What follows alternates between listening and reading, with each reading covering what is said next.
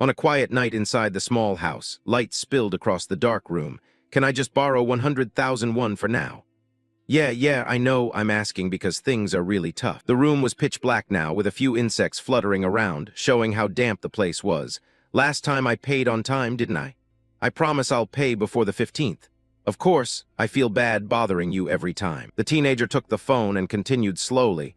Thank you so much. Here's my account number, thanks again. I'm an extremely unlucky person, surrounded by people who, no matter how they fall, break their noses. But why does the most lifelike expression of that saying seem to be me? How does a web novel author living like this even make money that month? A 29-year-old has to call friends over 100,001 short of rent. The teenager stretched a few times, sighed in exhaustion. I finally survived this month, that was me. He looked at the computer screen and couldn't help sighing. The comments were a mess, full of vicious remarks. My reader has even wilder imagination. How is this plot supposed to be resolved? Just get lost. Always lazy all day, you idiots.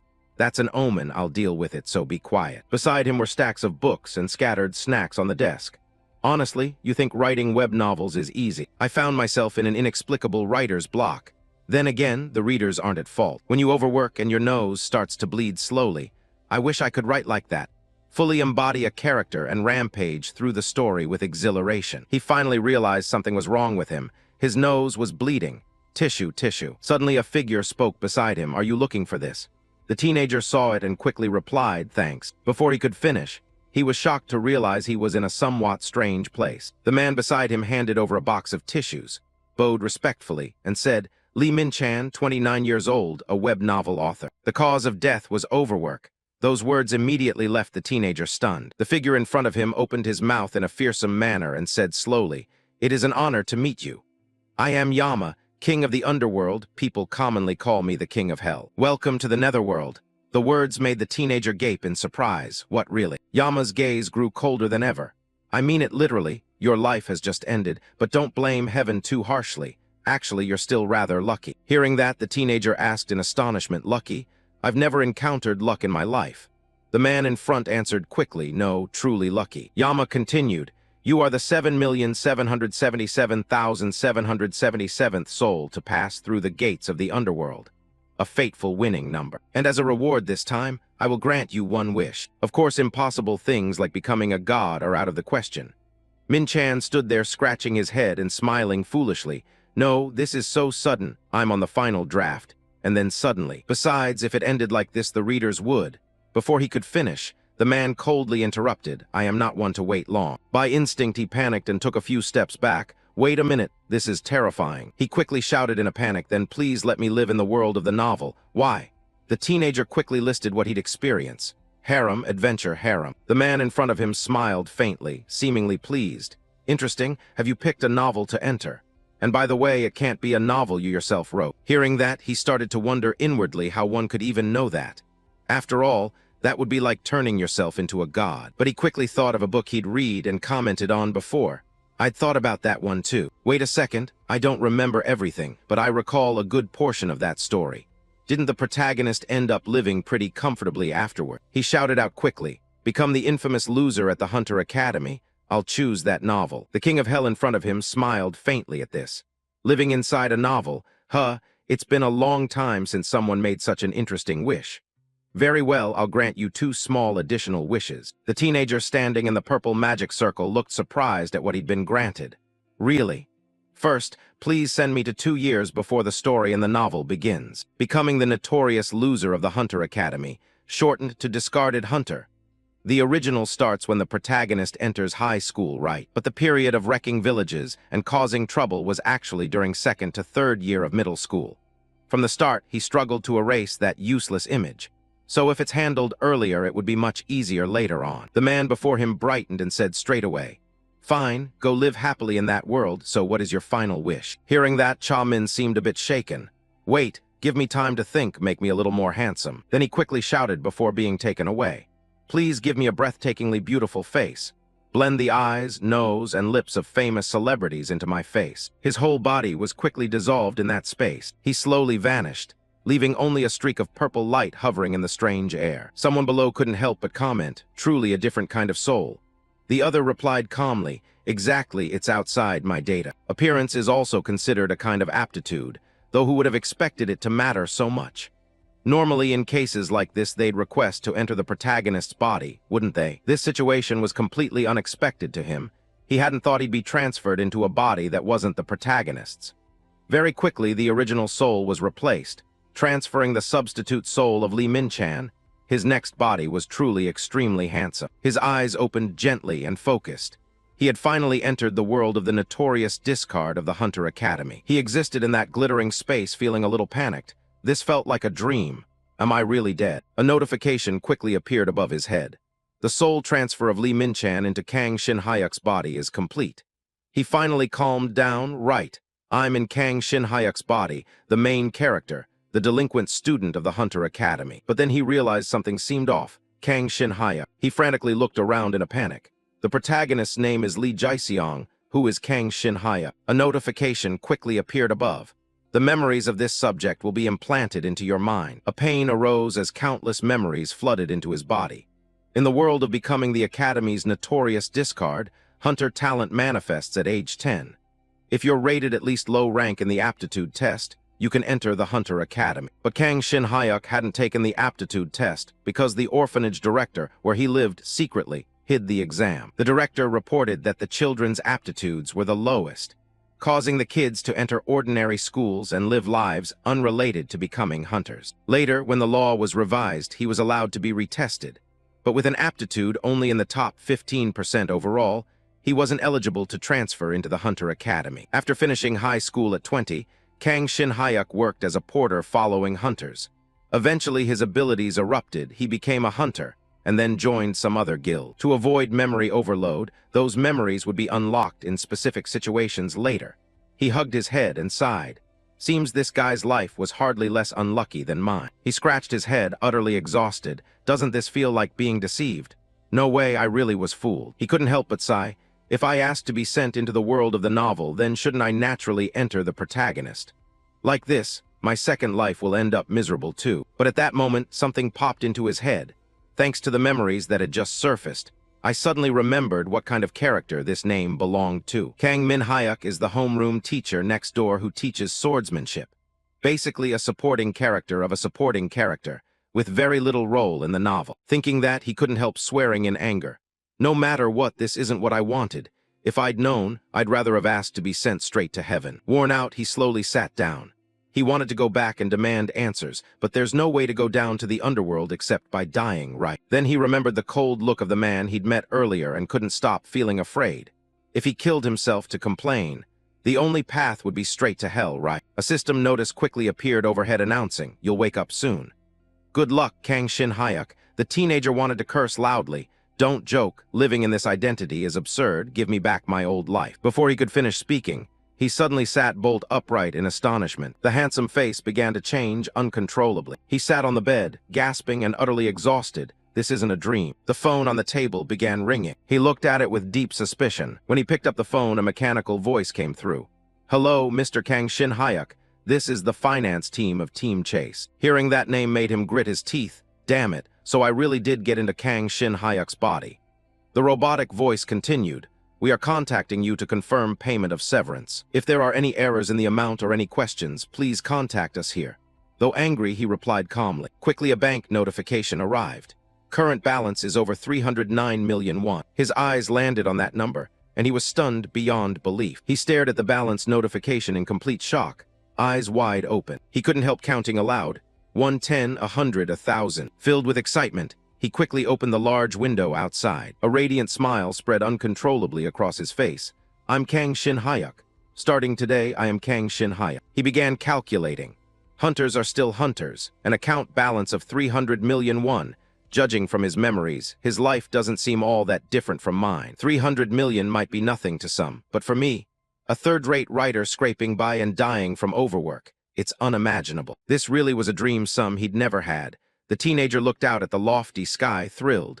Oh well, complaining won't solve anything. Even with monsters, portals, and hunters existing, nothing else changes. This is still modern South Korea. I'm 25 in this Republic of Korea, 25 with an account balance over 300 million won, even. And I'm this ridiculously handsome. so excited. Amazing. The teenager couldn't help staring at himself in the mirror, getting more thrilled the longer he looked. Young, good-looking, decent skills and finances.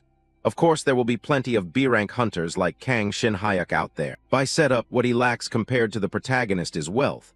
Because of power inflation in the latter half, he naturally becomes a faded presence. Thinking that made him feel tired, forgotten in the story's progression as a supporting character. Still, that's not bad. He couldn't help forcing a small smile. Becoming the notorious discard of the Hunter Academy, this novel actually has two protagonists, Kim Do-hyun, the original lead of the novel's world, and Lee Jae-seong, who enters the body of an oddball in the story. Lee Jae-seong, having entered the body of a spoiled rich heir in the novel, used his knowledge of the original plot to preemptively find and monopolize the opportunities the original protagonist should have had. Moreover, he spent money on all sorts of elixirs like they were meals.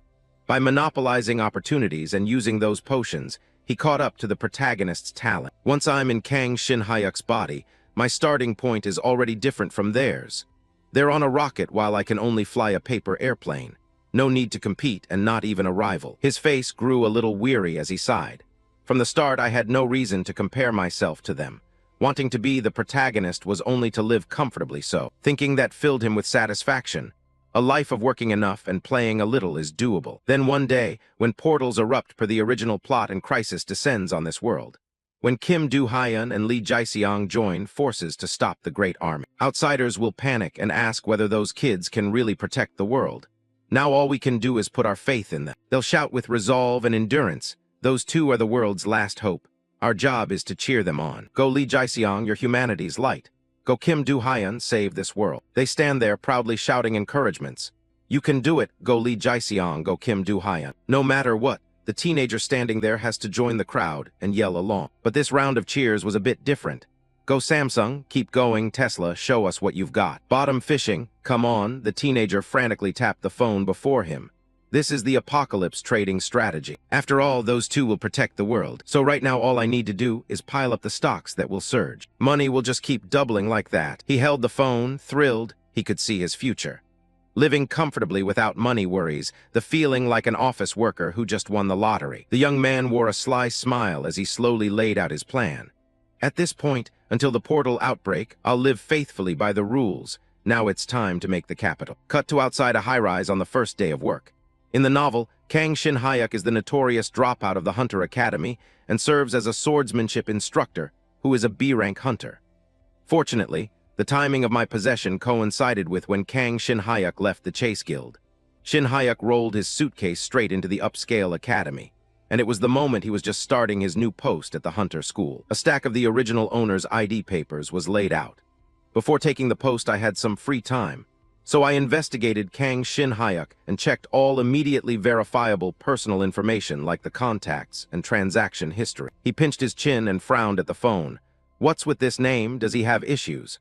I discovered that Kang Shin-hyuk's social connections were hopelessly marginal. I wrote at home all the time, so not interacting with anyone was understandable. Shin-hyuk was looking through the original owner's contacts. These were numbers that had voluntarily left his life. He pictured the awkward kid with the oversized backpack being teased by friends. Hey, look, there's your boyfriend. Damn it. And the image made him fight back laughter until his eyes watered and his cheeks flushed. In my previous life, I gave up a lot. Shin-hyuk sighed wearily. Rich kids really do overdo it. In my previous life, I gave up a lot. Chief among those things were love and marriage. He remembered drunkenly slurring to a drinking buddy, "Have I married the web novel or what?" Around others, he'd say relationships are a hassle and he's more comfortable alone. But that was nonsense. Though there were many reasons, including family issues, Shin-hyuk's memory now held scenes of utter misery. While drinking, he had to get up and leave into the cold sleet after receiving a call. "Yes, PD? I'm outside for a moment. Oh, I see, I'll come fix it right now." Yes. He remembered helplessly tilting his head and exhaling a thin plume of smoke that snowy night. Being a third-rate writer just scraping by like me. Dadding was out of the question. Unacceptable, totally unacceptable. His drinking buddy looked out and asked, "Where are you going?" And of course got a wave from him. Sorry. Yeah, totally unacceptable. But now it's different. You're Shin-hyuk, an instructor at the #1 Hunter Academy arriving in a sharp suit. Not the protagonist I once wished to be, but I've been given a lot. Standing before the door, he silently vowed to pour everything he had into slowly doing all the things he was denied in the past. Shin Hayuk pulled the door open. A bit tense but forcing a bright smile, he introduced himself. Hello, everyone, I'm Kang Shin Hayuk. As of today, I've been appointed first-year swordsmanship instructor. The office fell completely silent. A few teachers turned to look at him because of his enthusiastic introduction. No one reacted, making Shin Hayuk blush awkwardly. He thought he'd overdone it and felt embarrassed. Then someone finally replied, "Ah, please come in." A middle-aged teacher with glasses pushed back his chair, stood up and greeted him cheerfully. "You must be the new Mr. Kang Shin Hayuk arriving today. Nice to meet you, I'm Park Yeon-seok. You'll sit next to me from now on." Shin Hayuk smiled with narrowed eyes and nodded. "Thank you, I look forward to your guidance." At that moment, a girl from the next cubicle peeked over with a surprised look. Teacher, no, are you really a teacher or an actor? The kids are going to go wild today." Embarrassed, Shin Hayuk scratched the back of his neck and flashed a handsome smile. "Not that much, thank you. Outwardly modest, but inwardly proud, of course. After all, this face cost me my life." Someone asked him, "Mr. Kang, which guild were you with before?" Shin Hayuk replied warmly, Before my appointment, I was with the Chase Guild." The brown-haired teacher clapped admiringly. "Chase, that's a prestigious guild, wonderful." The pink-haired teacher gave a thumbs up too.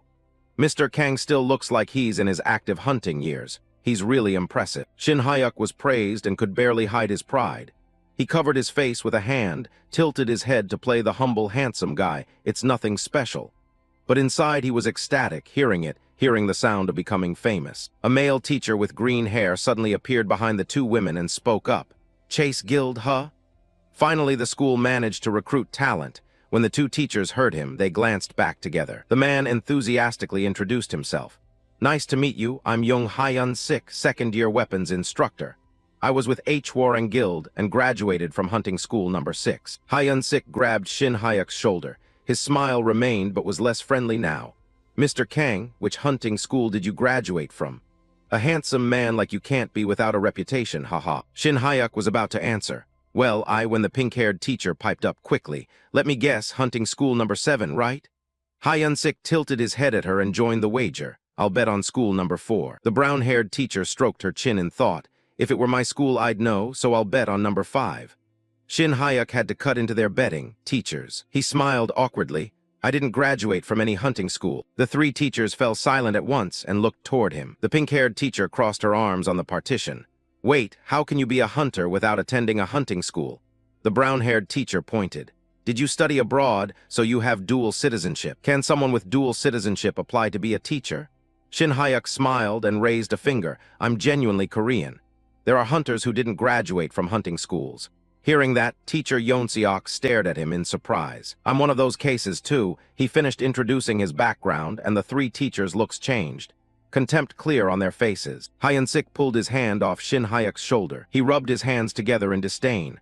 "Ha, so that's it. Should have said so earlier." Saying that, he turned and walked away. "I'm stepping out for a smoke before the meeting. What a waste of time." The two female teachers hurried after him. "Hey, Mr. Young, let's go with you." As they left, they muttered. "I heard Chase, so I was looking forward to it, but it's a non-hunter school." Those earlier warm welcomes left Shin Hayuk dumbfounded and at a loss for words. Teacher Yeon-seok sighed as he listened with Shin Hayuk to the blunt, unkind gossip of colleagues. "Isn't that right? The quota for non-hunter schools, ridiculous." Shin Hayuk froze and pointed to his face. "Non-hunter, so what?" At that moment, the system voice suddenly rang in his head. Detected user discomfort, recalling Kang Shin Hayuk's memories. A hunter aptitude test kit. The system displayed a test kit in the interface. This is the most accurate method to test hunter aptitude. The kit contains bodily fluids of the Salamin monster and costs up to 100,000 won. The principal who embezzled the kits and reported that the kids' aptitudes were poor was arrested. The system relayed images of a disheveled, long-haired person being taken by police into a car. The former Shin Hayuk, when he was still a student with friends and later, thanks to Chang-soo's help, left the orphanage. So Kang Shin Hayuk was retested. However, people from non-hunter schools like Kang Shin Hayuk and Chang-soo couldn't integrate. They always lagged behind teammates on missions because graduates of regular schools weren't given the systematic education that hunting school graduates receive. Thus, the skill gap between the two groups was inevitable, leading to protests demanding an anti-discrimination law for non-hunter school graduates. Those who had faced discrimination banded together and the anti-discrimination law for non-hunter grads was passed. The law required hiding applicants' educational background during hearing so it couldn't be recognized. The statute explicitly prioritized national merit recipients, registered disabled persons, employment-protected groups, those with relevant professional certifications, those with field experience, and graduates of non-hunter schools for administrative office positions.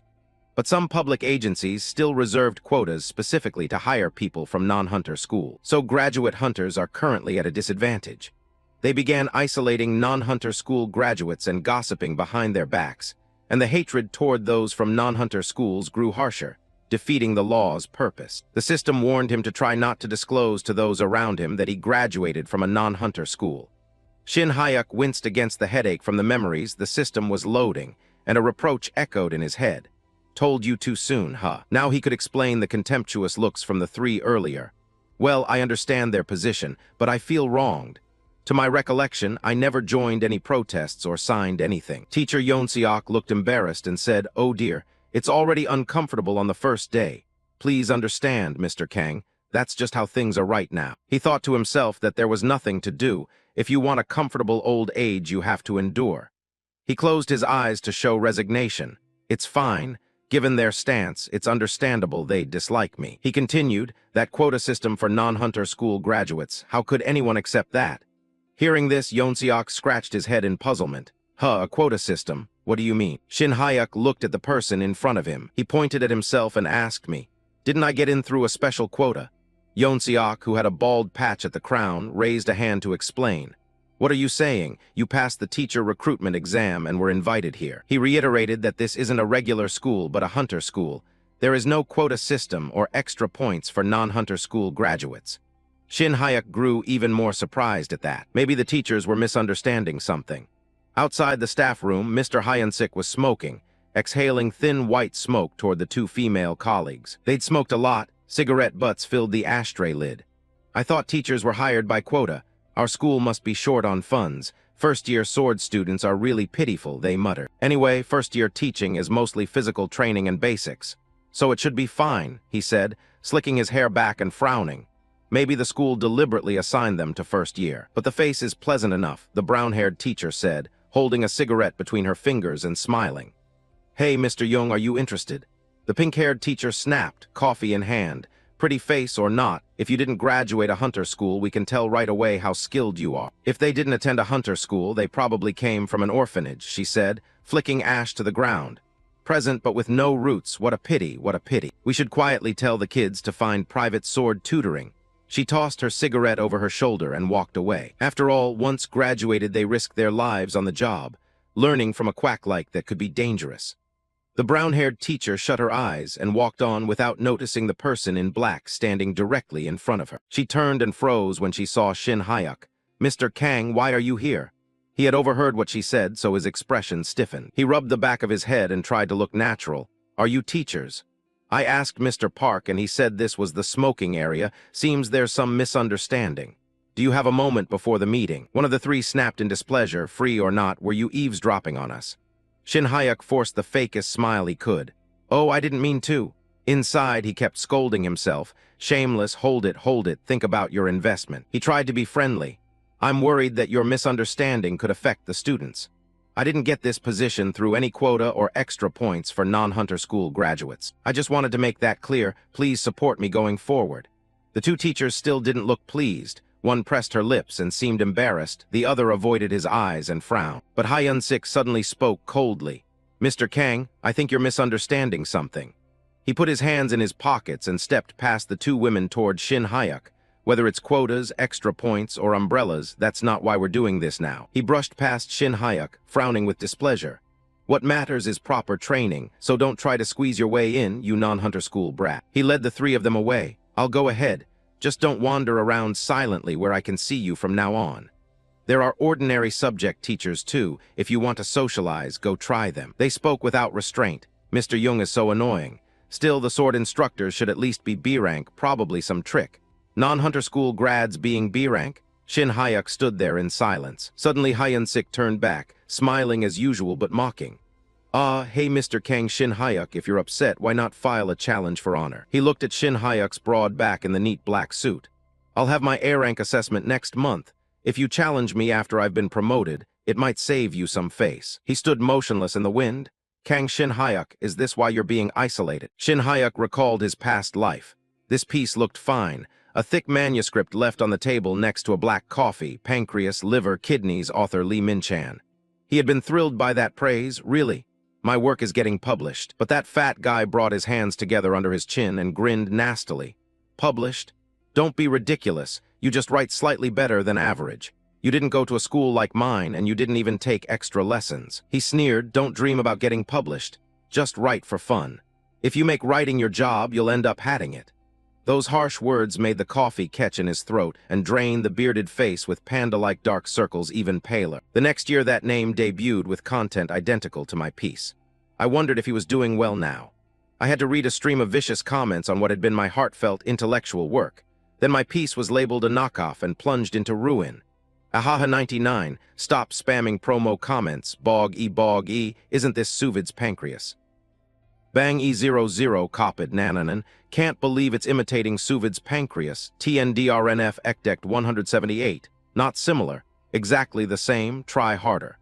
My work was declared a fake and sank into the abyss. I had temporarily forgotten that this guy was also unlucky. His childhood alone with a gold-digging mother, shunned and isolated by peers learning swordsmanship, poor test results, and an unlucky past in work and life. This was no different from my previous life, he thought.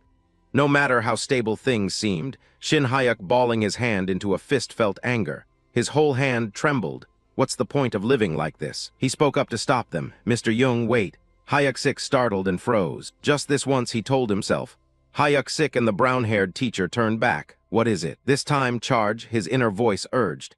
He showed no emotion as he turned to face them. Shin Hyuk resolved. Let's do the honor duel. What are you afraid of? For the sake of a comfortable future. The two teachers looked surprised and incredulous. Mr. Kang, are you serious? Hyuk Sik sneered. If you're feeling prideful because the teachers are here, I'll humor you this once. Contrary to his mocking arrogance, Shin Hyuk said seriously, I'm serious. Mr. Jung, you and I, let's have an honor duel. An honor duel, a hunter's duel. It's a system in the hunter's world where the result of a one-on-one fight settles disputes. They fight to determine the outcome by strength. Usually, the side that refuses suffers significant humiliation. However, it's not wrong to decline if it's unreasonable or one side has erred. Their attitude felt like a challenge to his pride. He looked at the three of them seriously. If this is favoritism because I didn't come from a hunter training school, then the only way to prove otherwise is the one-on-one duel Mr. Jung suggested. Shin Hyuk fired back, goading Hyuk Sik. It's fine if you're scared. Except after you get promoted to A, the red-haired teacher tilted her head at his attitude. He shoved his hands in his pockets and sneered, are you crazy? Sir, have you ever done an honor duel before? His face went dark, smiling in a twisted way. Honor duel, huh? But you know anything goes except murder, right? If any injuries happen, you won't take responsibility. Shin Hyuk replied coldly and sarcastically. How generous of you. Probably because he's in charge of spear techniques. His anger deepened at the provocation. He clenched his lip and glared at the man before him. Hyuk Sik stiffened, scowling as he accepted Shin Hyuk's challenge. Next week on Friday, we'll hold it at the spear training ground. The three of them looked down their noses at him. The two teachers will vouch for today's promise. Hyuk Sik fumed. I don't know what gives him that confidence. He'd better start looking for a new job within a week. With that, they left, leaving the protagonist standing there alone. Shin Hyuk let out an irritated breath, and the day passed quickly. This was Mr. Kang Shin Hyuk, newly appointed today. In the morning, the kids looked at him with admiration. Every male student was delighted and surprised by his striking appearance. The worrying part was the sword lessons. When Shin Hyuk nervously lifted a sword, the Shin Hyuk of that world stood behind him like a magic shadow, eyes full of confidence. Strangely, whenever he picked up a sword, everything clicked into place. Kang Shin Hyuk's memories surfaced conditionally. He used mana fluently when holding a sword, and swordsmanship learning naturally soaked into his body. Shin Hyuk executed clean, decisive sword strikes. This then that, like so, easy right. A radiant aura from his bearing left a string of students, both boys and girls, stunned and admiring. First-year classes focus mainly on basic sword techniques and physical training, so they're fairly easy. He only needed to record the parameters from the tests. The real issue was, I'm Kang Shin Hyuk, newly appointed today. Let's help each other out, he announced again in class, but the students reacted with indifference and silence. By afternoon, the students looked as if they were watching someone about to die. A student asked, "Sir, is it true you'll duel with spears next week?" Shin Hyuk was writing on the board when his chalk snapped with a click. He'd expected this. The rumor must have spread. Well, the outcome's obvious. So those two probably blabbed it around, Shin Hyuk thought, recalling the two female teachers who disrespected a newcomer from a non-hunter school like him. "Are you okay, sir?" "He's an elite hunter specializing in spear techniques," a concerned student asked. Shin Hyuk sat at his desk and smiled in response. "Elite, we shouldn't be discouraged by things like that. What's important is a heart that never gives up." Surely the rumor had spread, and everyone knew he was a sword instructor from a non-hunter training school. He candidly told the students below and received unfriendly looks. Shin Hyuk kept smiling. "Honestly, I'm not insecure at all, not even a little." He smiled, but his spirit felt crushed, meaning he's not insecure about losing. "Well, we'll know the result next week, so focus on the lesson." Shin Hyuk cheerfully set aside thoughts of winning or losing and continued his duties, surprising the students below. If anyone asked whether this was a psychological tactic through the students, they'd be half right. His morning confidence created a strange feeling. Scene cut to the bus stop. Someone called out, "Chang Su-di, give me a bus ticket to Deseung Station." He boarded the bus. It was about to depart. "Please hurry aboard," though half of what he said was sincere. Shin Hyuk sat by the window, watching the dusk outside through the glass. Surely, after just one night, many things would change. Born from a hunter academy, elite education. If people look down on others just for that, then I can get elite education too. It was growing dark. The bus stopped at the station and he quietly stepped off. The protagonist's first stroke of luck in becoming a hunter is an internal martial arts manual. Shin Hyuk stood alone at the foot of the mountain, looking up at the peak. I'll sneak that internal manual, though it feels a little removed from the usual school transmigration novels. The first fortune the protagonist gains in becoming hunter is the internal martial method of a martial hero. An old book with worn, tattered pages. He remembered how, in the original story, the main character accidentally found something precious while alone in the deep mountains at night. If that first luck had been a spirit elixir or artifact, he couldn't touch it without making Lee Jae-sung, who sees the future, suspicious. Shin Hyuk used a flashlight to light the treacherous path through the woods. However, in the original, Lee Jae-sung also seized the opportunity from Kim Do-hyun, the initial protagonist. The manual didn't wear out from being seen, so they could share its benefits. From the start, his goal wasn't to become a world-saving hero, so he didn't need to be as strong as the original protagonist. A cave deep in the mountain forest appeared. He grabbed the rock face with his hand. Just need. Deep inside that cave, something hovered in the air, emitting light that illuminated a wide area. Shin Hyuk finally found what he was looking for. I'll just get strong enough to win the fight. I found it, the first fortune, the internal martial manual. It's a gateway to another world. Hidden beyond that gate are the internal method and talismanic arts. He decisively stepped through the gate. Then my apologies for the intrusion. Shin Hyuk's body passed through the veil between the two spaces. He opened his eyes and looked at where he had just set foot. In front of Shin Hyuk was a forest blanketed in snow. Snow everywhere. This wasn't described in the original, so he didn't expect it. He pulled his collar tighter to block the cold wind and let out a thin breath. What a beautiful scene. He hadn't imagined Korea could have a place like this. Shin Hyuk slapped both his cheeks hard at once. No, this isn't the time to admire the view. Quickly find the martial technique and get out. But a chill ran down his back. Something large and furry was right behind him. It struck. Shin Hyuk nimbly leaped aside to dodge, face panicked. As the blow cut down and felled all the nearby trees, Shin Hyuk fell hard and lay on the ground, unable to get up. What just hit him? A man in white looked at him, falling, and laughed. Ho ho, though you seem weak, you dodged the first strike. You really aren't ordinary. He glanced in surprise at the person behind him. A sword point was pressed to Shin Hyuk's head. He tensed, sweating as he stared at it. State your identity and name. What sect are you from? How did you get in here? He thought to himself, Chinese. Shin Hyuk didn't understand what was happening, but somehow he could understand the speech. Kang Shin Hyuk can speak Chinese too. He knelt on the snow, raised his hands as if surrendering, and looked at the man with the sword. I'm a teacher at a Korean hunter academy. I came here through a gate. The old man's hair and eyebrows were completely white, his face stern. Korea Hunter School Gate, you're speaking riddles. Shin Hyuk honestly pointed toward the gate. Can't you see that white gate? The man didn't turn and said to him, the only white thing here is this hateful snowdrift. The man looked over the snow-covered mountains and said he couldn't remember how long he'd been trapped here. Since his 30th year, he'd stopped counting days. He looked up in confusion. What was the old man talking about? There was no martial manual, just a monster-like old man. Shin Hayek suddenly thought of something. Wait, could this be him? He hesitated, unsure, and asked, "Sir, is your name Cho Yuryang?" The man, dressed all in white, laughed merrily. "Ho ho, I didn't expect anyone to still remember my name." He asked Shin Hayek, "How do you know?" Shin Hayek was very surprised. "How could I not know?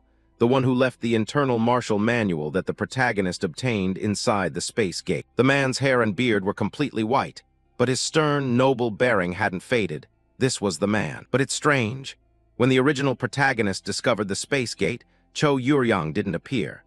He recalled that in the source story there was only a stone covered in writing, and the will left with the martial arts said the man had ascended to immortality. Shin Hayek remembered he had asked the system to take him to the point 2 years before the novel's events began, and now his present self stood with his mouth agape in astonishment. Oh, he raised both hands above his head and knelt on the ground, looking at Yuryang with a sword pointed at him. Surely this isn't the time for Cho Yuryang to have ascended yet. He understood the situation but couldn't say he'd read it in a book. "Yes, I've heard a tale he cleverly fabricated as his reason." Yuryang was slightly surprised. "A story? Tell me about it." Shin Hayek slowly recounted.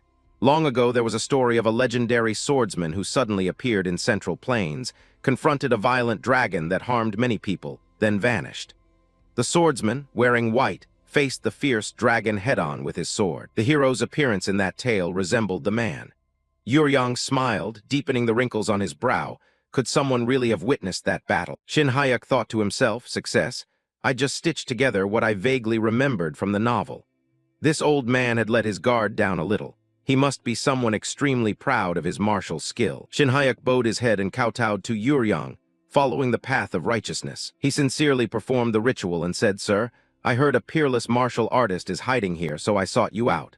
I'm not a bad person. Please sheathe your sword and teach me." Yuryang returned his sword to its scabbard and looked at the young man kneeling before him.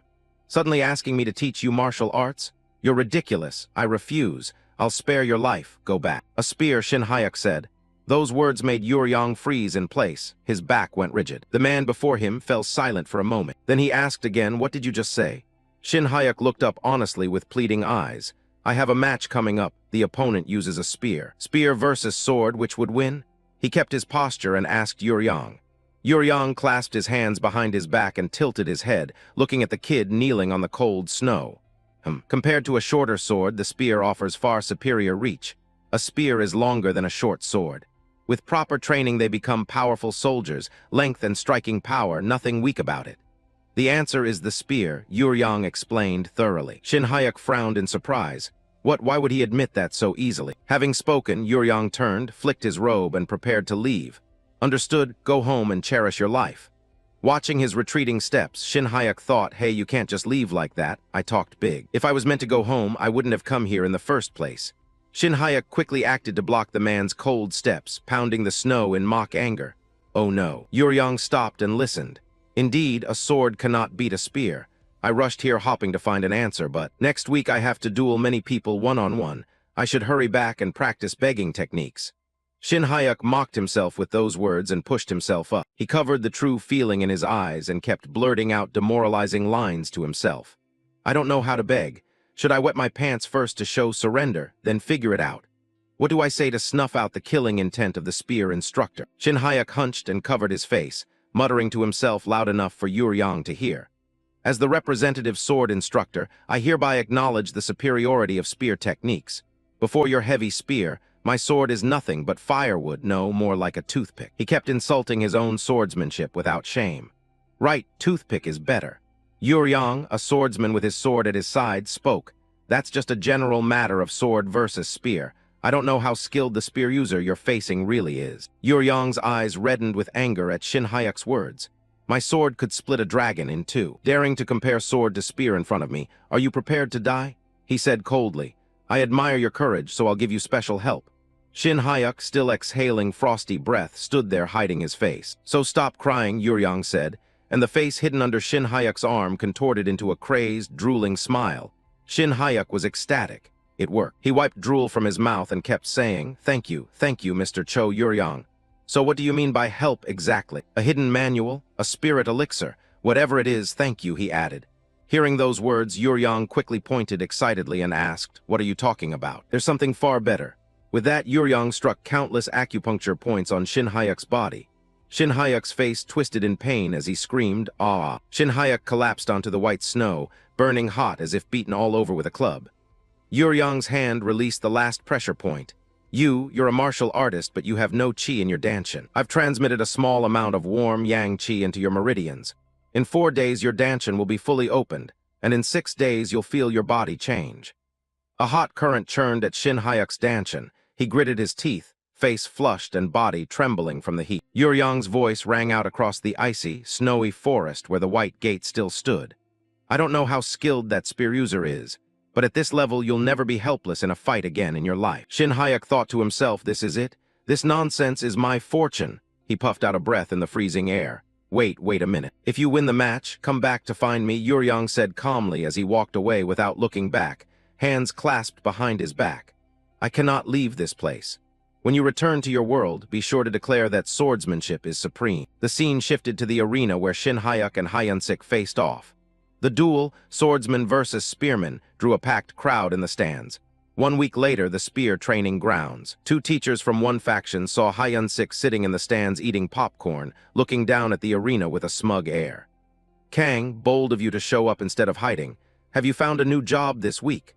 Behind them, teacher Yeon-seok sat pale, silently watching the match. Shin Hayek frowned, displeased. Teachers still talkative as ever, start already.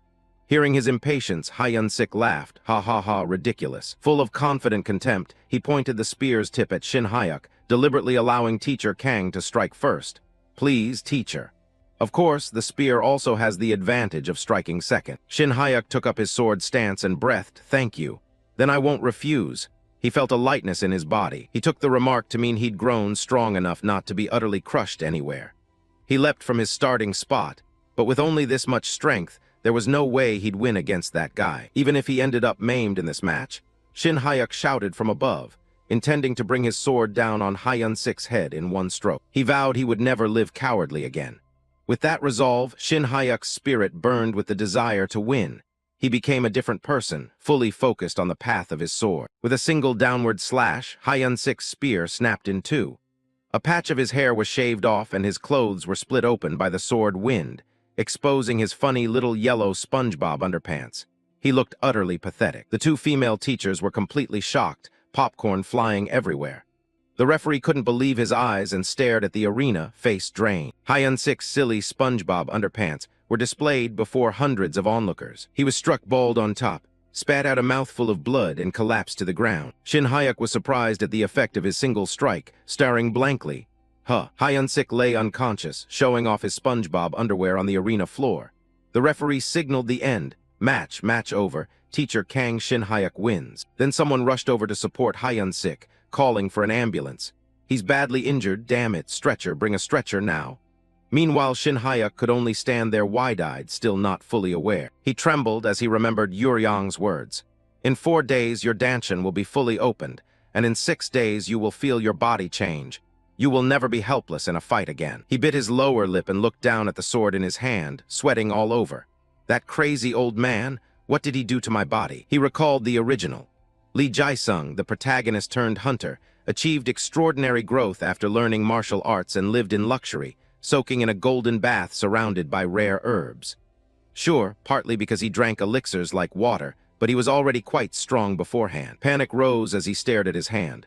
Right, I knew it, but isn't this a bit too much? Teacher Kang, a loud call rang out. Teacher Yeon-seok hurried over, the rush of wind lifting his fringe and revealing his rather high forehead. Teacher Kang, are you hurt anywhere? Shin Hayek looked dazed at him. Oh, Teacher Park. He sheepishly scratched his head and asked with a grin, did you see the match? Bald Teacher Yeon-seok looked up in admiration. Of course. I didn't even see what happened. Teacher Kang vanished in a flash, and the wind blew my underwear right off like this. Indeed, ordinary department teachers probably looked like that. He inspected Yeon-seok from head to toe. The man was indescribably elated and oddly relieved. Maybe he had a lot on his mind. The 2 on that side kept encouraging each other. At least the teacher is okay. That's lucky. This can't be let slide. I'll treat everyone today. On the other side, Hyun-sik in his yellow SpongeBob underwear was being placed on a stretcher by the medical staff and carried off the arena. While the defeated, bruised, naked man was carried to the hospital, people kept asking about Shin Hayek. Oh my God, Teacher Park, I want to go too. Let me join. What's on the menu? The two female teachers on Hyun-sik's side were mortified but still put on airs, arms crossed in disdain as Yeon-seok and Shin Hyuk left the stands. Below, sign-ups kept coming. Me too, I'll go. Seeing the growing crowd, Yeon-seok panicked a bit. Folks, I'll collect 20,000 won from each person. They went to celebrate together. Yeon-seok grabbed the main character's arm and raised it like a victory proclamation, making Shin Hyuk bashful as both were pleasantly tipsy. The two grew closer and toasted chilled draft beers together. Then everyone went for round 2 to celebrate. Shin Hyuk showed off his singing, forcing the other teachers to clamp their hands over their ears. Then he went home and slept like a log, not even bothering to change his clothes. Shin Hyuk even drooled in his sleep and giggled. Stop, don't pour any more. Coming home at 4 in the morning drunk out of his mind. A normal person would have suffered horrible hangover nausea the next day. But while he slept soundly, his danchin began to glow.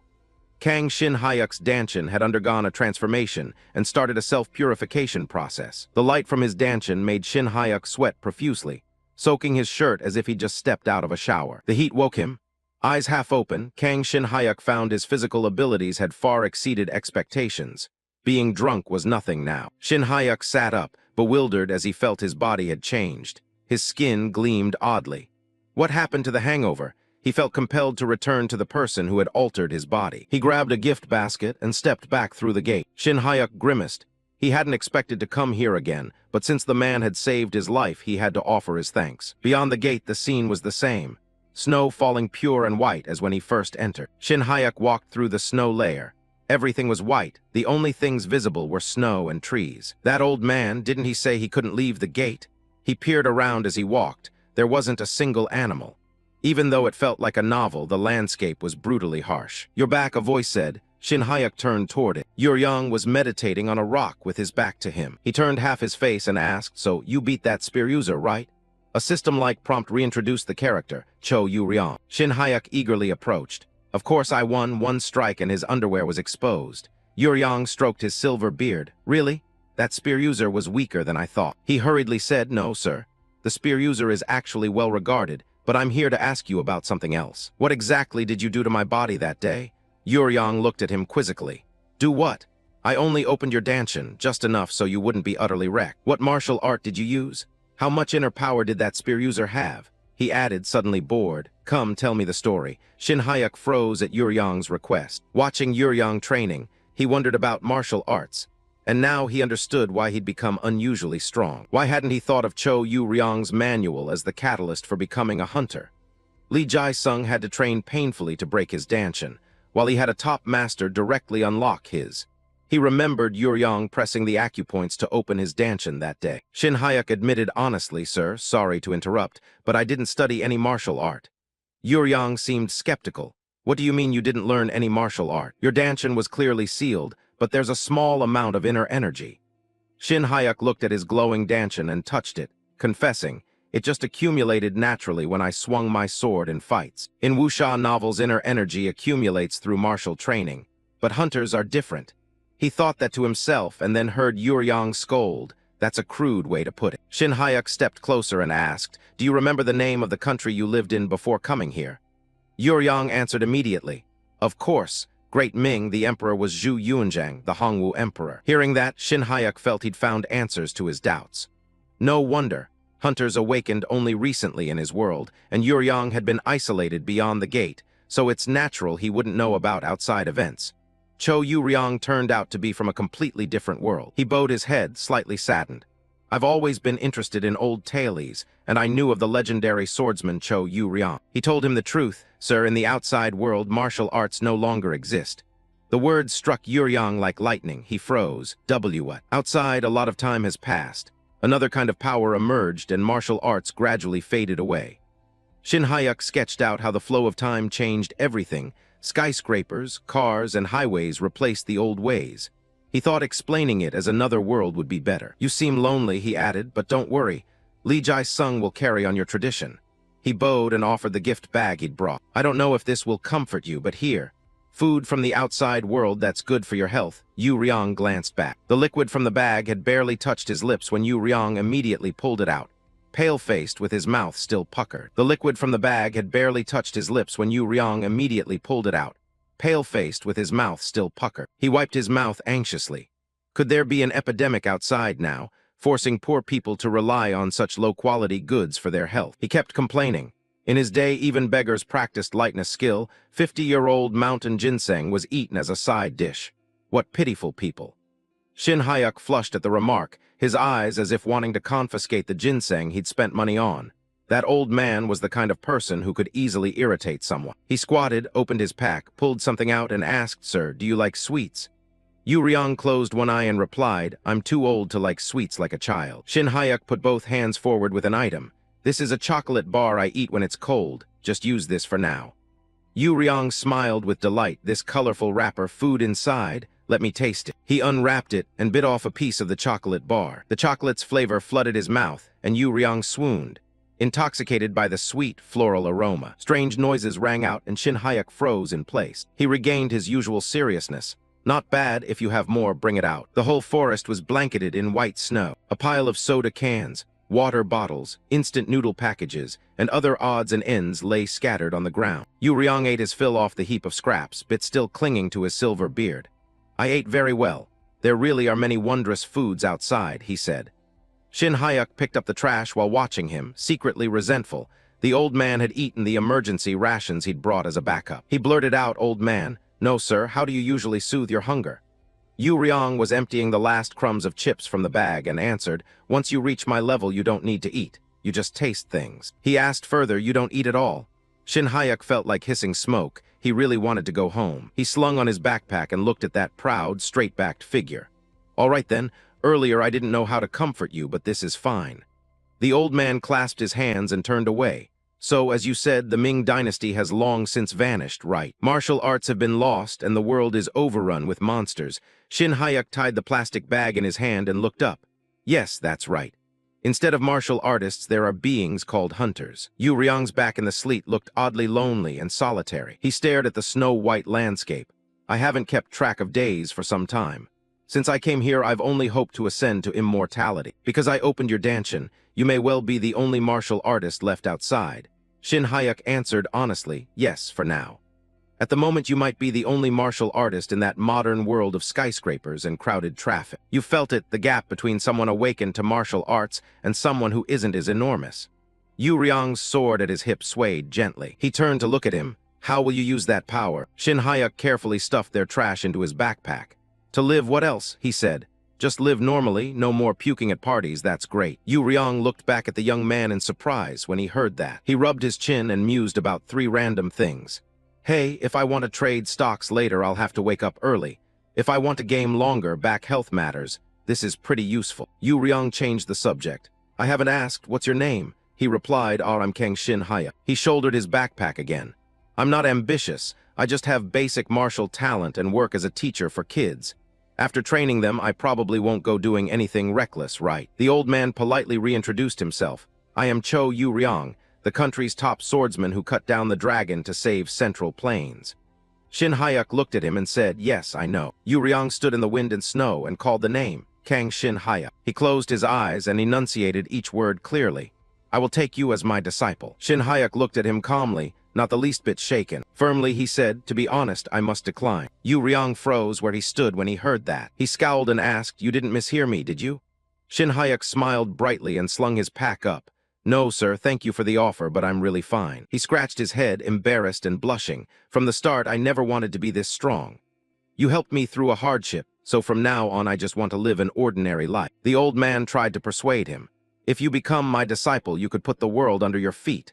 Shin Hyuk's gaze showed not a hint of hesitation. Seeing the resolve in Shin Hyuk's eyes, Yu Ryong waved his hand in resignation. "Go on then, I'm off to prepare for ascension." Shin Hyuk bowed to him and smiled. "I'll always be proud of having met you for the rest of my life." As Shin Hyuk bowed to say goodbye, Yu Ryong sighed with regret. "What a pity. If only I could leave something behind before I ascend." Shin Hyuk remained bowed and thoughtful. Ascend? Was he really going to ascend to become an immortal now? He looked up sharply at Yu Ryong's snow-white back and asked, "Sir, really, if you ascend to immortality, can you reach the realm of the immortals?" Yu Ryong didn't turn but replied calmly, "If you reach the state of the infinite, or attain a certain enlightenment, or accumulate enough virtue, then yes. In our case, the realm of martial arts was right before our eyes. And having helped you, I have already accumulated virtue, so I only need a bit more cultivation to ascend. Yu Ryong's steady, low voice echoed through the snowy forest. How convenient, no need to leave behind any complicated manual. As soon as Yu Ryong finished speaking, Shin Hyuk was utterly shocked, staring at him with a contorted face. Shin Hyuk hurriedly asked again, "Sir, are you planning to leave without leaving a manual?" Yu Ryong glanced at him and thought to himself, "This kid, are you craving a manual?" He crossed his arms with a disdainful expression. After all, there will be no one to meet again, so why leave anything behind? Didn't you say that martial arts have long been lost in the outside world? Even if the content were recorded, no one would practice it. Shin Hyuk worried about the plot details in this world. Yu Ryong wouldn't leave a manual. This was unexpected. I've misread things. My arrival created a variable. Your presence will change the plot. Where the male lead should have found a martial arts manual in the cave, it becomes an ordinary empty place. If this old man doesn't leave a manual, Lee Jae-sung won't receive his opportunity. Then Lee Jae-sung won't catch up to Kim Do-hyun, and without a sense of danger, Kim Do-hyun won't grow stronger. That person will be like many others, living an ordinary life, sitting in school with his peers. Ultimately, this world will be annihilated. Monsters will ravage it with their wings and feet, and the whole world will sink into the smoke and fire of the apocalypse. You stood there watching Yu Ryong in the snow-lashed wind. I thought I was only exploiting a simple event from the novel, but I approached it far too superficially. After hesitating for a moment, Shin Hyuk urgently pleaded, Wait, sir, please, Yu Ryong." And the old man, hearing the urgency in his voice, sighed in relief with crafty eyes as if he'd predicted this. "I've been shallow. Please accept me as your disciple." Yu Ryong didn't turn but said loftily, "This strange kid already changed his mind." Shin Hyuk hurriedly tried to explain, "Isn't it a pity, sir, that your martial art will be lost?" He clasped his hands and bowed respectfully, eyes pleading with determination. "Please accept me as your disciple and leave behind your martial art and manuals. Only then can I live carefully later." Yu Ryong turned to him with a truly insolent look. Shin Hyuk quickly produced his card. "Every time I come here to train, I'll bring lots of food." The old man pressed the issue, his terrifying face roaring. "Training will be grueling. Are you mentally prepared?" Tears brimmed in Shin Hyuk's eyes as he shut them and shouted, yielding to fate, "Yes, damn it, my free time." The scene shifted back to the academy. In the teacher's lounge, everyone was whispering. An instructor from the non-specialized hunter's school had subdued a prodigy instructor from the elite hunter's school in an instant. And after the duel of honor, the academy was utterly chaotic by the weekend. A private chat group was created, and dozens of teachers joined to share about the honor duel. "Teacher Jung, so those were SpongeBob's underwear." "Don't say it aloud. It's unbelievable I've been underestimated by someone like that all this time."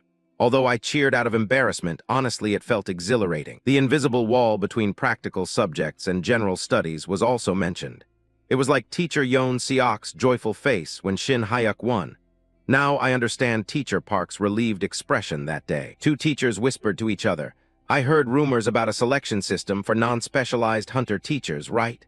One covered his mouth to lower his voice. "Honestly, I used to think those from the non-specialized hunter school would be weaker. But after watching Teacher Kang Shin Hyuk's match, my thinking changed completely. And I heard Teacher Kang didn't ask for any reward after winning, right?" As the two continued to discuss, a pair of glossy leather-shod feet strode leisurely down the corridor. The protagonist was being praised by everyone. "Teacher Shin Hyuk, such great character too, Kang Shin Hyuk." You happily thought about the issue you hadn't mentioned after the battle. You forgot to ask for a reward. But these admiring looks all around. It's wonderful.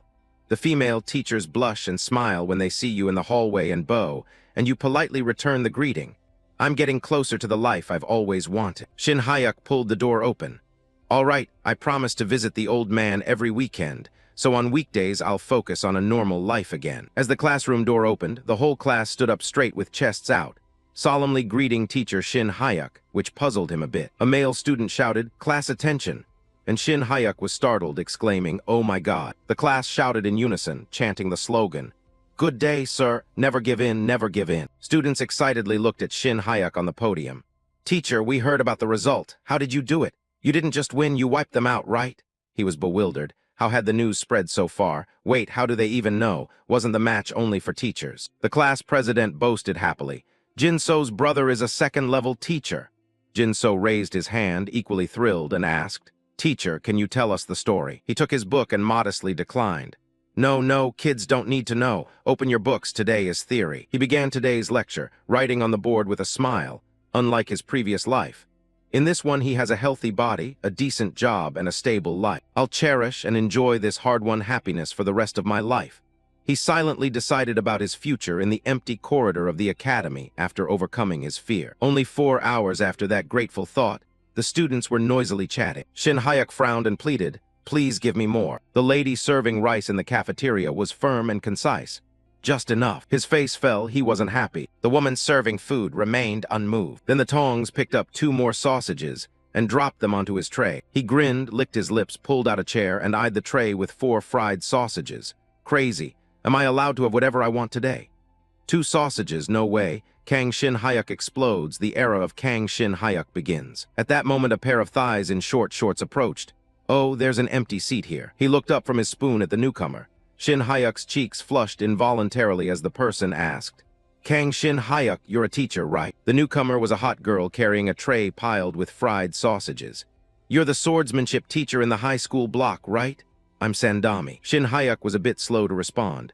"Ah, yes, that's right. How come there are sausages? Oh, and how do you know me?" She calmly sat in the empty seat opposite him and smiled. "Your acting is still awkward. There's no surveillance camera in the cafeteria, so relax, Senior Shin Hayek." He froze dumbfounded. Soup dripped from his spoon onto the tray. "Senior Shin Hayek, is she someone I know?" "Most people I used to know stir memories when I meet them, but..." She popped a sausage into her mouth, watched Shin Hayek's reaction, and asked, "Have I changed so much you don't recognize me? That would be sad. I'm Siora." He tried to search the original owner's memories. Siora, wait, I feel like I've heard that name somewhere." Shin Hayek's face froze like a chili-eating monkey again. Contact in the phone, Junior Siora. Could it be? He repeated her name in suspicion. "Choice Siora." Siora smiled sweetly at him. "You only recognize me now. You've changed a lot since before, huh?" "At school I'm still a teacher, so I keep this demeanor," Siora said casually. Shin Hayek turned pale and broke into a cold sweat, thinking about the saved contact in his phone and how she used to address him. Junior Siora. The woman sitting across from him kept merrily piling sausages into her mouth. The reason the memory didn't surface was that I already knew this woman. He recalled the plot. Choi Siora was to serve as the homeroom teacher for the protagonist's path to becoming a hunter. Moreover, not only the homeroom teacher, she was a central figure in the middle of Book 2. A beautiful homeroom teacher with a hot body and a sweet smile. But in reality, she had a different identity in the shadows, because this woman was a member of the organization, the international criminal group antagonist. A mechanical system voice rang in Shin Hayek's head. He frowned in irritation and brought a hand to his ear as Kang Shin Hayek's memories were being called back. It's time. Antagonist, abbreviated as ANTAs, is an anti-hunter organization. Its members hide beneath cloaks. ANTAs massacred countless hunters and are the open enemy of the International Hunter Federation. However, they are a dangerous group known for mysterious movements, organized in small networked cells. The system information echoed in his head. He closed his eyes to take it in while Siora across from him casually chewed her sausage, and they had almost no notable arrests. She speared a piece of sausage and offered it over while her own tray was already clean. "Senior, why that face? It's safe here. Under the lights it's usually dim, so don't worry." Shin Hayek pressed his lips together and stared at her, but oddly he'd clearly read to the end.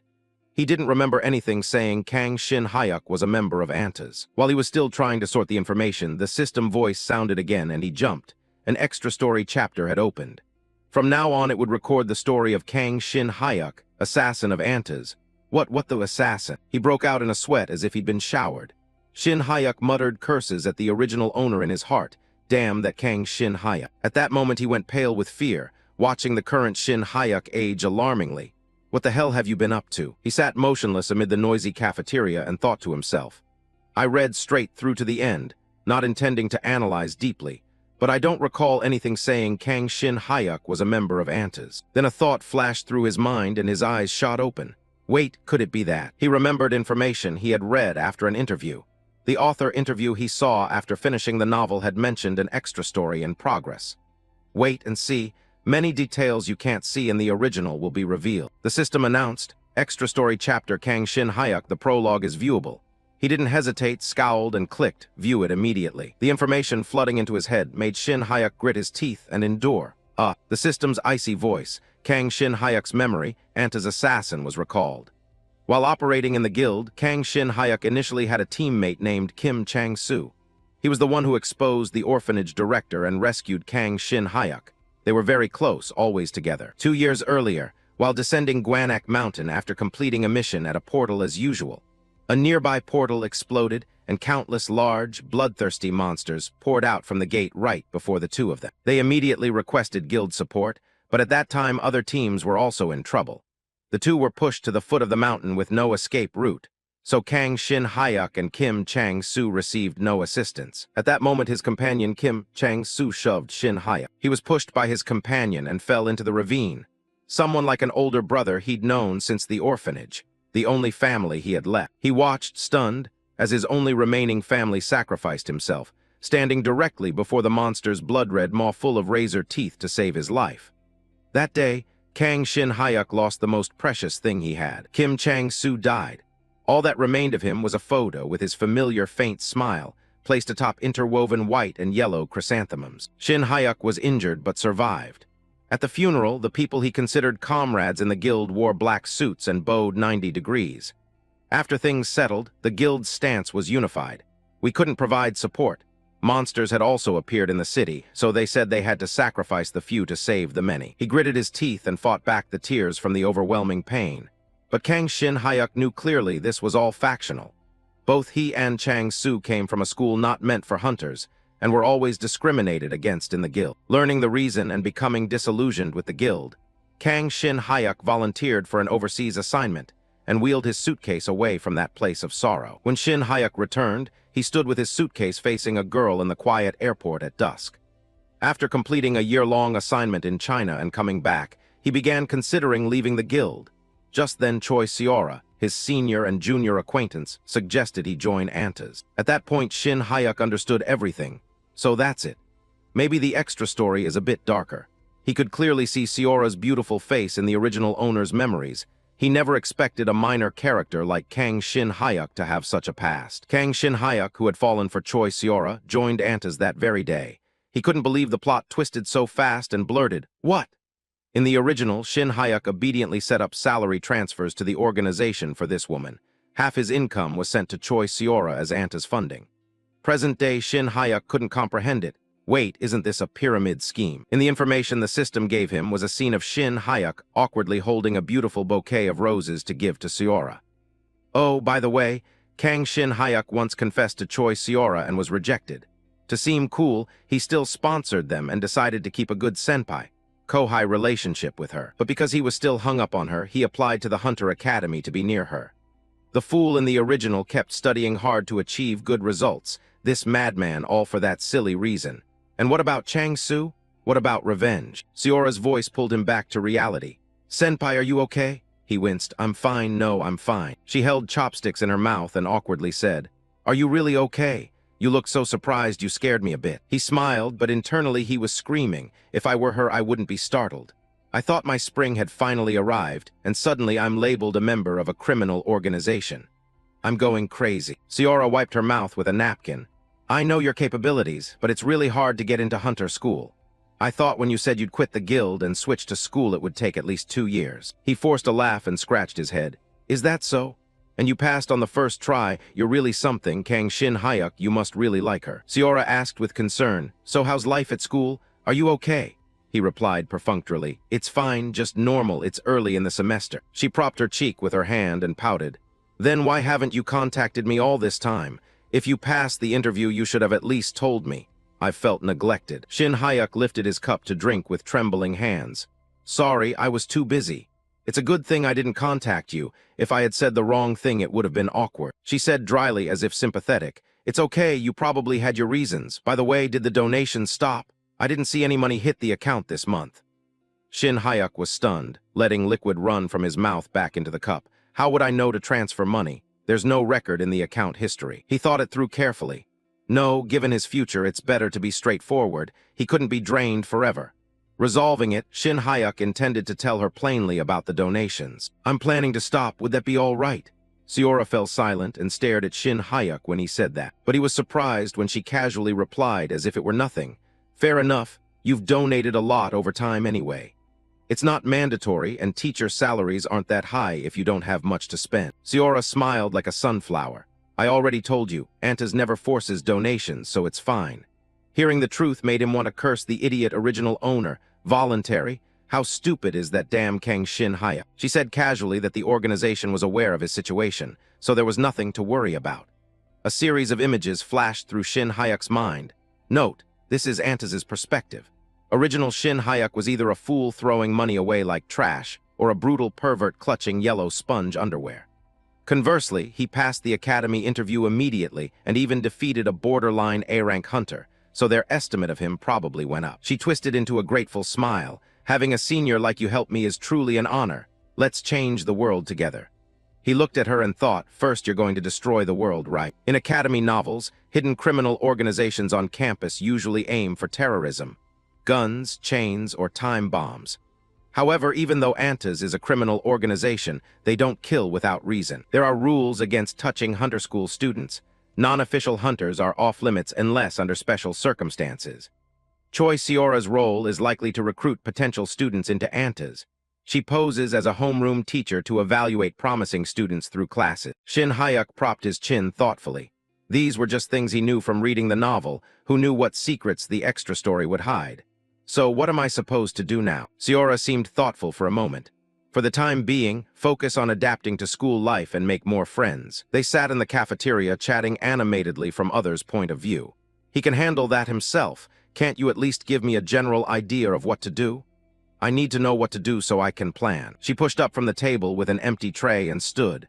This can't be accomplished quickly, and there's only you in the third-year cohort, so it's fine. Then let's meet regularly, the last Tuesday of every month. How about that?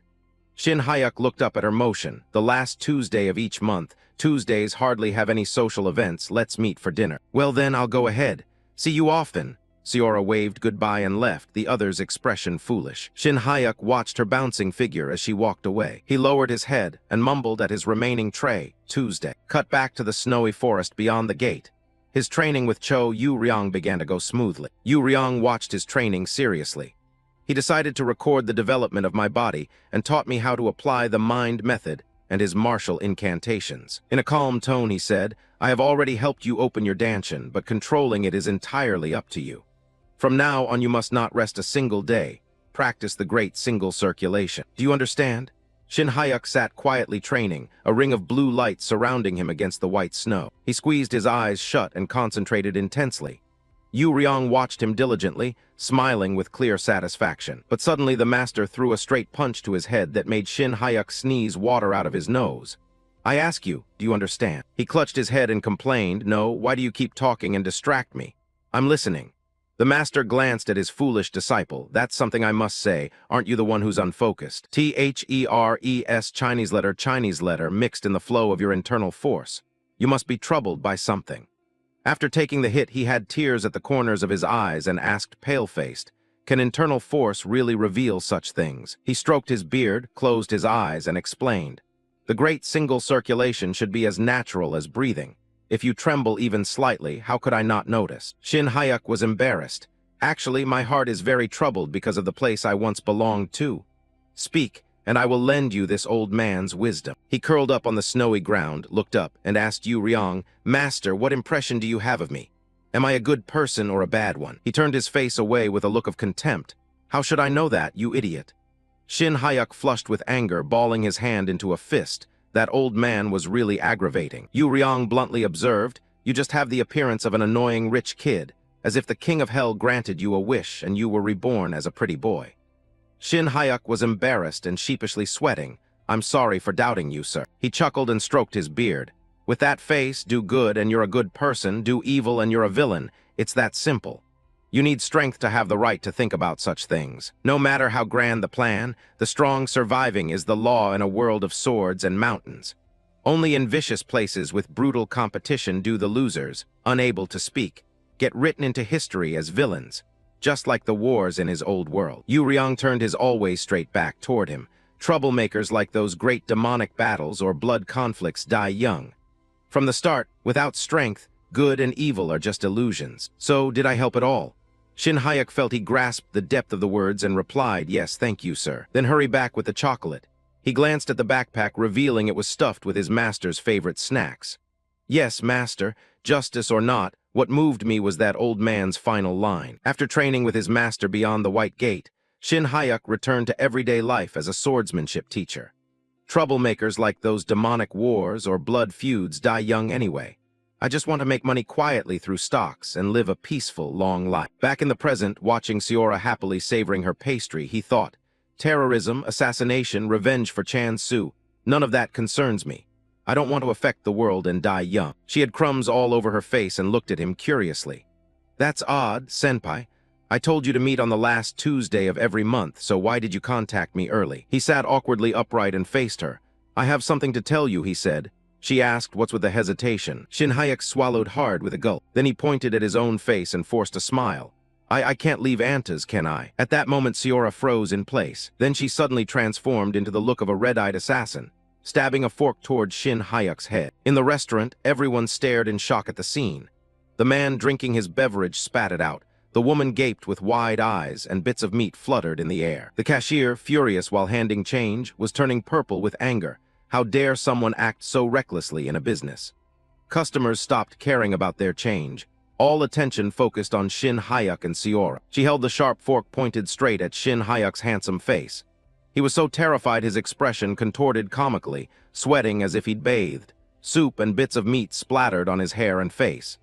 Shin Hyuk trembled, thinking he'd anticipated this but never expected such a reaction. Seora gripped the fork decisively, her eyes cold and lethal like an assassin's. She threatened, hey, senpai, those things you just said, you better explain them clearly unless you want more holes on your face besides eyes, nose, and mouth. Shin Hyuk went pale, staring at the fork just centimeters away. He quickly tried to calm her. I'll explain, but first can we clean this up? We probably need to move. He reminded himself silently that people were watching. The scene couldn't be more unusual.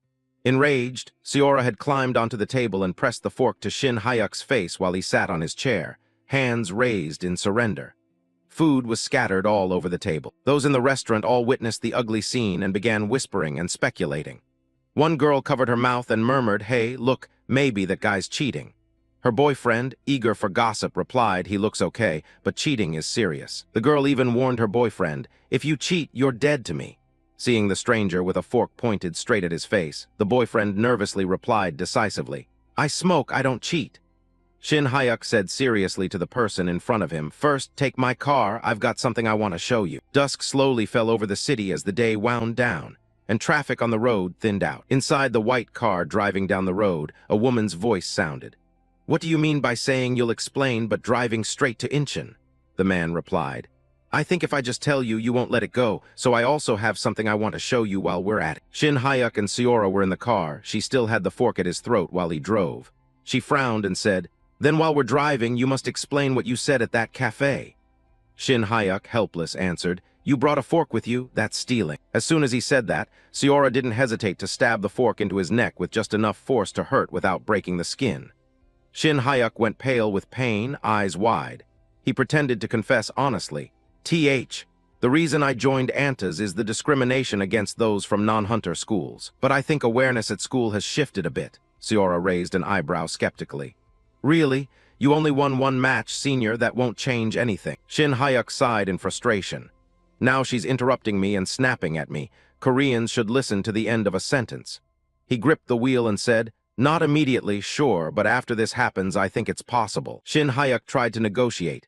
Even if it's not Anta's, I can work hard on my own little by little, and Anta's is extreme. Seora was silent, watching his expression in the rearview mirror. He honestly said he didn't want to be like before. There were too many differences from the direction he wanted, terrorism and the cold-blooded killings. But Seora retorted, I told you from the start, not all the terrorist incidents were caused by us. The government pins them on us, and those who died were scum who deserved it.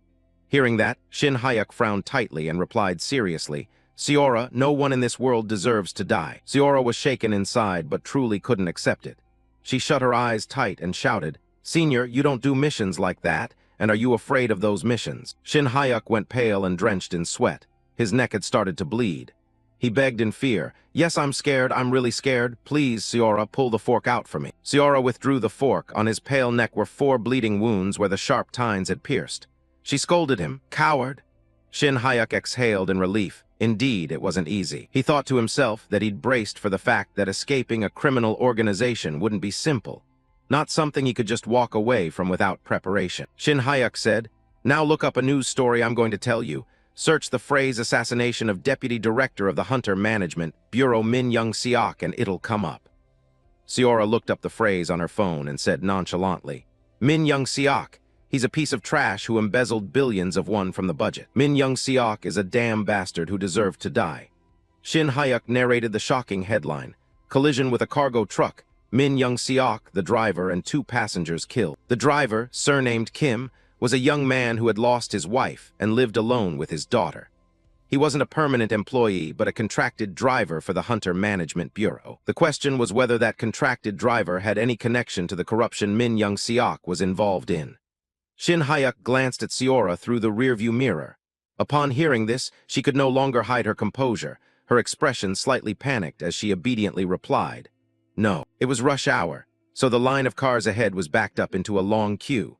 From Shin Hayuk's memory of the novel, Lee Seo, the female lead who topped the popularity polls, became a hunter.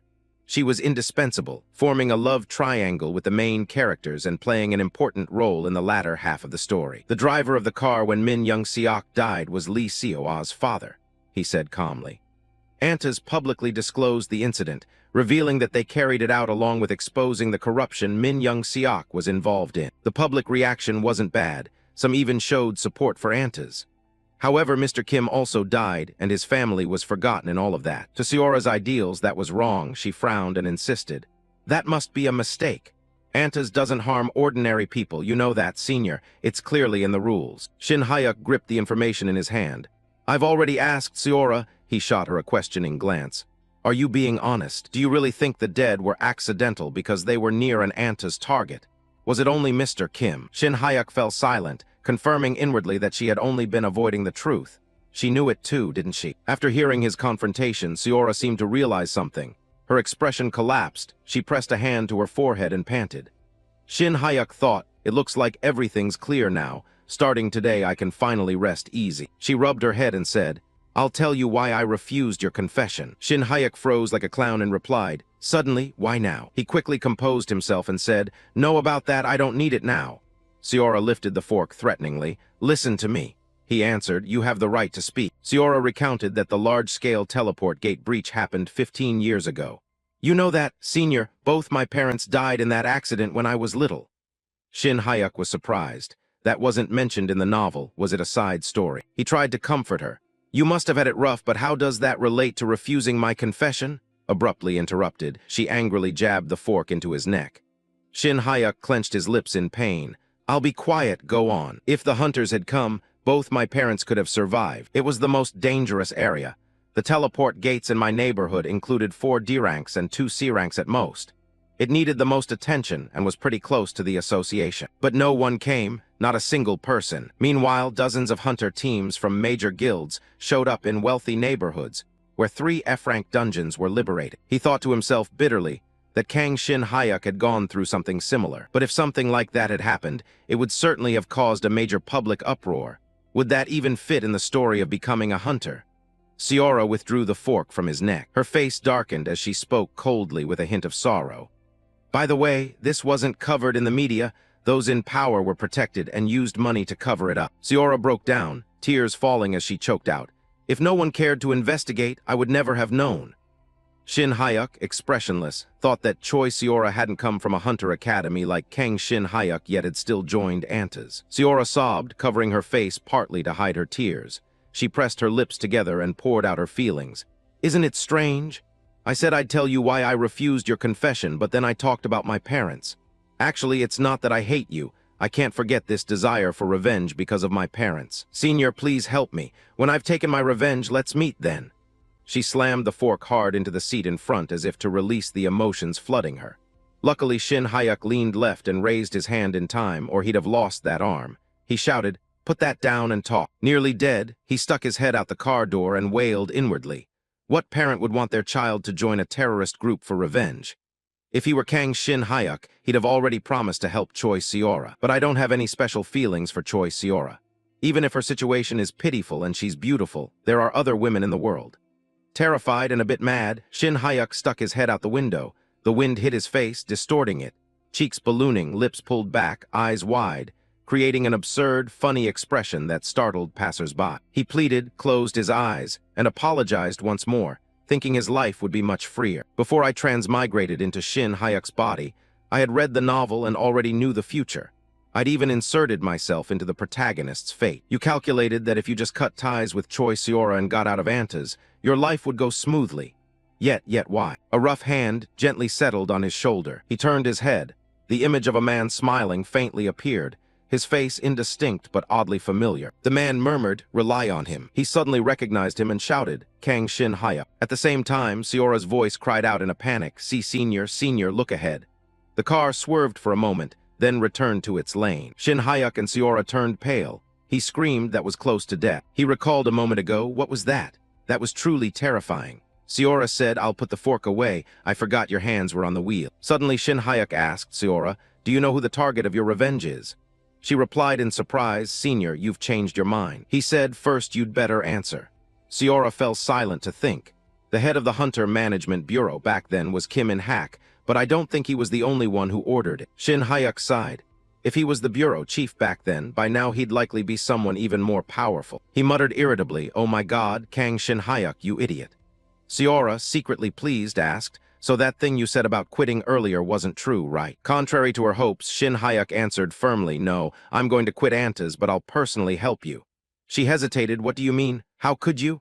"Anta's said it's difficult, don't do that." Shin Hyuk countered, "That's easy to say, Anta's says it's difficult.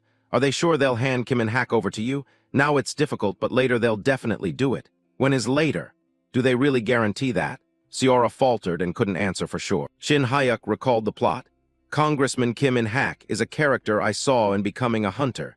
He advances relentlessly until the protagonist intervenes. By contrast, Choi Seora would be exposed as an Anta's member by the protagonist after 3 years and brought to trial, not sentenced to death. But, as I remember, she'd receive life imprisonment with no parole. That meant she'd rot in prison for the rest of her life." Shin Hyuk felt pity for Seora. 3 years from now, Seora insisted, "If I carry out the mission well, Anta's will surely." Shin Hyuk replied coldly, "Anta's won't do that." She yelled, "What do you know, senior?" He closed his eyes and sighed, unsure how to explain. "This kid, I'd read everyone's future. How could I not know what Anta's is like?" But she wouldn't believe me now, so he reluctantly spoke. She probably wouldn't believe him until she verified it herself. Shin Hyuk announced to her surprise, "Listen carefully, Choi Seora. I'll help you, but you must leave Anta's with me. That's the condition." Seora frowned in confusion. "What do you mean?" "You have to be an Anta's to get revenge." He replied firmly, "No, they won't help." Shin Hyuk didn't explain further, saying this was a last resort he'd use when talking failed. "We've arrived. Your thinking will change too." Outside, night had fully fallen. Seora asked, "By the way, where exactly is the final destination?" He answered softly, "Anta's source of funds." Ahead was a place with the mysterious, traditional bustle of a modern Chinatown that still retained an old-world charm. Shin Hyuk delivered a shocking line. "Now you and I are going to buy drugs." He parked on the side of the road. Seora opened the car door and stepped out to look around. "Is it here?" she asked. The door hadn't even opened yet. In front of them was a shop with a gloomy, mysterious air dominated by red. Shin Hyuk said, "Right, Tianshu clothing. It's my first time here, though." They gently pushed the door and went inside. He thought to himself that at first glance it looked like an ordinary second-hand clothing shop, but it was actually different. In reality, hidden in the darkness was a synthetic drug sales point set up by Anta's China in South Korea. Inside, a bald man stood at the reception counter. He wore flashy patterned clothes with a tiger motif, looking every bit like a gangster. Shin Hyuk squinted to fix his target and stepped forward, asking in Chinese, "Do you sell Genesis here?" But the man refused. "What are you talking about?" Shin Hyuk didn't relent.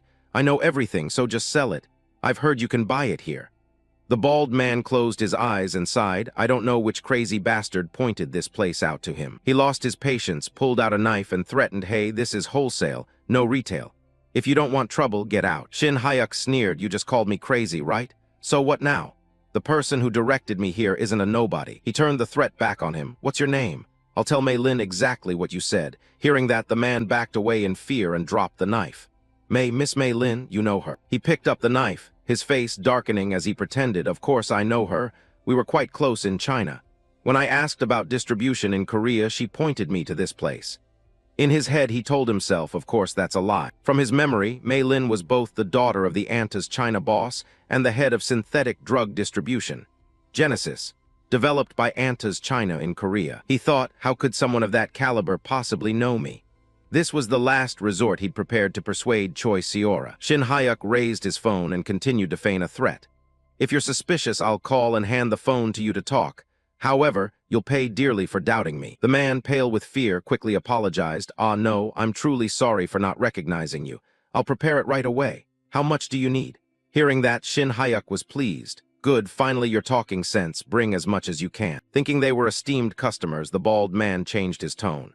Yes, how many Genesis units shall I bring? Shin Hyuk pretended impatience. Why ask that? Bring the newest batch. Understanding, the man said, please wait a moment. All this time, Seora, who didn't understand Chinese, could only stand and watch the two men talk. She whispered behind him, what have you two been saying in Chinese? She reminded him softly, you said we were going to buy drugs. You thought I had to see it with my own eyes to believe it. Shin Hyuk explained the truth to her. This is a wholesale outlet for synthetic drugs produced by Anta's China. Seora's face showed utter disbelief. You're not exaggerating. Anta's actually produces drugs. I've never heard of that. Shin Hyuk looked exasperated. This gullible girl knew nothing about the organization she was so devoted to. He was silent but mentally answered. Of course, they only came to light after the protagonist graduated thanks to Genesis. Later, Anta's Korea would realize the situation too late and oppose their Chinese bosses, not on the grounds of banning sales, but to demand a share of the profits. A conflict would erupt, and the protagonist, as an envoy of justice, would crush both sides. That was what he had read in the novel. Shin Hyuk turned back, covered his mouth with his hand, and whispered, if you don't believe me, I'll have the other guy speak in Korean so you can hear him directly. The bald man placed several suspicious-looking batches on the table. We just infiltrated, so we don't have much Genesis stock. Worried the supply wouldn't meet the customer's request. His face still awkwardly forcing a friendly smile, he said, collected together it's enough for a month.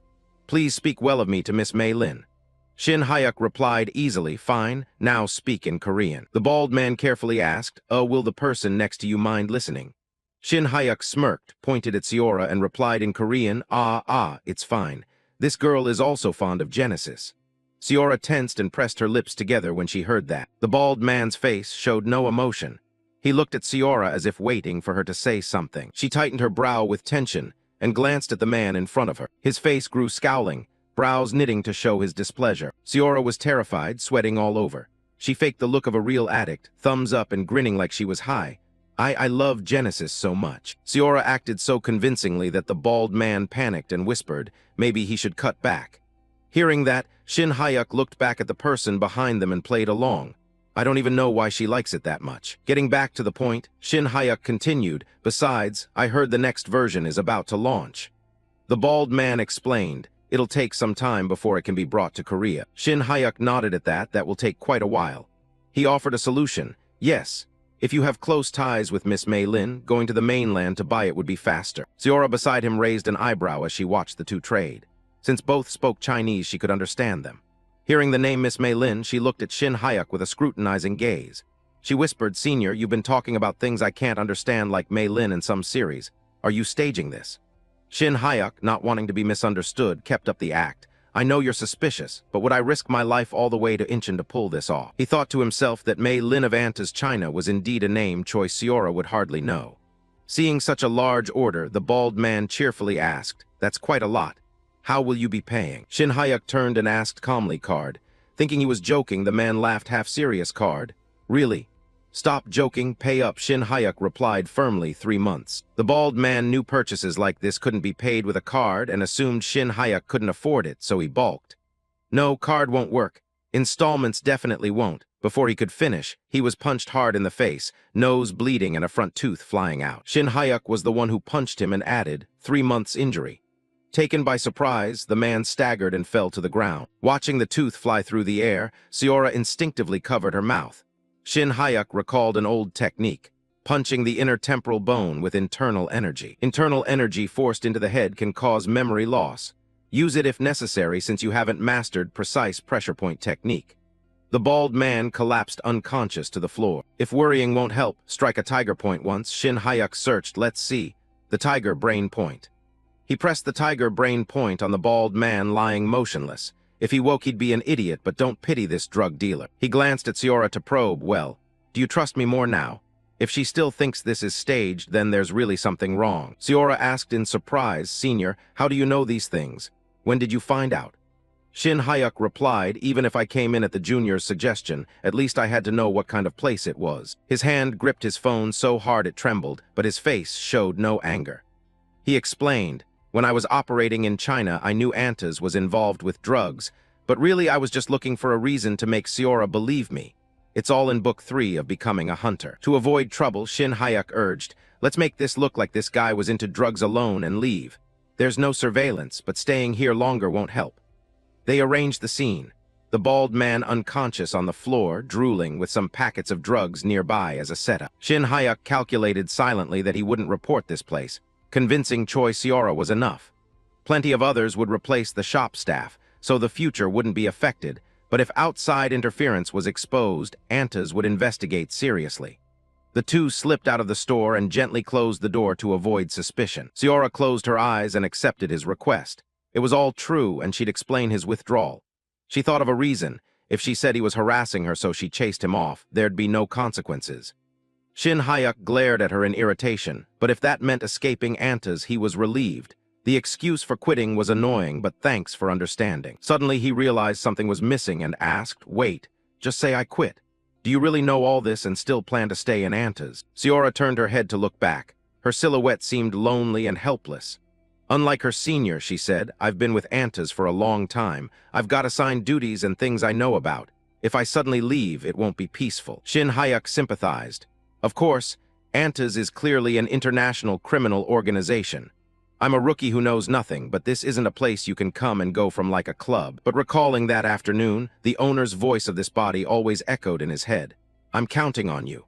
Shin Hyuk thought wearily that he felt restless and couldn't leave her be. He had to help in some way. No, this was the right thing.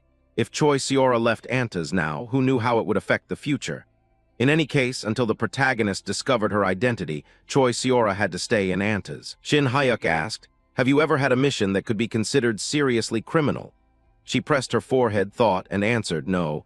The task I have is recruiting talented classmates. But this isn't something that gets done in a day or two, so I haven't really achieved much yet. Shin Hyuk breathed a sigh of relief. Then fine, we'll do it like this. He said decisively, from now on you'll act as a double agent inside Antas. Siora asked in surprise, a double agent. Shin Hyuk explained that this way, even if her identity were exposed or the organization abandoned her later, she wouldn't face severe charges. He outlined the plan. You'll gradually collect Antas's secrets to provide to the police. You'll operate as a double agent. Only do the bare minimum of tasks Antas assigns. Pretend to do them but don't actually commit crimes. She replied that there was nothing worth reporting to the police. He sincerely persuaded her. Even seemingly insignificant information can become useful later. If trouble comes, I'll testify for you. But don't trust me blindly. If it gets dangerous, I'll cut ties too. Ah, no, I probably shouldn't have said that. At those words, Siora fell silent, feeling strange emotions. She smiled brightly, eyes crinkling, cheeks flushed and utterly adorable. After all, with her world reduced to just herself, he was the only one who cared so much. Her girlish heart stirred. Senior, you must like me a lot, right? But the current him wasn't the real Shin Hyuk, so he didn't feel affection. He only wanted to fulfill the original owner's wishes. He widened his eyes in confusion. How did this become like that? Siora teased happily from behind, come on, who helps someone this much without having feelings? Shin Hyuk threw up his hands and turned away. Fine, think whatever you want. Also, take a taxi back to Seoul by yourself. Siora asked in surprise, you expect me to go back alone? What about you? He explained, I have somewhere else to go. It's a different route, so it's inconvenient for me to take you. Siora laughed joyfully, her heart blossoming as she continued to tease, you're such a senior. It's not the right way to flirt like that. Shin Hyuk's face darkened as he shot her a weird look. This girl was seriously hopeless. On a snowy mountain, Shin Hyuk trudged heavily through the deep snow. Yu Ryang saw him approaching and scolded, you're late. Looking at his demeanor now, he said, your gaze has returned to normal a bit. So things outside have been settled, right? Shin Hyuk bowed respectfully and replied, thanks to you, master. He said, all right, that's that, but you'll be punished for being late. As he spoke, an ominous aura radiated from the man, his eyes glowing red with authority. Prepare yourself for training today. Knowing how grueling the upcoming training would be, Shin Hayuk felt crushed. Before the punishment, he opened his backpack and said, "I stopped by Chinatown today." Shin Hayuk produced an antique bottle of liquor from his backpack to apologize. "I bought some bamboo leaf green wine as an apology." Then he pretended, "But I guess I won't be able to drink during training today." Yu Ryong's mouth watered at the fine liquor. Instead of punishing Shin Hayuk with hard training, he changed his mind.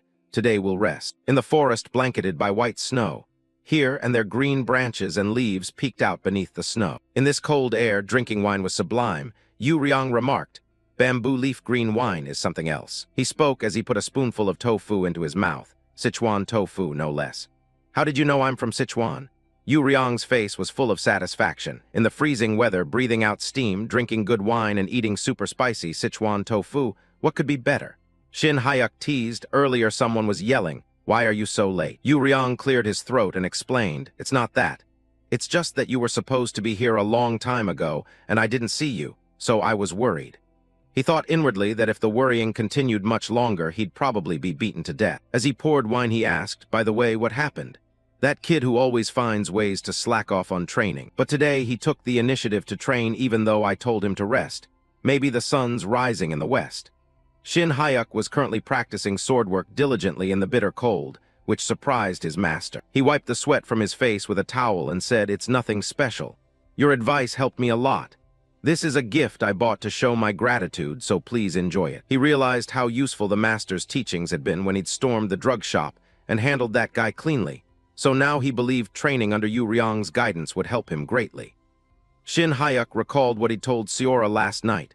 "From now on you'll be a double agent for Antas," and thought that once he decided to help Choi Seora, he didn't know what dangers he'd face ahead. "I need to get stronger to prepare for possible dangers," he thought, then squatted down and began meditating, since Choi Seora's double agent route didn't exist in the original storyline of this life. Shin Hayuk calculated carefully. Although he was now strong enough to face an A-rank hunter if he ran into a high-ranking Antas officer like Malin. No need to think hard. The outcome would be disastrous. He felt he'd taken on more than he could handle. He'd forgotten his place. He was only a B-rank sword instructor at the academy. He didn't have the means to help anyone. At that moment he suddenly smiled, at least in his current condition. Shin Hayuk recalled the plot. In this life, the first opportunity Li Jai-sung seized was a manual containing Cho Yu Ryong's internal energy techniques. Li Jai-sung practiced the manual's contents and used various elixirs to activate his danshin. Not like Li Jai-sung, who after many ups and downs was the last to be able to use internal energy. He glanced at Yu Ryong. On him that fate had directly opened the danshin. Yu Ryong was still eating the pot of Sichuan tofu, praising it between bites. "The chef really knows how to make tofu. It's exquisite." Shin Hayuk closed his eyes to focus on meditation, but his mind was full of thoughts. After all, the man was the strongest in the world. If he trained under him regularly, no matter what happened, he could protect himself. Yu Ryong called, "Hey, disciple." He replied, "Yes, master." The master casually demanded, "We're out of ramen. Get some of that sesame oil noodles. I love those. That JJ Akwang stuff is good too. Buy some and leave it here." Though a bit annoyed, he pressed his lips together, closed his eyes, and endured. After all, the man was the strongest in the world. Shin Hayuk had to agree, "I'll buy them next time I come." Satisfied, Yu Ryong slurped up the tofu soup and added, "Also get on your seul and the ultra-spicy noodles." He replied softly, "Yes." He resumed focusing on his training. Yu Ryong held a packet of noodle seasoning and shook it. The noise kept him from concentrating fully. He frowned in irritation. He poured boiling water into the bowl of noodles, eyes filled with eager anticipation. The aroma hit his nose and made it even harder to concentrate. When the noodles were done, Yu Ryong slurped them up relishfully, sweat dotting his face despite the cold weather. Shin Hayuk shouted angrily, "Enough, please stop eating." He mumbled while wondering, "What? You want to try a bite too?" He replied, "No, last time I bought a whole box, and if you eat like that, how will there be any ramen left?" Yu Ryong answered awkwardly, "Well, when you're alone, you just want something to chew on." Then he fell silent for a moment, sensing something was off. He shouted, "Hey, you brat, how dare you talk about my food? Aren't you the one who made me open up after 100 years? Then he landed a punch squarely on his head, causing him to cry out in pain. But seeing the change in him, he said cheerfully, "This kid is always lazy, and now he shows determination. I'm really pleased." He warned, but like spitting to grow fast, the more rushed you are, the worse it gets. Shin Hayuk, dissatisfied, rubbed his head and shouted, "That's not it. But it seems you don't care about my training at all." Yu Ryong replied, "You've been doing fine yourself. Rushing won't lead to great success." He sat down on the ground, disappointed. "Really? I've been training for a month and haven't improved at all." The master comforted him. "It's because you're talented. That's why." Yu Ryong wondered aloud, "Why do you suddenly want to get so strong?" Shin Hyuk explained, "Master, to be honest, instead of paying attention to my posture, you were staring more at the water level in the cup." He, dissatisfied with his master, even dared to demand the manual. "If you won't teach properly, do you have any tricks, rare medicines, or something you're hiding?" Hearing that, Yu Ryong got furious and punched him in the head again. The unlucky boy felt searing pain once more. Shin Hyuk cried out, feeling punched senseless. Yu Ryong scolded, "This brat, get praised a little," and he starts getting cocky. He clutched his head and screamed, rolling on the snowy ground in pain. The master looked at his ambitious student, puzzled, only a month in and already wanting shortcuts. This kid wants to get so strong to dominate the Central Plains. Shin Hyuk still rubbed his head, face flushed and eyes wet with tears as he looked at his master full of grievance. He pressed his lips tight to endure. If he argued back, he might get another blow, and then his soul might not even stay in this body. Yu Ryong, unhappy with his attitude, raised an eyebrow and lifted his fist in mock threat. "Want another punch?" Frightened, Shin Hyuk withdrew his resentful gaze, bowed his head, and his facial muscles relaxed somewhat. Yu Ryong muttered, "You're really cheeky." Punching someone in freezing weather really stung. He blew on his hands and reminded him, "I told you, martial skill doesn't grow fast by rushing." Not wanting him to misunderstand his purity of intent, he added, "It's absolutely not that I'm distracted by food and neglecting teaching." Shin Hyuk interjected, "Ramen." He turned and walked away, pulling out his master's favorite to provoke him, thinking, maybe I can't buy ramen anymore, the prices have skyrocketed. Hearing his food threatened, Yu Ryong was stunned. "What? Are you threatening me?" Shin Hyuk pouted, "Threatening? I'm just stating the facts." Seeing the master shaken when he produced the ramen, he pushed further, "I probably won't be able to buy on Yasul next time either." He feigned a pitiful tone. "The ultra-spicy noodles are selling out. It's hard to find." Yu Ryong turned pale at the thought of his favorite foods facing doom, speechless. In the end, the master fell for it. "This brat," he said. Shin Hyuk remained dissatisfied, thinking the master would care for him more because of this. He watched Yu Ryong stunned, hand on his forehead in thought, face shocked, brows furrowed as if pondering some great matter. The master turned and pointed at Shin Hyuk, still looking panicked, and said, "Oh my." Yu Ryong knew full well this was Shin Hyuk's ploy to rile him. Angry, his face flushed. His left hand restrained his fist from striking his disciple. He tried to speak sweetly. "I didn't anticipate your enthusiasm. From now on I'll teach you thoroughly, all right?" Shin Hyuk squeezed his eyes shut and puckered his lips in agreement as if sealing the deal. "Then I'll try to find the things you like, master." With the deal settled to his liking, Yu Ryong began the task. "All right, let's continue training. Whatever the intensity later, don't complain," he said. He obediently replied, "Yes, master, please instruct me." At the school where Shin Hyuk taught, the next day, lunchtime, he held his phone in his hand. This morning, Choi Seora had sent a message. On his phone was the chat between him and Seora. She wrote, "Senior, everything has been handled smoothly." Shin Hyuk replied, "Thanks this afternoon. I heard leaving Anta's was resolved safely." He fell silent, thinking inwardly, "I hope Kang Shin Hyuk isn't hiding anything else. Just help Choi Seora this once, and then I'll enjoy the rest of my life." Twin sisters On Seok and Yoon Soo entered the classroom, and seeing him smiling at his phone, asked, "Teacher, are you in a good mood today?" Startled by someone behind him, Shin Hyuk nearly jumped out of his skin. He asked Yoon Soo, "Aren't you going to lunch?" Yoon Soo replied excitedly, "Of course, we're having cheese cutlets for lunch today." On Seok added, "You can eat with us and then head to the auditorium." Shin Hyuk asked in confusion, "Head to the auditorium?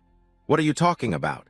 Seeing their teacher puzzled, she explained, "Teacher, didn't you hear the vice principal during morning roll call? He said the school will start a YouTube channel and do interviews."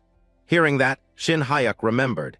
He'd been so absorbed in Seora's message this morning that he'd forgotten. They did mention that earlier. Yoon Soo added, "The vice principal said you're the most handsome, so he wants to interview you first." Shocked, he protested, "What kind of standard is that?" Yoon Soo answered, "The vice principal's standard. He refused the interview, no way that's happening." But On Seok encouraged him, "You never know, if the interview goes well you might get a reward." The mention of a prize piqued his interest. She had a point. They prepared a plan to try to win a prize for him. Yoon Soo would film and the tech teacher would edit. On Seok handed him a sheet of paper. "Here's the question list. Take a look during lunch." Shin Hyuk skimmed the paper and commented, "This is pretty professional. Thought it'd be just for show." Yoon Soo added before posting, the student council president will review it, so we're counting on you. Seeing his young students so dedicated moved him a bit. I'm counting on you too. Hurry up, the cutlet will get cold.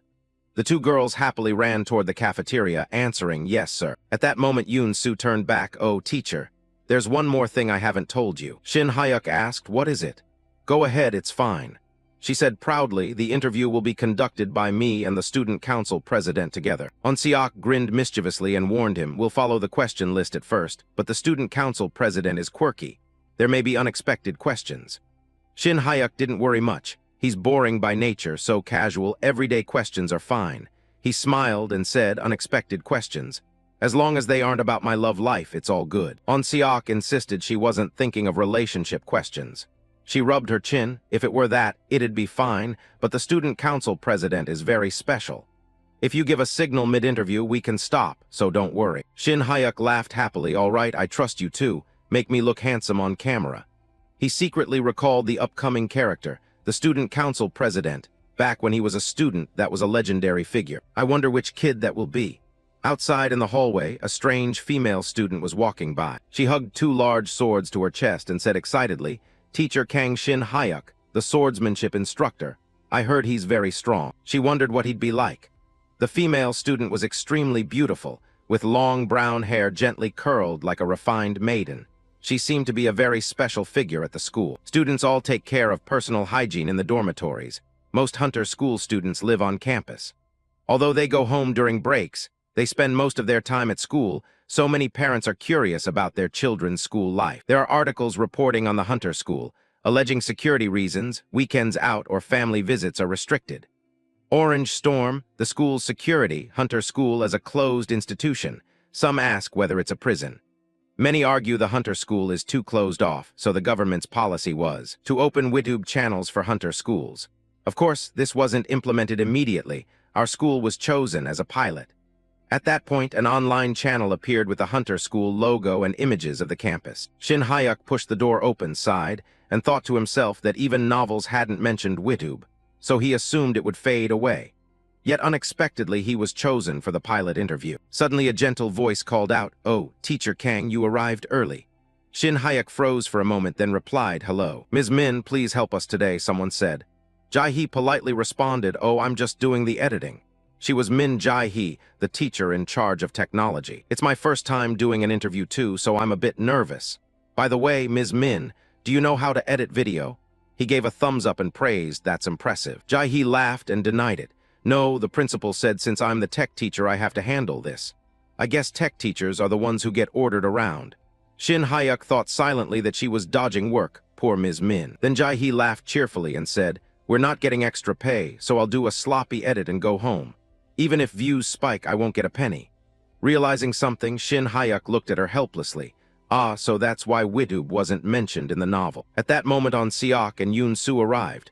On Seok held a camera and smiled, Okay, camera's ready. Yoon Soo added, Great. Just in time, the student council president is here too. Seeing Si-jin, Jae-hee waved and called out, Over here, principal. Shin Hyuk stared intently at the girl before him. A light flashed in his eyes. Si-jin wore a neat uniform, her wavy hair falling to her waist. She stood confidently and said, Hello everyone, looks like we're all gathered. She was Kim Si-jin, student council president of Hunter School No. 1. Shin Hyuk marveled at Si-jin's height, thinking to himself she was incredibly tall, probably around 170 centimeters. Madam President, he thought, she exudes the presence of a student council leader. Puzzled that such a figure wasn't mentioned in the novel, he watched as Si-jin approached him and greeted, Hello, teacher. You're Kang Shin Hyuk, right? You're so handsome. I'm really looking forward to your expressions on camera. Please give us a great interview today. Hearing that, Shin Hyuk's cheeks flushed with embarrassment. All right, I'll count on you, he thought.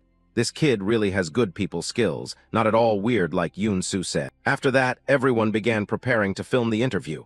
On Seok and Jae-hee took the filming duties. Yoon Soo sat between Si-jin and Shin Hyuk to hold the recorder and conduct the interview with them. A short while later, the room filled with lively, humorous chatter. The interview proceeded smoothly. Holding the recorder, Yoon Soo chatted non-stop in a relaxed way.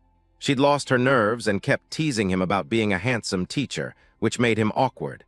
but when he showed discomfort, she quickly adjusted the mood. After a long while, Yoon Soo's slightly regretful words sounded in the room. Though a bit disappointed, they'd run out of prepared questions, and it was time to let the teacher go.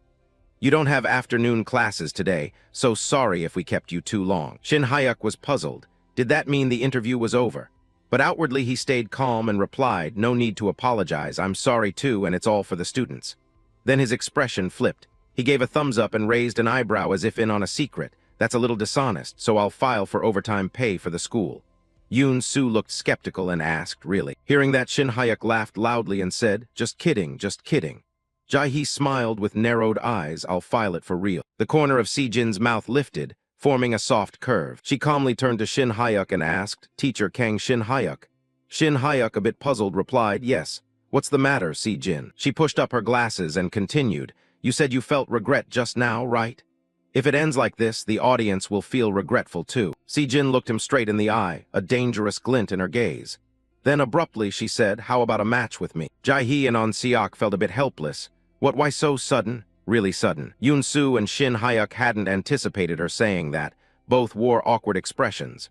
He thought to himself, I was ready to end this pleasantly. What the heck is this?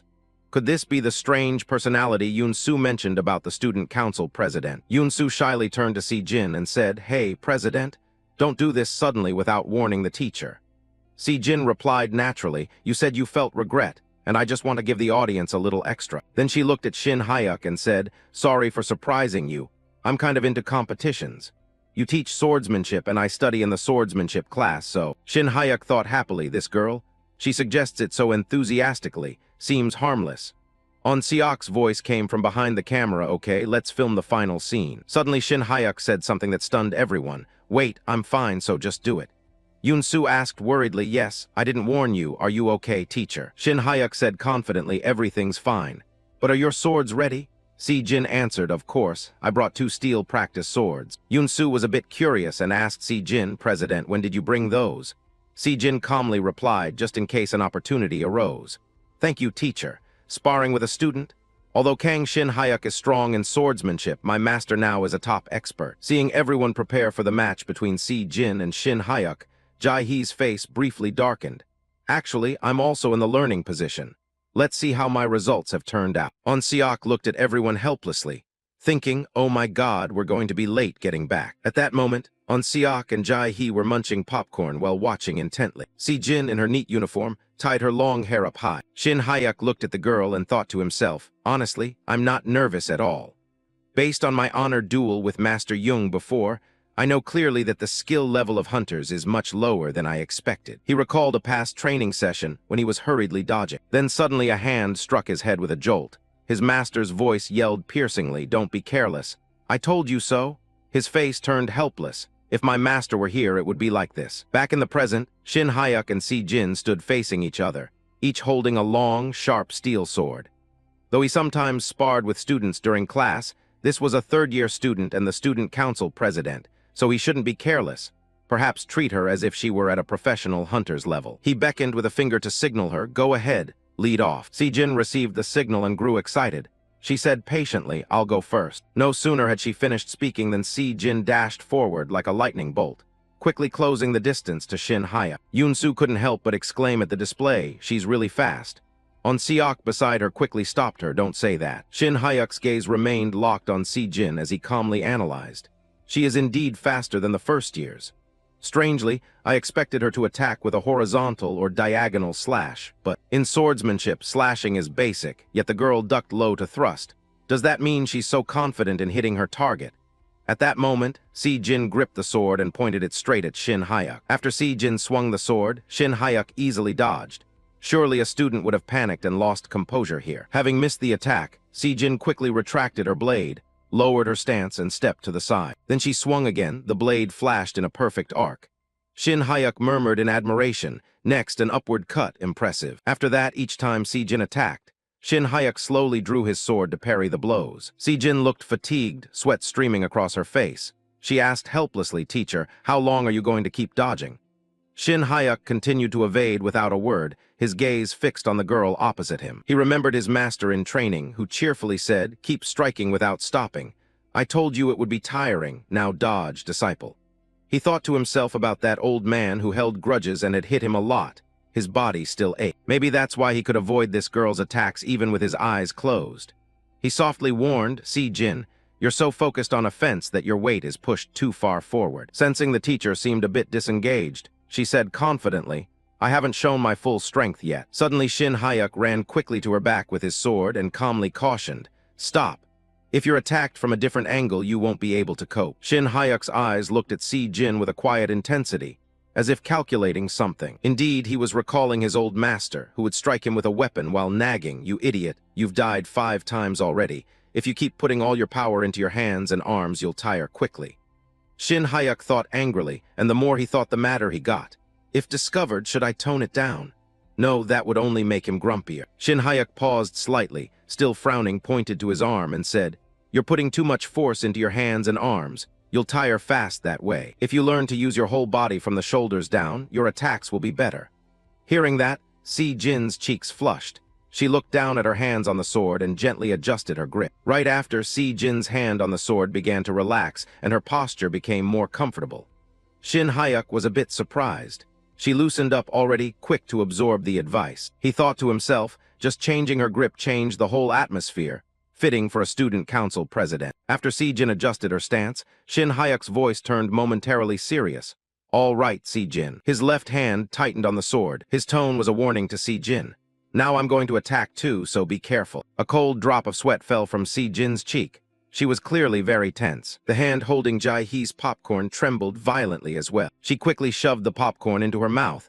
Everyone's expression turned serious. Shin Hyuk lowered his center of gravity and said without ceremony, "Then I'm coming in." Suddenly Si-jin spoke up, "Wait, teacher." Shin Hyuk asked helplessly, "What's the matter? Are you hurt somewhere?" Si-jin replied shyly, "No, not that, teacher. May I use mana?" "Of course I won't use it on the weapon." Shin Hyuk was a bit surprised and thought, amazing, a student using mana.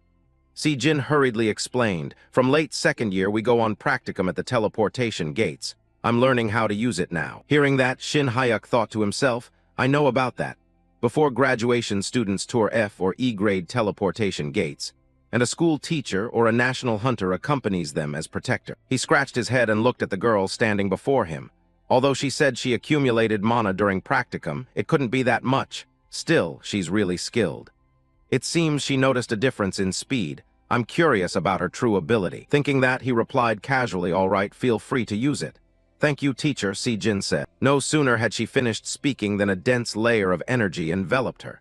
She thought to herself that when she fought Teacher Jung, she didn't feel much mana and couldn't control it well. "This is a good chance to control the power myself and experience mana," she thought, and Si-jin rushed forward, swinging around behind Shin Hyuk to prepare an attack.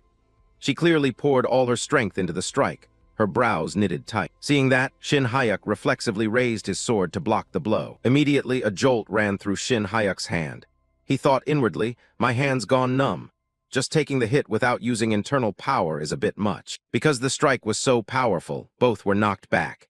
Even without channeling mana into their weapons, the girl's physical ability was clearly superior. Hard to believe this mana came from a student's practicum. Mana accumulates in the body when defeating monsters. It appears as a glowing orb inside each person. In this worldview, mana doesn't accumulate infinitely, but has a storage limit determined by each individual's aptitude. Like Si-jin, who has amassed a substantial amount. According to his master, mana is like unrefined internal energy. I've converted all the mana in Kang Shin Hyuk's body into internal power, so its effect surpasses ordinary mana. Shin Hyuk said cheerfully as he looked at the unreal hourglass floating in his hand. Shin Hyuk calmly watched Si-jin's beautiful attacks and thought that he should keep his dignity as a teacher. Winning without using internal power would be nicer. After a few blade contacts, he could now clearly read her attack patterns. He quietly pointed out Si-jin's problem. The sword techniques used by many hunters are too straightforward and simple. He took the opportunity to explain to Si-jin that it's mostly because they fight monsters of low intelligence, which is also why low-ranking hunters struggle against higher-level monsters with greater intelligence. Seeing the sweat and flushed streaks on her face from exhaustion, Shin Hyuk felt his guess was right. He said, "See? Si-jin is tiring quickly too. Her attack patterns are all exposed. They're even slowing down and becoming predictable. You're planning a diagonal slash, right?" Hearing that, Si-jin's face went pale as if caught out. She stared nervously at Shin Hyuk, unsure what he would do. At that moment, Shin Hyuk's gaze locked onto the sword in her hand. He saw Si-jin change the direction of her blade and quickly reverse her grip. From there, Si-jin tightened her grip and lunged. Shin Hyuk thought inwardly, a reverse thrust, then praised, good to see you try a variation now. Suddenly, Shin Hyuk stuck out his foot, tripping Si-jin and causing her to lose her balance. Si-jin went sprawling and landed awkwardly, the sword slipping from her hand. Shin Hyuk calmly said, "But for a thrust, the distance is already too close." Sunlight still streamed through the window, brightening the whole room. On Seok and Jae-hee watched the duel intently, their faces all serious. Si-jin sat up after the fall, her glasses were askew and her legs swollen and red. She clutched her knee in pain, wincing. Before she could fully react, a sharp sword pointed near her face and she stared up, eyes wide. Seeing Shin Hyuk's calm, Si-jin quickly conceded, "I lose." Studying Si-jin's expression closely, he analyzed inwardly that beneath the anger and inattentiveness in conversation she has a strong competitive spirit. Then Shin Hyuk offered praise. A great technique, worthy of a student council president. As she adjusted her glasses, Shin Hyuk reached out to help her up. Still, her swordplay was too monotonous. Mana does boost physical capability, especially strength, but applying variations in technique rather than relying solely on mana would be helpful too. Si-jin said gratefully, "Thank you, teacher. I learned a lot." Suddenly, everyone saw Jae-hee trembling uncontrollably. She kept repeating, "It's a big deal, it's a big deal." And on Seok beside her asked, "Hey, what's wrong?" Jae-hee's face went pale with worry, cold sweat covering her, and she trembled as she said, "The channel's going to blow up. Then my predictable 9-to-5 life is over." On the school's spacious, well-kept campus, a group of students were gathering to do something, 1 week after the interview video was uploaded. Behind Shin Hyuk stood the lecture hall. His expression was complicated and he looked awkwardly ahead. The situation had become extremely tiring. In front of Shin Hyuk, a noisy crowd of students jostled, each holding a few sheets of paper and a pen. "Teacher, can you make me 10 copies? My mom told me to get some," one pleaded. He brushed them off. "Go ahead, I don't do cheap stuff." The crowd's clamoring continued. "Just sign anywhere, please," since the training duel video with the student council president had become a huge hit. Helpless, Shin Hyuk took the pen and paper from a student and said, "I'll only do this during break. After this, I'm going to stretch and go for a run. Prepare ahead. Get your stretching routine ready following student Lee Jin-soo's standard." He handed the signed paper back to the student in gym clothes and carefully asked, "Okay, take this." The boy replied happily, "Thank you." The paper made the surrounding students gape in admiration. The student answered, "I've prepared.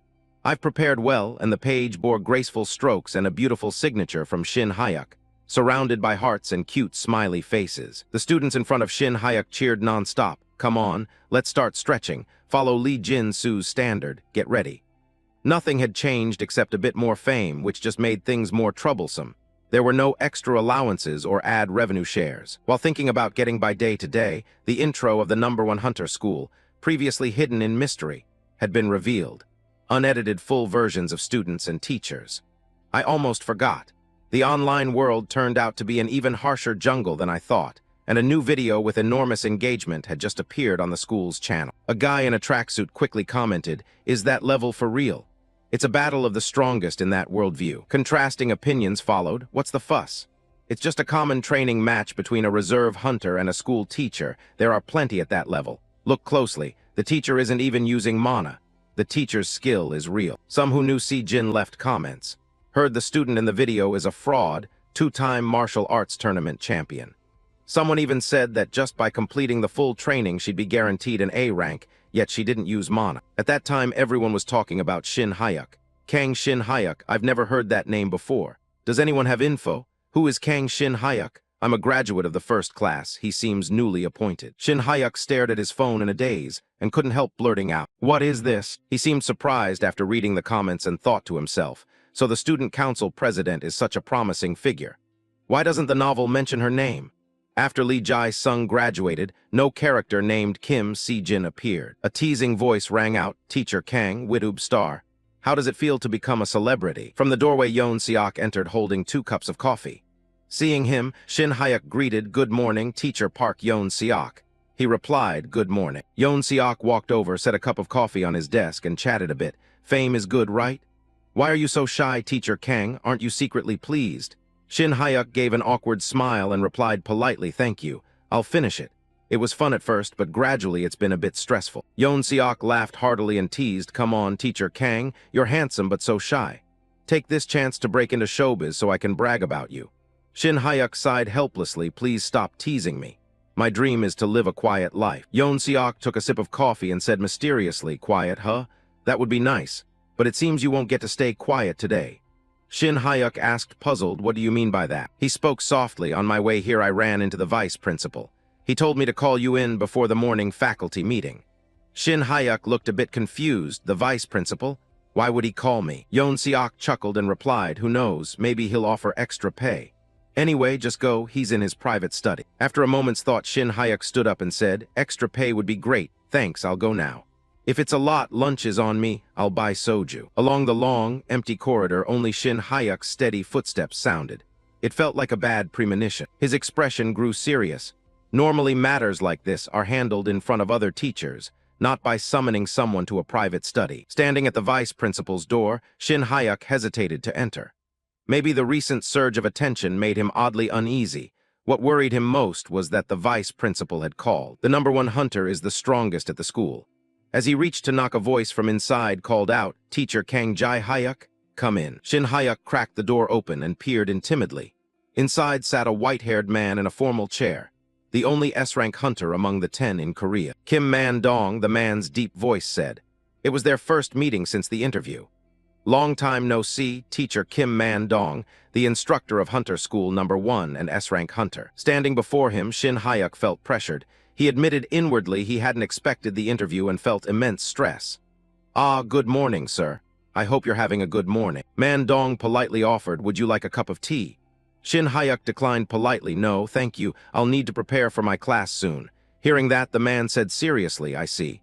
Then I'll get straight to the point. By the way, everything in that parcel was sent for you," he said, glancing toward a corner of the room. Shin Hyuk followed his gaze and saw a brown bag. The bag was filled with thin envelopes sealed with red wax. Seeing that, Shin Hyuk wondered inwardly, "What's this? Just letters." Shin Hyuk scratched his head, picked up an envelope, and awkwardly asked, "Vice Principal, are these fan letters?" Suddenly the man said seriously, "If you're curious, go ahead and read one." His deep voice continued, "It seems many people watched the training video of Teacher Kang and student Kim Si-jin and were very impressed. Other hunter schools are normal, but even active hunters from major guilds sent many letters. Although the video was uploaded to promote the school, Teacher Kang's contribution was significant. For guilds, dueling him now would be more effective than any advertisement." Shin Hyuk opened the letter in his hand. Inside was a page printed with neat, formal text. Shin Hyuk's face looked extremely uncomfortable as he read. He thought, "This is infuriating. I didn't expect extra pay, but..." Man-dong added, "There were 932 letters in the parcel, all containing the same content. They're all honorable challenge letters," he said, his face serious and his dark eyes showing concern. A bead of anxious sweat rolled down Shin Hyuk's cheek. "Challenge letters? Did I do something wrong?" On the computer screen, the video of a smiling Shin Hyuk had garnered significant views. "Like I said, it's not that you did something wrong," the man said, "it's to strip you of your fame. That your background isn't from a hunter school also plays a part." "How did it leak that I'm not from a hunter school?" He turned, his back mysterious. "Teacher Kang, as you know, some of the school's practical instructors don't take a liking to you." Man-dong looked at the person before him with a serious expression. His cold, sharp gaze gave off an intimidating air. It seemed one of the school's practical instructors had leaked Teacher Kang's personal information, and malicious comments exploiting that were crossing the line. Shin Hyuk's face darkened at the next remark. Some were claiming the student council president had rigged the match for the new teacher, and now even Kim Si-jin's fencing career, once an opponent, was being accused of match fixing. Rude comments began flooding the screen like invisible blades. As a third-rate author, I remember the pain of hateful comments well. Those damn anti-fans in this world have no sense of limits. He ground his teeth, anger trapped and powerless, but no, as a teacher I have to stop this. If the interview had been handled properly, this wouldn't have happened. The YouTube channel could be shut down. Man-dong sat with his leg crossed elegantly across from him and replied, although the goal of the channel was to show parent-students' daily life. On the contrary, the students are suffering a lot. Hearing that, Shin Hyuk trembled with anger. He furrowed his brow and looked straight at him. "What will you do about it?" Shin Hyuk clenched his hand, crushing the paper, and answered decisively, "What will I do?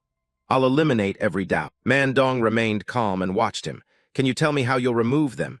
It's simple, Vice Principal. Countless letters arrived, but some stood out as if they contained something special. Among the malicious commenters, there are surely people who sent these challenge letters. I'll pick those who are truly famous and highly ranked to duel one-on-one. Mandong doubted the plan. Is that so? Are you confident you can win? Many A-rank hunters have also signed up. Those people aren't in your class and could be declined. Shin Hayek replied bluntly and firmly, no, sir. Even better, I will only choose A-rank opponents to fight. Mandong, hearing this, sensed a snag and pressed further. So you plan to pick the strong ones to beat, and the mediocre ones will quit on their own. He pumped his fists together, energized and eager to act, his face burning with enthusiasm. It sounds crude, but yes, actually I can't deal with everyone. Great, very good. By the way, Teacher Kang Shin Haya. Mandong laced his fingers and leaned forward slightly, smiling slyly. Then how about a match with me? He froze, unable to respond, thinking he must have misheard. This old man is crazy, I must have heard wrong. Shin Hayek stood rooted to the spot, speechless. His mind kept insisting he'd misheard. No, I heard wrong, this old man is insane. Did you hear that, Teacher Kang? The two of them fell into a blank silence. He turned pale. No, if you're going to be crazy, at least be sensible about it. An S-rank hunter challenging a B-rank hunter? I get it. You can think I'm mad. Embarrassed that his thoughts had been read, he looked away. I watched your honorable duel with Teacher Jung the other day. I was very surprised. Honestly, I thought you'd lose. Mandong regarded him seriously. His gaze showed respect. Moreover, it seemed Teacher Kang hadn't yet shown his full power. From his attitude, he looked very confident he could subdue A-rank hunters. Shin Hayek nervously pressed his lips together and said nothing, thinking, no, however high they are, that's only A-rank. From S-rank upward, it's a completely different matter. You're well aware of that yourself. Images of a man being beaten and screaming in pain echoed in every word. In truth, there are only about 1,000 A-rank hunters in Korea, so they're not opponents to take lightly. Teacher Jung only recently registered to test for A-rank. He's not a true A-rank hunter yet. Shin Hayek's training to grow stronger was grueling. His sword had fought countless opponents with him, hunting his skill. Of course, having been trained by his master now, he's even stronger, and considering the difference between hunters and martial artists, he's confident he can handle A-rank opponents. Stronger-looking figures appeared too, though they were not many, S-rank. In Korea there are only 10, and worldwide they number under 100. Among them was a woman of extraordinary power, whose red aura would overwhelm anyone she fought. S-rank mages are treated as strategic weapons, and hunters with other abilities are seen as one-man super-soldier corps. Mandong himself was no weakling. His muscled frame and the blue power radiating through him marked him as the combat god Kim Man-dong, one of the top S-rank hunters.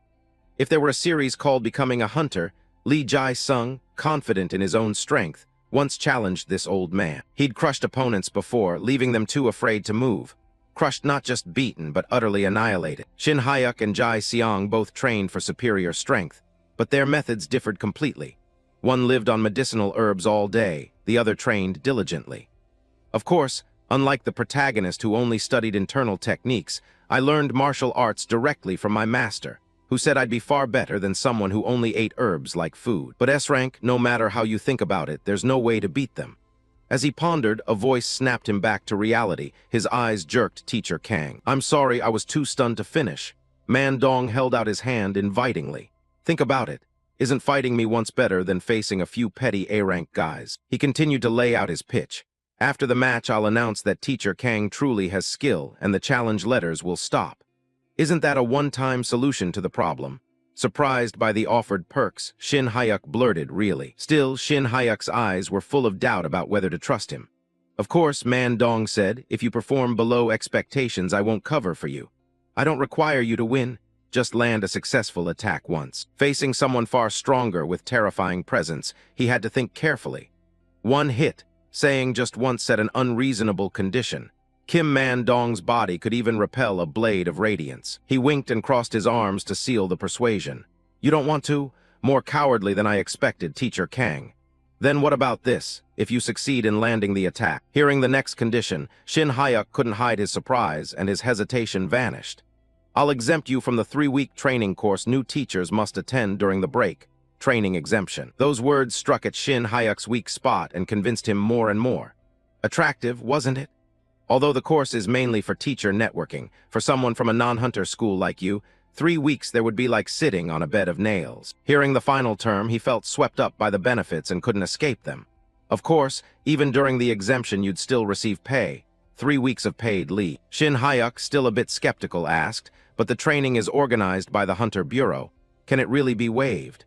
There's an elite teacher program that selects only 2 people each semester. Those sweet words formed something irresistible. He craved it immediately. If named an elite teacher, he'd get ongoing perks. So do you find it appealing now? Very appealing. 3 weeks of luxury leave sounds heavenly. Man Dong smiled smugly, satisfied he'd gotten what he wanted. To let many people witness it and avoid chaotic timing. Next week is the presidential election, so let's hold the duel a month from now. A calendar hung on the wall with dates clearly marked, making the match seem set and irrevocable. 1 month from now, precisely the day before the graduation ceremony. Yes. If you say you won't fight that day, it'll be awkward. His gaze was steady but fearless, words befitting a man. Man Dong looked at him seriously as if closing the deal. Words once spoken must be kept. Then Shin Hyuk pulled the door and left the stifling room. It's time for class. I request permission to leave. Outside the room, he immediately began planning how he could win this one-sided match. 1 month. He had to find a way to land a decisive hit on Kim Man Dong within a month. He pictured the earlier enticement as a bone Man Dong had tossed him, and himself as an obedient dog greedily craving that bone. Kim Man Dong's offer sounded sweet at first, but that bone wouldn't be eaten. It would be smashed against his head painfully. Still, with a little thought, he could tell how reckless the challenge was. He imagined himself swinging his sword at Man Dong, while the man remained unscathed and perfectly composed. In martial terms, Kim Man Dong would be at least a supreme peak, like a diamond-bodied powerhouse. Causing real damage to someone just emerging from high first class toward the summit would be as impossible as plucking a star from the sky. He sighed in helplessness. After all, he'd already accepted the offer. In one respect, it was a malicious proposal, yet sometimes one must step forward. Among the crowds in the hallway, a woman stood out, long curly brown hair and a matching dress. No matter how much he wanted a comfortable, quiet life, he couldn't lie back and sleep easy while causing trouble for others. A bulletin board suddenly appeared before him. An extra chapter had opened. From now on, the story of the vice principal slayer, Kang Shin Hyuk, would be recorded. Shin Hyuk clenched his fist with determination, a confident smile on his face. Vice principal slayer, the name sounded strange, but okay. If this became an extra episode, it wasn't entirely impossible. Scene cut to a snow-covered forest where Yu Ryong appeared imposing with long white hair. Master will surely know what to do. No, this crazy kid, he thought. He knelt earnestly on the cold snow, pleading, "Come on, Master, please, just let me go." The Master turned his back and replied firmly, "However hard someone tries, if it's not meant to be, it's not meant to be." Yu Ryong turned and asked him while Shin Hyuk still begged on the ground, "What is it again?"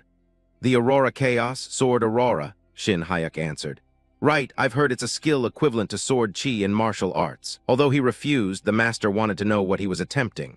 To leave even a single scratch on a diamond-bodied powerhouse, you'd have to create a sword steel. What do you call it? Sword Aurora? Yes, that. Yu Ryong closed his eyes and waved his hand in refusal. That realm required intense dedication. How could you beat an invulnerable diamond at its peak? In your current state, you'd maybe manage to slice a few chest hairs at best. Shin Hyuk looked up and stared at him intently, his eyes full of hope. Even using the same technique, at best he'd land one effective strike. No more than that. He persisted, "Master, what exactly is the technique you mentioned?" Seeing his stubbornness, the Master barked. "The dirty tricks you like, ginseng or some rare elixir. If you had about 300-year root ginsengs, maybe you could use that sword thing, the Sword Aurora." Yu Ryong delivered a punch to his head to crush his hopes. "Right, kiddo, it's the sword steel." Rubbing his head to ease the pain, he kept talking. "It wouldn't match what the peak slasher used, but with effort you could swing the sword once." The teenager next to them smiled faintly. Once, Shin Hyuk looked up, still resolute, and raised one finger to show his desire. "That's enough, one hit. That's all I need." He happily turned and ran off, excited but not forgetting to look back and say goodbye. "Thank you, Master. I'm heading off now." "Where's that kid going?" He left Yu Ryong's worried face staring ahead. "Master said you need 300-year ginsengs. They're expensive. So where's this idiot going to get them?" His figure ran farther toward the green circle ahead.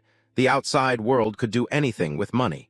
Conveniently, next week was the presidential election. About to step through the green teleport gate, he turned and smiled to reassure the Master. I'll go buy some mountain ginseng. Seora held her phone up and sighed, unable to hide the disappointment at the thought of the senior who had been as close as a breeze and then quietly disappeared. What the heck? With a face mask on, she frowned and exhaled heavily. Since the senior quit Antas, he hadn't contacted her. Her voice shrank, half speaking to herself, half blaming someone. He's famous on YTube now. Could he already have a girlfriend? The phone's ringtone rang in the quiet room, startling her as if yanked from her thoughts. She saw the caller Shin Hyuk, and a flicker of an unreadable look passed her eyes. Where there's a will, there's a way. Then her lips curved faintly. After all, the senior said it was only me. She answered and sat up, but her tone was colder than before, aloof. Hello? Shin Hyuk asked gently. Seora, what are you doing? He used her name familiarly, but she replied indifferently, nothing, I'm just reading at home. What's up? Without beating around the bush, he asked for what he needed, and the words hit her like a blow. Can you lend me some money? Not much, about 100 million won. Hearing that, she decisively hung up. His voice still softly called her name like a penitent seeking final forgiveness. Seora, Choi Seora. She activated the phone's shutdown, or emergency off-screen mode. With a decisive, strong movement and an indifferent look, she pressed the power-off option. Shin Hyuk sat pondering, his thoughts drifting between the fish and the miraculous ginseng. Under the dim light, his mind spun over cultivation paths. Of course, he couldn't obtain legendary elixirs like the 10,000-year flower core or the millennium snow ginseng, yet those mythical medicines hovered in his head. He knew his limits, repeatedly reminded through Li Jai-sung that mountain ginseng did exist in this world. His thoughts led him into familiar classifications as he listed them.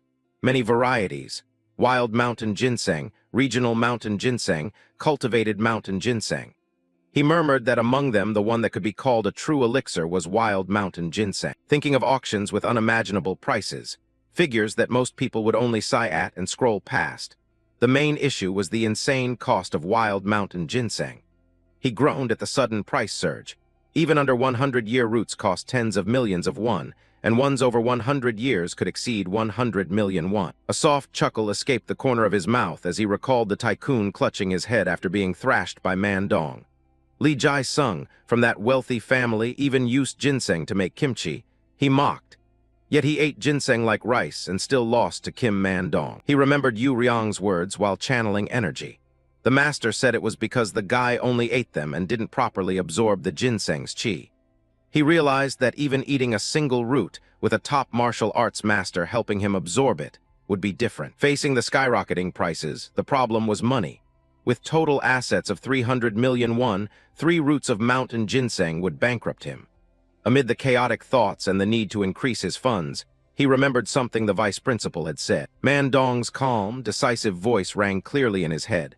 To let many people witness it, avoid chaotic timing.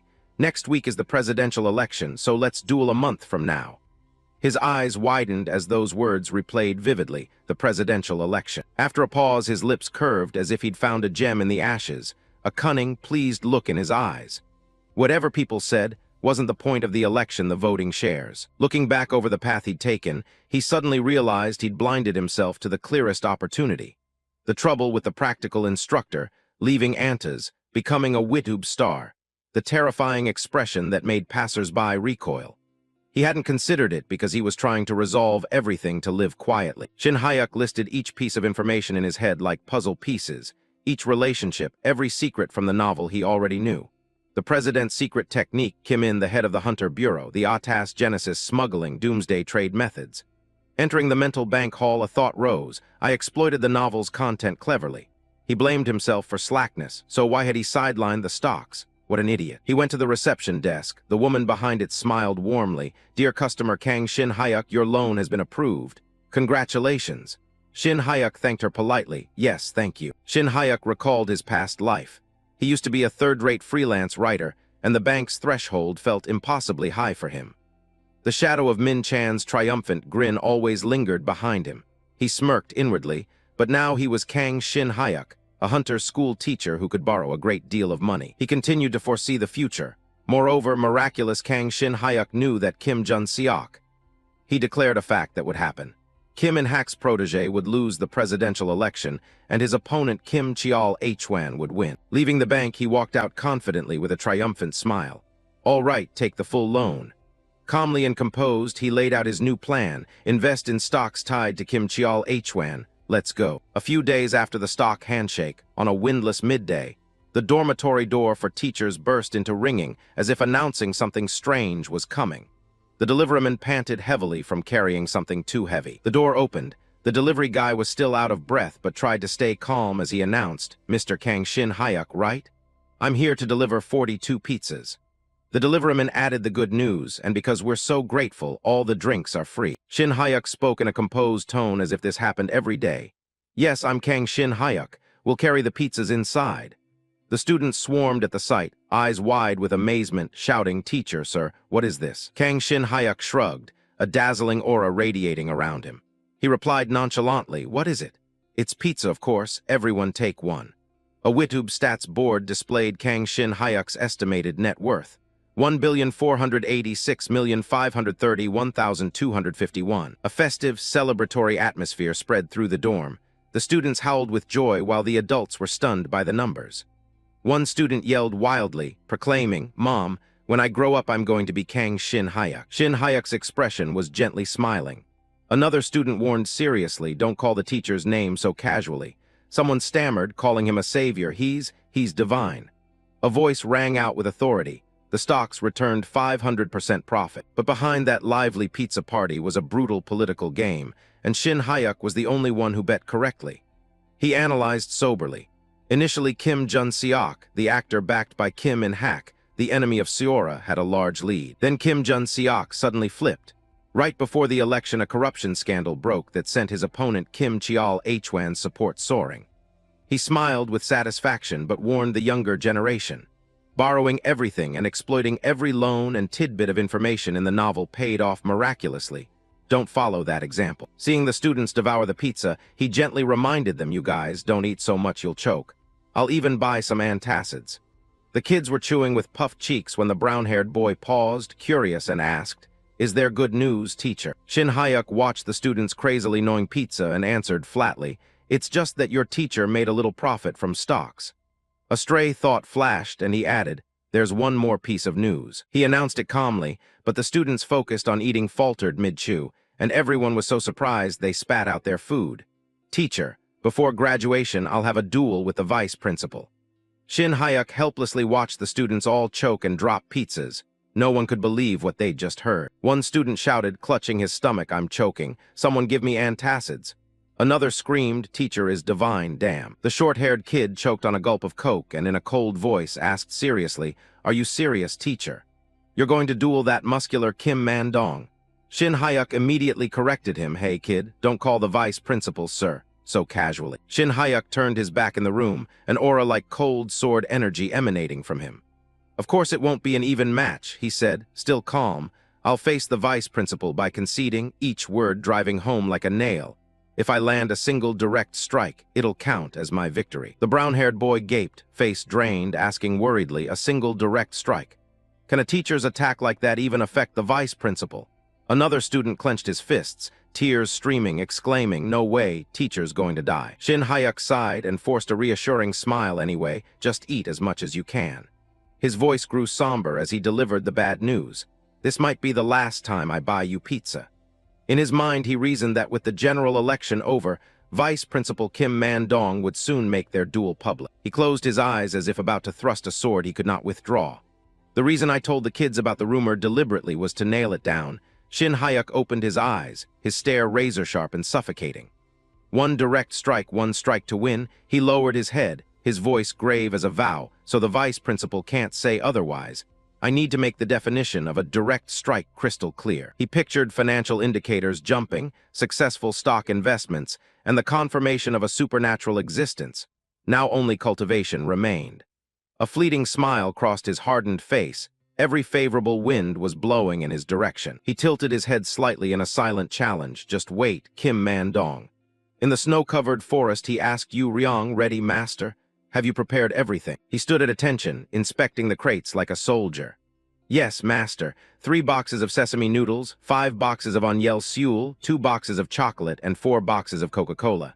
He handed over a sheet of paper, beaming. "Also, I bought all the best-selling instant foods from the supermarket." Yu Ryong laughed, patted his shoulder. "Good, your sincerity reaches me." With a stern look he asked, "Those items are all ready too, right?" He nodded firmly, smiling confidently as he reported his spoils. Of course, master. You said medicinal herbs must be found by faith. He opened the wooden box to reveal 3 large ginseng roots emitting a strong fragrance. Golden light spread across the white snow. 3 heavenly bred mountain ginseng over 100 years old. I've prepared them, he said. Shin Hayek glanced and did the math automatically. Heavenly mountain ginseng, remaining assets 1,186,531,251, minus 300 million won. Yu Ryong exclaimed in surprise, I didn't expect you actually got them. He recalled the taste of old times, narrowing his eyes. I once ate 300-year-old ginseng. He assessed its firmness. These seem a bit inferior, but, he marveled, both roots are definitely over 100 years old. He bowed his head and diverted his gaze, whispering, You used to tell me not to rely on elixirs or tricks. Yu Ryong spun around. What did you say? Startled, he hurriedly smiled. No, master, it's lucky they're confirmed genuine. With arms crossed he ordered, Stop babbling, eat quickly and then train. Shin Hayek bowed, voice filled with determination. Thank you, master. Inside the box, neatly placed in the snow-covered forest, was a layer of soft, fresh green moss or herbs, arranged tidily. In the biting, snowy wind, the old man's hands rested lightly on his body. Shimmering blue light immediately spread like a spring of spiritual energy, seeping into every meridian. Feeling the oppressive air and the heat rising strongly from the elixir, the youth frowned and exclaimed, It's too hot. A warm, dense, pure blue energy enveloped him, making sweat bead on his forehead. Having only ever eaten ginseng in Samjietang, he thought in amazement, Now I see why a single ginseng root can cost 100 million won. The chi is tremendous. Calmly the master transmitted energy, guiding his breath. Don't resist the flow I'm sending, receive it. His voice sounded like stern counsel. You've practiced the mental method, so it won't be difficult. The invading blue flame made him grimace and endure. He still didn't fully believe it. Not difficult, he asked. Shin Hayek felt as if he'd fallen into a dark, water-filled space, bewildered. Holding a bucket, he poured it out, analyzing. If increasing internal power when circulating chi before taking an elixir is like a few drops of water, this feels like constantly scooping water with a ladle. He closed his eyes and felt himself sinking into the water. As the cycles repeated, he no longer felt he was ladling water, but instead imagined he was bathing in a vast river. Back in reality, the master still focused on transmitting mana, tilting his head to his disciple. His tone was gentle yet sharp. Disciple, I have a question for you. He tensed to endure but replied politely, Yes, master. What is it? Yu Ryong paused, his sharp eyes probing the boy's back. The ginseng you brought is real and effective, must be valuable. He asked bluntly, How did you accumulate such a huge fortune to be able to buy it? He nodded innocently, That's right, master. I made a large sum of money too. The master's voice grew serious. Then why not give up dueling and even the teacher job? Wouldn't that solve it? Curious, he asked, Tell me why you endure hardship to become stronger. The surging blue energy made him tense, but he answered sincerely, Recently I have responsibilities I must take care of. His gaze dropped as he recalled the Si Jin incident, pouring out his heart.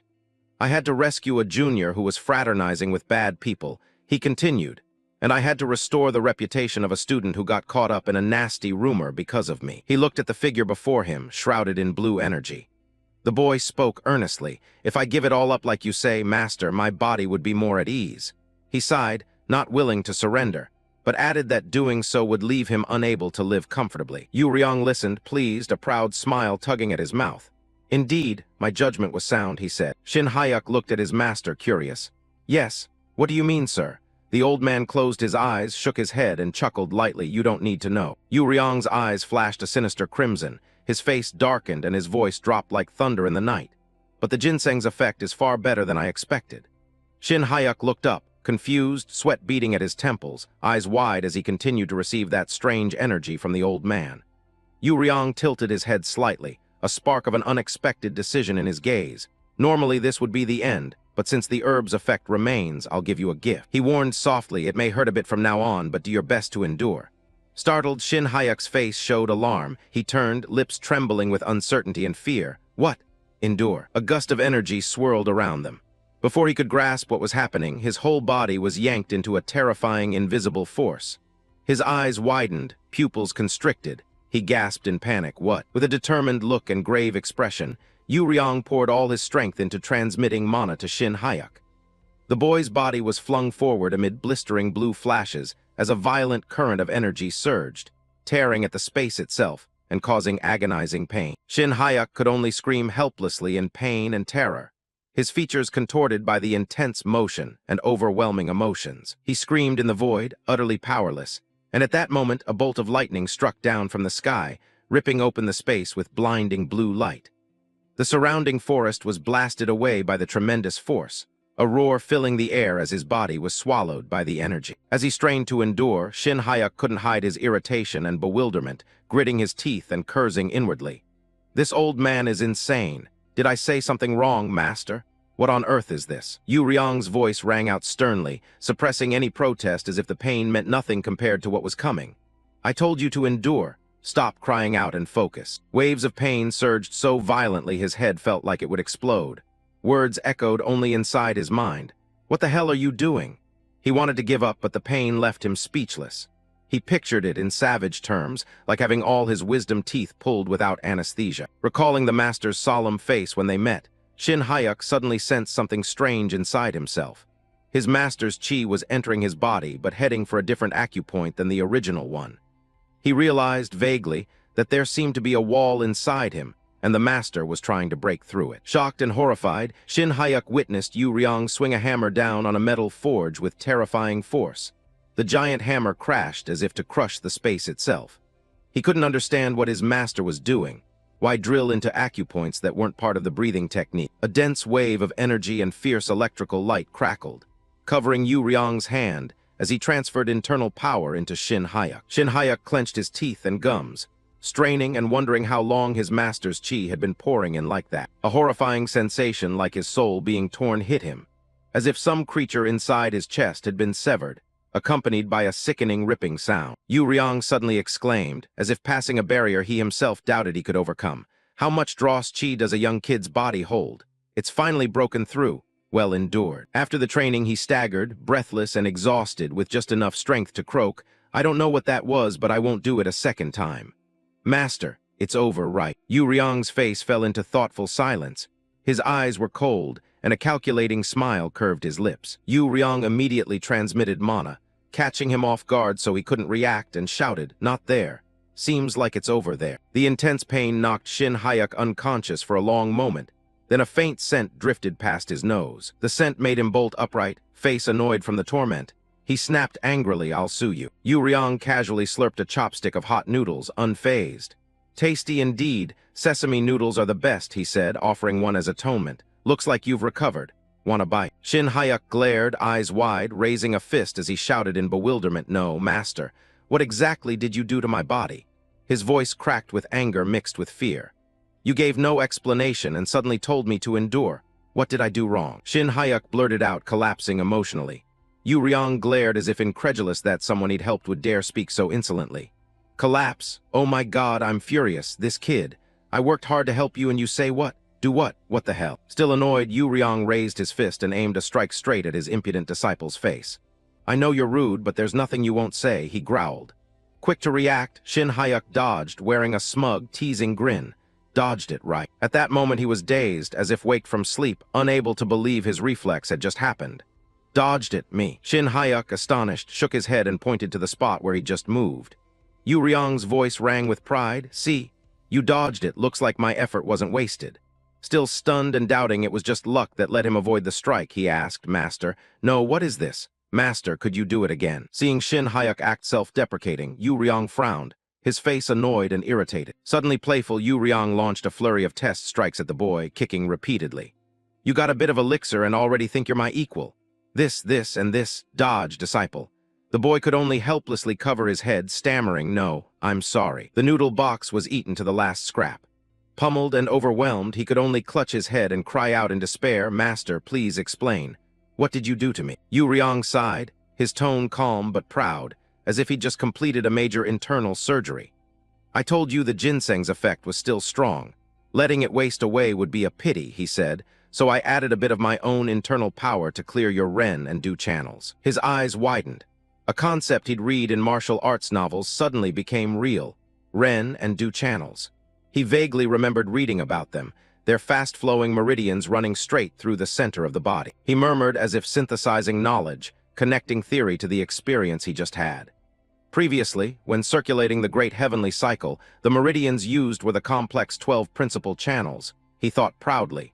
Now he could circulate immediately through both the Ren and Du channels. The memory of the fight snapped him awake. The lightning-fast punch now made sense.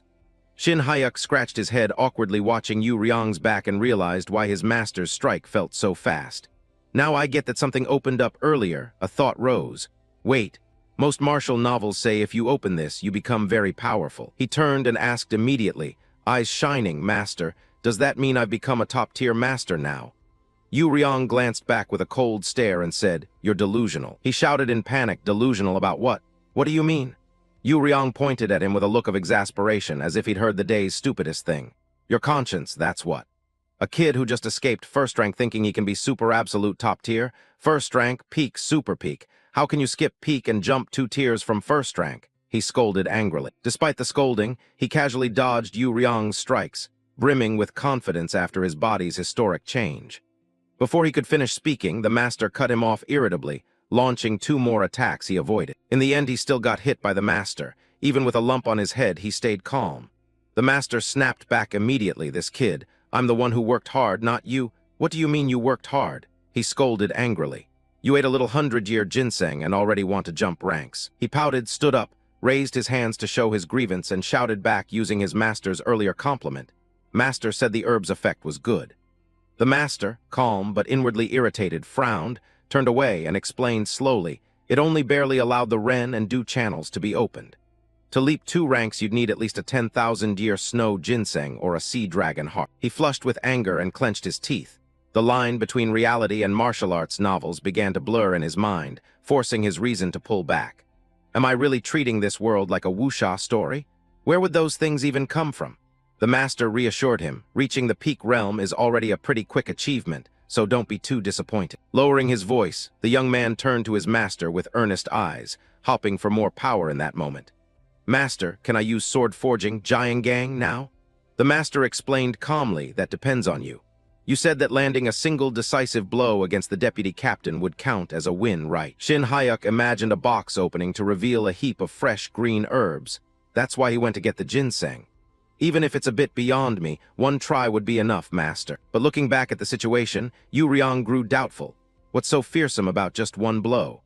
As for a kid claimed to be the only martial artist in the world, Shin Hyuk's eyes flashed with determination as he retorted plainly, don't say that, master.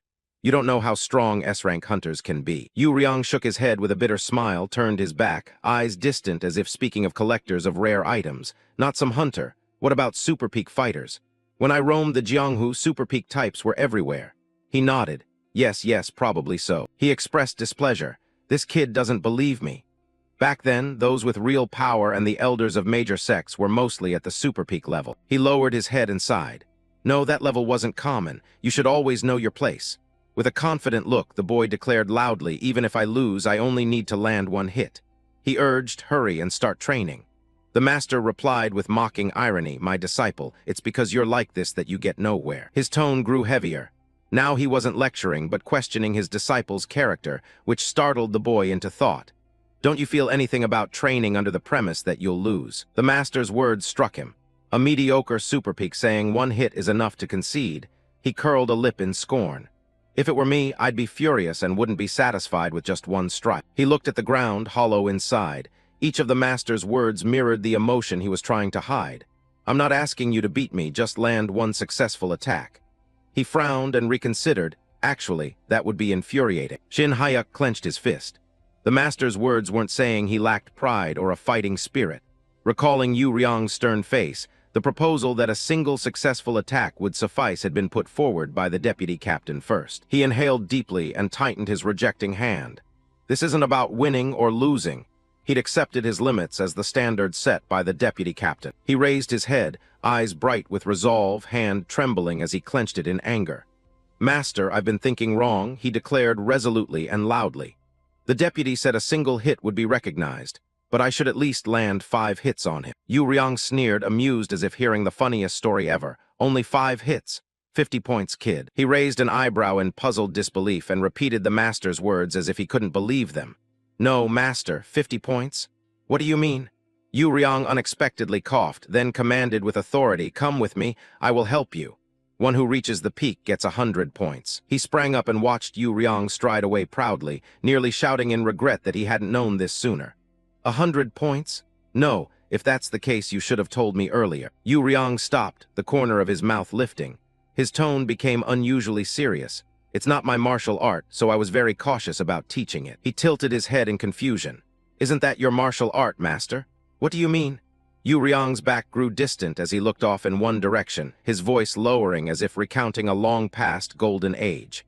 "Back when I wandered the Jianghu, I met many people, but only two could truly be called friends." He said coldly, "What I'm about to teach you now is a technique one of them used."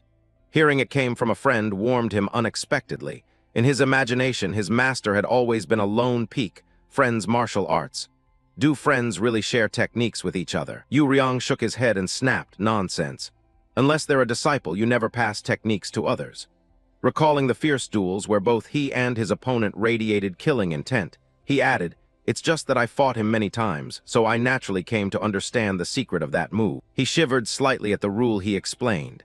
In the martial world, stealing another's technique is a grave crime. But now, since no one else practices martial arts anymore except you, what does it matter? The story made him more curious than ever. The image of a powerful figure unleashing a decisive move at Yu Riang made him wonder. Was that friend as strong as his master?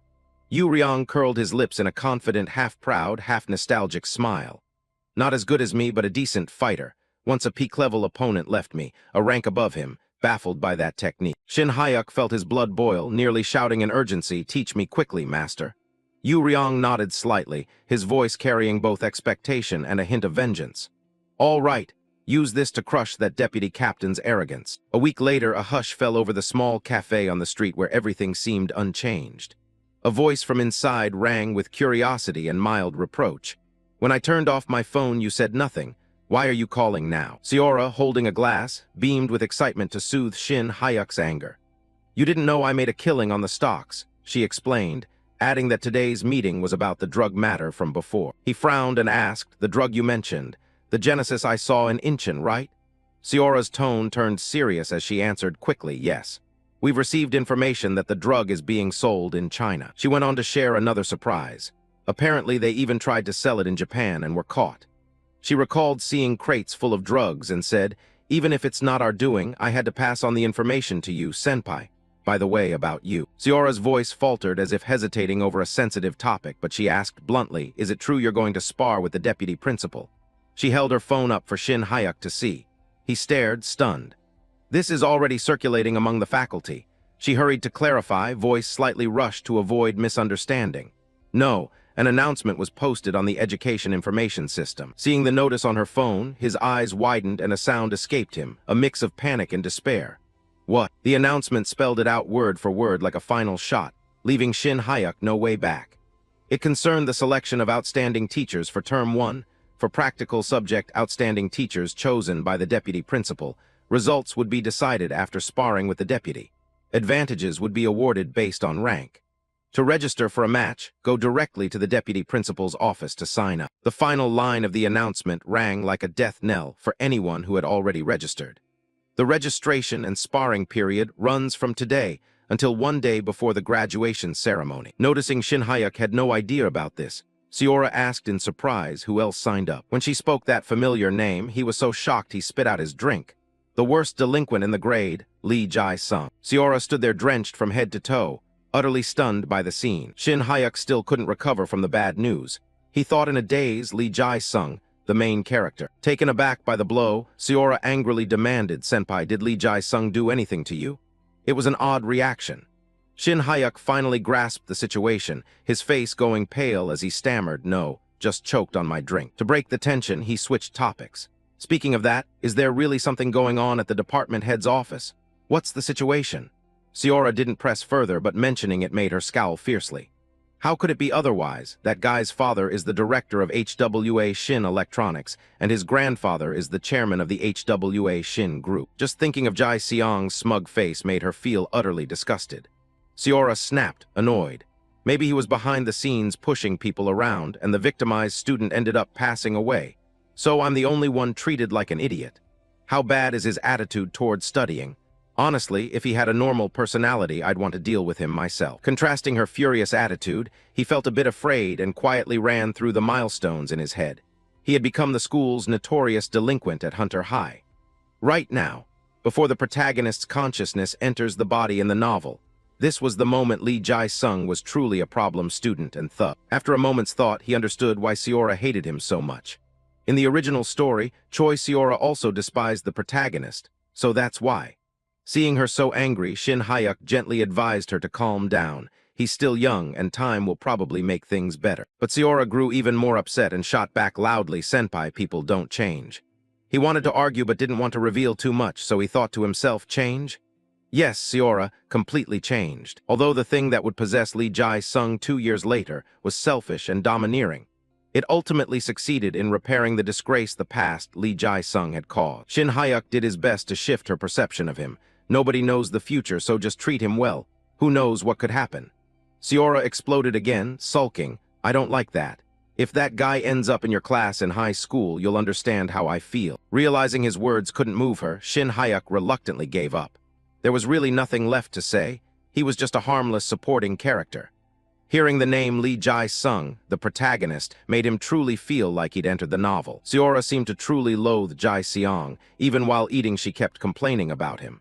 Hurry up and get to the vacation so I don't have to see that guy. By the way, Senpai, the break is coming. Do you have any plans? When she finally changed the subject, he cheerfully shared. There's a new teacher training course, though he didn't know much about it. Hearing that, Seora worriedly asked, are you okay with that program? If you go, it's mostly people from Hunter High, you know. He knew that too and thought it over. If things go smoothly, he might not have to go, but it wasn't certain. Seeing Shin Hyuk seem unwilling to participate, Seora asked, how so? The rookie training is mandatory. He replied calmly, I heard if you become an outstanding teacher, you can be exempt. It's what the deputy principal suggested. At his words, she fell silent, as if realizing something. Suddenly, Seora sprang up, shouting, what? Is that the real purpose of the sparring matches? That old man is crazy. Shin Hyuk hurriedly waved his hands, trying to calm her. No, it's not just for that reason. Seora's face went pale with worry over his upcoming match. She scolded him for his stupidity. Kim Man-dong is known as the strongest among the top 10. Can someone as ordinary as you really land a damaging blow? Hurt by her harsh words, he said in pain, why is she talking so harshly? Shin Hyuk saw Seora blowing things out of proportion and couldn't help but be puzzled. Putting your whole life on the line over a vacation is still mild compared to this. What's going on? Aren't you jumping the gun before the fight? His remark left her astonished. She fell silent, unable to believe what she was hearing. Suddenly, Seora stepped right up to his face and inspected him head to toe, making him blush with embarrassment. He stammered, what's the matter? She spoke in a low, suspicious tone, pressing him. You really do seem a little different. If it were before, you wouldn't have accepted that offer. Seora moved even closer, scrutinizing for any abnormality. Shin Hyuk could only feel awkward and think to himself, getting too close. This is too much. After a moment of speculation, Seora suddenly asked, can people really change? Caught off guard, Shin Hyuk said nothing, only feared inwardly. Sorry, I'm possessed too. No matter how you wring a rooster's neck, dawn will still come. Time passed quickly, and it was already the day before the graduation ceremony. Finally, the day arrived. The auditorium was wrapped in continuous cheers. Everyone had been looking forward to this day, and the twin sisters were present. Everyone was excitedly anticipating the match. Seora was also there to cheer for Shin Hyuk. However, the crowd's whispering couldn't be avoided. He beat Teacher Jung last time, so now he thinks he's above everyone. What gives him the right to be so arrogant? You can tell he's never graduated from Hunter just by looking. They kept sneering at Shin Hyuk, saying he didn't know his place yet still went after the outstanding teacher title. Maybe he has an advantage, who knows? Jin-soo in the back heard it all and felt furious for his teacher. Come on, what's the deputy principal like? Even if he fought with one hand tied, he'd win. But still, facing the deputy principal won't end nicely. What a pity. But all he did was mutter curses inwardly and kept massaging his teacher for support. I can hear you guys, he thought. Though they didn't mean to tell him, his sharp senses caught everything. Seeing enough, Shin Hyuk told him to leave. Hey, okay, Jin-soo, you can go up too. Hearing the teacher, Jin-soo begged to stay.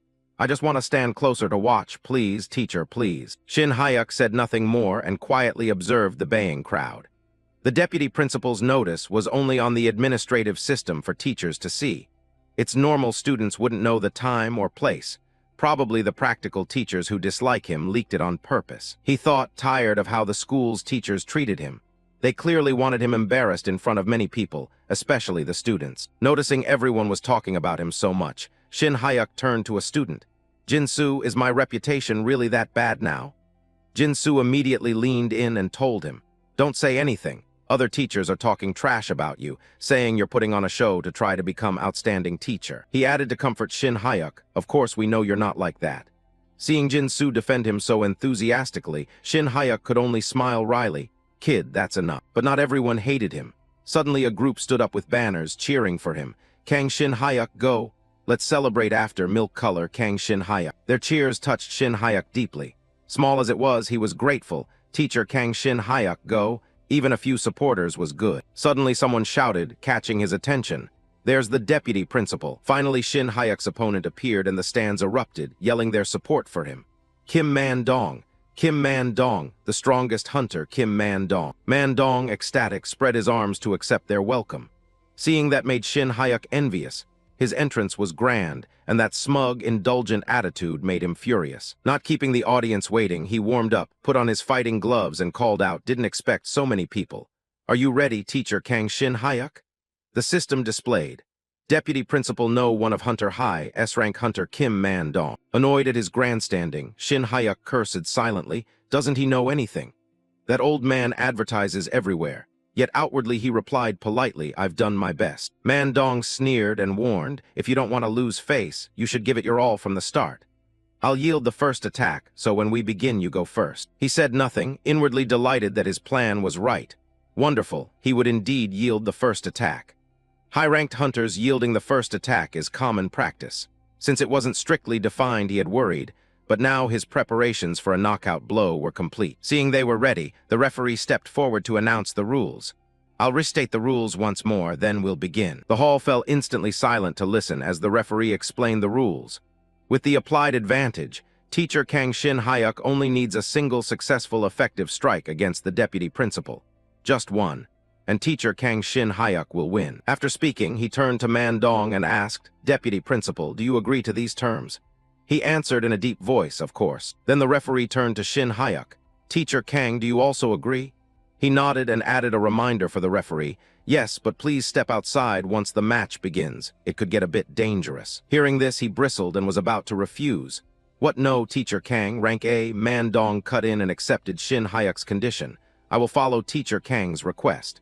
The referee, hearing that, offered no objection. Understood. With nothing more to settle, he loudly announced, "Then the practice match to select the outstanding teacher for Term 1 will begin." Both competitors bowed. The referee called out loudly, "To your positions." When everything was set, he raised his hand to make the declaration. Then, as his arm came down with a whistle, the referee shouted the opening. "Fencing match, begin." The atmosphere immediately tensed.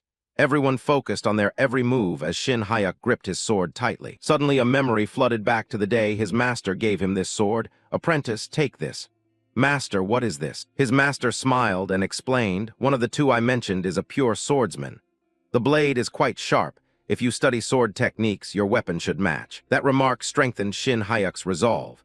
He stared at his opponent and slowly drew the sword, reminding himself repeatedly that the chance would come only once. The very first strike when Kim Man-dong allowed the initial attack. The moment the blade slid from its sheath, it erupted in a mysterious blue flame, otherworldly.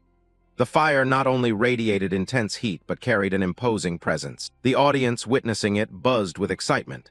The twin sisters gasped in surprise. "That's an Aurora blade. Isn't Teacher Kang rank B?" The whispers continued. An Aurora blade should only be usable by rank A. Shin Hyuk said nothing, thinking to himself that of course the students were surprised by the blade's aura while teachers wouldn't show it off. Man-dong was a bit surprised but quickly recovered and asked, "An Aurora blade? That's not all, is it, Teacher Kang?" Shin Hyuk answered confidently, "Of course not, Deputy Principal." Without another word, Shin Hyuk dropped into a lower stance, ready to attack. The killing intent he exuded was so heavy the air grew stifling. The flame along his blade spread across him, making his opponent's hair rise on end. Man-dong stared in shock at the terrifying power radiating from him. Others no longer dared to underestimate him and called out in alarm, "Hey, isn't that an Aurora blade?" "What? An Aurora blade? That's a skill only S-rank hunters use. Maybe it just looks similar. The crowd couldn't take their eyes off Shin Hayek's display. Wherever he swung, the flame followed, carving cuts that were both powerful and beautiful. Strange, it looked exactly like the Aurora blade I saw on Witube. He ignored the chatter, eyes fixed on Mandong, recalling his master's warning. The blade was useless in real combat, yet the deputy principal's arrogance had finally given him an opening. Unlike usual, Shin Hayek didn't strike immediately. He stood there, concentrating all his strength into the sword. Normally, the first attack is a probing, light strike, not a full-power preparation like this. Witnessing this terrifying surge of power, Mandong grew uneasy and quietly guessed at Shin Hayek's plan, an Aurora blade. The preparation time is long. This doesn't seem like a fully mastered skill. Seeing him stand there without attacking, Mandong warned Teacher Kang, "It looks like you can attack now." Ignoring his urging, Shin Hayek didn't move. He continued steadfastly with his plan. "Sorry to keep you waiting, Deputy Principal, but this isn't over yet." Shin Hayek raised his sword. The furious blue flame instantly flared, swallowing the blade in dazzling light as waves of heat rolled out and lit up the whole arena. He was determined to execute this technique successfully, to secure his victory, the supreme martial art his master had taught him. He had been stunned when he first heard its name, the Heavenly Demon Sword Technique. The power was terrifying, blowing everything around away. Even Jinsu was frightened by this skill. Damn. Once the energy was fully charged, Shin Hayek prepared to launch his attack and announced solemnly to Mandong, "I'm attacking now, Deputy Principal." Meteor violent demon steel. A horrifying gust of wind slammed forth, violent enough to sweep everything away. The force made Mandong immediately brace lest he be blown off.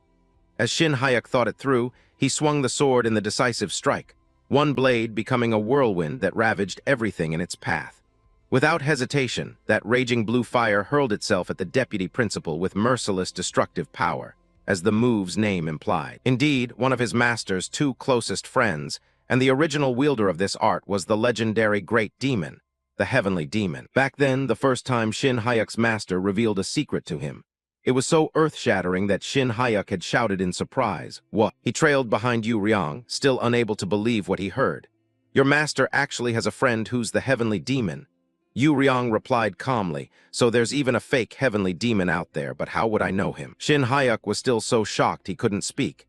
He looked at him with utter admiration, having a best friend who's the Heavenly Demon. The simple reason he was so surprised was that anyone who's read a few martial arts novels would know the Heavenly Demon. He was a master of the demonic sect, also called the Heavenly Demon Divine Sect, a colossal power on par with the orthodox schools, splitting the martial world into righteous and evil. Even while his own serial was still being published, the Heavenly Demon was a hot topic. A dark appearance, overwhelmingly powerful skills, an irresistibly compelling character.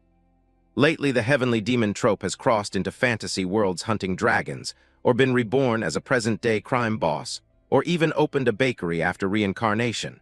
Whether or not you read those stories, you've probably heard the name. After recounting the legend he'd heard to his master for a moment, Shin Hayek mumbled that he didn't remember clearly but thought he'd seen something like it in old tailies. Yu Ryong couldn't help laughing and replied, "He is pretty famous in the martial world, but he's never beaten me once." Still, Shin Hayek had doubts, thinking that a guy who could fight dragons must be very strong, but a best friend who's the Heavenly Demon. Curious, he asked on, "Master, you said there were two close friends. Who's the other one?" Yu Ryong stopped and gave a rough description. "Some guy named Zhang, something 3 wins, always drunk on Tai Kai and looked like a rambling Taoist. Claimed to have founded some sect called Mo Dang or Vo Dang or something, you know." After that description, Shin Hayek just stood there dumbfounded, helpless for words. His mind was a jumble. He couldn't believe Yu Ryong's circle of friends was that incredible. What? Zhang 3 wins, a top master in the martial world known as the founding ancestor of the Vo Dang sect. Back to the fight at hand. Shin Hayek funneled spirit metal chi into the sword, and it absorbed it well, repeatedly layering new chi onto the blade he'd formed. This was a violent, overwhelming cutting art born from those cracks. Countless shards of spirit metal splintered out like shooting stars, the meteor suppression demon metal. With that move, a single swing unleashed innumerable brilliant blue flames like maddened beasts, screaming as they charged straight at the deputy principal with destructive force. The pressure was so immense that those outside could only gape, unable to believe their eyes. Not only that, the sturdy protective cage began to crack, web-like fissures spreading everywhere. The teachers assigned to hold the defenses were tense, sweating as they threw all their strength into keeping the final barrier from collapsing. Ms. Yu, there's only one layer of the barrier left. Please focus. Yes. Ms. Yu gritted her teeth and strained against Shin Hyuk's terrifying power, thinking, holy hell, 2 of the 3 prepared barrier layers meant to handle the proctor have already broken. It's not that Jung Hyuk's sick is weak.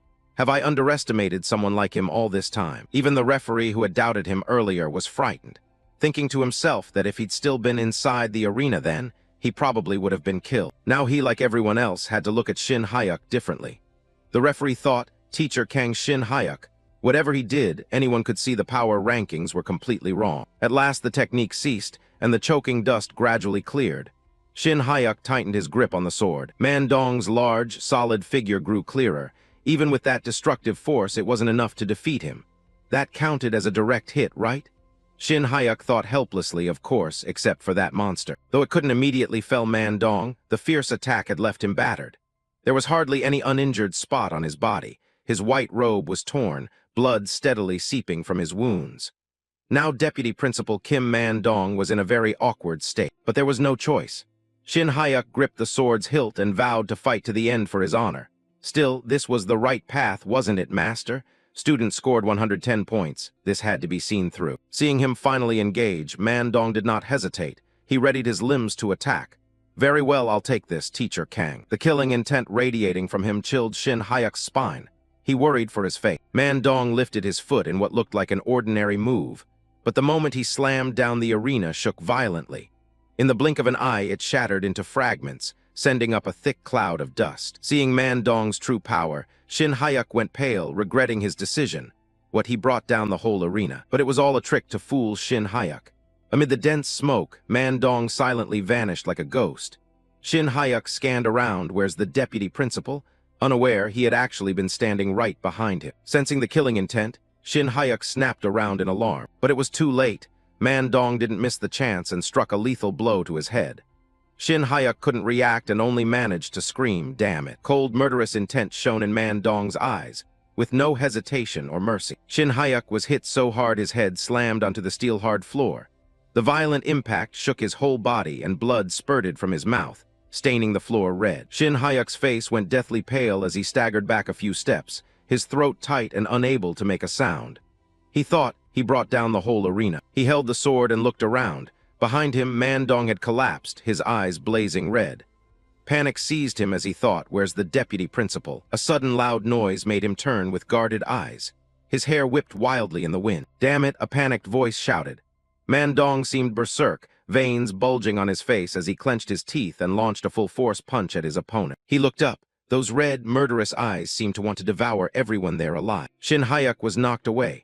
Blood sprayed from his mouth, his body went numb and he couldn't fight back, his eyes slowly closing. Cut to another scene.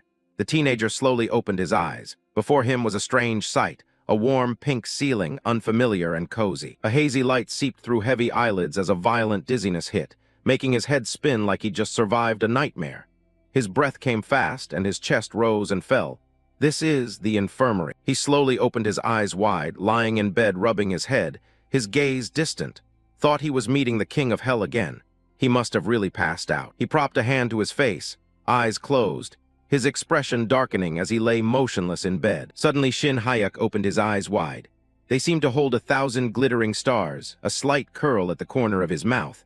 How joyful. He recalled the moment the man stormed over in anger, his face dark, eyes full of murderous intent as his body lunged forward. The principal bursting out from the shadowed corner and shattering the arena. He'd taken a brutal blow. His eyes flew open, the whites showing like an electric shock. His face snapped to one side and contorted. He thought of his master's berserker tactic. Humiliation to sever bone, trade flesh for bone, chop through bone. So instead of using the sword to block that old man's fearsome fist, he used his left hand to absorb it. Panic filled his face, tears welling and streaming from the corners of his eyes. Even after channeling inner energy, his bones still shattered amid excruciating pain. He gritted his teeth, endured it, and slashed diagonally at the deputy principal's left arm. It felt like slicing iron rather than flesh. But just before the punch drove him to the ground, he saw clearly with his own eyes. A small but distinct cut marked the deputy principal's shoulder. Indeed, a very small wound, not even an inch. Lying in bed clutching his stomach, he gave a crooked smile, eyes uplifted. Surely the deputy principal won't stubbornly claim the wound was meaningless. I'll go there myself to demand exemption from training. A woman slowly drew back the curtain, catching his attention. Teacher Kang, you're awake. In front of him stood the medical officer, Kim Seon HWA. She looked at the patient with some delight, her eyes curved, cheeks flushed. You were unconscious for about 4 hours. Luckily, you've woken up. He thought to himself, a medical teacher. This character didn't appear in the original. He slowly propped himself up in bed, looking dazed and a little guilty. Thank you. You couldn't go home because of me. He slowly sat up and raised his hand, but it wouldn't move as he willed it. Limp and purple, he stared at it in bewilderment. Seon HWA gently pushed him back down and smiled, waving with her other hand as she explained. The bones were completely shattered. Even after magical treatment, it will take about 2 more hours for sensation to return, so you should rest a while longer. Hearing that, he stared at her in surprise. This was the kind of healing he'd read about in books. He'd thought it was omnipotent, but it had this inconvenience. She raised a finger cheerfully and said, "The deputy principal specially asked me to watch over Teacher Kang until you woke up. I live in the dorms anyway, so don't worry." He forced a smile, trying to lift the corners of his eyes. "I see. That old man, no, deputy principal, I'm fine. You can go back to the dorms now." She slowly stepped up to the bedside, her tone a little somber as she said, "I don't want to." He blinked in slight bewilderment and blurted, "Huh." She leaned against the bed frame, expression serious. "Actually, my father told me to go home at curfew, but I purposely waited." Then she brightened, smiling at him with shining eyes. "I'm a little interested in Teacher Kang." Hearing that, he froze like a statue, his gaze drifting.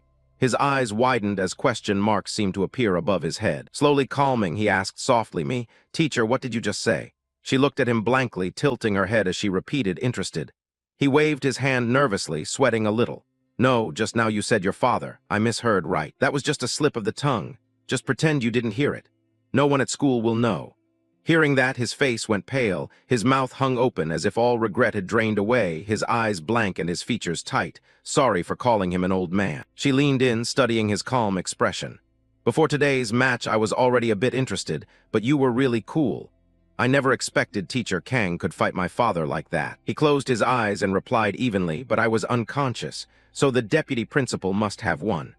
The woman beside him answered slowly, "Yes, that's what the ruling says." She looked delighted, slightly furrowing her brow, her eyes shining as she stared at him and her cheeks flushed. "Still, I don't think Teacher Kang really lost. Your initial attack was truly amazing. I'm sure many people feel the same." Seeing her like that, he thought helplessly that she was much more straightforward than he'd expected, completely different from her father. Seon HWA stepped forward slowly, carrying a bag full of letters. "And look, these are things the students left while Teacher Kang was recovering." He took a letter and stared at it in bewilderment. Shin Hyuk unconsciously asked, "Letters?" He read through the letters. "Teacher, even though you lost, you fought so well, Teacher Kang. When you're healed, let's go get drinks." Holding a letter and reading, his face bloomed with happiness. "This one's probably from Yoon Seo, that one from Teacher Park. Teacher Kang Shin Hyuk, you're so handsome. I believed in you." The boy's face darkened as he looked at the letter and said, "Jinsu's attitude next semester will be 0 points." One letter suddenly caught his attention. He opened his eyes wide and stared at it. Shin Hyuk slowly reached out and pulled the letter from the pile. The letter simply read 4 words, "Thank you, teacher." It made him smile. That was enough. Seon HWA stood before him, clapping with a smile. "So, you don't feel like a total loser anymore, right?" He lay in bed with a proud look. "Right. Anyway, I hope they'll exempt me from the training." She asked blankly, "Exempt from training?" He answered slowly from the bed, "Actually, I accepted because I heard that if you become an outstanding teacher with the rank of colonel, you get waived from the new teacher training." Hearing his answer, she smiled with amusement.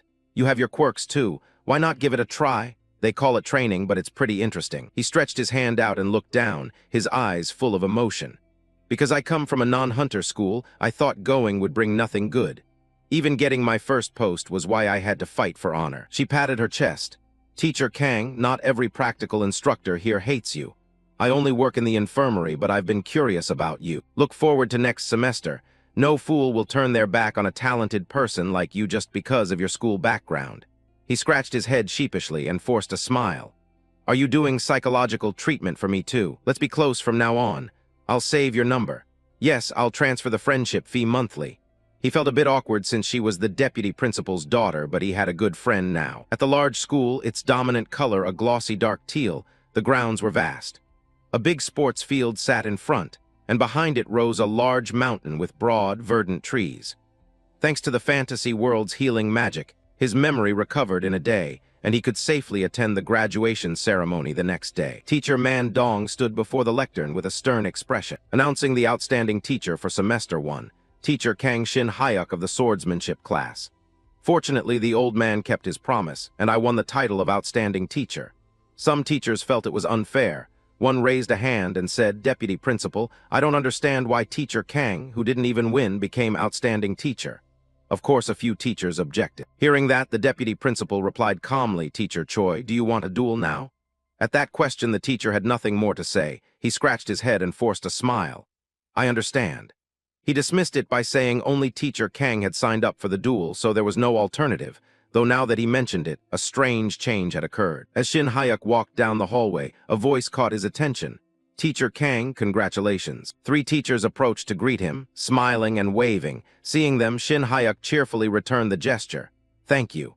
A few practical instructors struck up conversation. Of course, it was just a light morning greeting. He stood before them, awkwardly scratching his head. "It's a shame I didn't get to greet you this semester. Please look after me next term," he thought inwardly. It was wonderful. He hadn't expected such an immediate change. In the classroom, the speaker blared the graduation ceremony, making the students fidget and clutch their heads. "So, students, finally, I just want to say one more thing. Summer vacation." As he stepped into the room, the principal's speech continued, and the graduation ceremony ended. The twins on Seok and Yoon Soo looked up at him and asked in unison, "Teacher, we're planning a beach trip with friends over break. Will you come? Min Hee's uncle has a vacation house in Jew. Come with us, teacher." Shin Hyuk reached out and calmly declined, "I'm busy on Seok." "You guys go have a great time." He thought to himself, "It's vacation. Do I still have to look at you all? I have my own life too." Lee Jin-soo pouted coquettishly and whined in a syrupy voice, "Please come with us, teacher." The boy beside him covered his mouth to stop himself from retching, whispering, "Lee Jin-soo, that's disgusting. Don't do that." Seeing their antics, he clapped his hands loudly and announced, "No, the teacher's busy on break. The graduation is over. Go home, disperse." The students below chorused, "Have a great vacation, teacher." The sweet summer break earned after the battle with the deputy principal was interrupted by his phone buzzing non-stop as a message arrived. On the phone screen was a message from Kim Seon HWA. "Teacher Kang, I've gathered enough members." Tap to reply. He picked up his phone with a smile, thinking to himself, "All right, let's pull off a big, exciting move. I've decided to start a side job." Investing in election-themed stocks and scraping together every last cent had been fairly successful. Nevertheless, the reason he still considered taking on extra work during this lousy break was that his account situation was basically a bottomless pit. He felt like a frog dropped into boiling water, panicking, damn it. The loan repayments for investments were much larger than he'd expected. His master's food, reinvestments, interest, taxes, loan payments, and other expenses. Most of the remaining money had been reinvested into Lee Jae-seong's father's company, so there was almost nothing left. Holding the phone, he felt utterly exhausted. Long-term investing meant avoiding debt was wise, but now he had to work extra hard to raise capital for the next investment.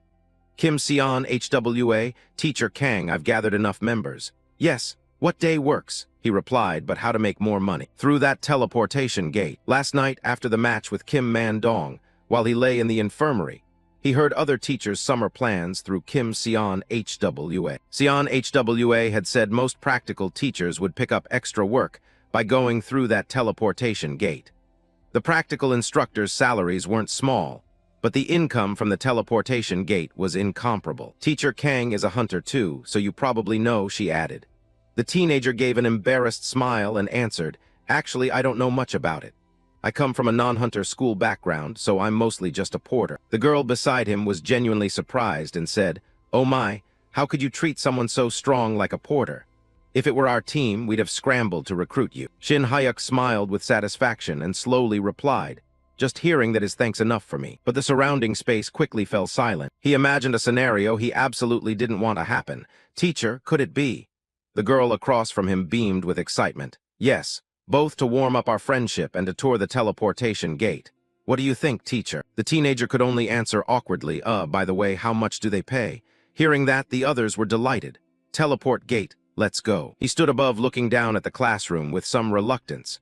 The bet with Kim Man Dong was basically won, and if they could earn a big haul from the teleport gate and stock up on snacks, Master would definitely be pleased. Then again, getting to experience the teleport gate I'd read about in novels firsthand was thrilling. What kind of members would the rest of the team be? Team composition really matters. Considering Kim's profession, she'd likely provide a reliable frontline. In a group, you need a tanker to soak damage and buy time for the mages. It would have been great to have a carefree bald guy too, but what he least expected was that a beautiful girl appeared and greeted them.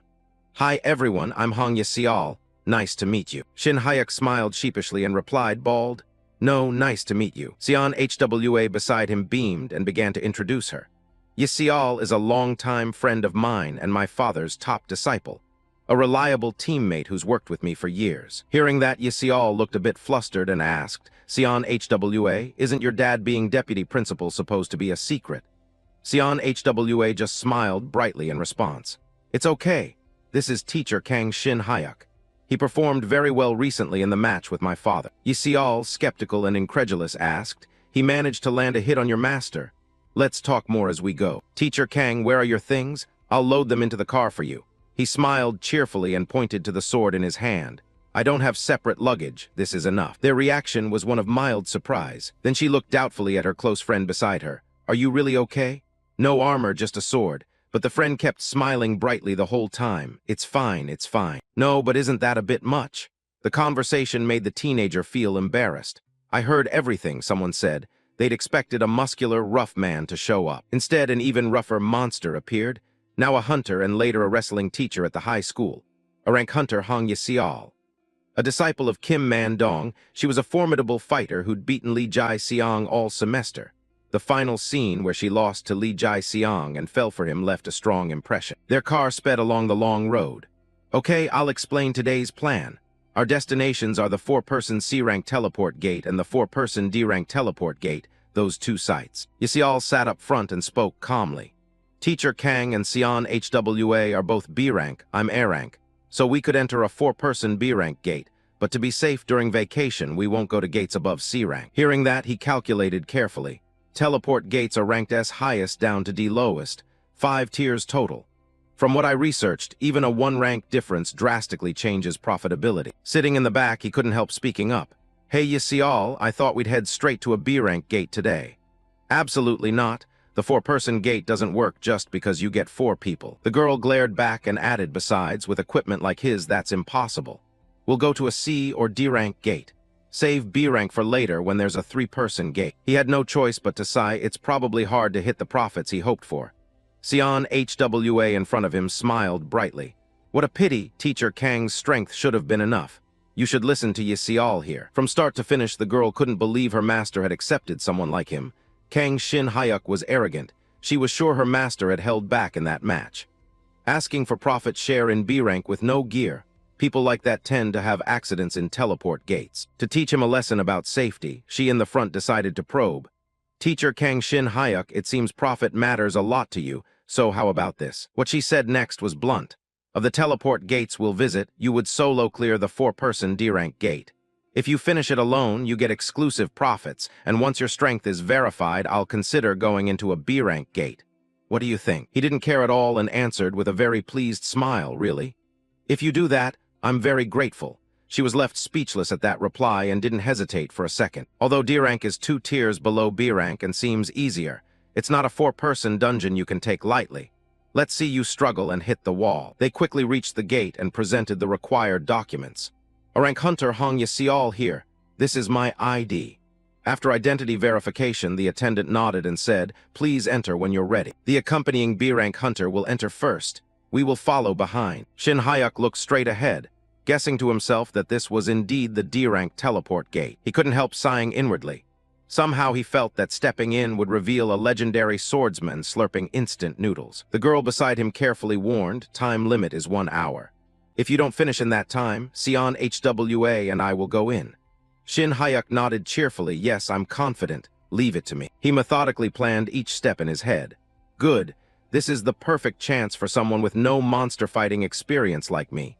Hong Yasial is much easier to talk to than how she's portrayed in the novels." Yasial couldn't understand what the heck was going on. Why was he grinning like that? Such a green boy. Sion Hwa, worried, asked, "Teacher Kang, even at D-rank the 4-person dungeon is pretty tough. Are you okay going alone?" But he cheerfully replied, "I'll be fine. See you in an hour." The first teleport gate Li Jaixiang had crossed from being an ordinary student during training. Li Jaixiang's swordsmanship, like mine, was extraordinary, and he easily cleared the D-rank gate.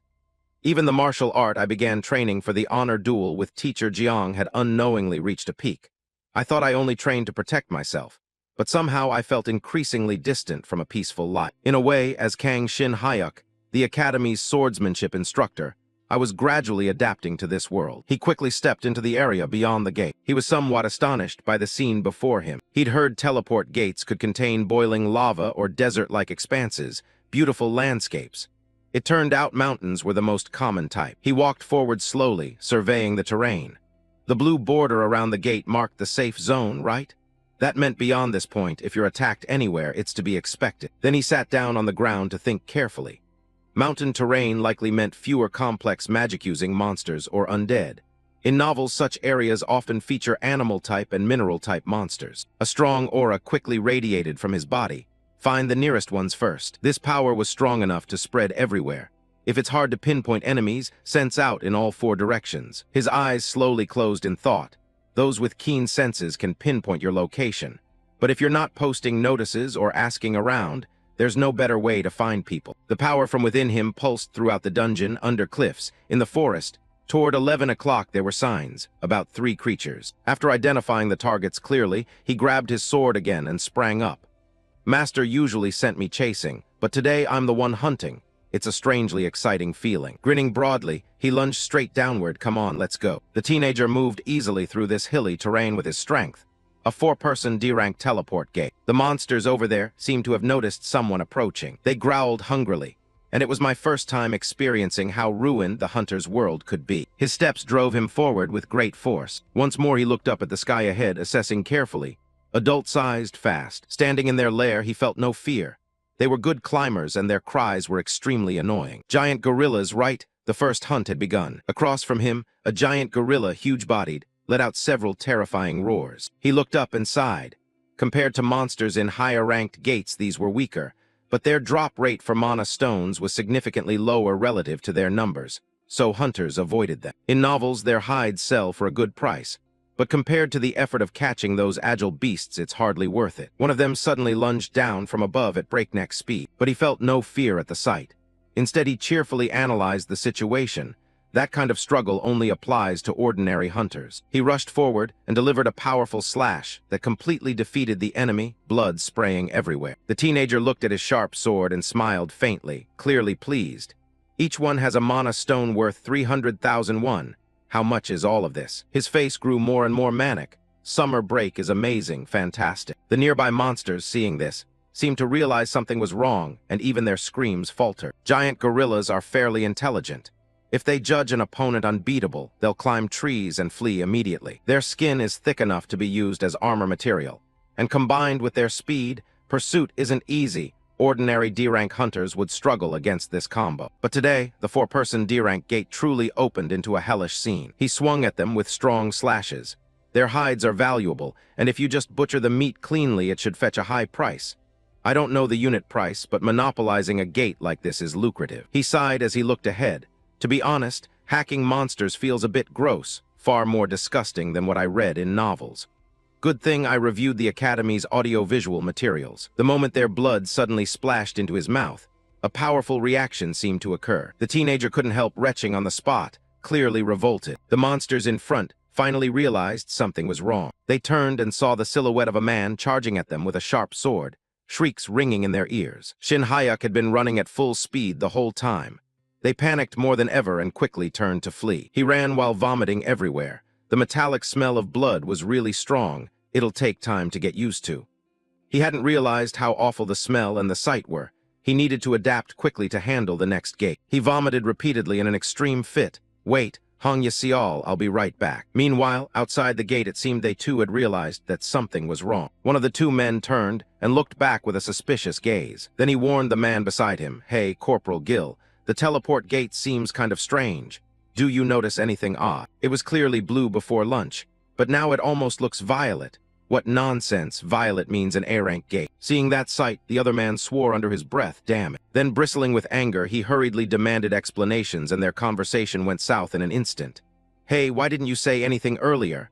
How long has it been like this? I just noticed it too. A hunter went inside a moment ago. What should we do? All right. Report to the squad captain first. What about the hunter who went in? Aren't we supposed to check the safe zone? The man checked his phone carefully, swore under his breath and thought, that kid, how did he get in there? If the safe zone is invalidated, he'll die unjustly. They had no choice but to pull out their phones and contact higher authorities. We're not hunters, this is the best course. If this really is an A-rank gate, at least 4 same-rank hunters must be dispatched. The man beside him, hearing that, yelled in surprise, what the hell are you talking about? The commotion quickly affected the 2 girls outside, both panicked. We have to find Teacher Kang right away. Calm down, Kim Sion HWA, report to the Hunter Management Bureau first. Sion HWA, visibly anxious, said, even if rare, the gate's suddenly becoming a rank. Teacher Kang can't handle an A-rank gate alone. You see all, you know that, so how did this happen? The girl beside her quickly tried to reassure her friend. First, calm down. You know the main causes for a gate's change. Sometimes a gate's level just shifts. First, if monsters inside the gate keep eating each other and evolve, then. Unless it's a special case, the difficulty won't spike suddenly. And second, if they evolve by devouring hunters who have entered the gate. You see all carefully considered all possible scenarios, and in the second case the difficulty would rise dramatically. Unwilling as she was to admit it, Teacher Kang Shin Hyuk was probably. Sion HWA stood there gripping her staff, saying seriously, don't look at me like that. It's surely just monsters eating each other and evolving. But the other girl snapped impatiently, Teacher Kang has been in there over an hour. I'm just being realistic. Guilt washed over her. This was her fault. She shouldn't have let him go in alone.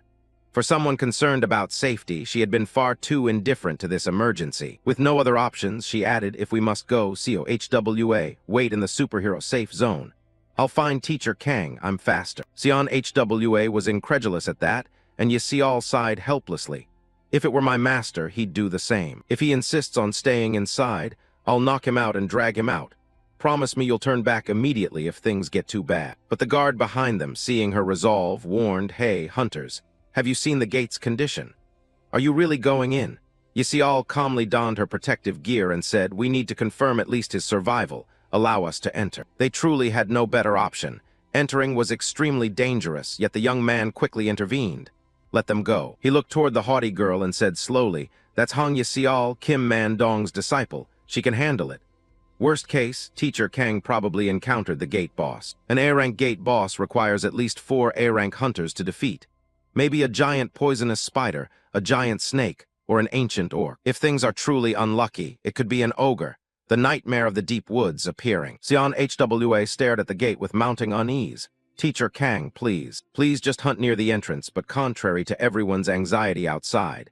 Inside the gate he was gleefully slaughtering monsters like everyday toys, following monster traces deeper in. He looked up at the sky and muttered in amazement. I've taken down about 50 already, so why isn't it showing any sign of completion?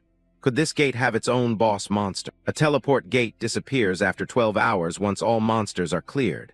The sky turning golden is usually the completion signal, and I felt a huge aura, so I thought there might be a boss. But no matter how I thought about it, it was strange.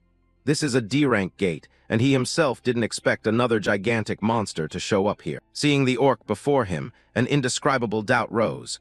Why would an individual like this appear in an A-rank gate? The system panel in his ear quickly announced. The monster called the nightmare of the deep woods, ogre. Its presence truly inspires fear. When 3 A-rank hunters fight an ogre, one will certainly die.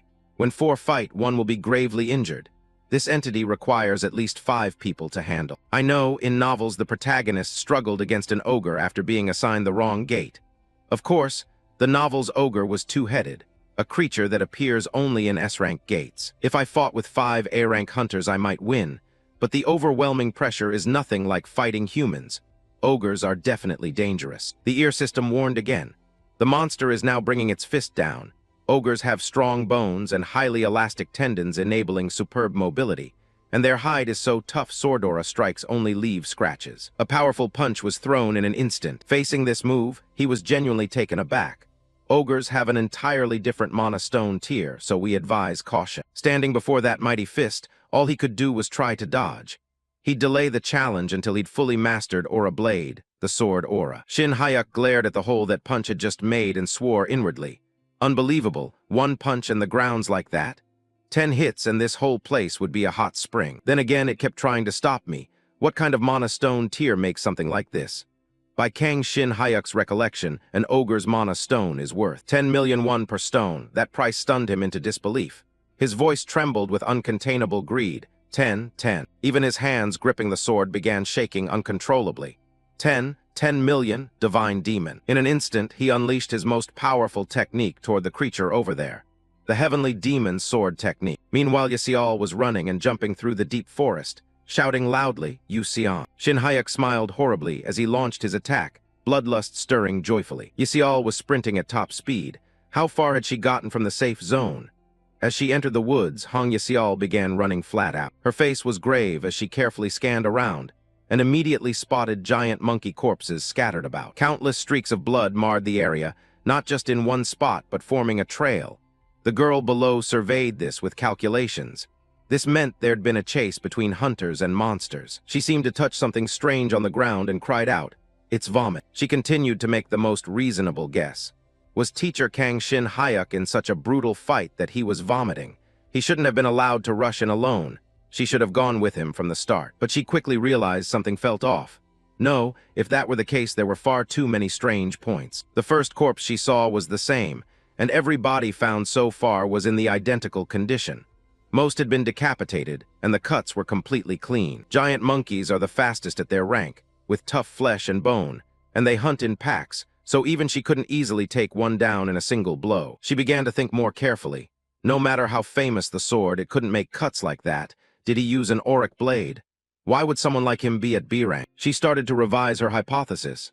Wait, this isn't the mark of tearing, it's the mark of a chase. The more Yasial thought, the more bewildered she became. Why was there vomit? Then a piercing shout suddenly came from behind. A giant monster with razor teeth finally revealed itself from the rear. She stood there utterly stunned, unable to believe it. Seeing the monkey's cut marks, Hong Yasial felt a temporary relief. That hope lasted only a moment. Upon hearing a roar from deeper in the woods, Hong Yasial was convinced Kang Shin Hayuk was dead. The girl couldn't believe what she just heard. The roar was, because she knew exactly what made that sound. An A-rank monster, the worst, called the nightmare of the green forest, the ogre. Ordinary hunters would freeze and panic at that crash. Even if they pulled themselves together and ran, the outcome would be the same. An ogre crushes trees with huge steps at speeds that let it catch even a sprinting giant monkey easily. No need to debate. The death of teacher Kang was confirmed, and it had surely noticed her presence. She had to get out of there quickly. Another sound from behind rang out, making the young woman completely unbelieving. A thud. She grew extremely wary. Ogres often growl for no reason even when not fighting, but if that roar signaled the start of a battle. She then bolted off in a panic toward one direction, thinking teacher Kang might still be alive. The nightmare of the green forest, something 5 A-rank hunters must team up to defeat. If Kang Shin Hayuk was still alive, even with her joining, the result wouldn't change. As she ran, she couldn't help swearing, "I'm insane. Why run that way?" If she ran back to the gate now, she could have made it to safety. Although there was a small chance the ogre had scented them and would come. If Kim Seon HWA had been waiting in the safe zone to help, she might have survived. Even if something went wrong, could she return and face Seon HWA after having ignored the chance to save teacher Kang? But when she saw a brilliant light ahead, she knew something was wrong.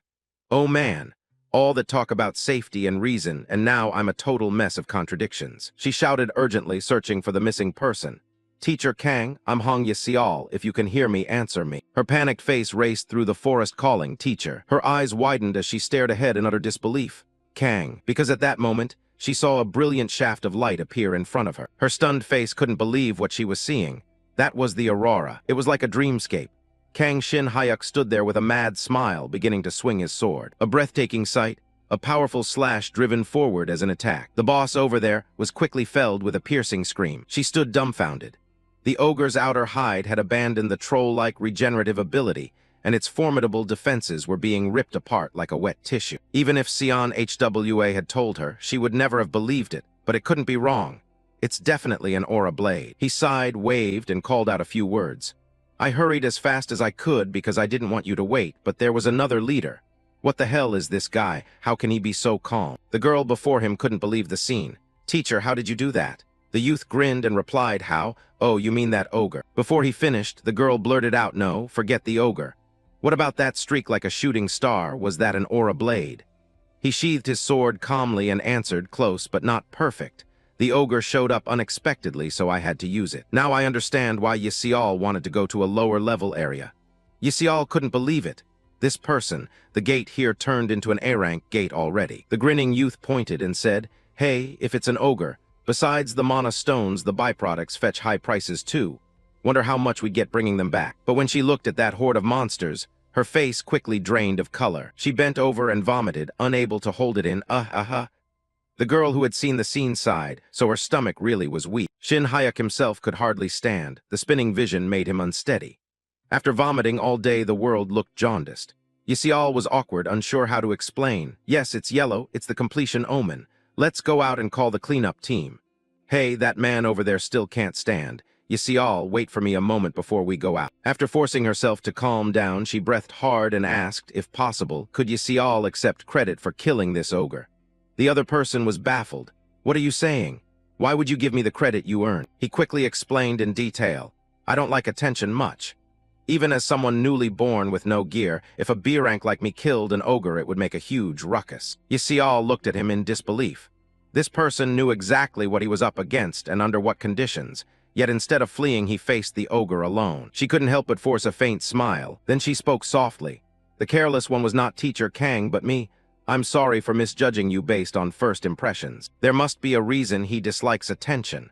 I don't know if word of this will get out, but just consider me the one who defeated the ogre. She extended her delicate hands forward earnestly, asking for his help for the rest of the summer break. He looked at them, seemingly a bit bewildered as well. Then he returned a cheerful smile, though this cheerfulness smelled a little off. The aftermath of that vomiting made people want to keep their distance. I look forward to your help, he added. Of course, Yisial was no exception. Upon seeing the scene, her face showed evident disgust. She quickly withdrew her hands, looking embarrassed. The atmosphere between them grew even more awkward. Let's settle up, yes. The A-rank gate is clear. The scene shifted rapidly back to the teleportation gate. Sion HWA had stood there waiting from the beginning to the end. The little girl's face carried worry, but also a hint of trust. At that moment, her eyes widened, staring straight ahead in amazement, because she had finally seen the silhouettes she had been waiting for all this time. That beautiful face couldn't help but burst into tears, strangely so. Kim Sion HWA not only hugged him tightly when she saw him, but Hong Yisial kept bowing and apologizing. Suddenly she realized something. The teenager's body was emitting a terrible stench. After hearing the explanation, I understood. The gate had changed, so they thought I was dead. When he heard the whole story, he finally let out a breath, a little doubtful inside, and he wondered if he would have thought the same in their place. Seeing they had rushed back to him even after hearing about the ogre, he couldn't help but speak slowly, apologizing for making everyone worry and thanking them for coming. Fortunately, the master was unharmed. The two girls in front of him ignored those words and answered calmly. Master Kang, do you have any unit connections? How do we handle the corpse? Hearing that, he brightened immediately. Yisial, please ask your contacts to help me. It's been a long time since I went hunting. He quickly stepped out of that gate. He walked slowly out of the bloodstained area and into the fresh air, feeling genuinely relieved by the clean, fight-inside-rich scent. Strangely, it was different from the air inside the gate. Before he could say more, he saw a crowd gathered there. He stared ahead in bewilderment, unable to believe it. What is this? Why is everyone like this? A man walked up to him and called out, Are you Hunter Kang Shin Hayuk, rank B? Yes, that's me. What's going on? The man, upon hearing that, saluted formally. We received a report that a D-rank gate transformed into an A-rank gate. We were dispatched by the Hunter Management Bureau and came from a nearby unit. They said 2 other hunters had gone in to assist. Why did only you come out? Are you the sole survivor? Shin Hayuk kept his expression blank but sighed inwardly. No wonder everyone gathered like this. They must have thought we'd all been wiped out in the transformed gate. He quickly reported back. Everyone is safe. The teleport gate is secured. The man across from him was stunned, an A-rank gate completed. Seeing the man's panic, he smiled and replied, Yes. Do you think I'd lie to you soldiers? Just as he finished speaking, the giant face of that monster appeared behind him. The man instinctively shouted, It's an ogre. Everyone prepare to open fire. But suddenly a familiar voice came from behind the monster. Everyone calm down. The group raised their weapons toward the front. But after hearing those words, their faces went blank, confused. Yasial appeared there, struggling to carry the monster away. "It's me, Hunter Hong Yasial, rank A. All 3 team members are safe." Their next exchange was odd. "Master Kang, we can't pull it out, we'll have to cut it, right? Let me bring it in, I'll go cut it up." Those nearby couldn't fathom it. An ogre. There were 3, not 4. How could they have defeated an ogre? The junior soldiers watching were stunned. "Corporal Kim, what is that creature?" "It's huge. Weren't you trained for this?" "It's an ogre. I never thought I'd see an ogre corpse in my life. It's enormous." "Isn't an ogre supposed to be something only 5 A-rank hunters can take down?" "I've heard the same. Kim Man-dong's student really is on another level." That suspicious conversation kept ringing in his ears. "I saw him come out first, so I assumed he got it. That bookish look at that blank face, learn to read people. Even by looking at the ogre's corpse you could tell. He's a swordsman, so how could a sword make wounds like that?" Still, it wasn't completely useless. Shin Hayek there couldn't help but exhale in mild relief. Luckily they saw the wounds and believed Hong Yasial handled it. "After all, I did slash it, though if the Chenma sword technique hadn't worked it would have been pretty difficult." He glanced carefully toward those negotiating. "The company calling, it's a place Yasial knows well, right? I wonder how much they'll pay." The coarse man who saw the monster was a bit astonished. "Hey, Yasial, how on earth did you do it? It's the first time I've seen a giant ape in such good condition, and you're clearly Kim Man-dong's disciple. It's also the first time I've seen an ogre in such a ragged state." Yasial was a little flustered and could only smile and ask cautiously, "How did it happen like this?" How much can you pay, sir?" She quickly offered a huge price. "The giant ape is in good condition and the quantity's decent, so I'll pay 1,600. That number left the teenager behind, utterly stunned. 1,600. Not bad. What about the ogre? The ogre bones are fine, but the hide's too damaged, this one. Hard to use much of it, so 1,300. What about the moss stone price? The girl, embarrassed, turned to the man behind her. "The price is a bit disappointing. Master Kang, what do you think?" What she hadn't expected most was that the man was actually shedding tears. Master Kang. He was completely dumbfounded, unable to believe what he was hearing. 1,300. 1,300. No way. He gaped in astonishment, unbelieving. Adding the moss stone price, how much is the total? 4,000, 4,000. He immediately leapt up high with overwhelming excitement. 40 million won. The man over there sighed at his reaction. What a strange friend. Yasial caught it and she's that happy. Yasial didn't know how to react. "I have a reason, so please transfer the money into that person's account." Meanwhile, Shin Hayek was going crazy at this sudden windfall. He'd once made millions slowly investing in stocks, but this was an explosion. 1 corpse and it's already 4,000. If not for Li Jai-sung, I'd have quit teaching to be a hunter. Payment was completed in a flash, plus a tax exemption benefit for hunter school teachers. The 2 who missed their schedules due to the gate change each received 10% of the earnings. The 2 girls immediately replied to the message. "Master Kang, you really don't have to do that." "Yes, I didn't do anything." The teenager smiled brightly and answered sincerely. "I was worried when I heard what happened outside the teleport gate. I'm sorry for making you worry, and I'm giving this as thanks for coming all the way to the gate. Please accept it." No matter how they tried to refuse, he kept saying such pleasant things. "We'd be embarrassed to accept. We won't just meet today. Are we ending the group today?" "No, the summer break is long. We'll keep going." In the end, he sealed it with a radiant smile and that glowing, handsome face, making it hard to refuse. "So please don't worry about it. I look forward to your help in the future." That smile completely stunned Yasial when it fell into her line of sight. Her face flushed red as she stared ahead, unable to react. Then finally a voice came to her ear, "Yasial." The little girl, hearing her name, finally snapped to and replied. "Yasial, Hong Yasial." Xian Hwa sat there, puzzled, and asked, "Are you okay? Ever since Master Kang left, you've been acting strange. You barely speak at home and don't seem to want to eat." Yasial slowly scooped a spoonful of rice into her mouth and sighed. "It's nothing. Today I only helped transport the corpse and drove, and thanks to Master Kang I earned 400 without doing anything. Honestly, I'm still embarrassed and debating whether to give it back," she said. Hearing this suspicion, her close friend quickly realized something was off. 400 isn't much for an A-rank hunter. Are you really spacing out all day over that? Yasial fell silent and didn't want to reply. She remembered the scene she had seen earlier in the dungeon. The terrifying aura blade that could crush an ogre in a single strike. A technique no hunter had ever displayed. Suddenly Yasial spoke up. "Xian Hwa, for me. After reaching a rank my progress has slowed.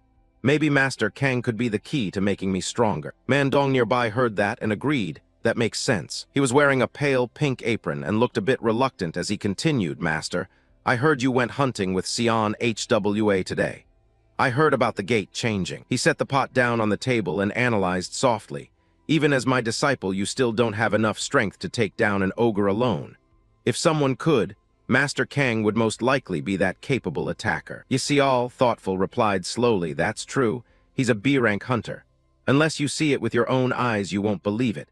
It seems Master Kang doesn't want his power exposed. Recalling something, she asked, by the way, Master, you mentioned there was an open position at the school last time, right? The person beside her smiled and answered, the opening is for spear instruction. Yisial continued, just teach the kids. It's nothing, a little practice will do. But the old man quickly exposed the truth. When I asked you to do it before, you had no reaction. That's disappointing. The girl protested at those words. Master, it's fine. Why say that? Besides, my guild contract is about to expire anyway. Then she smiled and made her decision. Starting next semester, I'll be the spear instructor. Please help me, Master. At the same time, I went to find my master to report the victory. The teen, looking cheerful, told the man in front of him, I cut off that monster's left arm. Before I passed out, I saw it clearly. It was wounded for real. But when he saw the other man's complete lack of reaction, he asked irritably, Master, did you hear what I said? The other simply replied calmly, I'm listening. I'm eating. Seeing that, the boy genuinely felt a little embarrassed. It seemed the man was really smiling, a bashful old man. Yu Ryong over there grinned, using a secret technique on an ordinary foe. That monster didn't want to lose, huh? Hearing that, he smiled and asked back, so how was it? Do I deserve a 110-point disciple rating? Only 90 points. Why's that? Because you're too arrogant. Shin Hyuk quickly bowed again anyway. Thanks to Master, I got through the danger safely. And I used it effectively when we killed the monster earlier. The old man sighed at that. Kid, if you're grateful, buy me a plate of braised pork jelly to eat. Hearing this, the boy smiled happily. I wouldn't let it go to waste, Master. The teen slowly took something out of his backpack.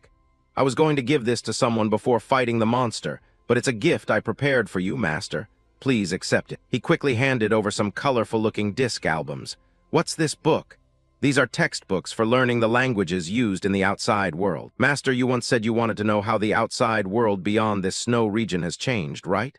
The elderly man took the item, a faint smile of clear satisfaction on his lips. Kid, how did you think of this? But what is this book? Why is it so unusually big and heavy? He picked it up, smiling excitedly as he began to show him. This, just open it like this. No, wait, what the heck is happening? He then tapped the selection for a Tokyo performance by a famous girl group. On screen, the performer, beautiful under sparkling lights, turned and winked at them, utterly alluring. The old man, seeing that, couldn't believe it and shouted, there's someone in this book. Hey, hey. At that, the boy could only stammer an explanation. Please calm down, Master. This is how I record images of people. He seemed about to do something, but the boy quickly cut him off. No. However you interpret it, I don't understand it either. The music streaming in his ear kept playing melodically, making him feel oddly unsettled. The teen beside him, seeing his master dazed, continued, this is the most famous idol group right now.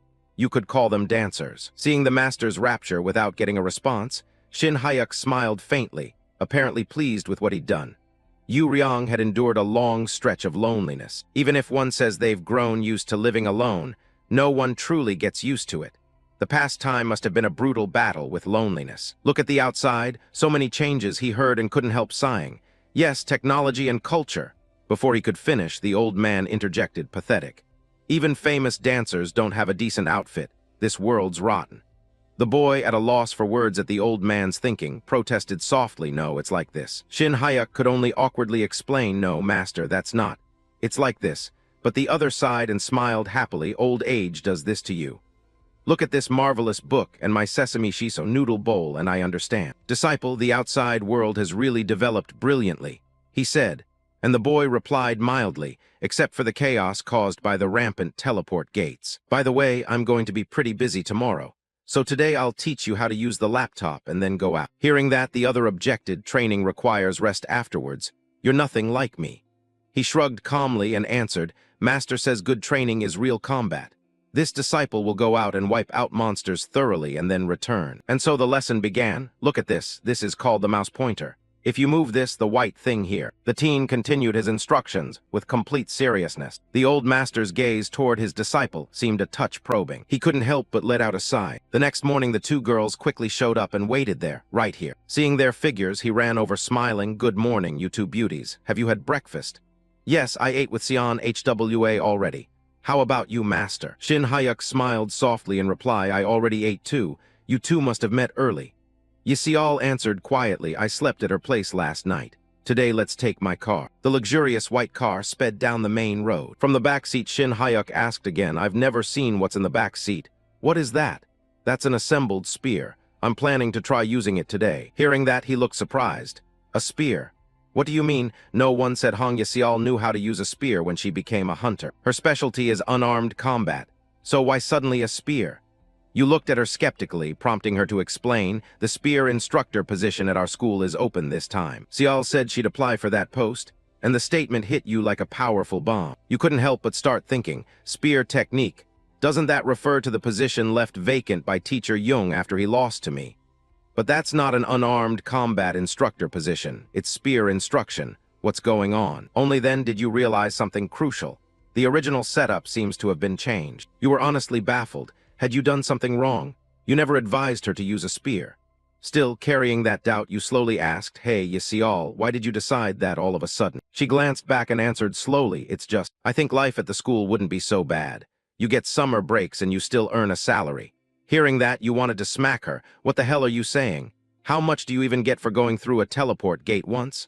Are you insane from comfort?" Still, you had to stop it. It's not some minor NPC, but Hong Yisial. Changing her setup would be a major accident. You pressed again, skeptical. "Spear techniques sound hard to use. If it's not your specialty, isn't it difficult?" But the girl just smiled and replied, "Hunters who use spears often have a slight advantage in exams. Real spear instruction at school isn't too hard, so it should be fine." Sion HWA, sitting beside her, said cheerfully, "The teacher recruitment exam isn't easy. Don't underestimate it." She answered happily, "Besides, being an A-rank hunter counts as a plus. What's the problem? And it's only temporary for this semester," she added. You perked up at that. "Temporary? A temporary instructor." You asked again, "So you mean a temporary teacher?" She nodded with a smile. "I just plan to teach for one trial semester. If teaching suits me, I'll take the exam again and switch back to unarmed combat instruction." Shin Hayuk heard that and felt genuinely flustered. What a shock. Sion HWA smiled and continued, "The teleport gate assigned today leads to undead monsters. By the time we get there, it'll probably be lunchtime. Let's eat first." The teen in the back grinned and asked, "Fine, what about the menu?" "I brought a lunchbox. I prepared my own." Shin Hayuk, hearing that, was a bit embarrassed. "If you were bringing lunch, you should have told me so I could bring one too. There probably aren't convenience stores there. I haven't prepared anything." The girl in front smiled and replied, "I prepared a portion for Master Kang as well. Would he like anything else?" Hearing that, Shin Hayuk's face flushed in surprise. Someone prepared a lunch for him too. He hadn't expected a bento made by someone else. Back when he was in school, even on field trips, he didn't have a lunchbox. Just a few thousand won his parents left on the table, and he felt grateful for that. Shin Hayuk replied awkwardly, "I thought you only prepared for the two of you." Sion HWA smiled and said, "It's not like we're excluding you. We just prepared our own portions." "Do we look that cold?" she said, laughing. Shin Hayuk was nearly speechless. "No, it's just, I've never experienced something like this before. It's really touching." They sped down the long road, spotted a park on the map. "There's a grassy spot in the car. Let's eat there." "Sure, I'm fine anywhere." A spread of delicious food was laid out. The teen picked up a rice ball and popped it into his mouth with pure delight. But just after they started eating, they learned that the girl had accidentally put an entire jar of salt into the meal while preparing it. That rice ball quickly became a culinary hell for them. By then, the whole group had arrived in front of a giant gate. The two of them fought as if to purge the disaster of the rice I'd just swallowed. Sion HWA was even more relentless. She cheerfully channeled supportive power through her staff. The monsters over there were powerless to stop them when they saw them. The two charged straight in, using their strength to smash everything in the dungeon. And afterward, I decided I'd buy food instead of preparing it myself. That day, my team, Kim Sion HWA and Hong Yisial, kept providing non-stop support for days. We were there to destroy several well-known domestic B-rank teleport gates. And so, having coordinated smoothly in many ways except for meals, Yisial happened to get a phone call. Who could be calling at this hour? She picked up the phone and answered seriously, "Uncle, What's the matter? It sounded like something urgent, like a week-long situation. I have time, but it was an A-rank teleport gate, an emergency. If needed, Sion HWA can help with rear support. Also, I need to check others' schedules. But seeing the people before her, she already seemed to know the answer. It looked like it was a go. Shin Hyuk's handsome face over there was beaming with excitement and satisfaction. I was about to face a second major turning point in my life. Yseol quickly replied into the phone, "Okay, uncle. When you've arranged the schedule, I'll get back to you." The teen behind her was so excited he couldn't contain himself. "Yseol, what's going on? I think I heard something about an A-rank gate." Then I smiled and said cheerfully, "If you need my help, feel free to ask." The caller answered softly. With Master Kang there, it's reassuring, but this time distance and timing are both difficult. Shin Hyuk, hearing that, was a bit skeptical. Distance and timing. Is it that serious? Sion HWA quickly explained, "Actually, Yseol's uncle is the guild master of the Hei Rang Guild way out on Jeju Island. Did something happen to his guild?" Yseol looked genuinely flustered and stammered an answer. "I heard many people were injured at an A-rank gate, so they're severely short-staffed right now. He asked if we could come help for a week. Flight, lodging, and transportation costs will all be fully covered." Shin Hyuk beamed and said, "Even without support, I'd be willing to help." "Kim will come too, right?" The girl beside him replied cheerfully, "Of course, leave the magic and cooking to me. Let's just eat out for now." Shin Hyuk smiled and replied, "Thanks so much. I'll treat you to something great when we arrive." The girl answered softly, "Yseol, just cook for me." Sion HWA chimed in excitedly, "I'll treat everyone." The conversation shifted back to the main topic. "Master Kang, can we depart early the day after tomorrow?" The three of them happily went home to prepare. "All right, rest up today and we leave tomorrow." "Oh right, the students said they're going to Jeju too." I stood there thinking to myself, it's not exactly a trip, but it won't be full-time monster hunting either. If schedules line up, meeting those swordsmen wouldn't be so bad. That night I quickly packed all the necessary luggage. T-shirts done, socks done, underwear done. I sat in front of my suitcase and carefully checked everything. Phone, charger, moisturizer, all set. Probably don't need to bring a bath towel. Then I looked over at the distant sword. Wait, bringing that on the plane probably won't be allowed. In Kang Shin Hyuk's memory, he'd never taken a weapon onto a plane. Just then the phone on the table suddenly rang with its familiar chime. Seeing the caller ID, you couldn't help but exclaim, "Perfect timing. I need to ask her a few things." The voice on the other end replied quickly, "Oh, you rarely pick up so fast, huh?" You answered softly, "Are you taking the day off from the gate today?" "Hey, Seo-ra, can I bring a sword on the plane?" The other side shot back immediately, "Are you crazy?" The girl, lounging comfortably on the bed, answered calmly, "If you depart with a hunter license, they check your luggage in." "I was about to call you about that. What's up?" Seo-ra replied in a low voice, "Your hunter license. Did you forget? It's almost time to renew. From what I checked, your license seems nearly expired, so you should hurry and renew it. If it expires, you won't be able to teach." Hearing that, you grabbed the small notebook in your hand and asked blankly, "Really? It's less than a month left. How did you know?" Seo-ra sighed tiredly. "Actually, I got a routine message from Antas a few days ago. During the conversation, they mentioned you, so I found out." The teen here sounded surprised at that. "They mentioned you. But wasn't everything between you and Antas already over?" The other side answered quickly, "You've done a lot of notable things. The W-tube incident and that duel with the vice principal the other day." Shin Hyuk, hearing that, looked a bit puzzled. "But the W-tube video was taken down long ago for student protection, right? And the duel, there's probably no footage of that." The girl on the other end, flopped on the bed, replied softly, "Do you think I can hide it with my palm over the sky? Have you wondered why the hunter agency suddenly went quiet after picking you up? Even without videos, students posted dozens of write-ups online. Although most people doubted the B-rank hunter used an aura blade and assumed students were exaggerating that Kim Man Dong let him off. So it never became a hot topic." Shin Hyuk really couldn't understand. "Then why would Antas bring me up? At least it means they recognize my abilities somewhat.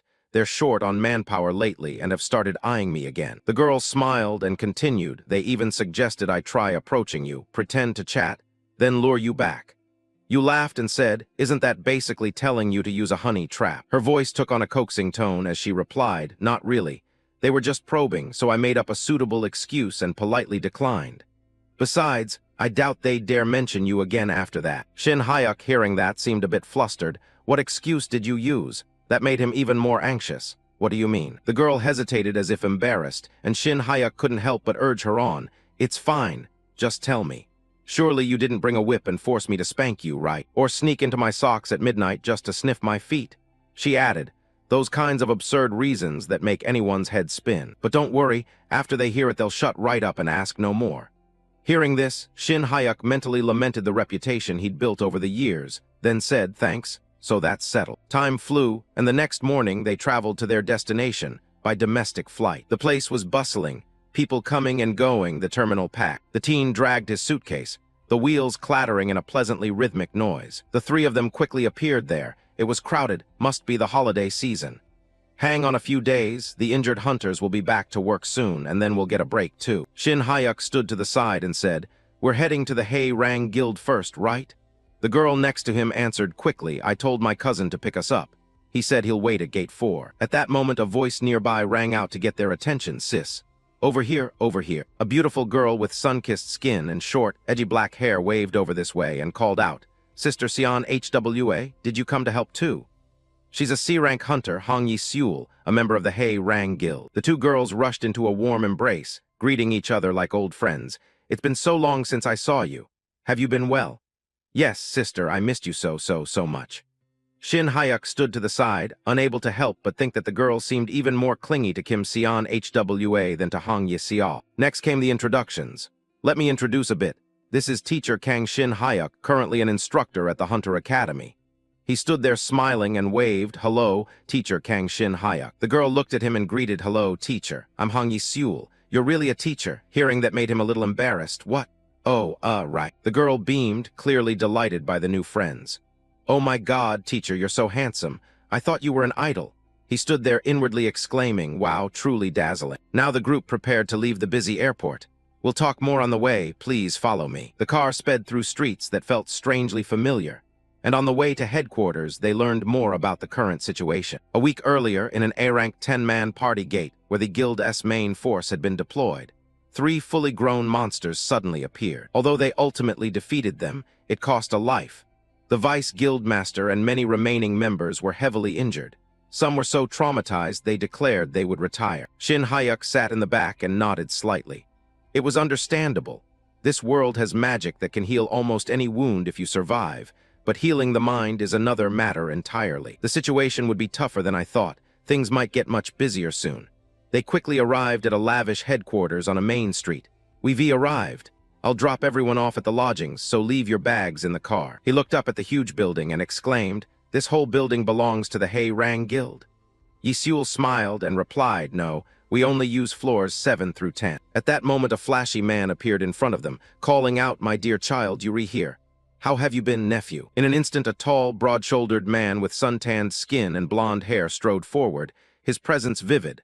Smiling, he replied, if I were well I wouldn't be asking for a pension, right? This man was Hong Jong-sik, the head of the Hei Rang Guild. He also looked to the girl beside him and greeted, long time no see, Sion HWA, how's Man Dong? The girl bowed quickly and said, yes. My father asked me to apologize for not being able to come in person. The man smiled warmly, even a message means a lot to me. Then he turned a radiant smile to Shin Hyuk, and the handsome gentleman here must be teacher Kang Shin Hyuk, pleased to meet you all.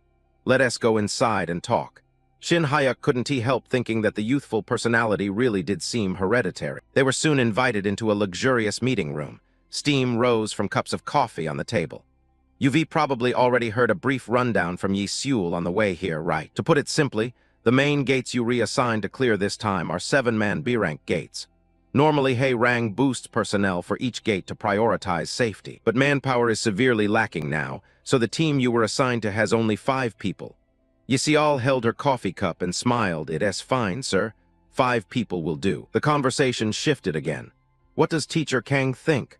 Honestly, I think 5 people might be too many, he said hesitantly, and the man across the table looked surprised at what he just heard. Shin Hyuk murmured to the person beside him, based on our recent runs, I think 3 people would be enough. A 7-person B-rank gate doesn't really require extra reinforcements, and the more people there are, the less the share of the pay, right? Those words immediately made the man over there a bit uncomfortable. Then he scratched his head a few times and continued calmly. Teacher Kang being this confident is good.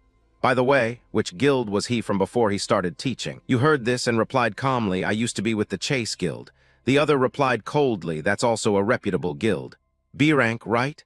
Yes, I'm a B rank hunter. Then the man's gaze turned straight to him again. I see. Teacher Kang, our Hae-Rang B rank hunters are very well organized. If a gate requires at least 7 people, there's certainly a reason for it. Besides, this time my daughter, my nephew, and my nephew's friend are participating.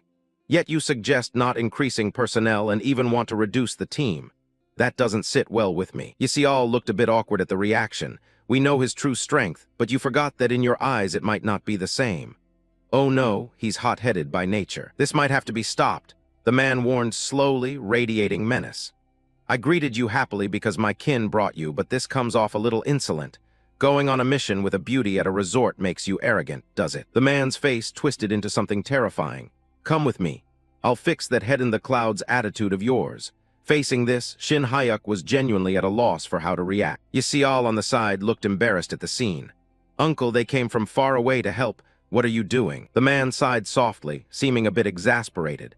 Yasial, stay right where you are. This concerns the safety of the additional members assigned to our team. If you're bringing people in, they should be suitably capable. What is this, bringing someone who's just witty with words? He said, sounding disappointed. At that moment, you quickly drew a sword covered in a pale blue light of immense power. The man across immediately recognized the great power. That's an aura sword. No, wait, is that an aura blade? The power that, when first unleashed in the duel with Kim Man-dong, had been uncontrollable. The blade enhanced by Chi, an aura blade. But after several days of continuously clearing B-rank gates, I gradually got used to controlling it. Real combat really is the best training. Master was never wrong. Jang Sik was genuinely puzzled by what he was seeing. Teacher Kang, didn't you tell me your B rank? How can you use this aura, yet you kept a friendly smile? I only accidentally grasped it during training. It's not fully refined. The man turned as if to leave. You can't be serious. Forgive me, teacher, if my earlier words were somewhat imprudent. The 3 of us have worked together for a long time. So my concern came only from worry for everyone's safety. He understood the gravity of the current situation. With gates appearing non-stop and forces suffering heavy losses, every hunter was precious. If someone is capable enough to reduce the team's manpower, that's a welcome thing to me. Sion HWA smiled and suggested cheerfully, sir, just try trusting Teacher Kang. Recently he even fought and beat my 3 nephews, that is, my 3 boys. Shin Hyuk was truly blown up by the flattery. Miss Kim, I can't really claim that as a victory. The vice principal yielded on purpose. The girl kept smiling brightly. If you fought by the rules, the victor is still the teacher. Those words finally made Jang Sik take notice. He recalled rumors that a teacher had recently dueled with Man-dong. He asked suspiciously, probing, could the person who managed to strike Kim Man-dong really be? Yes, it was Teacher Kang, the little niece beside him said, at a loss for words at the scene. I reacted like you at first, uncle, but looking back, I should have told you earlier. Jang Sik still couldn't believe it. Unbelievable, such ability, and he's only B rank. Could there be some special reason? Shin Hyuk smiled awkwardly. There's no special reason. It's just that I don't meet the requirements to register for promotion. One of the conditions to advance to A rank is completing 100 B rank gate clears domestically. Unfortunately, foreign activity doesn't count, he continued, so I'm a bit short of the qualifying total. This year I only renewed my license. The promotion will have to wait until next year. The man before them smiled and replied, there's a saying. The sharp rock meets the hammer. Don't let any more misunderstandings arise. If you meet the criteria, you must participate in the A-rank evaluation. Prominent figures often draw criticism. Yasial smiled toward him. Thank you for understanding, uncle, but I'm still worried. Even with superior strength, real combat inside a gate is another matter, he warned. That he hasn't met promotion requirements only shows his field experience hasn't yet matched his current power. I'll assign 2 hunters strong in support and familiar with the terrain to go with you. I won't concede any further on this. Understood. Thank you, guild leader. Shin Hyuk glanced at him and thought, as expected of a guild leader. He not only saw what's missing, but proactively filled the gap with suitable manpower. Although the 3 of us were said to coordinate well, in practice it was simple. When Kim Sion HWA boosted magic, Hong Yasial wielded the spear, and as the fighter I just cut through. At this point, the swordsman who doubles as a guild member, Hong Yasial, would also join. I wonder who the other 2 the guild leader sent will be. The day arrived quickly. B-rank hunter Han Kwang-ho and B-rank hunter Lee Jai-hai appeared with cheerful smiles. Hello, looking forward to working with you. Yiseul greeted them with a bright smile. They're the 2 best teammates chosen to support you. Kwang-ho is an aggressive fire mage, and Jai-Hai is an extremely accurate archer. They both smiled at him. Leave the terrain for the gates in Hei Rang's area to me. I have some talent for sensing magic, so I can quickly detect danger. Because the current formation favored close quarters direct assault, they added long-range firepower, organized thinking indeed. The uncle may look simple, but he's tactically thorough. Then let's move in together. Today we'll just do basic coordination to get acquainted. Yes, we're ready. The group actually entered the dark cave. The space was cold and somewhat eerie. The six of them proceeded slowly deeper inside. As seen, the cave's terrain was uneven. Visibility was limited with many blind spots, and the monsters here were oversized red rats, difficult to exterminate, which had delayed the work until now. I see, then today we'll do a light 2-hour recon, the man at the rear said with a cheerful smile. 2 hours is easy. Kwang Ho was genuinely surprised. At first he thought reducing team size meant arrogance, but it turned out to be someone perfectly normal. Jai-Hai walked beside them, smiling. We've been past the safe zone for a while. Everyone should start being careful. The monsters here can ambush from anywhere. Like this, she smiled brightly and drew an arrow, aiming a powerful shot. But before she could act, a silhouette darted across faster than anyone else. He gripped his sword, and in an instant easily dispatched that monster over there. The girl's eyes widened in astonishment at his speed and reflexes. She couldn't believe it. The monster's massive body collapsed to the ground once more. They all glanced over here. So these are the oversized red rats. They don't look quite like I imagined. Yisial asked curiously, what did you imagine they would look like? I thought they'd be like normal rats. After all, they're called big rats. They kept smiling cheerfully. Teacher Kang, it's a good thing you didn't become a writer, otherwise it would have been a disaster. Do you mean my imagination is odd? But this whole thing really shocked them. What was that just now? I didn't see any mana used. Yet they realized the oversized red rat was even faster than my B-rank detection skill. With that movement speed and the tricky terrain, it was definitely no easy target. Xian HWA smiled and asked, so how do you sense this gate? Are there too many monsters? Shin Hyuk replied cheerfully, it's a gate meant for a 10-person team. The traces I detect are fairly dense. That answer left the others a bit unsettled. Teacher Kang, could it be that you also have a detection skill? Let's just assume so. Don't worry, I'll handle protection and support. The two who had just joined the team found such a reliable figure somewhat vague. It was strange. Being protected felt novel, but now they understood why the member count had been reduced. After 2 hours, they were already exhausted. They couldn't help but pant. So tired, chasing like this is wearing me out. Jai-Hai panted, sounding strained. Kwang Ho, how deep are they planning to go? Even her teammates couldn't stay calm. Who knows? They said 2 hours, but it turns out that's the time to clear the gate. Shin Hyuk still kept a cheerful smile.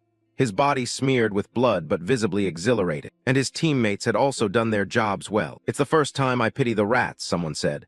The B-rank, 10-person dungeon was cleared, and with just 2 leaders they easily wiped everything out. Jai-Hai asked skeptically, didn't Yisiul say that person was B-rank? Yes, but honestly I'm not sure who brought him to our organization. The guy in the back looked surprised at the name. Kang Shin Hyuk, wait, did you say Kang Shin Hyuk? Yes, do you know him? The name sent the teenager into deep thought. Actually, I once issued a challenge to him. Thank God he didn't die. They finally exhaled.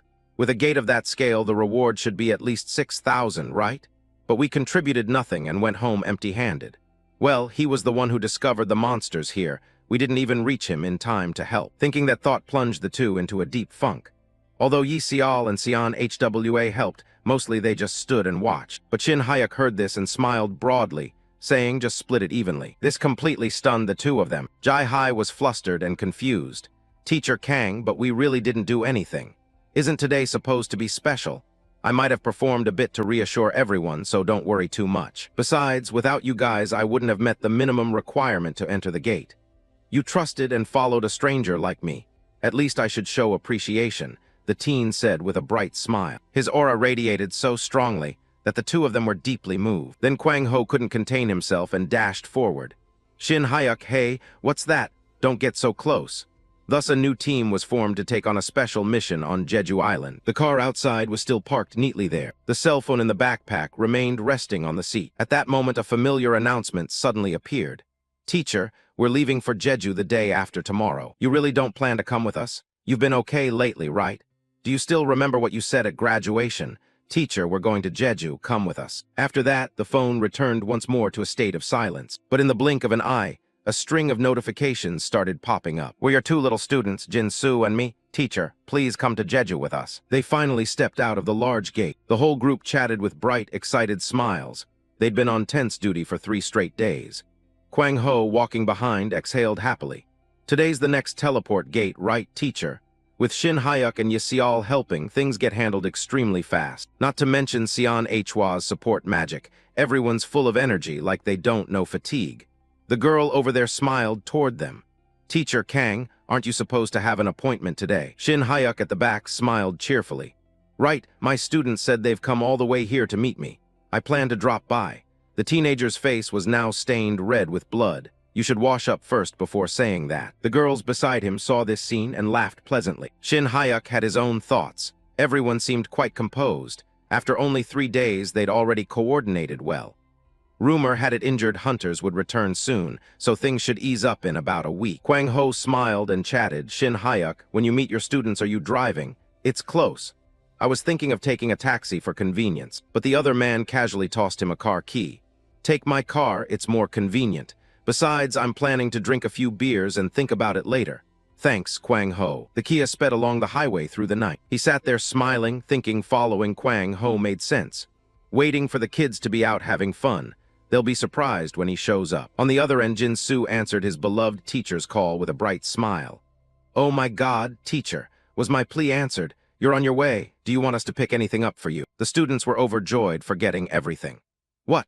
The teacher's really in Jeju? No way, it's really him. Actually, he's been stationed here a while. Are you all together?" The 2 girls nearby, hearing the conversation, started emitting a threateningly intense vibe. "Not the whole group. Only Yoon Seo is in the dorm. We're out in the city. Yoon Seo's a bit sick. She took medicine and is resting at home. We'll be back at the room in about an hour. Can you stop by then?" "Sure, but what do you want to eat?" The girls went wild with excitement. "Teacher, Min-hee craves beef so much." A voice in his ear sounded worried. "Jin-soo, is Min-hee okay?" The teenager on the other end shouted a few times. "Jin-soo wants beef too." "Make it beef," he said, quickly hanging up with a tired sigh. Beef really was an addictive craving. After that, the road ahead gradually clogged. "Let's stop by a market for soda and snacks first." "Wait, are we really in Jeju? Why are the roads so winding? Did an accident happen up ahead?" Traffic was jammed so badly they couldn't move. He glanced briefly at the men directing traffic outside. If they were checking blood alcohol, they'd be police. But these guys were soldiers. He quickly stepped forward and asked quietly, "Excuse me, what's going on up ahead?" The other side gave him a standard reply. "A monster escaped when we attacked a nearby teleport gate. The hunter's scent couldn't control it, so the safe zone around it has been lifted. This area is under lockdown right now. It's very dangerous ahead. When the car in front turns around, you should turn back too." Shin Hyuk heard this and felt genuinely puzzled. What the hell is going on? What kind of guild is stupid enough to let something this bad happen at a teleport gate? Oh right, he suddenly remembered something. Wasn't everyone supposed to be out and only Yoon Seo staying in the dorm? He quickly asked the man in front, "Excuse me, how far does the lockdown extend? I was told this whole area is sealed off. Are you a local resident?" "Not exactly," the man replied, "but my friend is staying at a pension in that area. She's got a cold, took medicine, and is sleeping. If she can't get out, it's really dangerous. Why don't you try calling your friend in case something happens?" The phone was quickly connected to the other end. The gentle voice of the young woman came through the line, confirming his uneasy premonition. "Premonitions like this rarely lie." "Hello?" He asked again, more anxious. "Yoon Seo, where are you?" "Teacher here. Sorry for calling so suddenly. Is everything okay? Are you in Jeju right now?" A worried voice answered on the other end. "No. What I mean is, which area of Jeju are you in?" "Are you really in the dorm?" Yoon Seo was now panting from fatigue. "How did you know?" "I'm sick with a cold, so I'm just lying in my room." You hurriedly, looking worried, gave a few quick instructions. "Yoon Seo, listen to me very carefully now. A monster just came through a teleport gate near you. Everyone else has probably been evacuated." Those words seemed to surprise the girl a little. "A monster?" "Yes, and that area usually has few people passing through, so you must not leave the room under any circumstances." The soldier next to him quickly added a few warnings. "That monster is a shadow reaper. Turn off all the lights and keep absolutely silent. You really didn't expect this to happen, and of all things, it's that one." Shin Hyuk ground his teeth, utterly unable to stay calm. If an ogre is an A rank, the Shadow Reaper is a B rank. It can cloak itself, has strong defenses, and is an extremely difficult opponent. He warned her carefully once more. "Did you hear me, Yoon Seo? If it detects you, it's very dangerous. Wait for me to get there and don't do anything." The girl on the other end spoke up curiously. Yes, sir. Is that monster really a huge creature carrying a scythe and wearing a black cloak, sir? He began to question, clearly unable to stay calm. Are you sure I didn't nod off during class? The girl, sounding panicked, answered quickly, No, sir. The monster is right in front of me. The voice on the other end cried out in alarm. What? I think sooner or later it'll recognize me anyway in this situation. What did you just say, Yoon-seo? At that moment they were all trembling, clutching their bodies and trying to stay silent. It seemed she wasn't the only one there. Before she could panic, she saw a bunch of kids there too, who couldn't stay calm and glanced toward the back. The monster's gaze was truly terrifying. Its sharp stare and the murderous aura it exuded filled people with fear. When Shin Hyuk heard this, his whole body felt as if it had plunged into an ice pit. And the kids over there really could not stay calm anymore. The monster gripped its massive scythe and swung it down with force. But before it could act again, a rock smashed straight into its face. The girl, panicked, shouted for help just as the monster looked in their direction, sir. The kids beside her couldn't believe what was happening. You have to get here quickly, sir. I'm feverish, so I can't run fast for long, the girl told it, seemingly with no other choice. Where's Shin Hyuk? Someone on the other end screamed in panic. Yoon-seo, what's going on? Has that girl encountered the monster? He looked pale and turned to the person beside him, announcing a few things. I'm a hunter. I'm currently teaching, but temporarily assigned to the Harang Guild. Can you let me into that area to help? If you're a hunter, of course you can go in. But look, traffic up ahead is chaotic right now. You have to wait until the vehicles in front clear out. He suddenly pointed in one direction. That action made everyone present a little surprised. At that moment, the crowd turned their heads to look toward the distant edge of the forest. Elsewhere in the city, they were now cheerfully celebrating under warm lights, raising glasses in a toast. Kwang Ho sat there happily cheering. This is the drink, a beer to unwind after a sweaty Friday night. I didn't expect Jai Hai to agree to have one. The other person smiled and lifted their glass cheerfully. I don't usually drink beer, but tonight I have to. 3 days of scrambling with the support team has left my throat dry. This is excellent. At this rate I'll pay off the car and become rich, he said, making the woman before him slightly surprised. You bought a car on installments too. That's right, I was reckless to buy it on a 36-month plan, but he never expected his beloved car to be used in the most unbelievable way. Right now it's plowing through every log and charging straight into the big forest. Thanks to Shin Hyuk making good money, I have to try my best too. Because of Kwang Ho, he should have met his students by now. That car sped through the big forest with no obstacles at all. Shin Hyuk, sitting inside, shouted a few times, full of sympathy. Sorry, my companion. In the end, there was no choice but to charge through the old forest, regardless of the ruts it left behind. The teenager on the other side still had no idea what was happening to his beloved car, and the monster chasing Yoon-seo was already nearly upon her. A short memory flashed through the little girl's mind again. Anyway, after you go on field training, remember what the teacher said. Safety is the top priority. Rule number 1 is safety, so what's rule number 2? Of course it's safety, understood. Don't play the hero and rush in recklessly, risking harm without thinking. That only makes you a variable. Anything can happen at the space gate. Yoon-seo, sitting below, asked seriously. Teacher, no matter how careful we are, there are unavoidable situations. If a monster suddenly appears that's beyond our ability to handle, what should we do? He quickly gave his answer. Then you follow this teacher's posture. One hand holds tight, the other grasps the head, then twist once and you're done. Quick, really quick. Twist harder and the break comes faster, so it hurts less. The girl below clenched her fists in anger, wondering why she was being asked such a thing. Shin Hyuk now smiled cheerfully. Just kidding. The first thing is to assess the situation around you, then run. If you're running, why would you need to observe the situation? Still, you need to know which direction is safe. Know the positions of other hunting teams or safe zones to improve your chances of survival. So always remember where hunter camps or shelters are. All right, enough talk. Today we'll go out for another run. Get ready, everyone. Does the teacher make you run like this every day? Only then did she realize how useful all the running drills she'd practiced at school really were. When the monster swung down, the little girl easily leaned aside and dodged. I almost died just now. I finally understand why the teacher had us running all term. The Shadow Reaper is a B-rank monster and one of the most dangerous kinds. I was incredibly lucky. For a first-year student at a hunter school to escape that monster, it's truly a miracle. She couldn't help thinking about the 2 sisters she had just saved. How foolish. Who told her to be an arrogant hero back then? The little girl, sweating in distress, recalled being asked once why she wanted to become a hunter. Maybe because hunters make a lot of money and look cool. Could that be the only reason someone with a little ability would come here? It couldn't be. I simply followed my older sister. She said she wanted to enter a hunter school like this. At that time, the little girl seriously looked at the person beside her and asked, "Sister, why do you want to be a hunter?" The other person, hearing that, replied blankly, "I only followed you, huh?" After that, question marks appeared over both their heads, and neither could remain calm. "Huh, what do you mean, huh? Yoon Seo, did you really forget? When we were tiny, what are you talking about?" She said that when she was little she watched a documentary about people who lost their families to monsters, and then told her she wanted to become a hunter to help those people so they wouldn't become victims. In fact, she now remembered nothing, completely blank about what happened then, and her sister had decided to become a hunter to protect and support her. Maybe if I'd left the kids then I could have survived on my own, but I could never face my sister if I had done that. "Run this way, that's the shelter," she shouted urgently to the others. "I'll lead this monster away, so you run into the building, lock the doors, and hide. I'll call hunters to come help," she yelled, steeling herself because she had no other choice. But when she turned back, she couldn't believe what she saw, because there was nothing at all behind her. How could there be nothing? They'd clearly been chasing her. This was a monster that even B-rank hunters had to team up to take down, the Shadow Reaper. The reason for teaming up was its unpredictable illusion abilities. It hides in the dark and waits for an opening.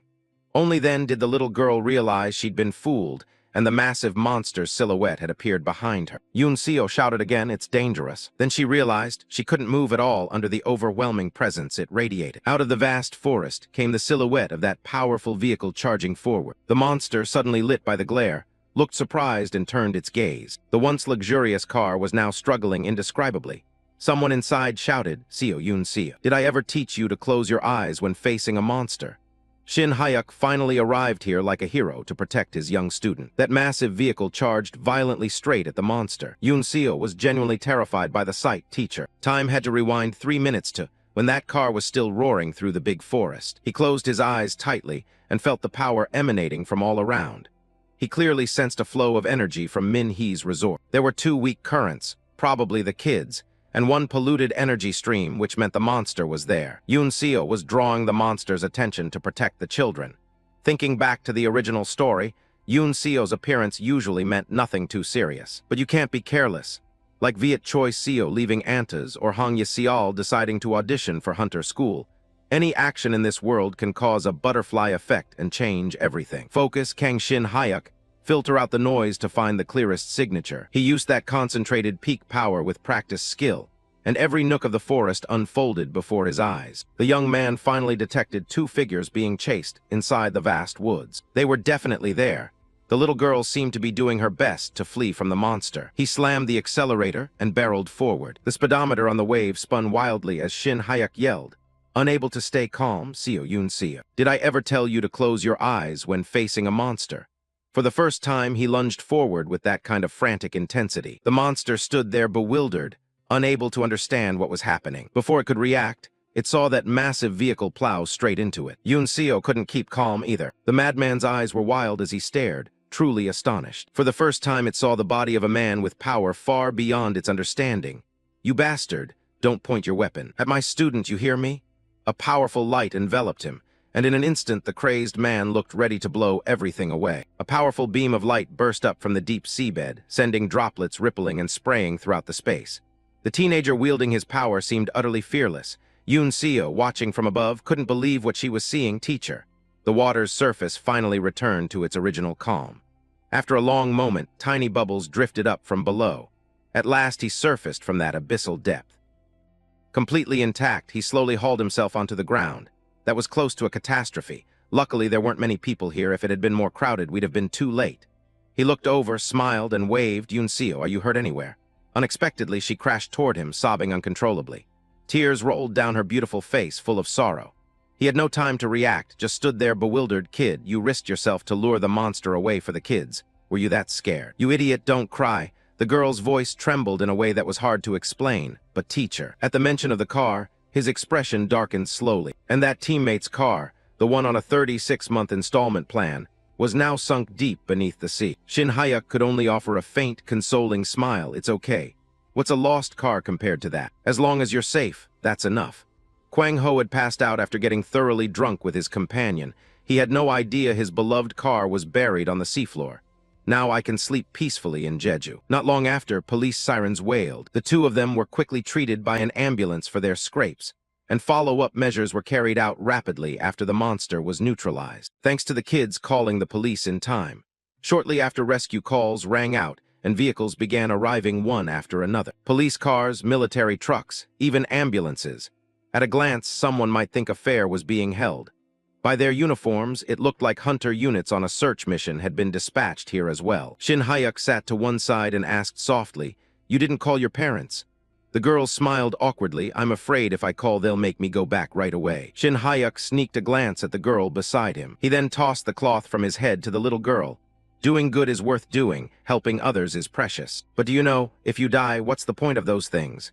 Yoon Seo took the small cloth and smiled brightly. "Didn't you come to save me, teacher?" Shin Hyuk cast a glance with his handsome face and argued back, "What if I had been a bit slower? What would you have done? You're all talk." The little girl's gaze toward him seemed to shift a bit. A gentle voice sounded at her side. "Teacher, one more thing. Please don't go showing off that pretty face of yours for no reason." He felt a little flustered at the sudden change. Why bring up looks all of a sudden? "It's just that face is really handsome. Honestly, it's a shame, you little brat." She turned her head and beamed. "See you at the dorm, teacher. Thank you so much today. Walk straight and watch where you're going, you little kid." At that moment, a voice rang out nearby. "Hunter Kang Shin Hyuk, have you been waiting long? We just pulled up the corpse of that Shadow Reaper. You're extraordinary. Sorry, which guild do you belong to?" He heard the question and replied cheerfully, "I don't belong to any guild. I'm a teacher at a hunter training school." The man in front of him raised his hand in a formal military salute. "If you hadn't handled that monster, we'd probably have had to stay on alert here for days." "Thank you so much. My goodness, I didn't expect to be this grateful." Hearing that, the man before him looked a bit embarrassed, understandably so, but apologetically asked, "Sorry to bother you at a time like this, but could you come back to our headquarters to help file the incident report? It won't take long." "All right, I'll go with you." Then a thought flashed through my mind. I'm done for. Because being brought to the police station meant countless bigwigs would be waiting for you. "Pleasure to meet you. On behalf of the United Headquarters, I offer sincere thanks." "Hello, I'm Kang Shin Hyuk." Another man smiled and continued, "Hello, I'm the city's provincial director." "You did a wonderful job." "No problem at all," Shin Hyuk replied. A different man appeared and bowed respectfully. "I'm truly sorry and very grateful to you for everything." This man was the guild master whose negligence had let the monster loose. Hearing all the thanks, Shin Hyuk couldn't stay calm. Gathered like this and listening would be overwhelming. He just introduced himself and reported the situation when someone new walked in, and he'd have to explain everything again. "Now let's discuss compensation," someone said. His face brightened as he looked straight ahead and answered, "Absolutely, yes." The guild that let the monster escape agreed to cover the corpse's value and the reward. Kwang Ho's car, buried with the beast, would be fully replaced, a top-of-the-line model. The provincial director said he'd consider awarding some kind of bravery title. I welcomed the reward money, but honestly I wasn't very interested in those titles. Then he looked at Shin Hyuk with bright, serious eyes and said, "That's not it. You did well and should be rewarded. But if you accept those titles, you'll definitely attract the attention of those people." He smiled and offered his own suggestion. "Then give it to my student. She was the one who risked herself to lure the monster away." "That makes sense. Let me propose that." The officer behind him smiled. "Let me drive you there politely. Where would you like to go?" Shin Hyuk thought a moment and replied, "Well, I wonder if any butcher shops are still open." "A butcher shop?" Seeing his hesitation, he could only give an embarrassed smile. "My students said they were craving beef," he explained, as premium slabs of beef were brought out, astonishing the kids. The rich, enticing aroma spread through the air, making mouths water. They happily devoured the pile of beef. Raw beef really was the best. Watching them, he smiled faintly and felt joy inside. The kids probably hadn't had dinner, and it was nearly a late-night meal anyway. They seemed worried about Yoon Seo. Luckily, everything turned out fine. Someone nearby smiled. "We have plenty of rooms. Please stay the night here." "You don't have to," he protested. "It won't be any trouble," they replied. The man, who seemed to be Min Hee's father, smiled warmly. "It's no trouble. Thanks to you, everything is calm today. Really, please stay. I agree. After all, you promised to go to the beach with us tomorrow." Hearing that, he had no choice but to accept. "Then please stay." The kids cheered. "Great. Tonight we'll play games with you, teacher." They then had a playful argument about cooking the meat properly, teasing the wild man. The next morning, the blazing sun rose over the golden sandy beach. The clear blue sea was truly beautiful and refreshing. The kids appeared and played joyfully on the wide beach. Shin Hyuk on the shore thoroughly enjoyed the atmosphere. It really felt like a vacation. He wondered if Teacher Kim and the others were having a good time too. Those kids were tough. They'd stayed up all night and were still energetic.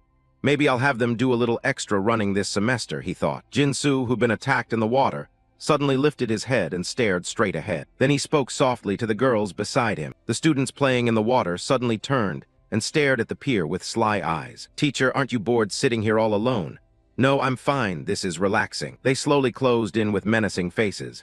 Teacher, don't sit by yourself. Come play with us. The sword team won't say much, right? Behind them, Yunho was already hidden, as if planning something. Of course, he didn't miss any small gesture from the kids. Grab the teacher.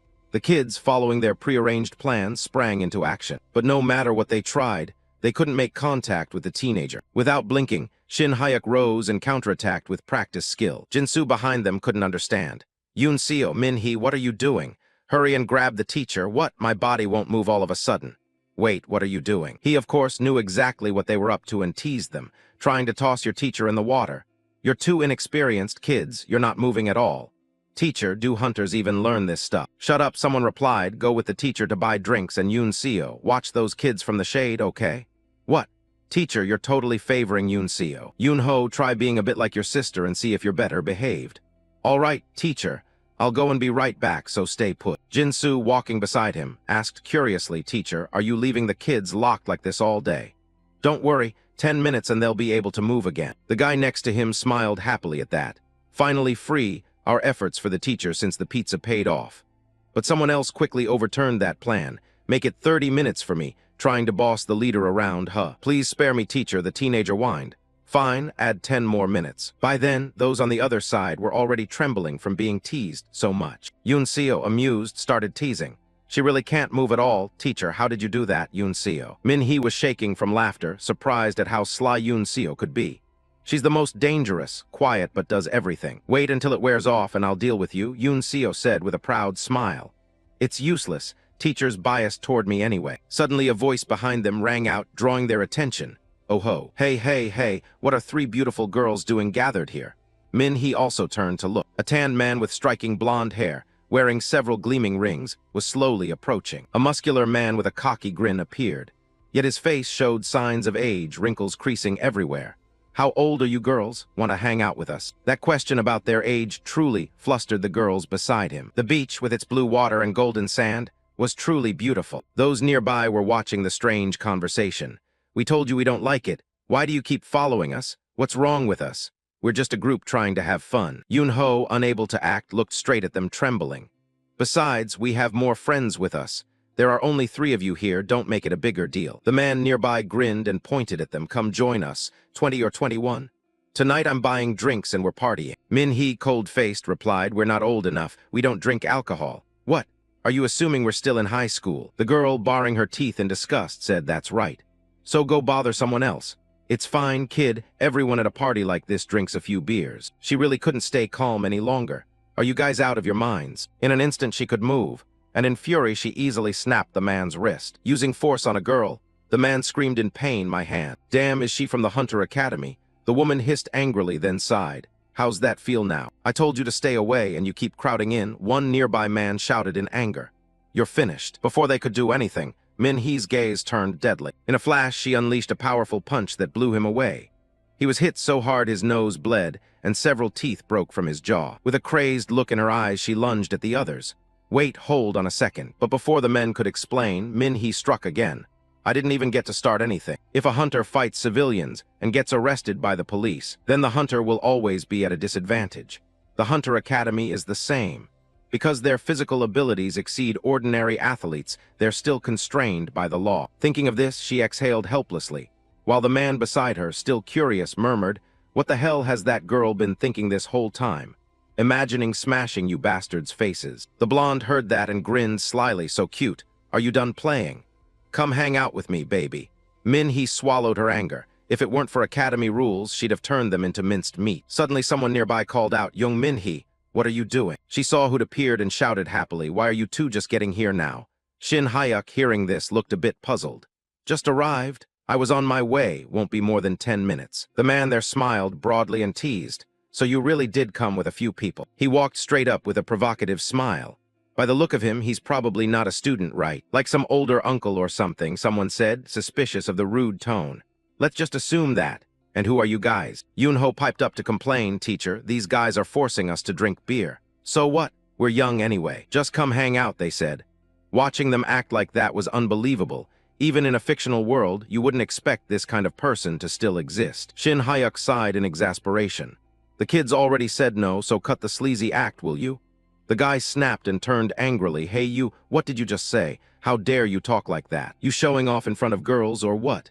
You might get your ass kicked and cry, got it? Shin Hyuk remained calm as he approached.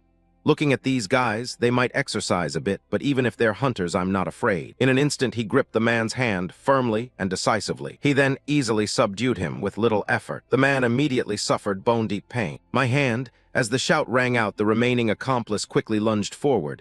You bastard. Yet he casually held the popsicle in his hand, reciting Article 10, Clause 3 of the Hunter Academy's regulations. The opponent's hand was quickly seized, like every teacher at the school would do. You must put student safety first, he said, all while maintaining that same nonchalant demeanor. Don't tell me you're a hunter too, an accomplice snapped as he angrily pulled out his phone. Call the police, quick. This hunter just assaulted civilians. Shin Hyuk didn't care and calmly replied, go ahead and call. If you don't, I will. In an instant, the man was hit at an acupuncture point and rendered immobile.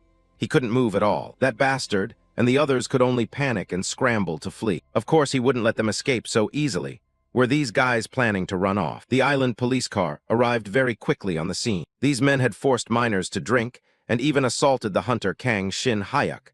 Now they were trembling and completely unable to move. The police officer sighed softly. I'm just doing my duty. You guys must be exhausted these days. He smiled politely toward Shin Hyuk. No worries, actually, I'm a bit embarrassed for causing such a fuss. They were then escorted away reluctantly, stammering that they only invited the kids to hang out, and later tried to falsely claim he assaulted them, but it was useless. Before leaving, they exchanged a few courteous words. Kang Shin Hyuk, take a few days to rest while we investigate. Drop by when you're free. Yes, thank you, take care. Jin-soo watched their backs and couldn't help but exclaim, wow. Teacher, you even know a cop. He smiled and replied cheerfully, I met him handling that dark air case the other day. Really? Teacher, you're the best. Let's keep hanging out. They all smiled and said, Teacher, don't just stand there. Come join us. We're heading off now. Fine, let's go. Min-hee at his side smiled. Yoon-seo, why are you just standing there? Aren't you coming? Oh, I'm coming right now. The girl, slightly flustered, nervously twirled a lock of her platinum hair. Teacher, before she could finish, someone nearby called out, hey, over there. A girl approached and struck up a conversation. Her voice sounded a bit awkward. Me? Is there something you need? Actually, I've been watching this whole time. The pretty girl smiled toward them. You're so cool. Totally my type. Can I have your number? Although Shin Hyuk was handsome, this was the first time someone had spoken to him so directly, and he was genuinely flustered. And the girl's beauty was something else. People nearby could hardly believe it. Her glow even made a crab scuttling on the sandpaws. It stared with wide eyes, completely bewildered. He once again pointed toward himself in surprise. How convenient. Being noticed ahead of time made this so easy. The girl seemed a little shy and whispered, or maybe you don't like me. He had no idea how to respond to this. He was panicked and didn't know what to say when someone suddenly slipped an arm through his and held on. Yoon-seo felt herself trembling to the point of tears. With determined eyes and a flushed face, she quickly said, he's already in a relationship. Those words left everyone involved in the conversation completely stunned. Even Kang Shin Hyuk himself couldn't make sense of it and turned his eyes to look. The little girl, clearly losing her composure, started pulling him away. Come on, let's go. Your friend is waiting. Wait, this kid, you dare ruin this party. The girl over there seemed unable to believe what she was seeing. Before leaving, Yoon-seo turned back and teased them a few more words. Shin Hyuk couldn't help but sigh, letting go. Let go, teacher, you're heavy. No way, I'm not letting go. You'll freeze up and stammer around her again. Yeah, that's true. A soft breeze ruffled the beautiful girl's long hair. The other's gaze seemed to hold a hint of ulterior intent. The Hunter Academy's #1 swordsmanship instructor, Kang Shin Hyuk. What a pity. He's exactly my type. She quickly connected a call. Jeong Hyun Sik, this is Nam Jai Min. I uncovered a bigger weakness than expected. His room was overflowing with trash and empty beer bottles. The two of them seemed to be exchanging information. Right, the other replied slowly, voice seething with fury. His eyes remained wild from start to finish, his hair in disarray unlike a normal person's. That bastard, stamp him out for me, bury him so he never rises again. The long vacation finally came to an end.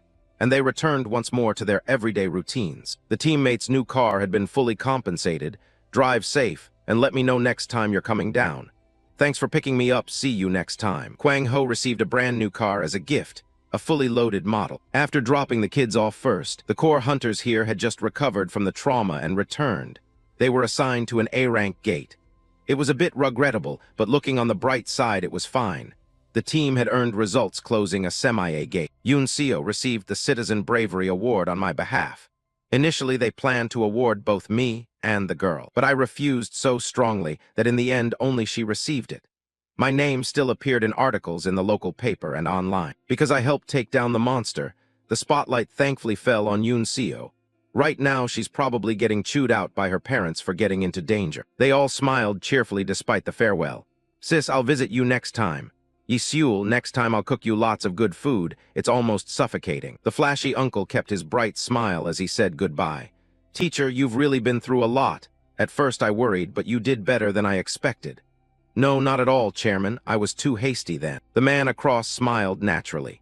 Even if you try to hide your abilities, they'll be discovered sooner or later.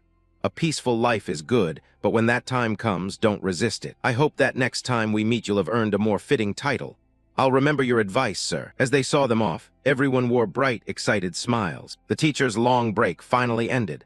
The three prepared to start the new school year with joy and anticipation. The luxury car carrying those strong figures pulled away from the airport. All recorded information on the powerful hunters had been compiled. The chairman glanced toward the window, calculating inwardly.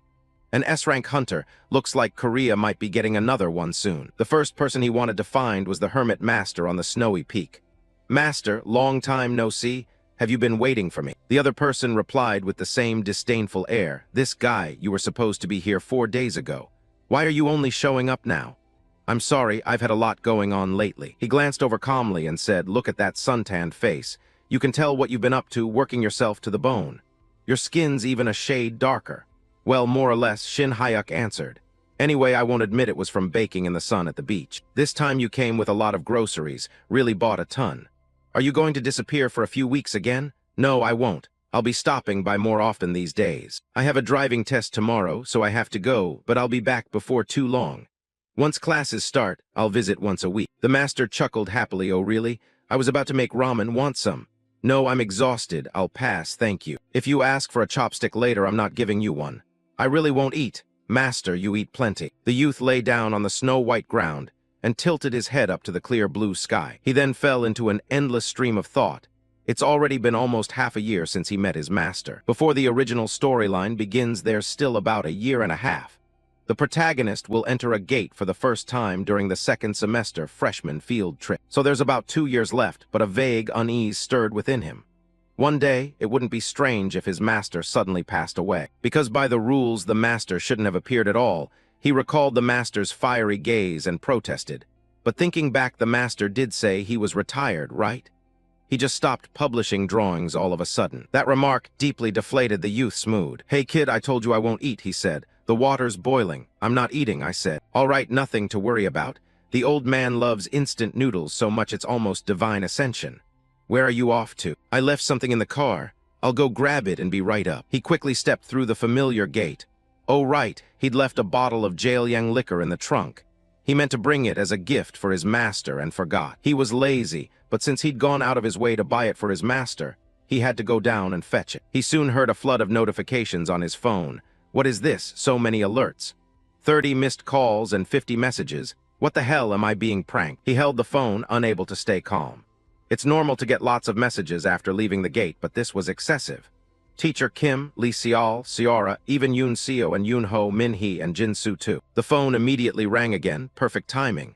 Isn't that Seo Ra calling? The moment he picked up, the other end started swearing, trash, what the hell? How could you? The girl there spoke slowly. I didn't expect you to be that kind of person. I thought you were different. Shin Hyuk couldn't make sense of it. What are you talking about? What did I do wrong? Don't play dumb. The news is all over the portals. You piece of scum, she said. That's all I wanted to say. Goodbye. Shin Hyuk was utterly baffled by what was happening. After being blasted with insults, he still couldn't calm himself at all. Eventually, agitation rose from deep inside. Wait, if I'm getting slammed, I have a right to know why. What on earth happened? The youth gripped his phone tightly. and carefully scanned everything available. The front page headline was a shocking story: "Perverted Teacher." The article used truly disgusting language. He stood there, completely unable to understand what was happening. What the hell was this? Reporters Hwang Jae-yoon and Nam Jae-min, exclusive. Lately, one figure has been exploding on social media. Seo Yoon-seo, a first-year student in the swordsmanship department at Hunter School No. 1. The story of a brave student rescuing kids from a monster moved everyone, but we raised a question. The Shadow Reaper is an extremely dangerous B-rank monster. How could that girl have defeated it? If someone had actually slain the Shadow Reaper, they'd surely be commended. So why was only that girl the one who received the award? The truth is the one who killed it was another hunter. Teacher Kang Shin-hyuk, the swordsmanship instructor at Hunter School No. 1. You probably noticed already.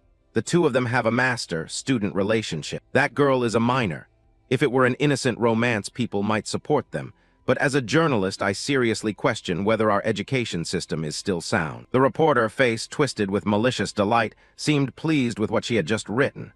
Let's see. Shin-hyuk read the article and was so furious he wanted to swear.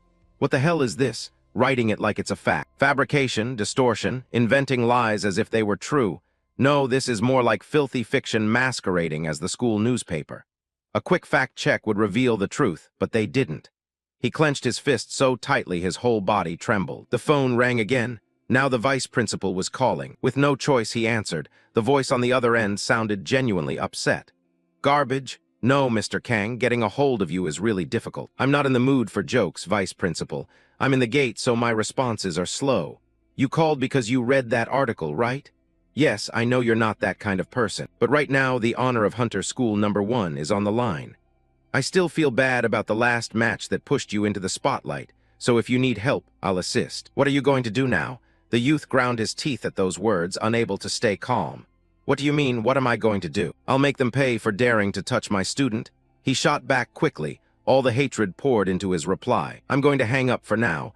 I need to check the whole situation. The vice principal, with no other option, replied quickly, understood. Then he turned to the woman in front of him and said once more, "Do you hear me, Yoon-seo's mother?" He said he'll handle it. Please believe him this once. The woman, being consoled by her two daughters, said. She seemed utterly distraught. Shin-hyuk was speeding through the ancient forest, completely unable to remain calm. Who was that reporter? I'd never heard the name, not even appearing in the novel. Some stranger with no connection or relation. Yet in one night he turned me into a depraved teacher with a single article. If the canon presents Kang Shin-hyuk as an upright teacher, then this development is precisely a spin-off born because of my existence, isn't it? The spin-off had been unlocked, starting to record the story of the depraved teacher Kang Shin-hyuk. That name was madly consistent from start to finish. He finally lost his composure and shouted as if to vent. I don't care who you are, but you're finished. In another scene, the old master sat happily eating noodles. After finishing a chopstick of noodles, his expression was thoroughly satisfied, and he reached for another bite of noodles to go with the kimchi, and put it into his mouth. After eating, he let out a soft sigh of pleasure. At that moment, Shin-hyuk approached carrying a gift bag. Seeing him, the master cheerfully said, "Ho ho, you've returned, Li-nai." He spoke. "Yes, master, but I have to leave right now. Please take this." Taking the gift bag without looking inside, he asked, "What is this?" Shin-hyuk replied, "It's ginseng wine. I stopped by the duty-free shop." Holding the bottle, Yu Ryong's face grew deeply moved. He covered his mouth with his hand and said, "How touching." Then Shin-hyuk turned and headed for the gate, calling back, "I'll be off then. I'll return next week." The master called after him, "Hey, disciple, wait a moment." Hearing that, Shin-hyuk stopped and asked, "Do you need anything else, master?" He shook his head. "Not that devil, not that." He warned, "I don't know what's going on. But whatever you do, don't go killing people."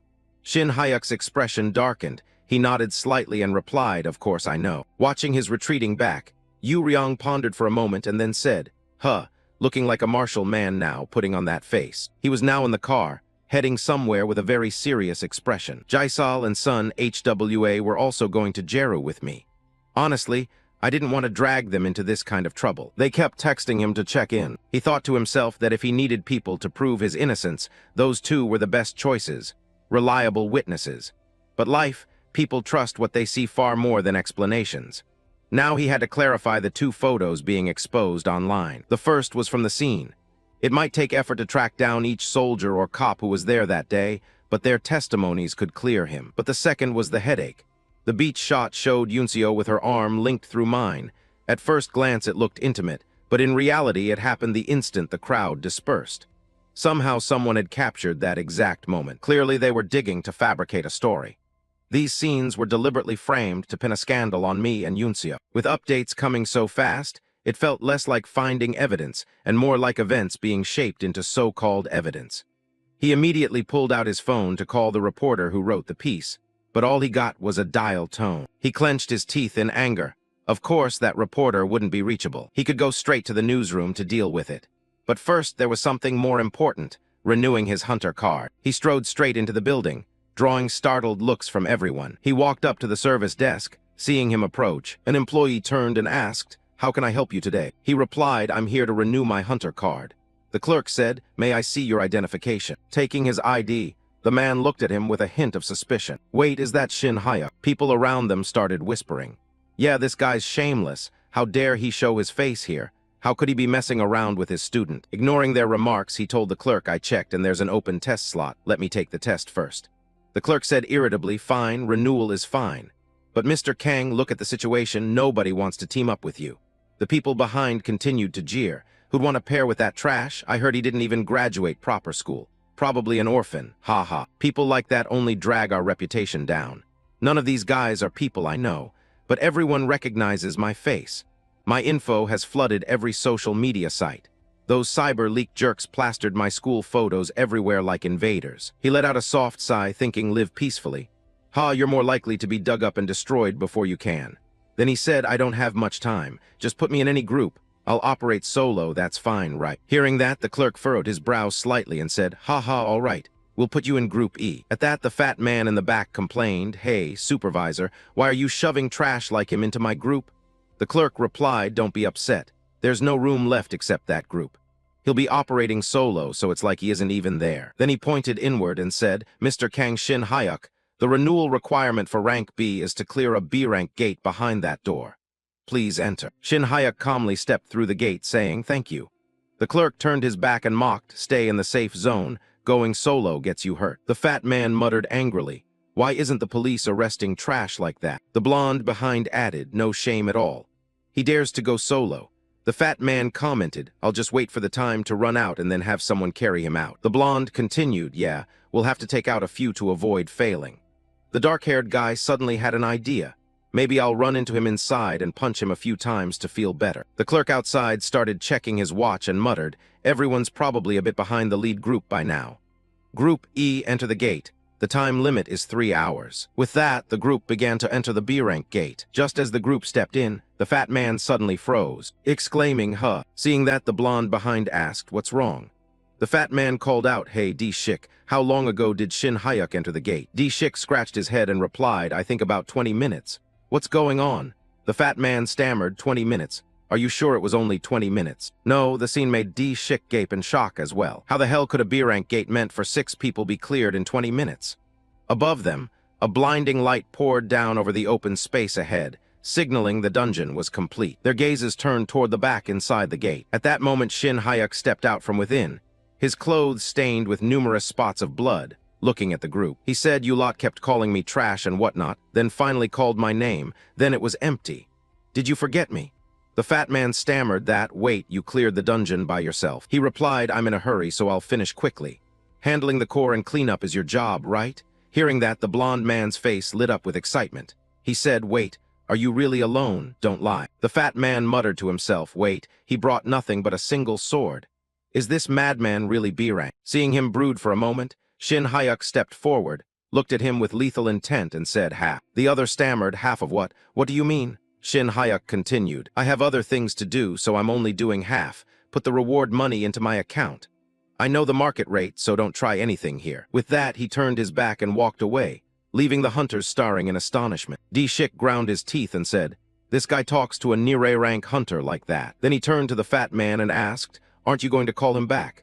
The fat man was drenched in sweat and stammered, "No need." He glanced down below, where countless corpses of monsters lay scattered. He said, "Let him go." He turned back toward the outside. The staff member was still intently looking at the roster, but then he suddenly spun around, looking toward the gate where footsteps were echoing. Suddenly, Shin Hyuk stepped out with an icy expression, making the man recoil in shock, goosebumps rising all over him. The renewal assessment ended very quickly. He stammered, Mr. Shin Hyuk, why did you go alone? What did you do to those E-rank hunters? Wiping the blood from his body with a cloth, Shin Hyuk replied softly, don't talk nonsense, I'm still clearing the monsters inside. The man protested, you cleared it in under 30 minutes. That's the fastest record in the last 5 years.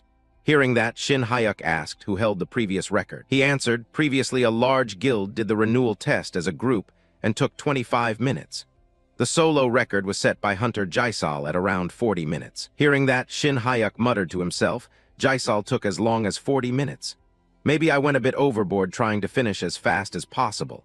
Anyway, the built-up frustration from earlier eased a little. After finishing, he turned and left, saying, I'll be off then. Please continue guiding the rest of the E-rank group. The staff replied, yes. Then his gaze dropped to the watch on his wrist, and he slapped his own face hard, exclaiming, unbelievable, Mr. Shin Hyuk. What on earth are you doing? At that point, he got back in the car and moved on. In the car, he called Sun HWA. She asked about his condition. Oh, Mr. Kang, didn't you say you'd call me after the training exercise today? Did you not come because you were upset? He replied, no, I just finished and I'm calling you now. She asked, is that so? He answered, given the situation, I sped things up a bit. By the way, Kim, the journalist friend you mentioned earlier, can we meet her today?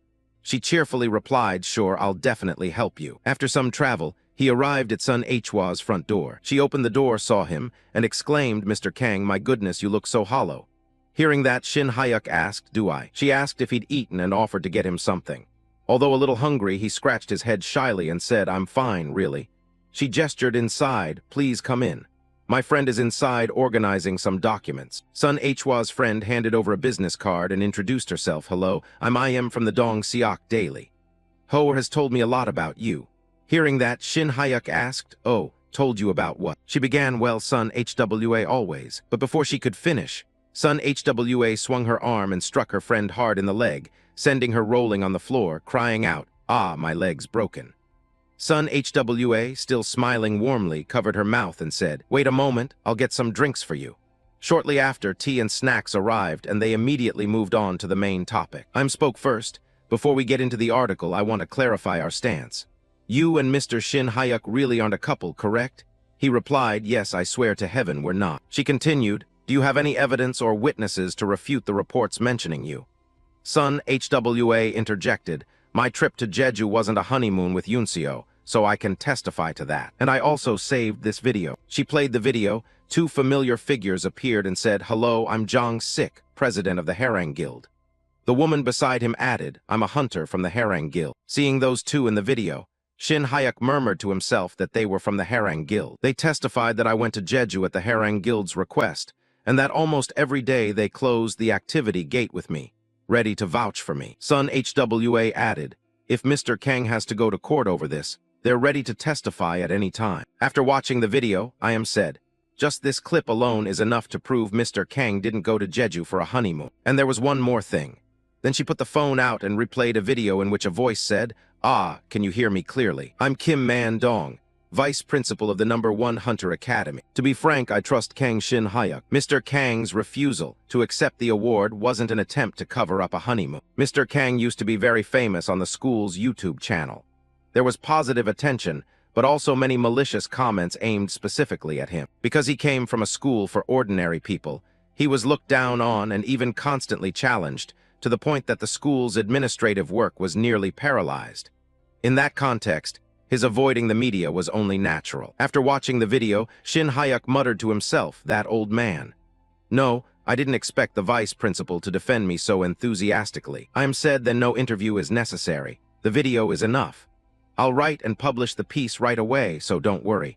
All misunderstandings about you will be cleared before school starts. Hearing that, Shin Hyuk said, thank you. I'm grateful to everyone. Relying on her, the reporter nodded and replied, yes, I'll handle it now. But there was actually one small problem. Hearing this, Shin Hyuk asked, a small problem. She continued, I contacted the outlet that posted the original article. But reporter Nam Jae-min there says she never wrote that piece. It seems someone hacked her account and posted the defamatory article.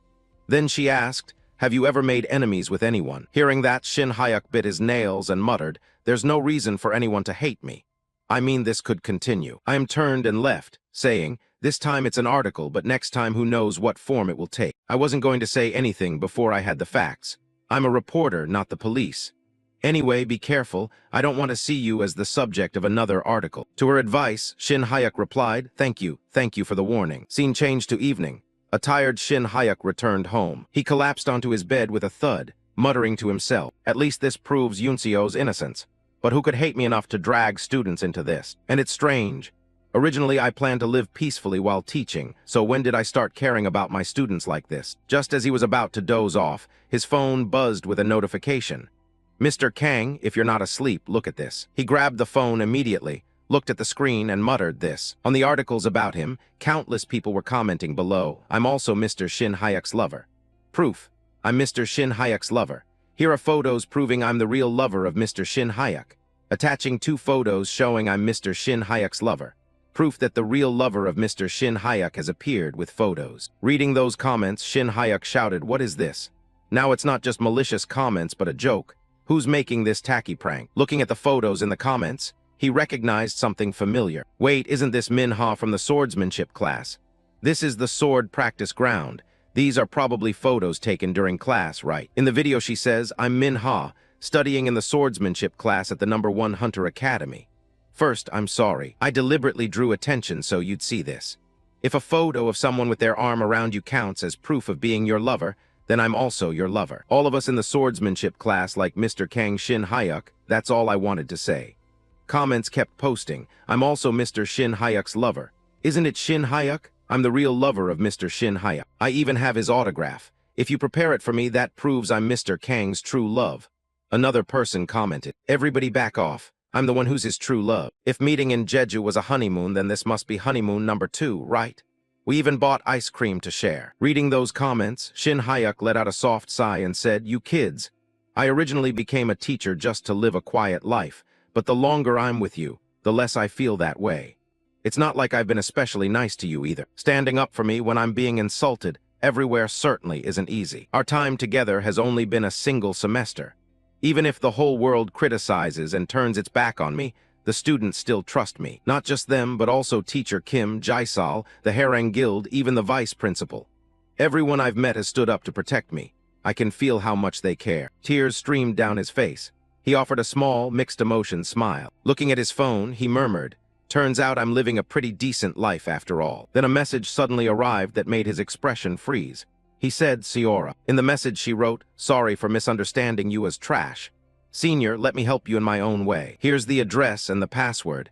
If you go there, your problem will be partly solved. At the room at the address Seora sent, inside, Jong Sik and the fake reporter Nam Jae-min were tightly bound to 2 chairs, screaming miserably as they were held captive. As for Seora, she stood on the roof looking out over the city, sighed and said, I hope you'll teach even more next semester. He arrived at a house where the iron gate was now tightly shut. Shin Hayek looked at it and said, is it here? Then he immediately approached, lifted the gate and stepped inside. Seeing the 2 tied to chairs, he shouted, Yong Hyun Sik, isn't the person next to you the one from Jeju who asked for numbers last time? He glanced at the table beside them.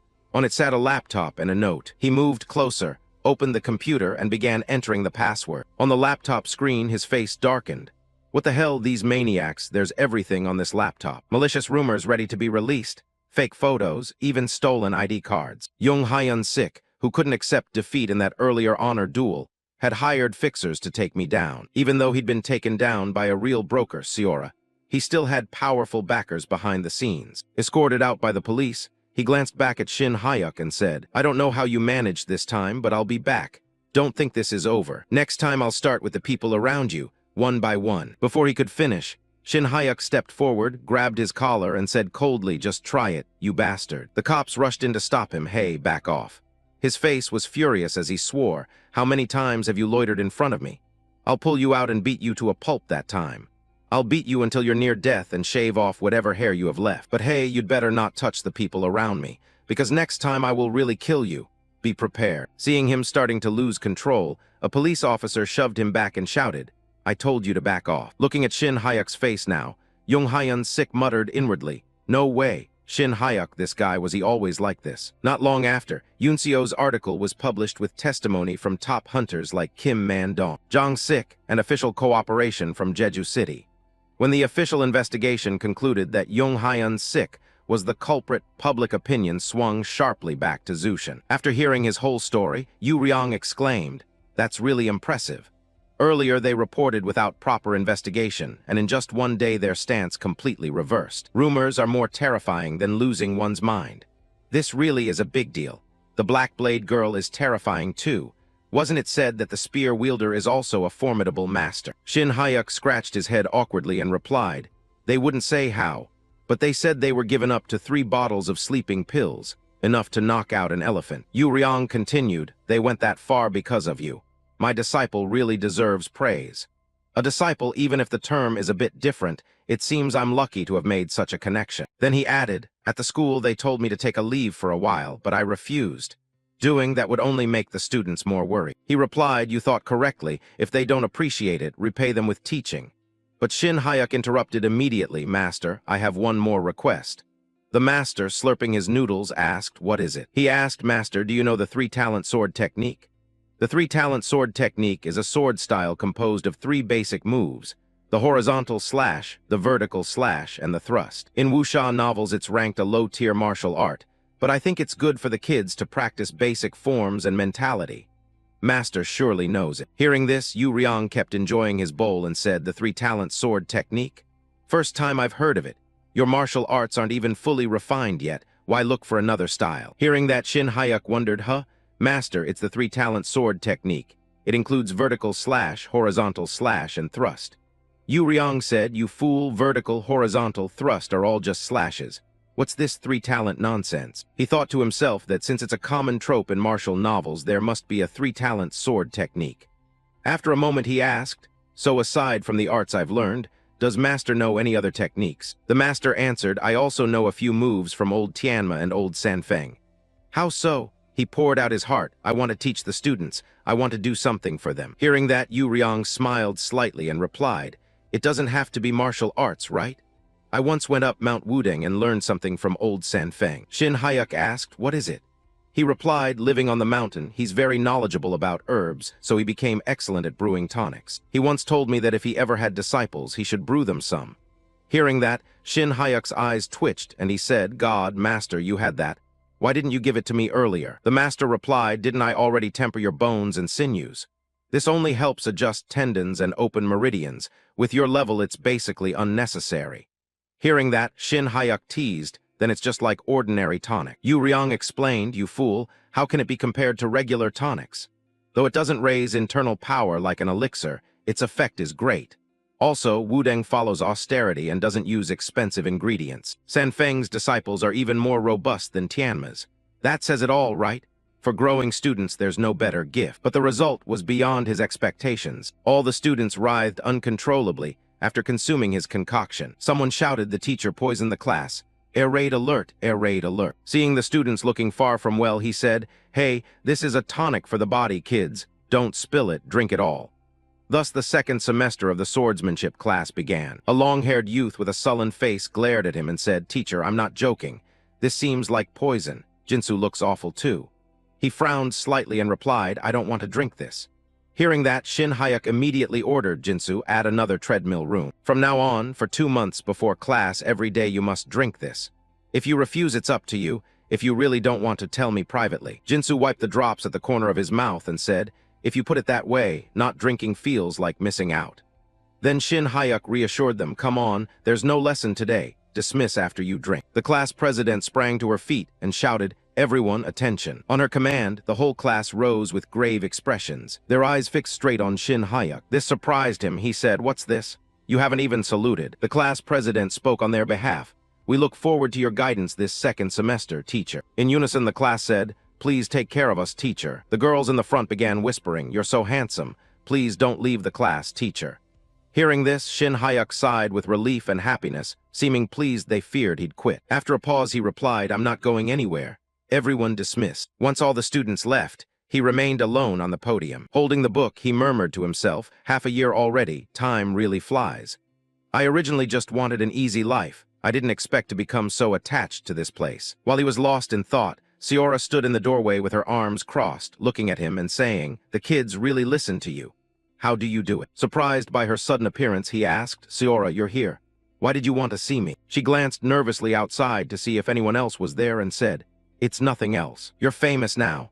Your image has improved a lot, so they told me to try to approach you. Hearing this, Shin Hayek let out a sigh and replied, no wonder it's been quiet lately. She continued, even if you try to hide it, you're too conspicuous. I kind of predicted some of it. The closed file on the Sea Wave Society and the duel with the vice principal. No matter how many explanations, many abilities you try to hide still leak out. Siora's expression grew extremely awkward. She said, Senior, this is serious. They told me to use every method. He replied, Samwon Group Chairman Young Pilyi, Congressman Gwang Sik, Deputy Minister of Justice Kim Jong-cheol, those people should be clear to the other side by now. Hearing those names, Siora was startled and asked, why are you suddenly saying that? He explained, they're all key figures in Anta's career. Tell them I said if they keep harassing me, I'll expose everything I know. Siora panicked, Senior, how do you know about that?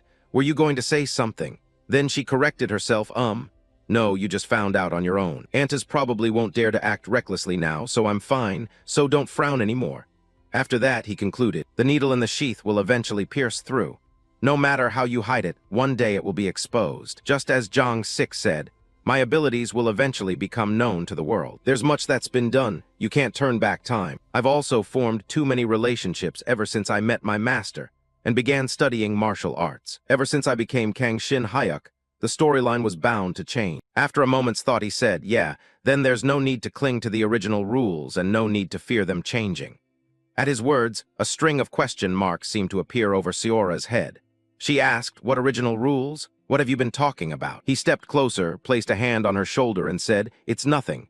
I'm counting on your help this semester. Then he walked out of the classroom with a smile, thinking to himself that the life named Kang Shin Hayuk was truly beginning now. Cut to a few days later, the peaceful campus scene unfolded, tree canopies swaying gently in the soft breeze. Strange noises were coming from the school's restroom. Kids really do adapt fast. One of them said, hey, you got any of that refreshment left? The other waved him off, go away, I only have one sip left. The first pleaded, come on, give me a sip. Friends do that for each other. The tonic the master gave them was called refreshment water. Now, two young men crouched in a stall, staring crazily at the bottle before them. The long-haired guy laughed out loud. Ha ha, the scores are going up again, the first nodded in agreement.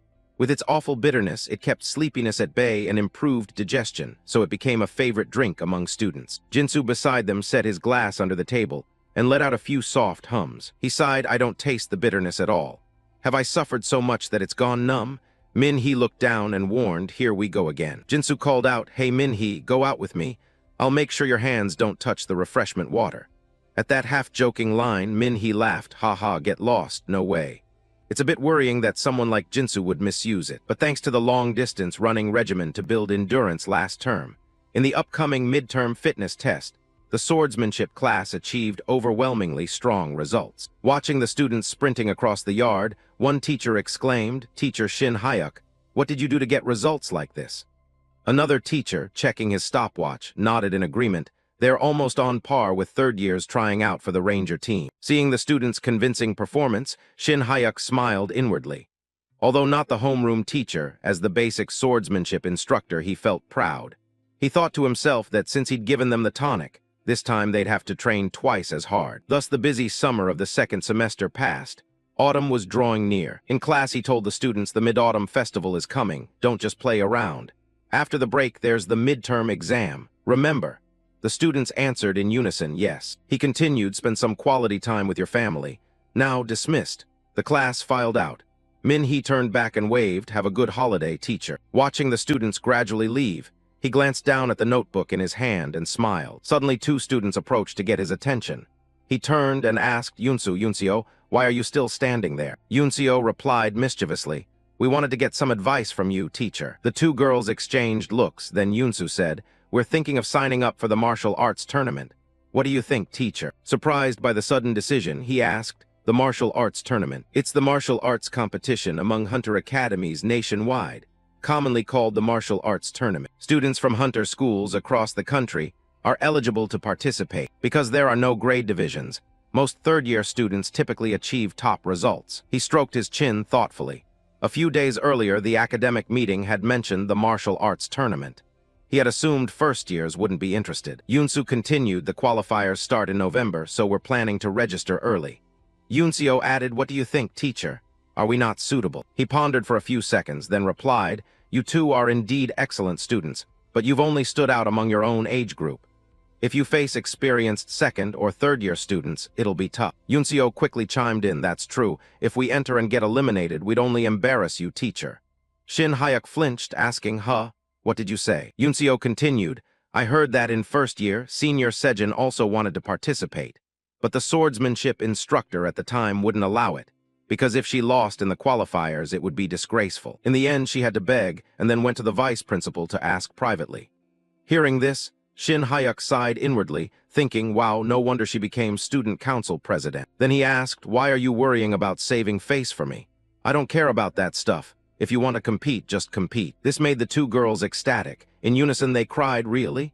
Thank you, teacher. We'll do our best. He nodded, but if you enter, at least get past the qualifiers. I heard there's a special training class for competitors. Don't skip it. At that, Yunseo gaped, asking, training class? Will we learn from you? He answered, not sure yet. They haven't decided who's in charge, but it probably won't be me. That left her disappointed. Oh, why is that? He calmly replied, I'm still a new teacher. Likely an experienced second or third-year instructor will take it. Yunseo pressed, what criteria is that? Among the swordsmanship teachers, you're the best. At the compliment, he only smiled faintly, you little flatterer. But I'm busy, I can't. The blunt refusal left her a bit deflated. She said, I don't care about the training class, but if you teach it, I'll do it. He rejected that, no, years of experience and teachers' hard-earned techniques matter too, you know. He thought to himself that competitors would have weekend evening training. He cared for them, but he couldn't give up all his rest time. Then he smiled and encouraged them. I'll forward your names to the vice principal. Prepare well for this tournament. But as soon as he met the vice principal, the man pointed at him and said, you handle preparing the students for the tournament. So once again, his break was officially ruined. The thought made him feel like turning to stone on the spot. He stammered, Sir Vice Principal, I'm just a new teacher. Shouldn't a second or third-year teacher take this on? The man propped his chin and replied, actually, Mr. Choi from third year wanted it, but honestly, I think you're much better. Hearing that, he awkwardly scratched his head and said, well, my students are entering just for the experience. Wouldn't it be better if someone experienced with champions like Sejin took charge? I knew you'd say that, the vice principal cut in. I've already spoken with Sejin. She also wants you to lead the training class herself. Seeing him take the lead, Shin Hyuk frowned slightly, thinking the old man always moves fast. He looked straight at him and said in a low voice, so, if you're not interested, meeting the conditions like last time will suffice. He replied flatly, I don't want to. The blunt refusal surprised the vice principal. Why not? He explained, didn't I win the duel last time? Why are you still forcing me? The man explained, I helped during that dispute. Consider it a draw, okay? He smiled and said, oh, how convenient. The man continued, listen. According to what I heard from Sun HWA, you still don't meet the requirements to be evaluated for an A rank, right? He nodded in agreement, yes, that's right. Overseas experience doesn't count. I plan to finish it during winter break and apply next year. At that, the vice principal's tone turned regretful. What a pity, Mr. Kang. Then he made a firm offer. I'll give you a chance to be promoted to a rank right now. At that, he froze for a few seconds and asked, Vice Principal, I still don't have enough domestic experience. The man explained, with a recommendation letter from an SS rank hunter like me, even if your number of gate crossings is insufficient, you can still be evaluated. With your abilities, you'll certainly pass. The third evaluation session is right after the Mid-Autumn Festival. How does that sound? He'd again gotten ahead of him. That made him uneasy. Every time the man offered exactly what he needed, making it impossible to refuse. This sweet temptation struck directly at his greed. Once he reached a rank, his base stipend would immediately increase. Moreover, if he were an A-rank hunter before winter break, his extra income would skyrocket. Everything came so fast his breathing quickened. He stammered, I'm just busy one day this weekend. If you can schedule it another day, I'll consider it. Seeing his assent, the vice principal nodded, good, coordinate carefully with the students to adjust the schedule. After the agreement, he turned and left, thinking to himself that he'd ended up taking on more work again. He sighed and kept thinking, remembering how much the man had helped him before. With a vice principal who is an SS rank hunter, he'd certainly need to rely on him again in the future. Looking at the list in front of him, he murmured, the first-year entrants for the martial arts tournament are Yunseo and Yunsu. For third year, it's only Sejin, last year's champion. It's been months since the interview. I wonder how she's been living lately. Cut to Sejin, who was still training relentlessly. Blood kept dripping from the arm holding the sword onto the ground. Her arm trembled violently, but she still gripped the wooden sword tightly. Her breathing grew increasingly labored. At this point, she seemed to have reached her limit. Cut to Snow Mountain. Seeing him lying there the whole time, his master finally asked, "So you're staying here the whole break?"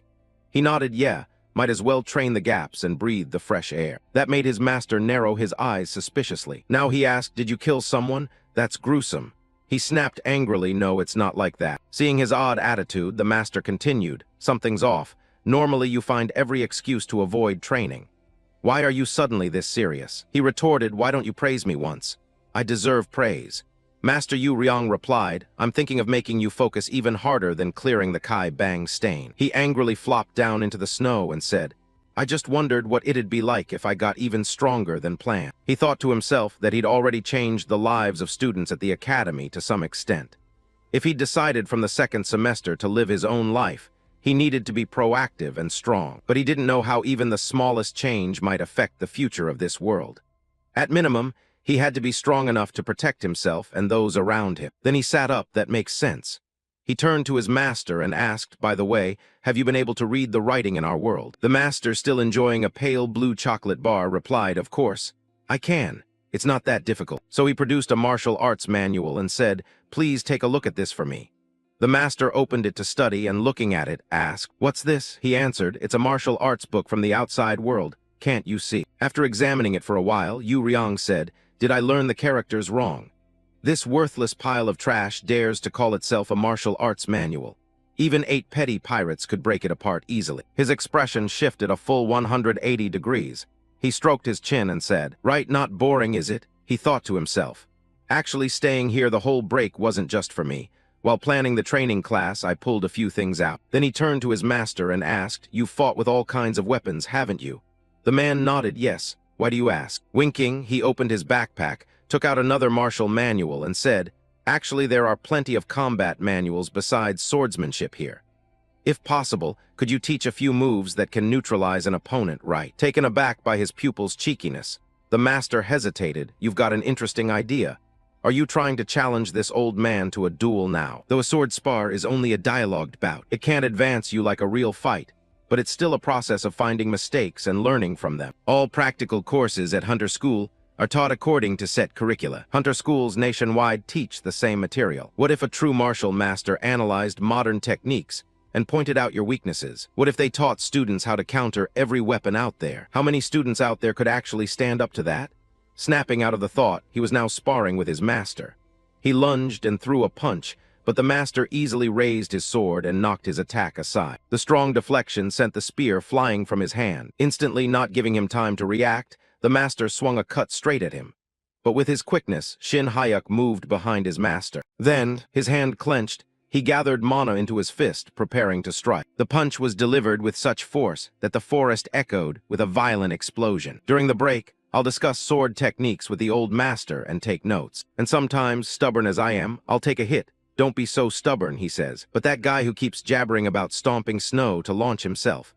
Those two kept repeating that action over and over. Yu Ryong kept talking, and he actively reviewed what the master said. Afterward, the two happily enjoyed noodles together. Overall, it was a pretty pleasant break. When everything was done, he said goodbye to his master and returned to school. Walking down the hallway, he sighed softly. "So annoying, I'm so full, but the food was good anyway." After eating instant noodles the whole break, dining in the dorm felt divine. "If the army's food were like this, I could stay another month." Before he could finish, his expression changed and he muttered, "Another month of what?" Then he slapped his own face and said, "What nonsense. Living fine, right? Doing fine, right?" At this odd behavior, Sejin approached from a distance and said, "Oh, Teacher Kang, hello." Seeing her, he greeted back, "Sejin, long time no see. You're early, have you eaten?" She nodded, "Yes, sir. Third years get served fastest." The persistent kid followed him closely. "If you're done eating, rest. You're early. You're such a handful." The girl shyly asked, "Even though classes haven't started, could you spar me once?" Shin Hayuk tried to refuse. "Running right after eating will give you a stomachache." Just after escaping Sejin, he was immediately stopped and pestered by Yunseo's group. They brightened at seeing him and called, "Teacher, have you had dinner?" Looking at them, he wondered, "What's all the noise? I thought you'd take your time and come back later. Who's free enough to show up early?" Min-hee pouted, "Hey, how could we possibly be late?" He thought to himself that next came Yunseo, then Min-hee and Jinsu joined in, saying it was a lot of fun. So the head count for the Hunter School's martial arts tournament was finalized. 4 first years and 1 third year. Looking at the students before him, he nodded inwardly. Good, 5 is enough for me to teach. Jinsu immediately raised his hand to voice a concern. Sir, I heard we study on weekdays and weekends too. Is that true? He sighed softly and replied, unfortunately, it's true. It's the vice principal's directive. Go complain to him. Sejin at his side spoke up. Sir, actually I'd like to attend extra classes even on Sundays. This made Jinsu very curious. He turned and asked, Senior, why? Why are you so diligent? Min-hee raised a hand to ask, how will the class sessions be structured? I think focusing on practical combat would be better. At that question, he smiled slightly and said, good question. Since this is a prep class for the tournament, we'll focus on sparring practice, but we can't skip theory. Sejin added, Teacher, I honestly don't need theory. If it's not too much trouble, could I train on my own during theory periods? Hearing she was last year's champion, could there be some destined rival at this year's tournament? He produced a stack of materials and said, all right, look through this and then decide whether you need theory. Looking at the stack, she asked, what is this? It looks like a syllabus. Then she noticed the title on the stack and murmured, Countermeasures. She thought to herself that she expected the usual spar and the teacher pointing out flaws. If class leaned toward theory, it would feel like wasted time. But while reading, she spotted something, and her eyes suddenly froze for a few seconds. Jinsu skimmed it and asked, Teacher, this method isn't just for swordsmanship, is it? He explained the martial tournament isn't limited to sword students. Yunsu raised a concern, but how are we supposed to master spear techniques, close combat, and archery too?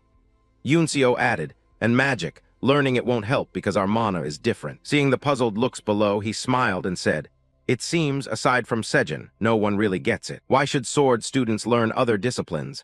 Look at the title again, it's Countermeasures. Jinsu asked, Sir, did you make this yourself? He gave a thumbs up and nodded, that's right.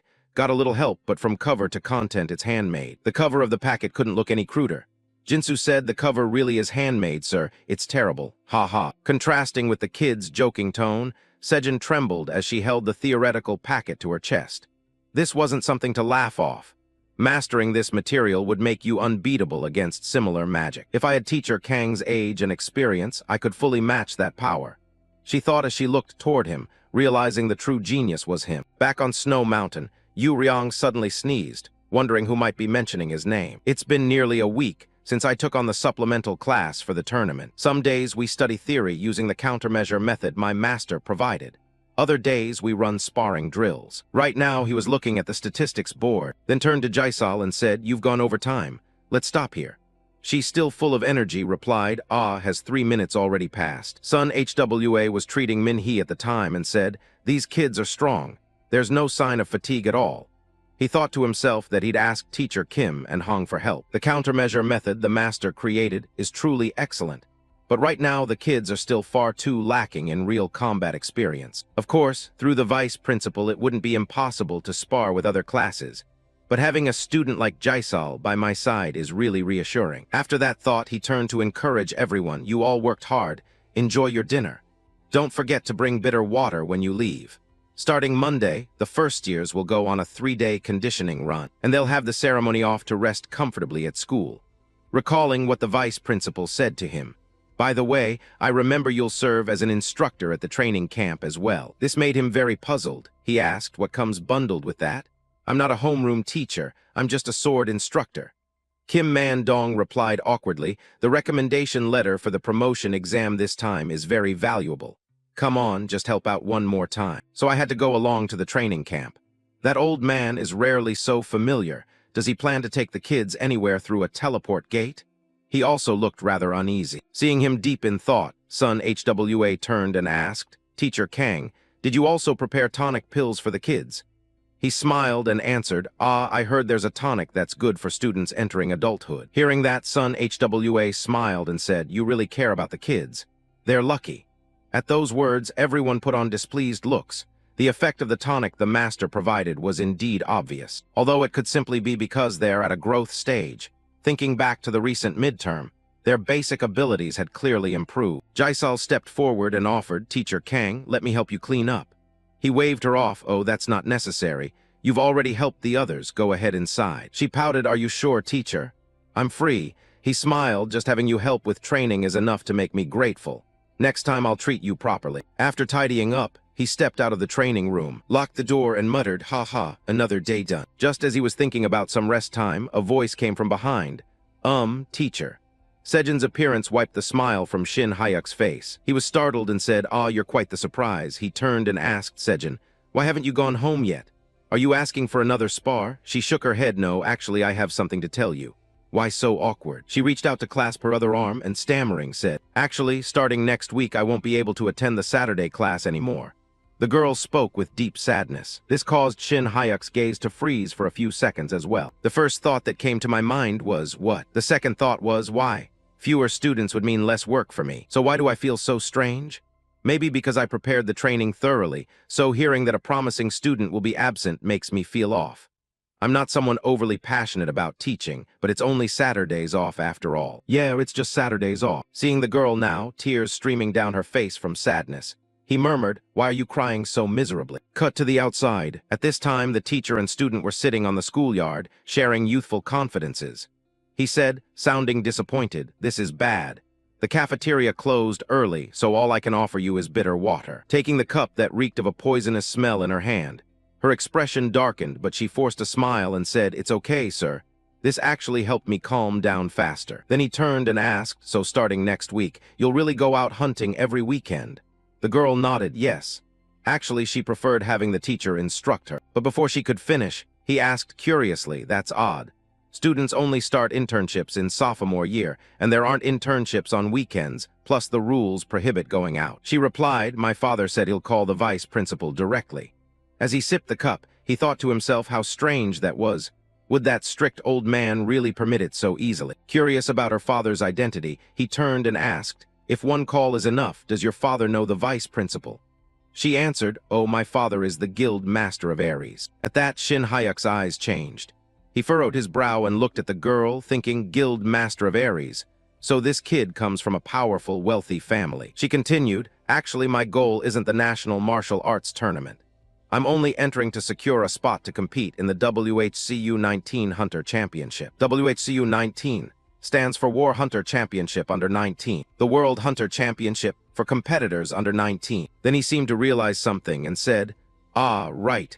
Win the martial arts tournament and you qualify for the international competition." She confirmed it for the first time. He thought to himself that aiming for WHCU before even trying the qualifiers for the national tournament sounded overly confident. But Sejin had been champion 2 years running, and rumor had it this year's champion would be Sejin again. He asked, "So you're competing in the WHCU this January?" She hesitated, "Yes, I'm competing." Before she could say more, he interrupted, "So it's true? How did it go? With Sejin's abilities, you shouldn't just make the top ranks, you could aim for the championship." But contrary to his thoughts, she shyly replied, "I was eliminated in the first round." He muttered, "Eliminated in the first round." She explained, "I had bad luck in the draw. My first opponent was last year's tournament champion." Hearing that, Shin Hyuk let out a whoop. "Oh man, that must sting." She answered, "I'd be lying to say I'm not disappointed, but you can't blame luck. If my skill were strong enough, I wouldn't have been eliminated." Looking at the girl in front of him, he recalled his own image from the days when he was still diligently writing stories. He turned, gently ruffled her hair, and praised, "You're truly an exemplary student." This affectionate gesture made her extremely bashful. She said, "Teacher, what are you doing?" Her startle made him jump too. Then he composed himself and continued, "Most people are lenient with themselves, but looking at Sejin sometimes doesn't feel that way. Yet no one acknowledges that struggle. Instead, people only feel pity." Those words seemed to strike the girl's heart, leaving her face deeply embarrassed. But tears welled and spilled at the corners of her eyes. "You've taken this girl's hopes to the top. Are you planning to run off now?" He stood up to leave and said, "I'll go ahead. You can stay out and get some air before going in. About Saturday classes, I'll ask the vice principal again." And it wasn't a true elimination in the qualifiers. Your first opponent went on to win the whole tournament. So consider yourself the runner-up. You did very well, don't lose your confidence. Quoting his words of encouragement, the girl stood up, bowed deeply, and said, "Thank you, teacher, I will definitely succeed." Shin Hyuk frowned slightly and waved his hand. "Hey," I said, "relax." Watching his retreating back, her mood seemed to have lifted a bit. She turned her gaze to the phone vibrating in her hand. The caller was her father. She answered, "Hello, Dad." Her father scolded, "Why did it take you so long to pick up?" She trembled and replied, "Ah, sorry, I've just been consulting about something." Her father snapped, "Consulting about what?" "You just need to do as I say." After exchanging some words, the two finished the call, and she stood frozen in the middle of the schoolyard, lost in thought. Guild Aries, a reputable mid to upper tier guild. In the story, the heir of Guild Aries split off to form a new guild called Dawn. That person is Kim Si-yeon, a character who hates her parents so much she changed her name. Extremely resolute. When protagonist Kim Do-hyun was a sophomore, his internship guild was Dawn. And while Sejin supervised Kim Do-hyun, the two eventually fell in love. No wonder such a capable character didn't appear in the original work. It's truly odd. I thought she was just an outstanding supporting character, but Sejin turned out to be the female lead. If the original plot doesn't change, Sejin's relationship with her father will be completely fractured. The catalyst is the WHCU tournament next January. Because she didn't perform well, Sejin was harshly berated by her father. Many times, perhaps the author values reader immersion highly. Sejin's father is written as a master manipulator. Because of the author's strong writing, I read it with clenched fists. Shin Hyuk sighed, exclaiming, "And he's supposed to be my student's parent. It's suffocating." Leaning back on his beloved bed, he muttered, even though Sejin is practically guaranteed to win the martial arts tournament this year.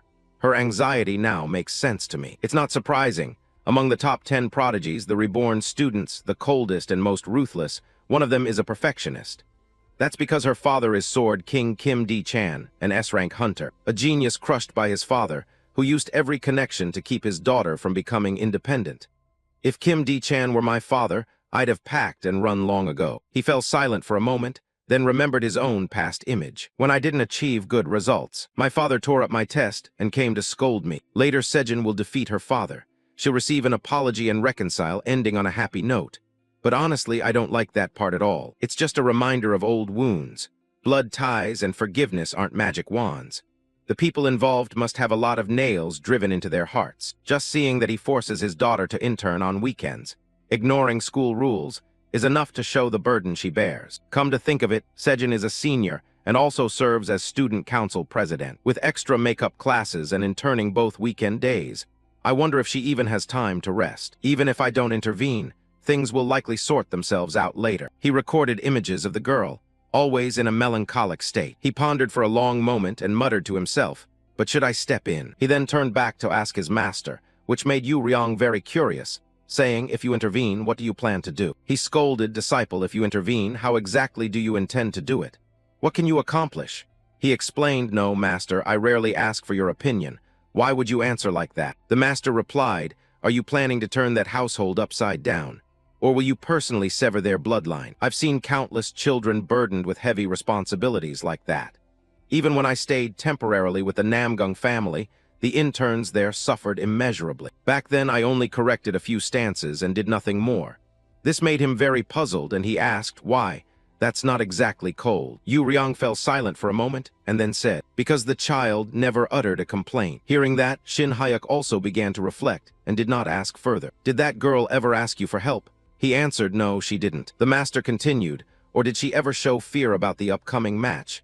He replied, "No, not that either." Only then did the master sigh and say, "Foolish disciple, count your blessings. Your student is already a martial artist." Hearing those words, he fell silent for a few seconds, thinking to himself that she truly had never begged him for help. If he intervened without her asking, clumsy interference would only make things more awkward for Sejin. The WHCU tournament is still next year, and there hasn't been any rift with her father yet. Overthinking gave him a pounding headache. He held his head and said, "Ugh, my head hurts." Seeing him like that, the master said, "Why not take up the sword? If you want to blow off steam, a duel is the best way." He nodded in agreement, stood up, and explained, "I have to prepare for the training camp tomorrow, so go easy on me, please." Hearing that, the master had no objections and asked, "Where are you rushing off to again? You just arrived not long ago." He replied, "As a coach, I need to arrive early to prepare." The master sighed and said, "It seems you're the busiest one lately." He gripped his sword tightly and said, "Don't say more. Because of this, I haven't had time to train myself." He closed his eyes and felt that since taking on the extra martial arts class, he'd indeed been too busy. Next week, there's the A-rank promotion exam. After the exam, I still have to invite Master Kim and Master Hong out to dinner. Tomorrow, he also has to go to the training center to fulfill duties as an instructor. Though in his past life he was busy with author deadlines, why is this life even more hectic? Reborn, he had to start life as a student again, and also adapt to Kang Shin Hyuk's body. Seeking fate on the mountain led him to meet his master. Even the summer break wasn't free. Hunting, then training.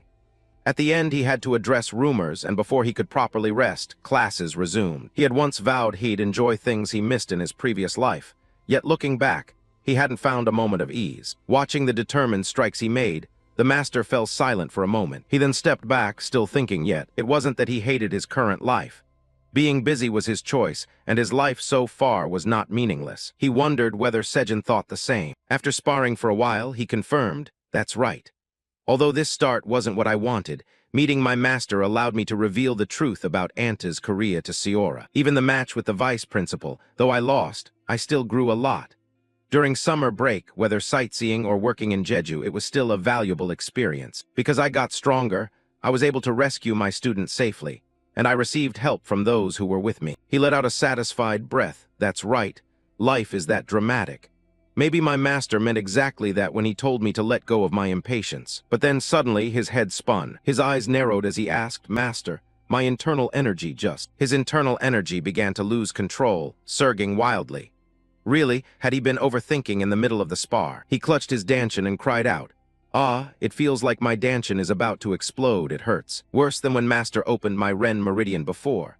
Or was he having an internal energy backlash, the surge burning his dantian? The internal energy burst out of his dantian, not following the meridians but running up along his spine, rising slowly. He had to regain control.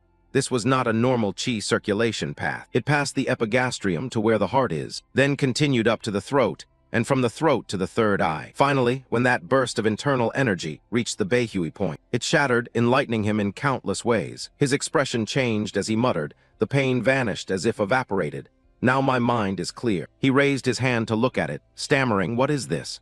The master stepped forward and praised, "Congratulations." This made him very curious. He asked, "Congratulations for what?"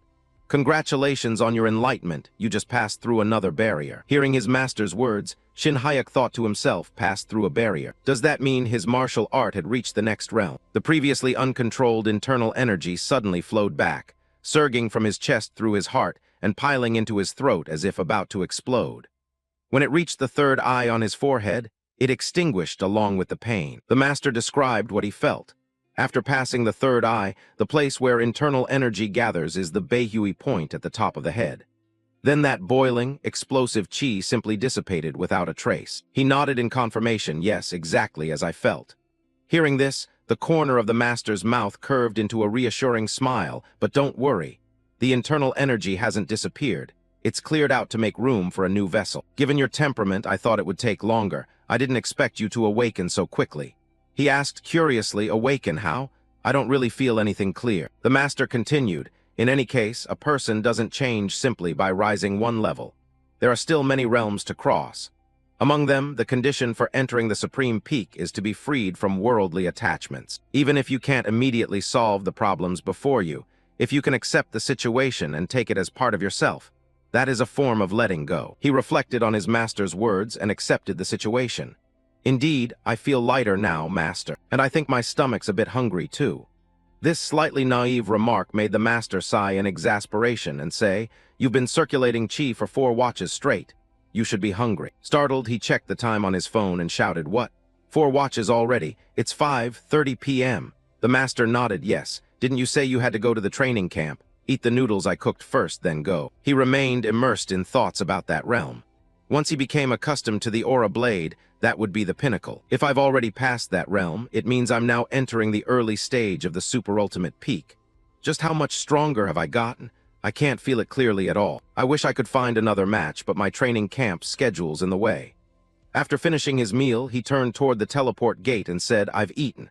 I'm heading out. See you later, master." Watching his back as he left, the master sighed, "Oh dear, I forgot to tell him to rein in his power if anything happens." "Well, never mind. It's probably nothing serious, right?" Cut to the school, the person in charge looked at his wristwatch. It was past the appointed time and no one had arrived. He said, "How can this possibly be? Wasn't this training camp supposed to be run by your second school?" Someone nodded in agreement, "Of course. The camp director this time should be from our second school." The one who said this was a blond young man. Confidently and sarcastically he added, "Among the teachers from first school, is there even an A-rank hunter? So this time the camp director will be teacher Jung Hyun Sik from second school." One man objected, "But wasn't teacher Jung only appointed last year? He's not even a full teacher yet, is he?" The other replied, "Whether he's a permanent teacher or new doesn't matter. It's about ability." Shin Hayek stood outside the discussion. observing and thinking to himself that an hour had already passed. These people hurried their preparations to make the training camp on time, thinking that simply assigning tasks and roles would be quick. But instead they argued over who would be the camp director, the person with the highest responsibility here. Were they sworn enemies or what? No one was willing to give ground. Apparently schools take pride very seriously. Who knew it went this far? The blonde continued loudly. Then teachers from Hunter School number 1. Why don't we settle this with a duel to decide? Hearing this suggestion, he stroked his chin and thought, oh, that's good, much better. Talking gets nowhere. A decisive duel is far simpler than endless debate. Another brown-haired teacher stroked his chin and said quietly, a duel? For what? Just to choose the camp director, we have to go as far as a duel? The blonde asked. Do you have any other idea? If so, speak up, he replied. If we must fight, then each school should send 5 representatives to compete. Looking at this man, he thought, ah, so our school actually has someone willing to think. Although second school has A-rank hunters, they also have C-rank ones, while all the teachers at our school are B-rank hunters. At that suggestion, the blonde shook his head. No, there are only 30 minutes left for the camp inspection. The person in charge is waiting, so let's settle this quickly with one-on-one matches. What do you think? Not confident. Hearing that, the teachers from first school were furious. Shin Hyuk sighed softly in the back and kept thinking how ridiculous it was. Wasn't everyone trembling over the A-rank label? Then the blonde looked straight at him and said, is that teacher Kang Shin Hyuk over there? When called, he pointed to himself and replied, ah, yes, it's me, Kang Shin Hyuk. The blonde continued, oh, really? I heard you fought the vice principal over there and took a few hits. Thought you'd step up boldly, but you hide behind others. The man beside him added, I heard you can even use Aura Blade. Could that just be a staged trick? He awkwardly replied, yes, think whatever you want. I'm not going to fight. He thought to himself, don't even try to set a trap for me. If it were Jaisal here instead of me, she would have rushed out already. But what would that accomplish? Even if we won, it would only make those who look down on outsiders from other hunter schools more arrogant. He continued to sneer, speaking of which, weren't you recently in the news over that student incident? This made him furious. He rolled up his sleeves, clenched his fists, stepped forward and said, you crossed the line, duel me. A teacher beside him moved in to restrain him. Teacher Kang, calm down. Someone from the back called out, Teacher Beak, can you take this match? Beak, embarrassed, answered, yes, I suppose I can. He thought to himself that the other teachers didn't seem eager to step up anyway. Then he made a proposal, if I win, I'll give up the representative spot. Is that acceptable? The blonde replied, of course, if you concede, we'd even thank you for it. Shin Hyuk continued, then it's settled. I'll take the field. As for you lot, why not have all your teachers join in too? This left the blonde momentarily stunned. Something like a snort escaped his mouth as he barked. Ha ha, Teacher Kang, you've got jokes. A real YouTuber. I didn't know you had this kind of talent. Teacher Beak behind him tried to stop it. Teacher Kang, whatever you do, joking like that, he cut in, I'm not joking. Do I look that insincere? The blonde wiped away tears from laughing too hard and said, looks like being mentioned in the press has gone straight to your head. Then let me tell you. The world is that easy. He took a stick, drove it into the ground, and began drawing a circle. That's what I should say. If you keep arguing about who'll referee, you'll be at it half a day. So here's the rule. Whoever is pushed out of this circle first loses. Hearing that, the blonde was inwardly furious. Who the hell does this prick think he is, being so stubborn? He then smiled and said, fine, but having all of them is too many. We'll only send 3. A young man in black stepped forward and asked, Teacher Park, are you really going to follow his lead? The blonde turned coldly and said, if you speak, you must be responsible for it. Besides, our medics are good, broken legs, sliced hands happen. Those words made the teachers from first school very worried. In contrast, at second school, faces lit up with excitement. After selecting 3 representatives, he looked at them and said, then the time limit for this match will be 10 minutes. Anyone who forfeits or is pushed out of the circle loses. The other side nodded in understanding. He tightened his grip on his sword and stepped forward, thinking to himself. After reaching the new realm, small changes began to show. The chi in his danshin had decreased a lot, not so much lost as compressed down very tightly. Aside from that, nothing else seemed markedly different. Still fine, this was a good chance to test it. The referee outside blew the whistle and announced, begin. No sooner had he spoken than the crowd from second school surged at him. Attacking with extreme speed, the teachers there exclaimed, pioneering swordsmanship. They summoned a large formation. The blonde replied, why hold back? Crush them until they have no words left. The man with the spear tightened his grip on the shaft, then hurled it toward him like a fired arrow. This momentarily stunned him. He thought, a spear. I thought it would stay to guard the formation, not act so aggressively. If he dodges this, the swordsman will close in immediately and strike with offbeat timing. As he predicted, the instant he dodged the spear, the swordsman lunged in at his side and immediately swung a slash directly toward him. A loud clash rang out. A sword tip snapped and flew straight into the air. This left the teachers from first school utterly astonished, because with his bare hand he had just cleaved that man's sword in two, leaving a streak of blood across his face. This made his opponent's eyes go wide in disbelief. He looked at his arm wrapped in an aura blade and thought, "Oh, drawing a sword has suddenly become much easier." The mage at the back raised her hand and shouted, "All right, fall back now." She summoned a fire dragon. The instant it appeared, it let out a roar and lunged straight at him, preparing to attack. This made Teacher Beak outside startle and shout, "A large formation. Why are they deploying it mid-duel?" Looking at the incoming attack, he realized the A-rank hunter they were talking about was this mage. This was bad. This one posed real trouble. But he suddenly remembered his master's words when learning the Tianma sword technique. A peak Tianma forced me, though I was at a higher realm, to be unsettled. He now seemed to grasp something, so that's it. He never said it couldn't be undone. Back then, his master was at super peak and could see the entire flow of magic. Now he had found the weakness in this attack. His hand, wrapped in aura blade, readied itself to counterattack once more. Jun Hyun panted as red energy swirled around her. This was a rank fire magic, burst flame. Kang Shin Hyuk raised his sword high. Unlike the fireballs used by low-rank hunters, when this one was slashed through with aura, it detonated, dealing wide area damage. A genuinely troublesome spell. Jun Hyun was horrified. What had just happened was baffling to everyone, yet it was as if nothing had ever existed at all. Kang Shin Hyuk planted his feet wide, and with his right hand used his sword to slice the opponent's ultimate move. The burst flame unleashed by second school's A-rank magic teacher Kim Young-hyun, splitting it apart mid-air with a single stroke from the B-rank sword instructor. A teacher watching gaped in surprise, eyes wide, muttering, "What on earth was that? Did you see just now?" A bearded teacher beside him added, "Breaking a sword with bare hands was one thing, but now he's canceling magic too." Curious about Shin Hyuk's peak state, he wondered aloud, "Teacher Kang, who exactly is he?" He inwardly marveled. It was truly incredible. He recalled the fight with the big-mouthed monster. His hurried swordplay had been far sharper then. But the most astonishing thing was the mana flow just now. The successive sparks aligned. When the sword sliced into the magic's flow that formed the spell, he thought, it dissipated into the air like a failed incantation. Kang Shin Hyuk widened his eyes and unconsciously blurted, "Wait." He remembered his earlier duel with the vice principal and realized, then the vice principal must have seen it too. He shuddered at the memory of that man's parry. Was he hit just out of curiosity? Damn foolish old man. A teacher looked at his broken sword and sighed. "My precious blade I've always cared for is broken. I'll forfeit." The spear instructor did the same, raising his hand. "Me too. I won't risk getting seriously hurt." Kang Shin Hyuk propped his sword against the ground and watched the two teachers turn and leave. He pondered. A broken sword can be covered with aura. These people have no backbone. The spear teacher may seem wise, but if he were truly wise, he wouldn't have charged at me. Kang Shin Hyuk asked, "Then what will you do, Kim?" Jun Hyun clenched her fist and replied resolutely, "I'll keep fighting." Kang Shin Hyuk touched his neck with a casual tone. "Is that so? Then it's up to you."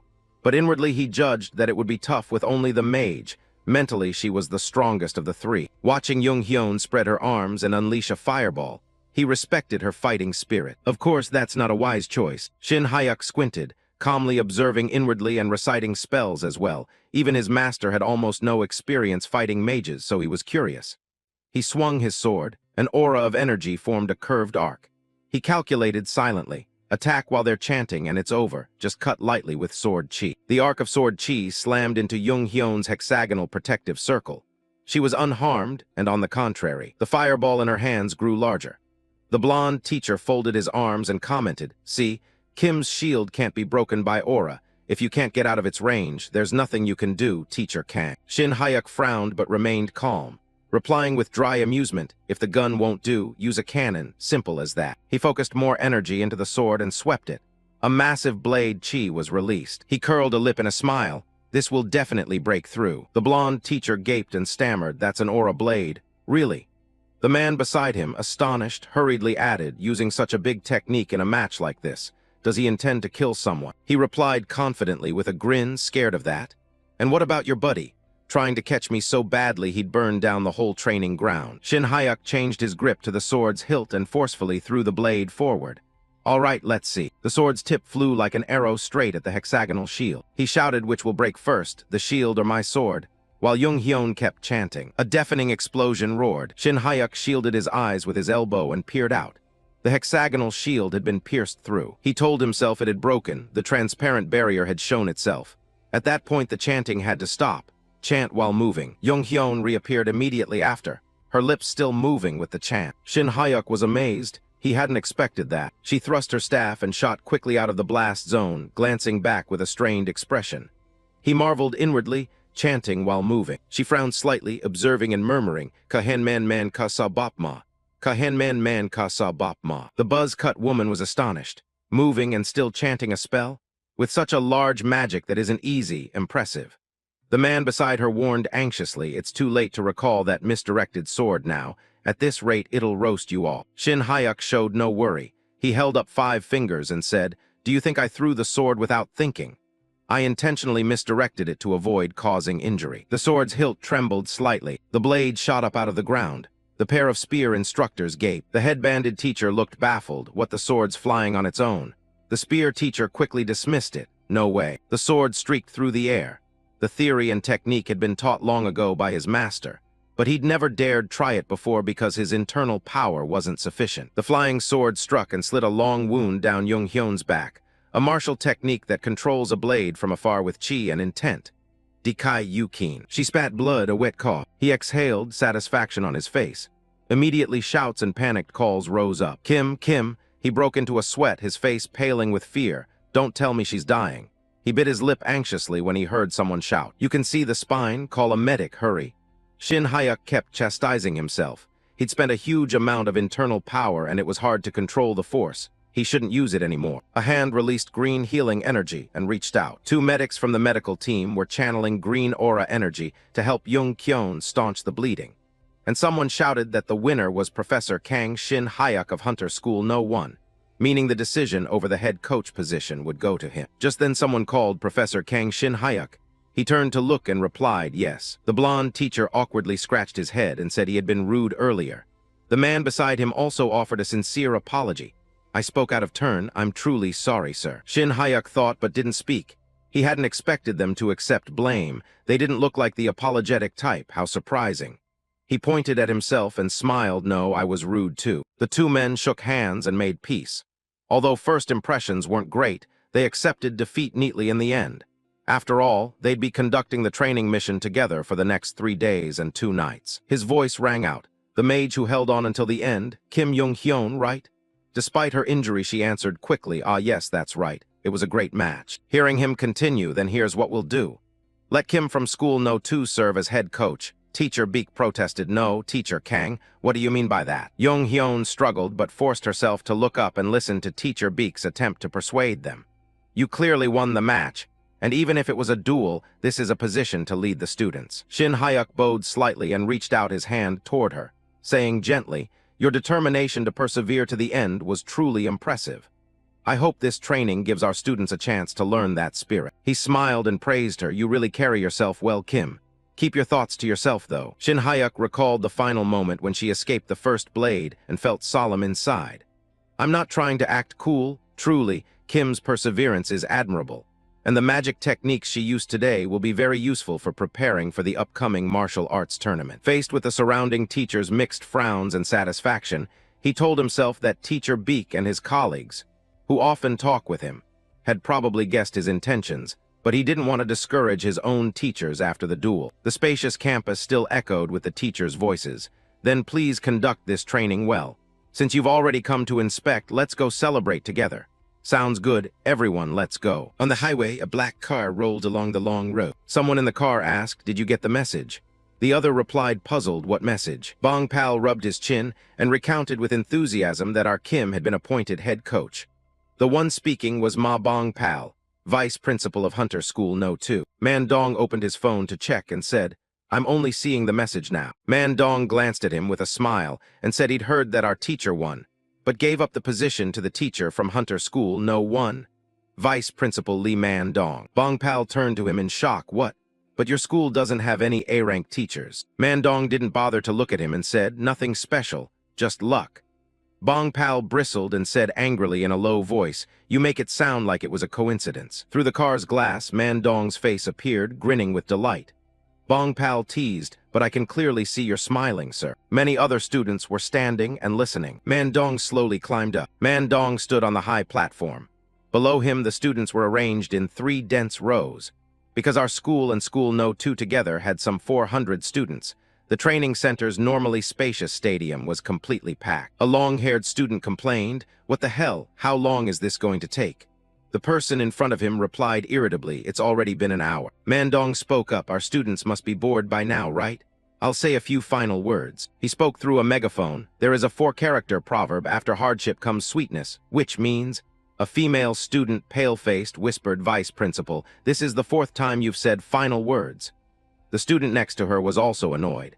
"This is a training session. Are these really training comments?" Man Dong finally wrapped up his speech with one line, "Then let my story end here." A blonde student cheered, "Finally done." The host's echoing voice announced, "Next is the speech from the vice principal of Hunter School No. 2. The students immediately grabbed their heads and groaned, like they'd fallen into a cold puddle. Shin Hyuk took the file folder and stepped forward. The students' time to finish the opening ceremony and move to the dorms had been scheduled. While they took a short break, a familiar face appeared. Sion Hwa called out, "Teacher Kang, you make a great coach." He tilted his head and remembered who she was. His voice brightened, "You're here too? You must be very busy at the school." Sion Hwa smiled. "This week both 2nd and 3rd years are on internships, so there aren't any kids at school." She laced her fingers together and stepped closer. "I heard the instructors who are coaching arrived yesterday. Thanks for your hard work." He emphasized, "Yeah, all thanks to someone's dad." Sion Hwa gave an embarrassed laugh. "I heard about that too. Weren't you not planning to come?" He replied cheerfully, "Yeah, I usually have makeup classes almost every day, so I plan to rest a bit." Sion Hwa looked at him softly. "Maybe it's because my dad was impressed with you. I've heard he even wrote a recommendation so you could try for the A-rank promotion, right?" Shin Hyuk scratched his neck and stammered, impressed. Maybe, but privately thought otherwise. He really was a proactive person. They stood in front of the vending machine. Sion Hwa asked, "Oh right, Instructor Kang is the official in charge of the obstacle course, right? I saw on the schedule it's this afternoon. Can I come watch?" Shin Hyuk looked at her warmly and replied, "Of course you can. By the way, where's the vice principal?" She perked up and urged, "I'm on my way to meet him. Want to go together?" Man Dong's voice carried over, "Teacher Kang, are you here?" Both Shin Hyuk and Sion Hwa immediately paid attention. Sion Hwa joked, "Perfect timing, here he comes." He glanced at the 2 broad-shouldered men and felt a bit self-conscious. Who are those big old guys standing next to him? Bong Pal stepped forward enthusiastically. "Isn't this son Hwa? You can finally get married now." Sion Hwa politely greeted him, "Uncle Bong Pal, long time no see. How have you been?" Shin Hyuk watched thoughtfully. "Ma Bong Pal, no wonder the guy looks so huge. So that's Ma Bong Pal. Famous for his muscular build and his weapon. A giant fan, Ma Bong Pal beamed confidently. He was one of only 10 S-rank hunters in the country. Despite his intimidating appearance, he was a talented wind element mage. Because he's not from the protagonist's school, his importance here was limited. He bowed politely at a 90-degree angle. "Teacher Ma Bong Pal, it's an honor to meet you. I'm Kang Shin Hyuk." Ma Bong Pal looked over and said, "Kang Shin Hyuk, you must be the one Man Dong mentioned." He spread his hand. "I've seen your photos in the papers. You're much better looking in person. Nice to meet you." He found it amusing and thought, "What, an old man kinder than I expected." He replied politely, "Yes, thank you, sir." Shin Hyuk quickly shook Bong Pal's hand. Suddenly his eyes widened. A pair of large, icy eyes stared at him so intensely he felt small under their gaze. He was terrified. The old man's mana was enormous. It felt like drifting through the cosmos. Bong Pal furrowed his brow. Man Dong placed a hand on Bong Pal's arm and said, "That's enough, Bong Pal. You're teasing a bit too much." He withdrew his hand and smiled warmly. "Sorry. I'm just very curious about the person who single-handedly beat our instructors. If that made you uncomfortable, I apologize." Man Dong added, "Teacher Kang, please understand. He meant no harm." He looked at his tingling hand and politely answered, "I'm fine. By the way, did you call me for something?" Bong Pal and Sion Hwa smiled as they watched the 2 talk. "This is something I need to discuss with you privately, so let's move somewhere else." "All right, let's go to the nearby lounge." Bong Pal raised his hand to stop them and said, "Wait before you go, I have something I want to ask Instructor Kang." He replied, "Yes, what is it?" Shin Hyuk heard him ask, I heard you won the one-on-one match. So why did you give the overall head coach position to an instructor from our school?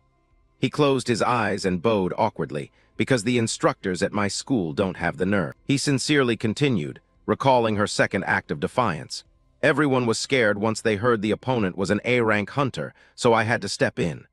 Kim from school No. 2 knew the gap in strength yet still fought to the end. Bong Pal looked embarrassed, I see. Man Dong started, flustered and ashamed, waving his hand when the truth was revealed. No wonder you were so proud this time, saying you'd send an A-rank instructor, Bong Pal said. It's because you trust Instructor Kang, right? He hurriedly cleared his throat. What are you talking about? You realized you only thought it and didn't say it aloud.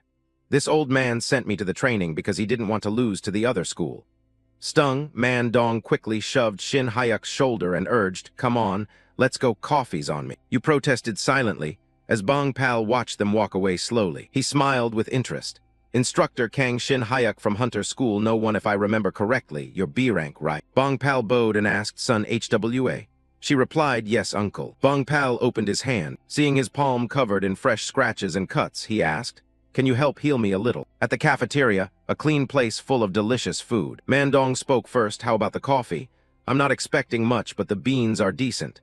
Shin Hyuk replied, since it's on you, it tastes even better. He looked at him gravely. So then, Instructor Kang, I wanted to meet about the A-rank exam. Since I recommended you, I want to give you a few pieces of advice. Shin Hyuk asked, have you prepared at all for the exam? He raised the cup to his lips and answered calmly, because I had make-up classes for the kids, I haven't prepared anything special. Man Dong quickly inquired, oh, you know how the A-rank exam works, right? A time gate appears. Shin Hyuk nodded, I've heard it's about conquering the A-rank gate. He confirmed, that's right. They'll be evaluated at the A-rank gate, and judges will go in according to the number of participants. An S-rank hunter will accompany them as the chief judge. You paused in surprise, an S-rank hunter will be there too. This was the first time you'd heard of it. He asked again, so is the vice principal the chief judge? He held up a hand to explain, no, I was the one who recommended you. How could I be a judge? Although with your ability, it wouldn't matter who showed up. Shin Hyuk closed his eyes and sighed, but if the vice principal, someone I know, were the judge, I'd probably feel a bit more at ease. So who is it? Recalling the person they'd met earlier, you guessed cautiously, is it teacher Ma Bong Pal we just met? Man Dong raised a hand to stop you, no, not that Bong Pal. You looked puzzled, then who is it? Tell me. He stared into your eyes and offered a hint. If I give a hint, it's someone connected to your students. Shin Hyuk jolted alert. He lifted his face and thought, an S-rank hunter connected to my students. He suddenly remembered someone and blurted out, could it be? Man Dong smiled as if confirming the right answer. I didn't expect you and that person to meet so soon. The file with the candidate's dossier sat on the table. He confirmed, Sword King Kim D-chan. D-chan, wearing a suit, was sitting and drinking coffee. Man Dong emphasized, that is the chief judge for your A-rank promotion exam. On the table, the hot coffee was steaming. Shin Hyuk stared blankly at the surroundings. Inwardly astonished and pensive this exam, judge turned out to be Kim D-chan. It must be because I'm teaching Sejin that it was said to be related. At that moment, Man Dong suddenly spoke seriously, breaking his thoughts. That guy, D-chan, has a sharp tongue and, of course, is very strict. Among the judges, he's known as the toughest to please. Shin Hyuk replied optimistically, I have no prejudice, as long as he doesn't deliberately fail me. Hearing that, the elder calmly assessed. Fair enough, given your ability, you probably won't have problems. And since you're the teacher of the girl he favors, he likely won't treat you as harshly as other times. He fell into thought. That old man, if you look closely, Kim D-chan seems stricter than I thought. Facing him, Kim Man Dong continued to offer advice. Shin Hyuk listened while jotting down points to note. There was useful information that only a judge would know, such as the main deduction factors, meaning don't embarrass the person who introduced you, and he felt grateful inside. He suddenly remembered Young Hyun's figure. Introducing Kim Young Hyun from school number 2 as the training team leader was the right decision, since she worked tirelessly to ensure no student was hurt with her meticulous care. Because of her presence, the trainees' drills went more smoothly. As a result, over 3 days and 2 nights they completed relic clearing drills, mountain obstacle training, and rope climbing training. Other items: chemical defense training, magical bio drills, combat in tunnels without teleport gates. Fully equipped marches. Normal academy trainees were able to finish the training schedule safely. 3 days later, a voice rang from inside the building. All right, gathered yet? Supplemental class is starting. Facing the trainees, Shin Hyuk explained calmly. There are no other instructors today. We'll run the session as paired sparring while the rest analyze. On Siak, looking exasperated, urged, "Start already, sir, I'll spar with Jinsu." Yoon-soo, irritated, called out, "I pick Minhee. I'll handle Minhee." Seeing that, he reluctantly counseled, "You guys, calm down, don't look so hostile." Inwardly, he thought it was amusing indeed. An incident had occurred during the training. Not far away, two people were secretly touching hands. The incident he referred to was these two. Minhee and Jinsu had started dating. Seeing their shyness, Shin Hyuk helplessly said, "All right, both of you, I'll stop you." Back to the past at the cliff rope lesson, a distant voice echoed the teacher's instructions. "Check your gear. Get ready to go." Trainee number 332, Lee Jinsu, prepare to descend the rope. Shin Hyuk inquired with concern, "Trainee Lee Jinsu, you don't look so good, can you do it?" Jinsu loudly replied, "I can." Hearing that, he put a hand on his shoulder and slyly encouraged him. "Good trainee Lee Jinsu, shout the name of the person you're thinking of and start descending." Immediately, Jinsu shouted his confession. "Young Minhee, I like you, I'm not joking." He gripped the rope and added in a shout, "Go out with me." Up above, Shin Hyuk hadn't expected to hear that. He murmured in surprise, not parents, huh. Behind him, On Siak flushed and glanced at Minhee. She was now bright red and extremely embarrassed. In the original story, Jinsu and Minhee are a couple, but this Minsu guy confessing here was unexpected. Back in the present, Shin Hyuk admonished reluctantly. "Love is love, but training must be taken seriously. Start the alternating sparring as planned." A while later, he stood quietly at the side watching everyone fight. The clashing sounds of weapons rang constantly through the house. Then another person stepped into the fight. After only a few moves, Shin Hyuk was already fretting. These kids' states are seriously off. He glanced at the others and mused. "I get why Minhee and Jinsu are distracted, but Yoon-soo and Yoon-seo are a bit overzealous." Back in the match, he raised his sword and attacked seriously. The problem lies here. Seeing how Si-jin was struggling to block, he wondered, puzzled. This girl, why has her sword become so limp? She suddenly sighed in exhaustion. "Teacher, did you suddenly raise the difficulty level too high?" Shin Hyuk answered while attacking. "It's the same level as last time. Sejin, are you okay?" He swung his sword, slightly distracted in thought. "My realm has increased, so I've been adjusting, but I already tuned it to her level. There shouldn't be such a big difference." In an instant, he knocked Si-jin's sword out of her hand. Afterwards, Shin Hyuk sheathed his sword and calmly explained. "You shouldn't underestimate the teacher's level, because he's adjusting to your pace and only using textbook sword techniques. If you merely follow what you've learned, you should have the advantage. What do you think the problem is?" At that, Yoon-soo raised a hand and said, "Maybe because I'm not used to using the disruption form yet, so I sometimes fall back on textbook techniques." He affirmed that's part of it. Then he taught seriously. "Occasionally using textbook sword techniques isn't because you're unfamiliar, it's simply because you haven't practiced enough." Shin Hyuk carefully explained for everyone to understand. The disruption form, true to its name, is a form. It's not a technique you calculate and then use. It must be ingrained into your subconscious so that when an attack comes, you can react immediately. Finally, he issued a stern requirement. From today until the end of our time, we'll focus solely on training the speed of the disruption form. Endurance and muscle strength exercises are to be practiced individually outside supplemental class. Having told them, he called Si-jin's name, Kim Sejin, who responded in surprise, "Yes, sir." Shin Hyuk firmly ordered, "You're temporarily banned from physical training." But Jinsu protested loudly, "Teacher, you're favoring the championship candidate." Hearing that, he irritatedly punched his head before explaining. "Not favoritism, Kid Sejin's stamina has actually dropped since before the training. Overtraining is backfiring and wearing her down." Worried Si-jin might not realize it, he turned to the others. "You guys, look, do you see Sejin is thinner than a few days ago?" Yoon-soo hesitated. "I thought she was dieting," and Young Minhee anxiously added, "We just said that she's lost a lot of weight." Seeing this, she hurriedly defended herself. "No, it's probably because she's been interning and very active lately. She's fine." Behind them, Shin Hyuk sighed. Dark circles were visible under her eyes, yet she said she was fine. Her schedule has more classes than a first year. And as student council president, she probably has no free time. Not only that, he knew Sejin was taking on outside activities. He'd heard that on weekends, without supplemental class, she'd go to her father's guild to practice teleportation gates. Even an active hunter would struggle to endure such an intense training schedule.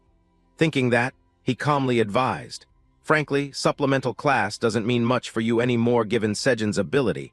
Even without mastering the disruption form, winning the martial arts tournament is practically certain." Then Shin Hyuk, concerned, suggested, I think rest is as important as training. Why don't you temporarily skip supplemental classes to recover your stamina? Hearing this, Sejin bowed her head and fell silent. The others on that side grew quiet at the sight. A few seconds later, she let out a relieved breath. Then she smiled and declined.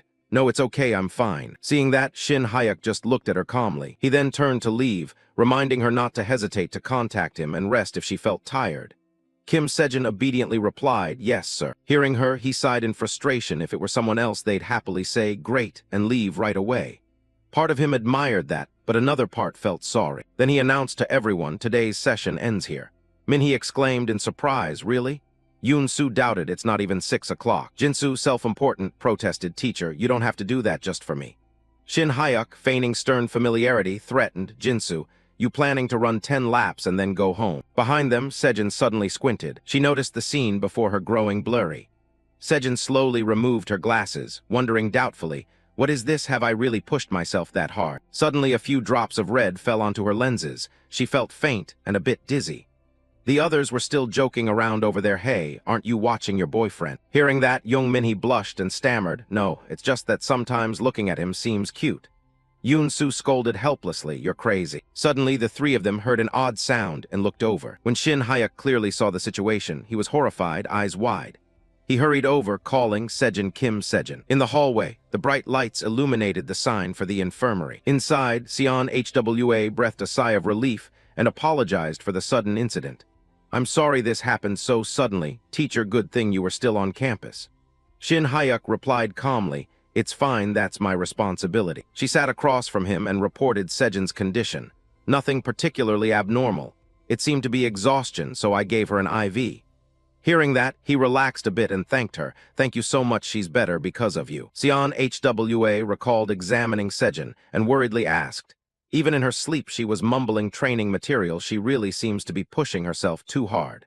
Do you know anything about that? Shin Hyuk replied thoughtfully, I've heard she's been sleeping less than 3 hours a day lately.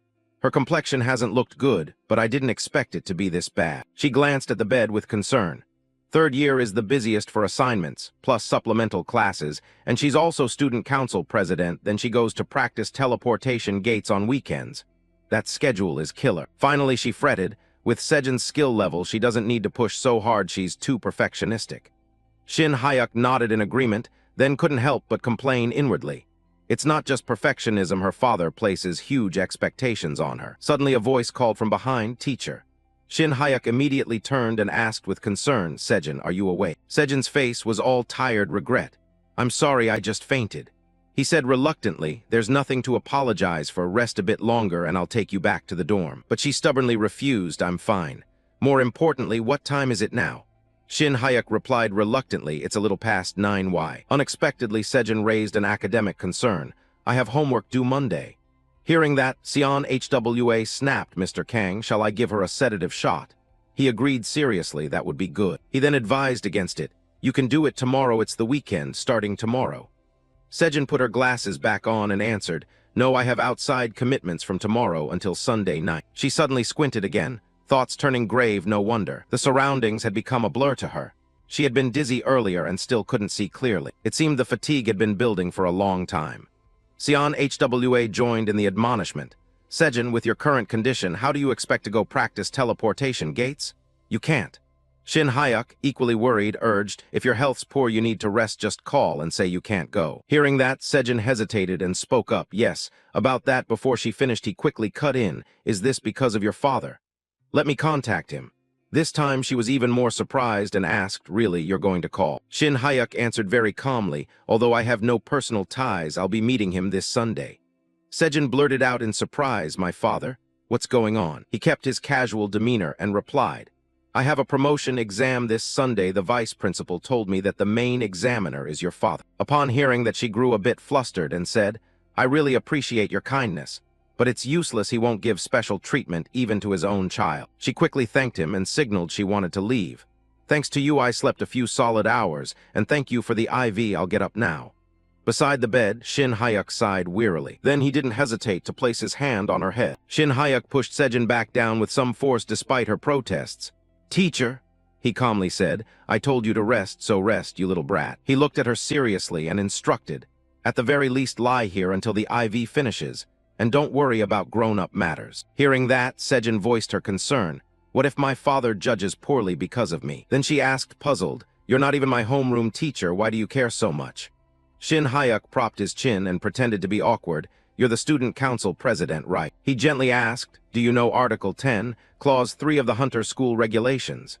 Sejin hesitated. All teachers at the Hunter School must put student safety first, that's right, isn't it? Shin Hyuk replied nonchalantly, I interpret the meaning of safety in that rule a bit differently if it only meant physical danger. There'd be no need to write it into the rules. He looked at the scene outside and spoke seriously. Even if it's something your father does with good intentions for you. Sejin widened her eyes in astonishment at his firm words. But if it harms my health, then to you that's a danger to a student. Suddenly she teased, you know that sounds a bit like a stretch, right? Hearing that, Shin Hyuk embarrassedly ordered, in any case, you must rest today and tomorrow, understood. He said confidently, trust me, I'll do well on the exam and on the conversation too.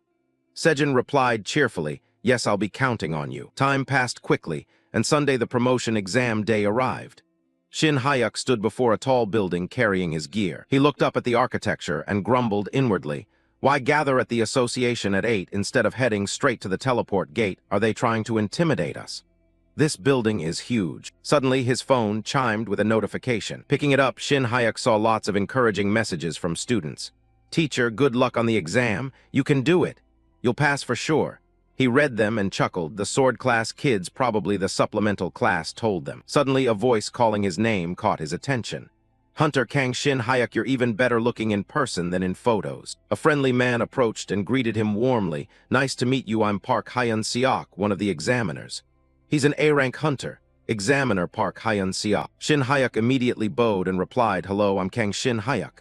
The man asked curiously, you came early, how's your condition today? Seeing Hyun Seok was so amiable, he thought to himself, that's surprising, I've been worrying about Mr. Kim D-chan too much, assuming all A-rank examiners would be strict. Who knew one would be so friendly and familiar? Then he tentatively asked, so are we moving to the teleport gate now?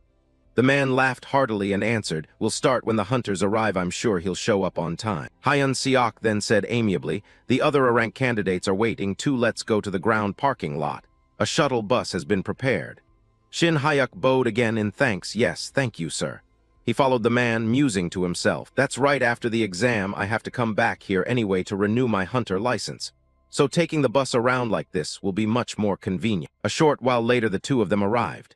When Shin Hyuk saw the scene clearly, he exclaimed in surprise, is it over there? He looked at the crowd gathered by the vehicles and couldn't help but remark, that's a lot of people. At that moment, two young men noticed his arrival. Elsewhere, two girls also turned to look. Shin Hyuk pushed into the crowd. Tense inside, this really is the gathering of those aiming for A-rank, all swagger and presence, like they're saying how powerful they are.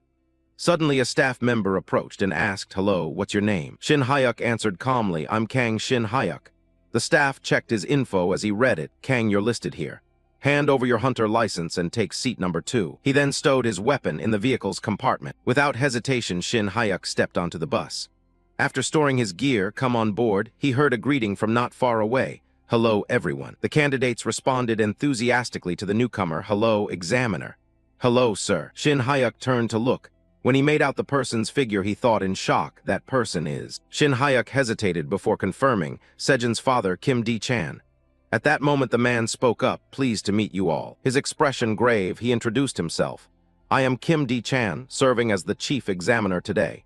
He is an S-rank hunter examiner, Kim D-chan. Hearing that, Shin Hyuk's face went cold, so this is finally Kim D-chan. A little later, Shin Hyuk boarded the bus. Notably, D-chan sat beside him. Well, meeting him might be okay, but Shin Hyuk pressed his lips together, trying to keep his expression steady. The man remained silent, showing no emotion. The bus sped down the road, carrying his uneasy murmurs away. Why is he sitting right next to me? On the bus, the passengers sat in silence, attending to their own matters. Shin Hyuk thought, this is unbearable. I feel like smashing the windshield to get out. But luckily the gate for the sweep is fairly close. At that moment, D-chan suddenly spoke. The lead instructor of the swordsmanship class at Hunter School number 1, Kang Shin Hyuk. He questioned him, is that you? Shin Hyuk replied, yes, that's me. D-chan looked at him and said, I heard that this week student Si Jin was absent from the gate practice. I understand that was your unilateral decision. He paused briefly, then answered, yes. D-chan recounted slowly. She insisted on attending the remedial class, so I didn't stop her.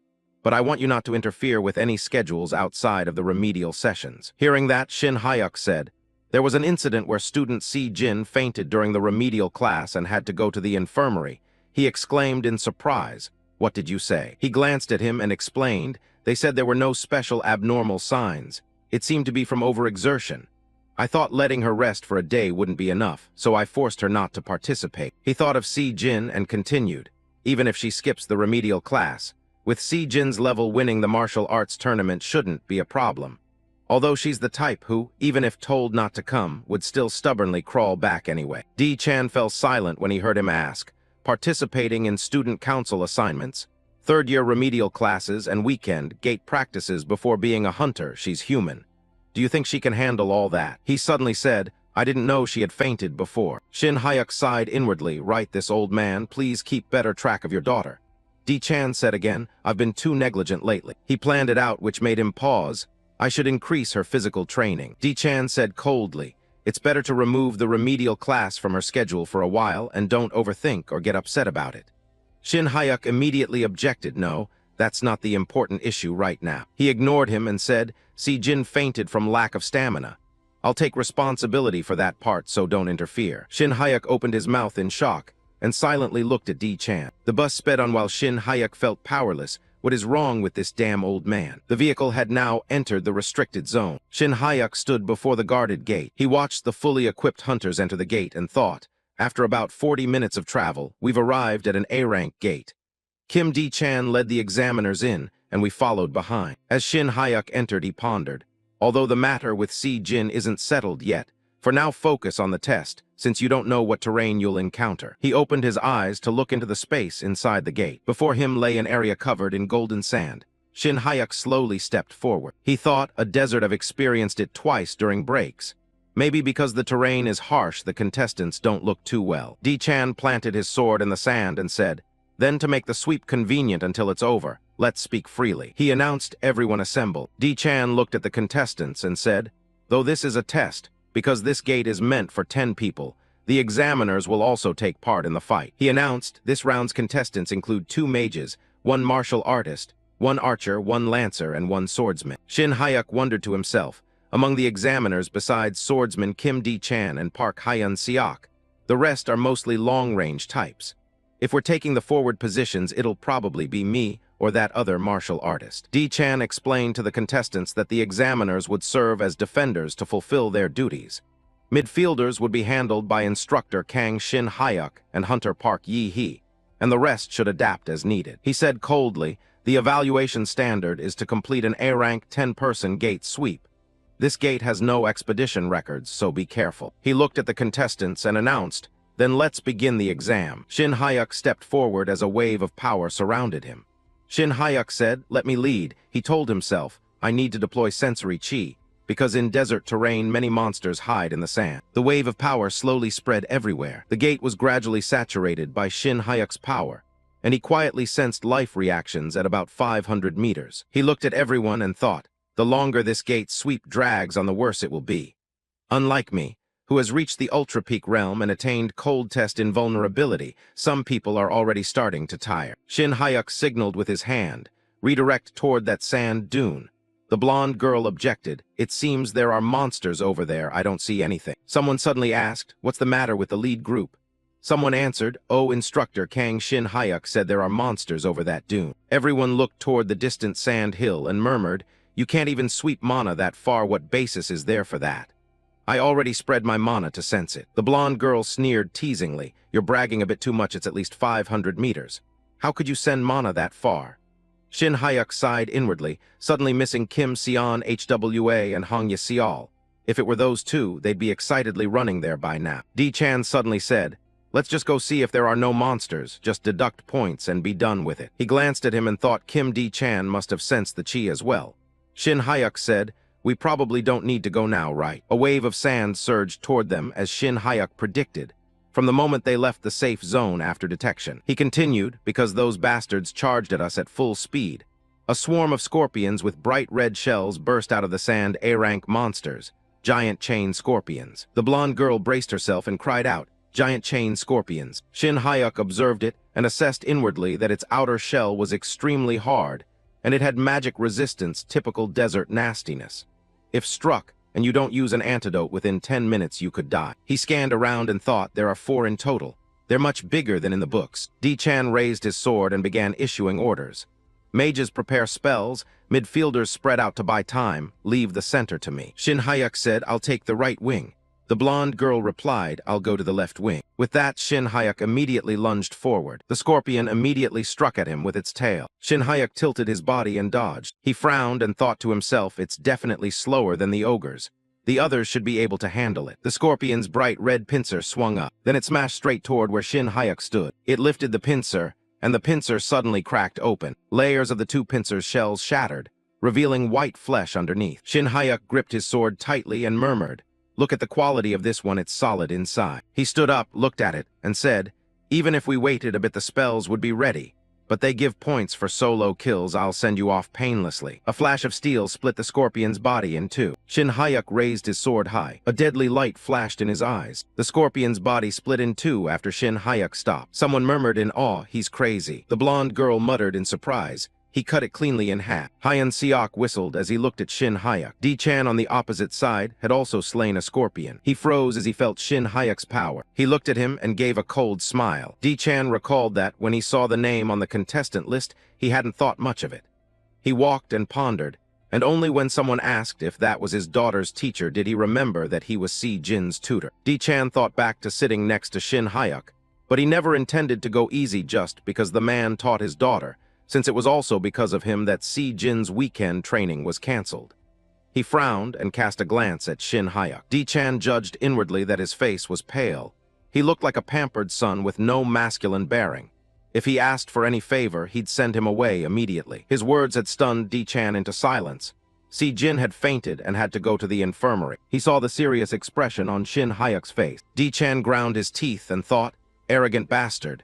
The typical inferior who talks big without real ability. He snorted, I used to think that of him. But now he looked toward Shin Hayek and muttered, I was wrong. D-Chan watched secretly, wondering how he could use mana to detect reactions from afar, and with an unchanging face slice, a giant chain scorpion like cutting vegetables. He whispered a curse, that old Kim man dong damn him. He murmured while looking at Shin Hayek. No wonder that old man has been so aggressive lately, it's because of this guy. Over here, Shin Hayek scratched his head, and wondered if he'd finished too quickly. He looked toward D-Chan and thought, it seems no one else finished him off like I did. Kim D-Chan only restrained his did he leave it to test the mages. Why does he look at me so darkly? Shin Hayek glanced at the blonde girl and thought the melee fighter over there seemed to be struggling, probably because its outer armor counters her. She doesn't seem able to use her aura yet, should I lend a hand? The blonde girl clenched her fists and charged straight at the scorpion. A punch landed on its sturdy shell. The blonde girl panted and muttered, I'm going crazy. The scorpion's eyes flashed. She exclaimed in astonishment, how the hell could he cut through something that hard? The scorpion's tail twitched. Then it lunged straight at the blonde girl. A flash of steel sliced off the scorpion's tail, causing it to scream in pain. A voice rang out, are you okay? The blonde girl looked at the person standing in front of her guarding her. Hunter Kang Shin Hayek. Hyan Siok, seeing the 2 mages had built up full mana, shouted, their spells are ready, fall back. A bolt of lightning immediately struck toward the scorpion. D-Chan watched the scene and thought to himself, though the monster resists magic, it's weak to ice spells, a great choice. Most mages passed, lightning users are out. A sound rang out, making him turn his head. D-Chan watched the struggling hunters and mused that those guys would have to train their aura and retake the test. Their job was just to buy time for spell preparation. Yet they ruined their weapons and were all disqualified. The blonde girl looked at Kang Shin Hayek and said, Hunter Kang Shin Hayek, thank you for your help, and I'm sorry about earlier. She continued, I didn't expect a hunter who could sense monsters from so far away. Shin Hayek smiled and replied, it's all right. Actually, that's a normal reaction. He said, the sky's still calm, good luck finishing the rest. The blonde girl saluted in a military style, yes, we'll trust you and follow your lead. D-Chan announced, Hunters Kwon Hyul Jin, I am So-ho, Park Ju-yeon, and Choi Jun-hyun. Follow the examiners out of the gate, you're all failed. See you next time. Hyan Siok signaled to the eliminated and said, come with me, don't be so down. Shin Hayek watched thoughtfully. They showed no mercy because this gate is dangerous, so they pulled us out quickly. Shin Hayek froze as he sensed danger. His power radiated outward, and Shin Hayek realized silently that they were surrounded. The blonde girl asked, what's wrong, do you need to use the restroom? Shin Hayek hesitated, wait. D-Chan noticed the stir and was surprised. freezing in place. He thought to himself, how did he know? He's sensing the surrounding mana accurately, even faster than me. Shin Hayuk gritted his teeth, thinking front. No, right? Wait, not that front, back, left, right there encircling us. He wondered how many there were. They're packed in tight, then he shouted, everyone, watch below. Hyun Seok went rigid at the tremor underfoot. Shin Hayuk calculated silently, it's not just a few. The sand suddenly heaved upward. A huge maw gaped up from the sand, aiming straight at Hyun Seok. Shin Hayuk realized a single monster had surrounded the examinees and bared its gaping jaws. The eliminated hunters gaped in shock. The creature dove back into the sand, and Shin Hayuk thought it was an individual with exceptional power like a B-rank Shadow Reaper or an A-rank Goblin. He looked at the monster and murmured, Desert Disaster, A-rank Giant Sandworm. D-Chan silently frowned as he stared at the sandworm. Shin Hayuk also froze as he stared at it. Elsewhere, the kettle on the stove began to whistle, signaling the water was boiling. Sion HWA, eating a pastry, asked, Dad, do you think Teacher Kang is doing well on his test now? Man Dong replied calmly, if it's Teacher Kang, he'll probably pass easily after all. He's the talent I recommended. She replied sadly, Dad never recommends anyone. How far could Teacher Kang go with his skills? Sion HWA asked if he could one day be as strong as Dad. He answered, it's hard to say, but if it's Teacher Kang, he'll likely surpass that. Man Dong suddenly said, but Sion HWA, to clear an A-rank you need an essential talent. She was surprised, an essential talent. Man Dong described the current state of the examinee group, for example. When a troublesome anomaly appears, anyone who runs away without looking back is a B-rank hunter. At that moment, the blonde girl gritted her teeth and defended with the others. Man Dong continued, those who remember their role and fall into the combat formation are rank hunters, though the test seems to assess raw combat strength. In reality, they're watching these aspects very closely. He watched the steam rising and explained that these tendencies can't be revealed unless a real crisis occurs, which is why they bring more people than necessary, unless it's an experienced team. Sion HWA asked, Dad, in a similar situation, what would an S-rank hunter do? Man Dong touched the kettle and replied, eliminate the source of the crisis. He poured hot water into a cup and said that once the cause is removed, the crisis will be gone. At that moment, Kang Shin Hayuk was gripping his sword and charging straight at the sandworm. Man Dong said, anomalies think about that so casually. D-Chan and the gate froze for a moment, then jolted. He and Shin Hayuk lunged at the sandworm together. Man Dong said that's the seed of an S-rank hunter. Shin Hayuk raised his sword and clenched it, and mana erupted instantly. D-Chan also lifted his greatsword, orange gold mana swirling around him. Then the two of them coordinated and sliced the sandworm into pieces. The candidate standing nearby watched in stunned amazement. The blonde girl also widened her eyes at the two of them. The creature's body and bright red ichor fell down. D-Chan spoke, an ancestral flight of the code. He wiped the ichor off his greatsword with a cloth and said he had no intention of raising Si Jin to be weak, because she would inherit his legacy. Shin Hayuk was splattered with red goo as well. He frowned and said, as an examiner, no, I can't agree with your parenting methods. D-Chan replied, then do it. Hyun Seok crawled out of the sandworm's mouth sobbing. Shin Hayuk protested, no, what are you asking me to do? D-Chan suddenly said he would no longer force or pressure Si Jin. He ordered you take responsibility and make Si Jin win the WHCU championship. Shin Hayuk frowned and asked, what if Si Jin can't win? He fell silent to hear his answer. Because of your words, Si Jin couldn't win, so you must take responsibility, that's right. D-Chan curled his lips into a dangerous smile and proposed, become my son-in-law, what do you say? After hearing D-Chan's proposal, Shin Hayuk's face went pale and awkward. His expression in the ID photo still showed a tight frown. Even after showering, Shin Hayuk was still in shock. When he slept, he kept that same face and stared up at the ceiling. At school, Shin Hayuk sat with his knees drawn up in silence, making the students curious. Si Jin asked worriedly in a low voice, Teacher, what are you thinking? He answered inwardly, he's thinking about her father. On Seok looked at the license and exclaimed, look, the photo on the new license has that same expression. Yoon Soo commented, he looks like someone with chronic constipation. Shin Hayuk recalled stammering, father. No, uncle, what did you just say? D-Chan replied, if Si Jin fails to win the championship, he said I have to become his son-in-law. He looked at him smiling and thought, if he doesn't want me as a son-in-law, then tell me to join his guild. If I refuse, stop training Si Jin. Shin Hayuk gritted his teeth, thinking that although Kingmaker D-Chan said some nonsense, he didn't take it to heart. Still, the guy in front of him was detestable. He clenched his fists and cursed silently that the man treated recruiting talent like a tool. Then Shin Hayuk replied, fine, I'll just help the girl win the championship, right? He spoke up. In return, I have one condition. Di-chan gave a wry smile and said, go ahead. Shin Hayek clenched his hands and ground out. I request an honorable duel. Back in the present, Shin Hayek called, Si Jin?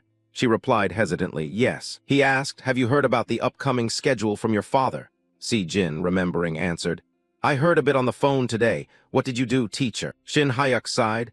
I just got along with him well enough. He easily handed over all the training to me.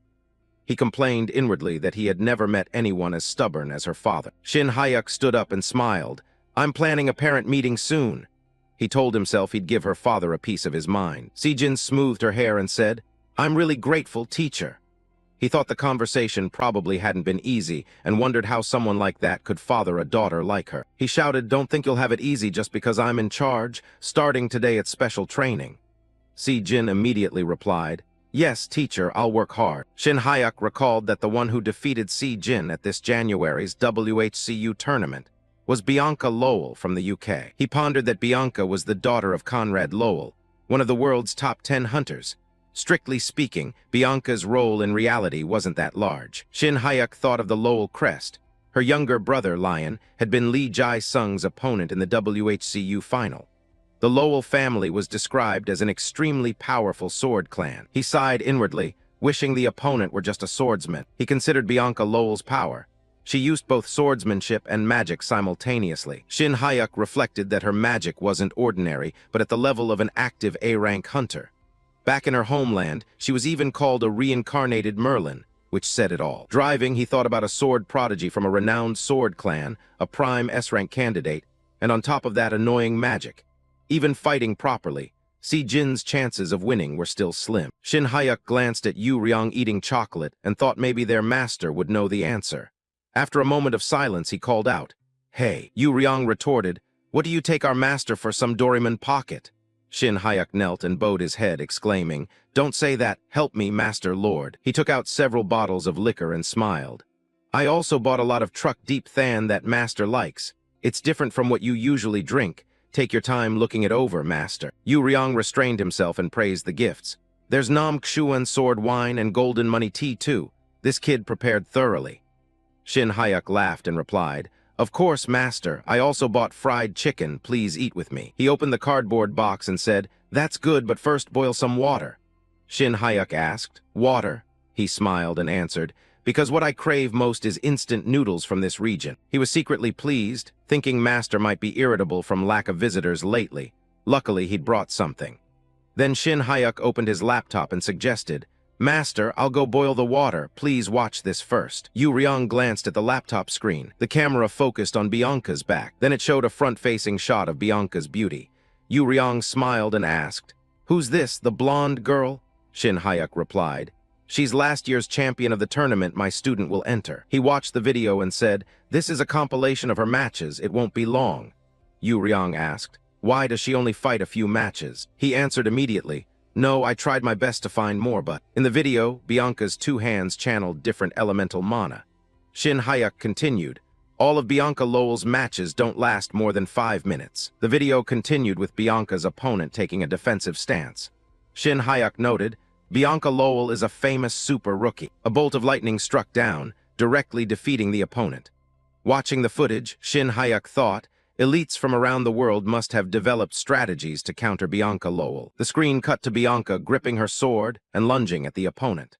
A magic circle appeared along with a series of black chains, yet this century's prodigy could deploy mobile incantations since age 10. Rapid-fire incantations. Shin Hayek watched and thought about applying dispels to the opponent's skills, while also launching multi-layered incantation-based offensive magic. Then Bianca jumped back to keep distance from her opponent. She snapped her fingers and lightning struck the person in front of her. Shin Hayek assessed, in short, every match was a slaughter. At that moment, Shin Hayek grabbed the thermos and explained, Bianca is beyond a typical A-rank hunter, while our Si Jin, even at best, is high B-rank. He looked at Yu Ryong thoughtfully and continued, We have less than 2 months left, Master. We need an extremely strong solution. He stroked his beard and calmly observed, Just from the video you can see the skill gap. I've rarely faced mages, so I'm not very familiar. Shin Hayek bowed his head and muttered, So even Master is at a loss. Yu Ryong immediately retorted, At a loss what, kiddo? It's not that there's no way. He said, if we take that kid Si Jin as a disciple and teach martial arts, it's worth a try. Shin Hayek asked in surprise, martial arts? Yu Ryong explained. The only way to counter that kind of mage with a sword is to sever the flow of magic or use sword energy stronger than their spells. He challenged, hey kid, you've reached a new level, surely you can spot a mage's weakness now. Shin Hayek replied, yes, master, I recently fought a mage. He recalled the match and pondered. Teaching martial arts. I've actually considered it before, because those techniques turned an ordinary B-rank hunter like me into a top-tier master. Shin Hayek thought, but that's why he's hesitant to share the martial art. It's one of the greatest secrets behind his power. He frowned at Yu Ryong, surprised that master offered to teach without flinching, then asked, if I pass your martial art on to someone else, will you be okay with that, master? Yu Ryong tore open the instant noodle seasoning packet and replied, you idiot, I took a liking to you, not that I'm taking you on as my disciple. He continued, just as I chose you, choosing a disciple is your right. Shin Hayek cried in surprise, master. Yu Ryong questioned, aren't you curious? He poured the boiling water into the cup noodles and went on. That kid is a genius you can't compare to. She's surely been accumulating chi by some method without realizing it. As Shin Hayek thought of Si Jin while listening to Yu Ryong, he wondered what kind of monster would emerge if all that chi were converted into inner power. Si Jin trembled as she looked at the glasses in her hands. She wondered to herself how she could see clearly without glasses. What on earth was going on? She stared at the strange bottle of water, thinking maybe that bitter liquid was the cause. After resting, she had indeed felt her body change noticeably. Si Jin bowed her head in silence. She finished the bottle and thought, with less than 2 months left until the WHCU tournament. Sometime later, the National Martial Arts Tournament was held. A flash of steel lit up the stadium to everyone's astonishment. The spectators watched in shocked silence, mouths agape. Si Jin continuously swung her sword, launching a torrent of attacks at her opponent. The boy across from her gritted his teeth and tried to block with his sword, but the blade kept inching closer and closer to his face. Si Jin tightened her grip on the sword. The boy stared in stunned disbelief, thinking, what the hell is this? Are we even the same grade? He trembled as he looked at Si Jin and wondered how she could have such strength. Shin Hayek sat in the stands pondering. Without even converting mana into inner power, she's already overwhelming. If they teach martial arts as master suggested, it might be worth the gamble. Si Jin swung her sword and knocked the weapon from her opponent's hand. He froze with his mouth open. Si Jin seized the moment and lunged forward, kicking him away. The referee immediately announced, competitor Parky Dam is down, competitor Kim Si Jin wins. Shin Hayek muttered, hey, take it easy. Yoon Soo in the stands shouted, she's the best, knew she'd win easily. Minhee yelled, the winner is Kim Si Jin, victory goes to Kim Si Jin. Shin Hayek smiled at the two of them, thinking these kids must be disappointed inside, but they're such good-natured kids. Our students had high expectations, but except for Yoon Soo, they were all eliminated. He thought partly it was due to lack of real strength, but also bad luck in the draw. Yoon Soo, holding his sword, asked blankly, what? How are you there? Jin Soo scowled and muttered, I'm the one who should be saying that. This bracket is for real, right? Shin Hayek watched 2 matches and sighed. Because of the random second-round draw, Yoon Soo met Jin Soo, and Yoon Seo had to face Si Jin in round 2. He thought of Minhee's match. Although they trained well in dispelled techniques, Minhee lost to a third-year mage who had been a title contender last year. Later in another match, a blade stopped inches from someone's throat. Shin Hayek looked at Yoon Soo and thought, even though Yoon Soo advanced and left a strong impression, she still had to accept defeat. He breathed a quiet sigh of relief. After all, a freshman reaching close to the finals was a major achievement. If they enter again next year, they'll surely get past the preliminaries. At that moment, Minhee exclaimed, indeed, Si Jin's level is on a whole other tier. Yoon Soo sighed and said, a freshman champion can't really be faulted. After a while, Si Jin stepped onto the stands and called out, teacher, I'm back. Shin Hayek commented, good job, you look to be in good shape. And she replied with a hesitant smile, it's all thanks to you, teacher. Will you watch the final? Shin Hayek turned and started to leave. Sorry, I have to go take care of something. Sion Hwa's about to arrive, so after your match, go home with her, okay? Jin Soo asked blankly, really? Hey, teacher, where are you going? He scratched his head in silence, then replied, to meet a student's parents, obviously. Shin Hayek watched Chan calmly checking the time in silence. Shin Hayek recalled his earlier exchange with Si Jin. She could probably win even without him. She smiled hesitantly and said, I'll try to win. He suddenly asked, making Si Jin fall silent, your biggest worry is still the WHCU, right? Shin Hayek said abruptly, If you win the championship this time, I'll teach you the method. He smiled. So while I'm away, make sure you go win that cup, my student. Si-jin smiled and nodded. Yes, sir. A moment later, the referee announced to the arena. The martial arts tournament, hailed as the flower of the Hunter School Festival, now invites Kim Si-jin from Hunter School Number 1. The host continued, introducing the one standing before an unprecedented record, 3 consecutive tournament championships. Si-jin hesitated and said, "Hello everyone, I'm Kim Si-jin." The host looked at Si-jin and asked, "Throughout the matches, you've maintained remarkable composure. Has there ever been an opponent who made you feel even slightly threatened?" She hesitated, then answered, "I don't think so." The host laughed. If a different student said that, it might come off as arrogant, but when Si-jin says it, it's not off-putting at all. Driving, Shin Hyuk listened to the interview and said, "Let's change the question a bit. Assuming you win, let's talk about what's next. If you win this martial arts tournament, you're expected to enter the WHCU, right?" He stopped in front of a high-rise, the reporter's voice from the arena still in his ear. "It's a shame you faced champion Bianca in round 1 and were eliminated. Do you have any special strategy for revenge this time?" As Shin Hyuk entered the lobby following directions, he heard Si-jin reply, "Back then I was too weak, so it was regrettable." She continued, "But this time, thanks to teacher Kang Shin Hyuk, I think things will be very different."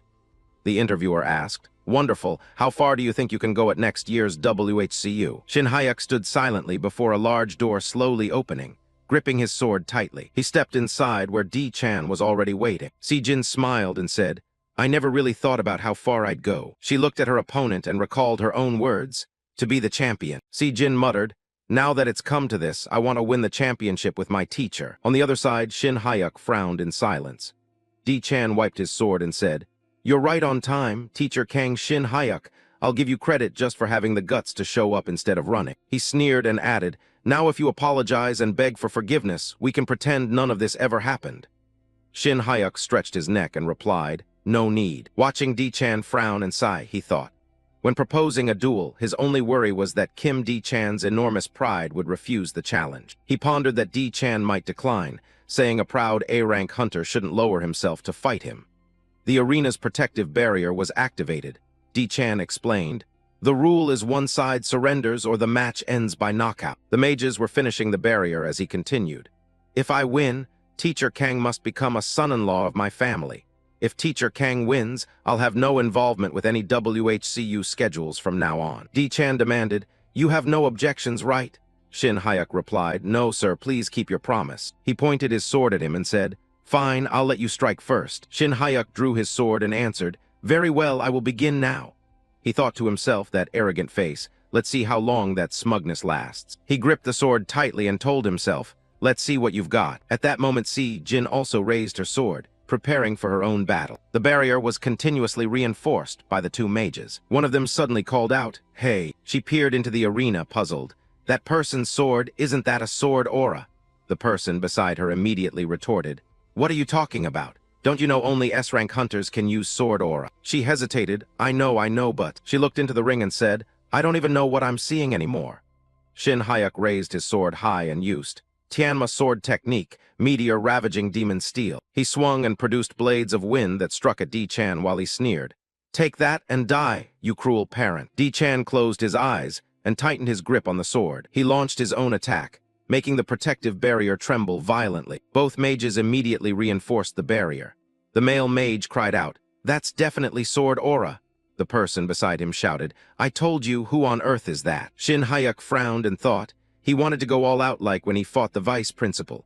But at his current level, if he used full power, everyone here might die. He watched Di-chan's silhouette through the haze with quiet pride.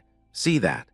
The power of meteor-ravaging demon steel forced 3 layers of barriers to struggle to hold. Di-chan swung his sword, creating a gust that cleared some of the smoke. Di-chan wiped the blood from his face and praised, "Excellent." Shin Hyuk was inwardly astonished. He managed to block all that. That force was almost on par with the fight against Kim Man-dong. Suddenly Di-chan said, "Teacher Kang Shin Hyuk, after that move, I'm certain about one thing." He continued, "Even if we assigned any guild trainer to Si-jin, it wouldn't be as effective as you training her directly. I admit that." Di-chan licked the blood at the corner of his mouth and declared, "That's why I absolutely have to win this match." Di-chan licked the blood at the corner of his mouth and declared, "That's why I absolutely have to win this match." Shin Hyuk trembled and thought, "Si-jin, Your father really is a madman. A mage outside shouted, boost the shields to 6 layers now. No, call everyone who's free to come down here. D-Chan wrapped his sword in orange gold mana and charged amid the mage's desperate cries. If the hall goes berserk, it will collapse. Shin Hayuk felt D-Chan's speed and marveled. Too fast. He kept moving and struck straight at Shin Hayuk. While parrying with his sword, he thought silently that D-Chan's speed was even faster than the vice principal's, though a bit short of his master's. Shin Hayuk gritted his teeth and blocked another attack. An S-rank hunter, huh? He gave a bitter smile and exhaled in relief. D-Chan widened his eyes in astonishment. Teacher Kang, just now you smiled. He remembered when they made their honor duel agreement. When that guy issued the challenge, he thought he was joking. He sneered, of course I wasn't joking about making him my son-in-law. I thought overwhelming force would be enough to end that challenge. D-Chan attacked frantically while calculating. How long has it been? Seems like about 30 exchanges already. He assessed Shin Hayuk. Not overwhelmed at all, he's like an enormous wall. D-Chan gritted his teeth, thinking that bastard. He kept attacking while Shin Hayuk parried. D-Chan wondered, what the hell is this? Shin Hayuk was dominating him. He asked in surprise, are you tired already? D-Chan was inwardly stunned. Why didn't his expression change at all? He tightened his grip on the sword and shouted, I underestimated you. I'll raise my level to match yours. The mage nearby yelled, holy crap, here it comes. Have the shields been reinforced? The other reported 10 people just arrived. I told them to start right away. Mages ran over continuously, raising their hands to cast mana. The mana stream was immediately drawn into the barrier, gradually reinforcing it. Inside the arena, D-Chan repeatedly slashed out streams of jet black sword energy at Shin Hayuk. He realized inwardly that he was forming strikes by shaping hardened energy into cutting blows to launch. Shin Hayuk dodged and blocked, then marveled. This form is almost identical to meteor-ravaging demon steel. Does he have an overflow of mana? Blocking these brutal strikes is just a waste of energy. He told himself to only block a few, dodge the rest. D-Chan challenged him, planning to run away. He crazily swung at him again. Don't disappoint me, teacher Kang Shin Hayuk. He thought in astonishment, is he crazy? He's swinging again, the force keeps battering the protective barrier. The mages trembled as they struggled to continuously reinforce the barrier. One couldn't hold on. A stream of red blood gushed from his nose and he fainted. A section of the barrier shattered and fell. The barrier broke apart completely and gradually disappeared. When the dust settled, Shin Hayuk stood unharmed in the center of the arena. D-Chan exclaimed in disbelief, well done, truly excellent. Who on earth is he? From whom did you learn swordsmanship? Panting, Shin Hayuk thought, who else would be here but the strongest in the world? Going to master really was a brilliant move. He frowned in thought, it's strange. No matter how much mana one has, it's not infinite. He must have realized their powers are comparable, so why fight with such mindless attrition? D-Chan suddenly announced, maybe this match should end here. He asked, why do you say that all of a sudden? He sneered, look around. Shin Hayuk immediately turned his head and scanned the area. He saw mages lying scattered on the ground and realized the mages who maintained the shields had all passed out. That old fox intentionally targeted the barriers knowing he might lose. D-Chan reached out and said, it's a pity. Though victory isn't decided, I acknowledge your strength. So at your request, I won't force Si Jin into harsh training anymore, and I will not interfere. He added, however, if she doesn't win the championship, then you must join my guild. How about that? Shin Hayuk sighed inwardly. This uncle is stickier than I thought. He sheathed his sword and said, fine, I accept that proposal, but in return I have conditions. D-Chan exclaimed, really? Tell me. Shin Hayuk clenched his fist. Then he punched D-Chan straight in the face, catching him off guard and connecting the blow. D-Chan covered his mouth and yelled, what on earth are you doing? Shin Hayuk waved his hand and replied, honestly, you know full well I was about to win and you stopped the match to make a new offer. He frowned and retorted, for me to agree and you only get to save face. That's ridiculous. D-Chan listened in astonishment as Shin Hayuk continued, I will make sure Si Jin becomes champion, as long as you don't interfere with her training. Shin Hayuk clenched his hand and said, if she wins and you still hedge like this, I won't go easy on you. Consider yourself warned, he thought. With that, all preparations were complete. He pondered, top talent combined with top-level martial skill. Though time was tight, there's no more outside interference now. Even I don't know how far she can go. Brace yourself, my student. Take 3 mountain ginseng roots and get started. Meanwhile, Si Jin had defeated her opponent. She smoothed her hair as the crowd in the stands erupted. The referee shouted loudly, champion, champion, Kim Si Jin, competitor from Hunter School number 1. Cameras ready, crew in position. The host kicked off the interview with an enthusiastic tone. Yes, indeed, she dominated this tournament as well. The crew focused on the center of the frame where the host sat opposite the swordswoman Bianca Lowell. If you had to pick the toughest opponent in this tournament, who would it be? None of them were particularly tough. The smile on the host's face froze when she heard Bianca Lowell's answer, but she forced a grin and kept the interview going. So that's how it is. Only the next stage is WHCU, right? Yes, come on, give a longer answer. This is an interview. Bianca Lowell calmly lifted her glass, sitting as if savoring tea rather than giving an interview. So let's change the question. In the upcoming tournament, is there any player you particularly have to watch out for? She took a slow sip, movements deliberate and elegant, Iron Gauntlet Trails champion.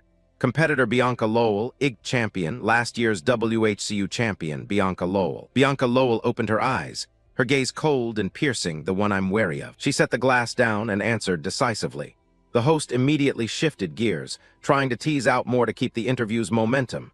None. Last year's runner-up Rohan made a strong impression too, didn't he? At that, Bianca Lowell only glanced with contempt and fell silent. The tired swordswoman closed her eyes and replied coldly, I wasn't very impressed, is that all? Looking at the gold medals displayed in Bianca Lowell's cabinet, it's easy to see why she could answer the host that way. What about Japan's representative, Nijikawa? Just average.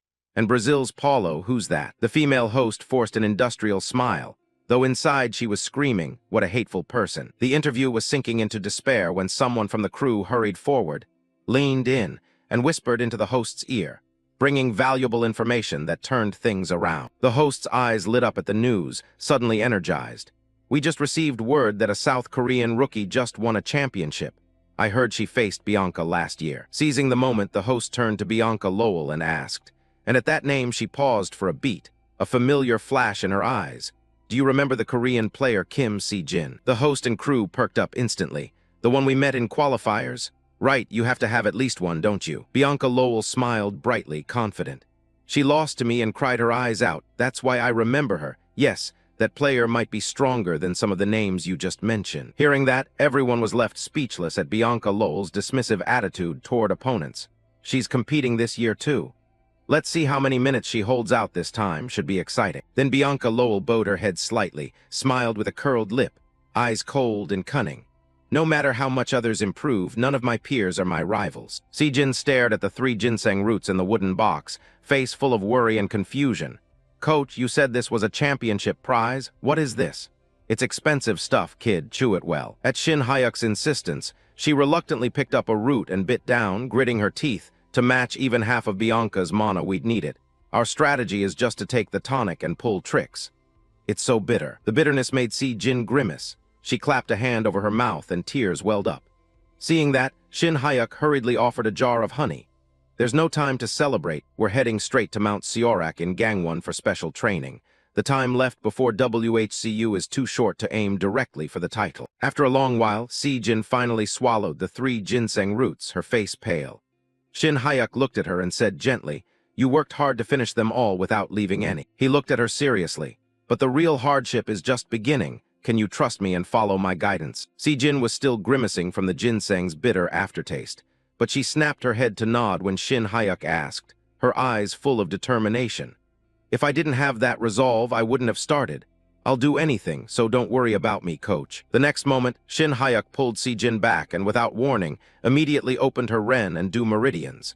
Si-jin instantly regretted it and screamed, cancel, cancel, cancel. Take back the I'll do anything line. A while later, she dragged herself away and flopped on the ground like a beached fish, gasping for air.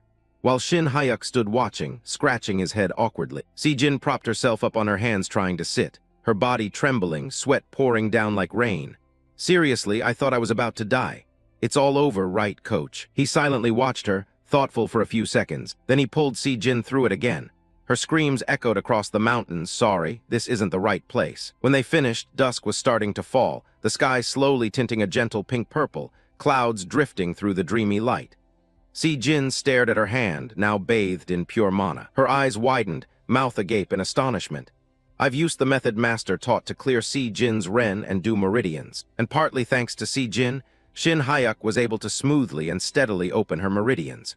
Because she followed the meditation techniques taught during mana control practice. Converting available mana into internal power posed no major difficulty. Si-jin felt the pure energy flowing throughout her body and kept exclaiming, "So this is the internal power you spoke of, Master. It feels incredibly light yet unmistakably present, so pure that mana can't compare. If it's this, I can do it." Shin Hayuk panted as he looked at her, forcing a smile. "It seems you felt it. That's the internal power. Don't neglect your meditation practice until your body truly adapts." Si-jin turned to him, bewildered, and hesitated before saying, "I can't go back to being an ordinary mana user hunter anymore, Master." While Shin Hayuk opened Si-jin's meridians, she sensed the mana reserves inside her nearly depleted. The massive amount gained from the ginseng he gave had been mostly consumed during the meridian clearing, the ren and do work. Si-jin looked up at him, thoughtful, then decided to voice the question on her mind. "I clearly felt you using your own mana to make up the deficit to clear my channels. So why? From the costly ginseng to teaching these incredible techniques." Shin Hayuk seemed to anticipate her question and sighed softly. "Why have I helped you so much?" He spoke gently. Si-jin froze for 5 seconds, eyes wide in surprise. "What?" He said, "A condition with your father." "A condition, sir." Shin Hayuk exhaled and explained. "If Si-jin doesn't win the championship, he must join your family's guild, and his condition was that he would not interfere in training to push Si-jin to the title." Si-jin pressed her lips together, turmoil inside. She couldn't understand why Shin Hayuk accepted that. No matter what, he made an unfair deal that only her father benefited from. "Coach, why did you shoulder that?" Before she could become emotional, Shin Hayuk immediately said, leaving her puzzled, "So I bet some money." His hand trembled as he forced a crooked, calculating smile. The fortune. All the money he'd saved from doing gates and teaching over the years. Shin Hayuk clenched his fist, a dangerous smile tugging at his lips as he looked at Si-jin seriously. "Kim Si-jin, I bet everything on you winning." Si-jin flinched and reflexively asked, startled. Seeing the brief tension on her face, he quickly reassured her. "I didn't bet you like gambling. Don't worry. It's a wager placed through the official, legal platform designated by the International Hunter Association." But before she could exhale, Si-jin froze again when Shin Hayuk mentioned the price of a ginseng root. "Si-jin, each root you ate is worth up to 500 million won. They're out of season and hard to find, practically priceless gold." Then Shin Hayuk laughed excitedly. "I'm not some romantic philanthropist, you know. Besides, if I don't win the championship, I'll be bound to your father's guild anyway, so there has to be some reward to make it worth doing, right?" Her mind spun, drifting through thoughts, while she felt pressured by the favor her teacher was showing her. Shin Hayuk looked at her, his smile losing any warmth. Yet Si-jin oddly felt relieved and even strangely reassured. If she wins, he'll give up teaching, and suddenly she felt lucky that her teacher was so pragmatic. After saying that, he leaned forward to stand and began to teach her. Seeing this, she jumped up excitedly, voice full of vigor. "So this is the martial arts introduction. Now we start the formal teaching, right?" "Yes, sir. Where do we begin?" Still with breaking form practice. Shin Hayuk slowly drew his sword and explained calmly. "Breaking form practice is good, but you need to further leverage the strengths of internal power. In combat, when bound by chains, your ability to use skills can be nullified, even unable to affect an opponent. As you know, Bianca's signature is Mana Dispel, a broken game stat that lets her negate an opponent's skills in an instant." He suddenly turned and asked, making Si-jin start, "But Si-jin, you're not using mana anymore, right?" Then he swung his sword to demonstrate. Internal power erupts fiercely, and the sword aura forged from internal power cannot be dispelled. "We'll practice a killer strike reserved for the moment Bianca is caught off guard." Si-jin froze and shouted, "Master, could it be?" Shin Hayuk immediately assumed a stance. The aura around him shifted, and his face filled with confidence. "Is this the technique you used against the deputy headmaster before, sir?" "Yes. It's the martial art of a great dark lord who once dominated the world." Internal power exploded in an instant. Thunderous light shot into the sky, tearing the space apart. A massive pressure struck the ground, making the mountains and forest tremble violently. Si-jin stood spellbound, staring at the scene before her, eyes wide with astonishment. After finishing, Shin Hayuk ended the move with a neat flourish. Si-jin watched from behind, her eyes shining with admiration. "I'll teach you the meteor ruin demon-slaying steel," he said. "Life comes once, so let's go all out." On a beautiful sunny day, golden rays of sunlight shone across the mountain range. Before he knew it, another day gradually slipped by. At this time, gathering firewood was the wisest task in the forest. Glancing at the calendar, he muttered, "Has it really been 3 weeks already?" Still, Shin Hayuk was very optimistic. as if just yesterday the master had taken leave to come down here for special training. He also thought that although the time had been a bit tight, the instructions seemed to have worked. The more he watched, the more amazed he was at the real talent. Shin Hyuk privately admired it. The meteor-raising demon strike. If it weren't a protagonist-level talent, one absolutely couldn't master it. Si-jin asked eagerly, "How do you think, master?" "It's not as good as yours, but this level is pretty great, right?" He answered awkwardly, "Finally, I can use this to aim for the championship." Inwardly more flustered, if my master saw this scene, he'd probably stop pretending to be aloof and make a fuss about raising Si-jin himself. Then Shin Hyuk suggested, "Let's get ready to go.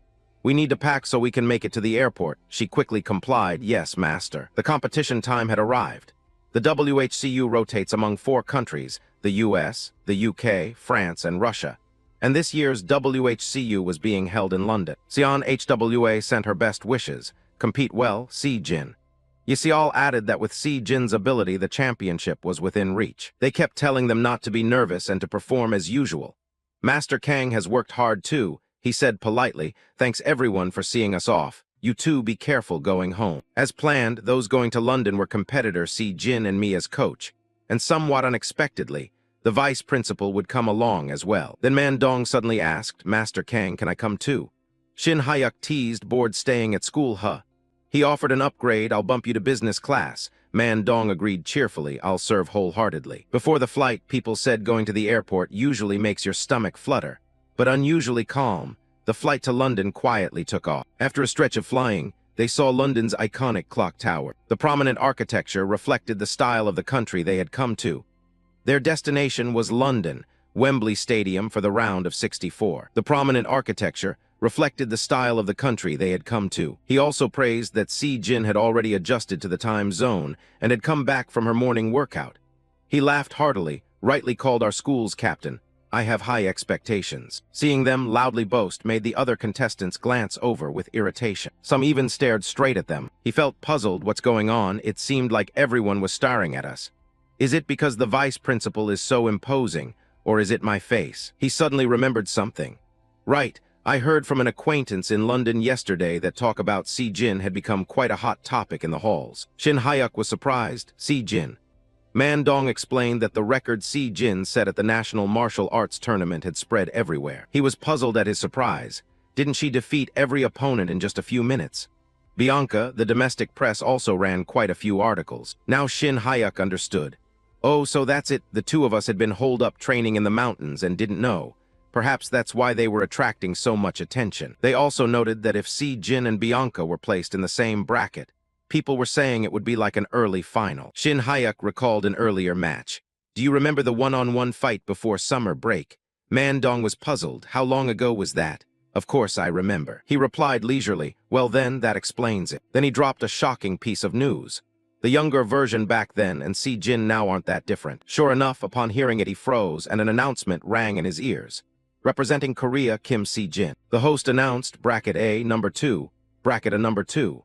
Shin Hyuk felt a pang of regret. That's practically the exact opposite position from Bianca's D64 spot. As the rules state, WHCU matches pit Seed 1 against Seed 2. The winner faces the winner of Seeds 3 and 4, so she'll likely meet Bianca in the final. So he called back, "Si-jin?" She replied politely, "Yes, master." Shin Hyuk reminded her that the first match is A1. Her opponent is a weapons specialist from Ukraine, said to be one of the tournament's rising prospects. He emphasized that she should make an impression in the opener, don't hold back, finish it as fast as possible. Si-jin cheerfully agreed, "Yes, I'll be right back." Seconds later, the two competitors faced each other on the mat. The referee gave both of them final instructions before the match began. When the formalities were over, the MC declared that after the draw, Si-jin's round of 64 match would begin. No sooner had those words left his mouth than the referee put the whistle to his lips. Maybe only about 10 seconds after, the starting whistle blew. No one could have predicted it. The match ended so fast that the weapon countering aspect became meaningless. The referee gaped, the quickest fight he'd ever seen in his career. The entire audience was frozen by what they had just witnessed. The next round began. The round of 32 opponent was an Italian sorcerer. Spectators speculated whether she was trying to imitate Bianca's tactic from last year, because from observation, She used Memorize right at the start to cast a binding spell extremely quickly. Meanwhile, she let out a sigh of relief. Then Si-jin clenched her fist and focused her mind. Her opponent stared wide-eyed at what was happening, because at that moment Si-jin shouted, shattered the spell, and lunged forward, instantly forcing her opponent to surrender. Shin Hyuk inwardly felt pleased. This tactic worked thanks to the sizable difference between the opponent's mana density and Si-jin's internal power. He wondered if it would work on Bianca, though no display is more decisive than overwhelming strength. He also thought to himself, Bianca Lowell, I know you're watching very closely. Shin Hyuk also guessed that she fully understood this level of skill posed no real threat. The MC excitedly announced Kim Si-jin's match records. Round of 64, 10.64 seconds. Round of 32, 20.13 seconds. At the same time, Bianca Lowell dismissed the match records contemptuously, bored, I'm out of here, while the MC was still reading results. Round of 64, 5.21 seconds. Round of 32, 3.73 seconds. That attitude made him smirk inwardly. Fine, keep that overconfidence and wait for the final. Shin Hyuk was eagerly anticipating the moment she let her guard down. Then we'd use a meteor shower to bring her down. Please like, subscribe, and ring the bell for more awesome content.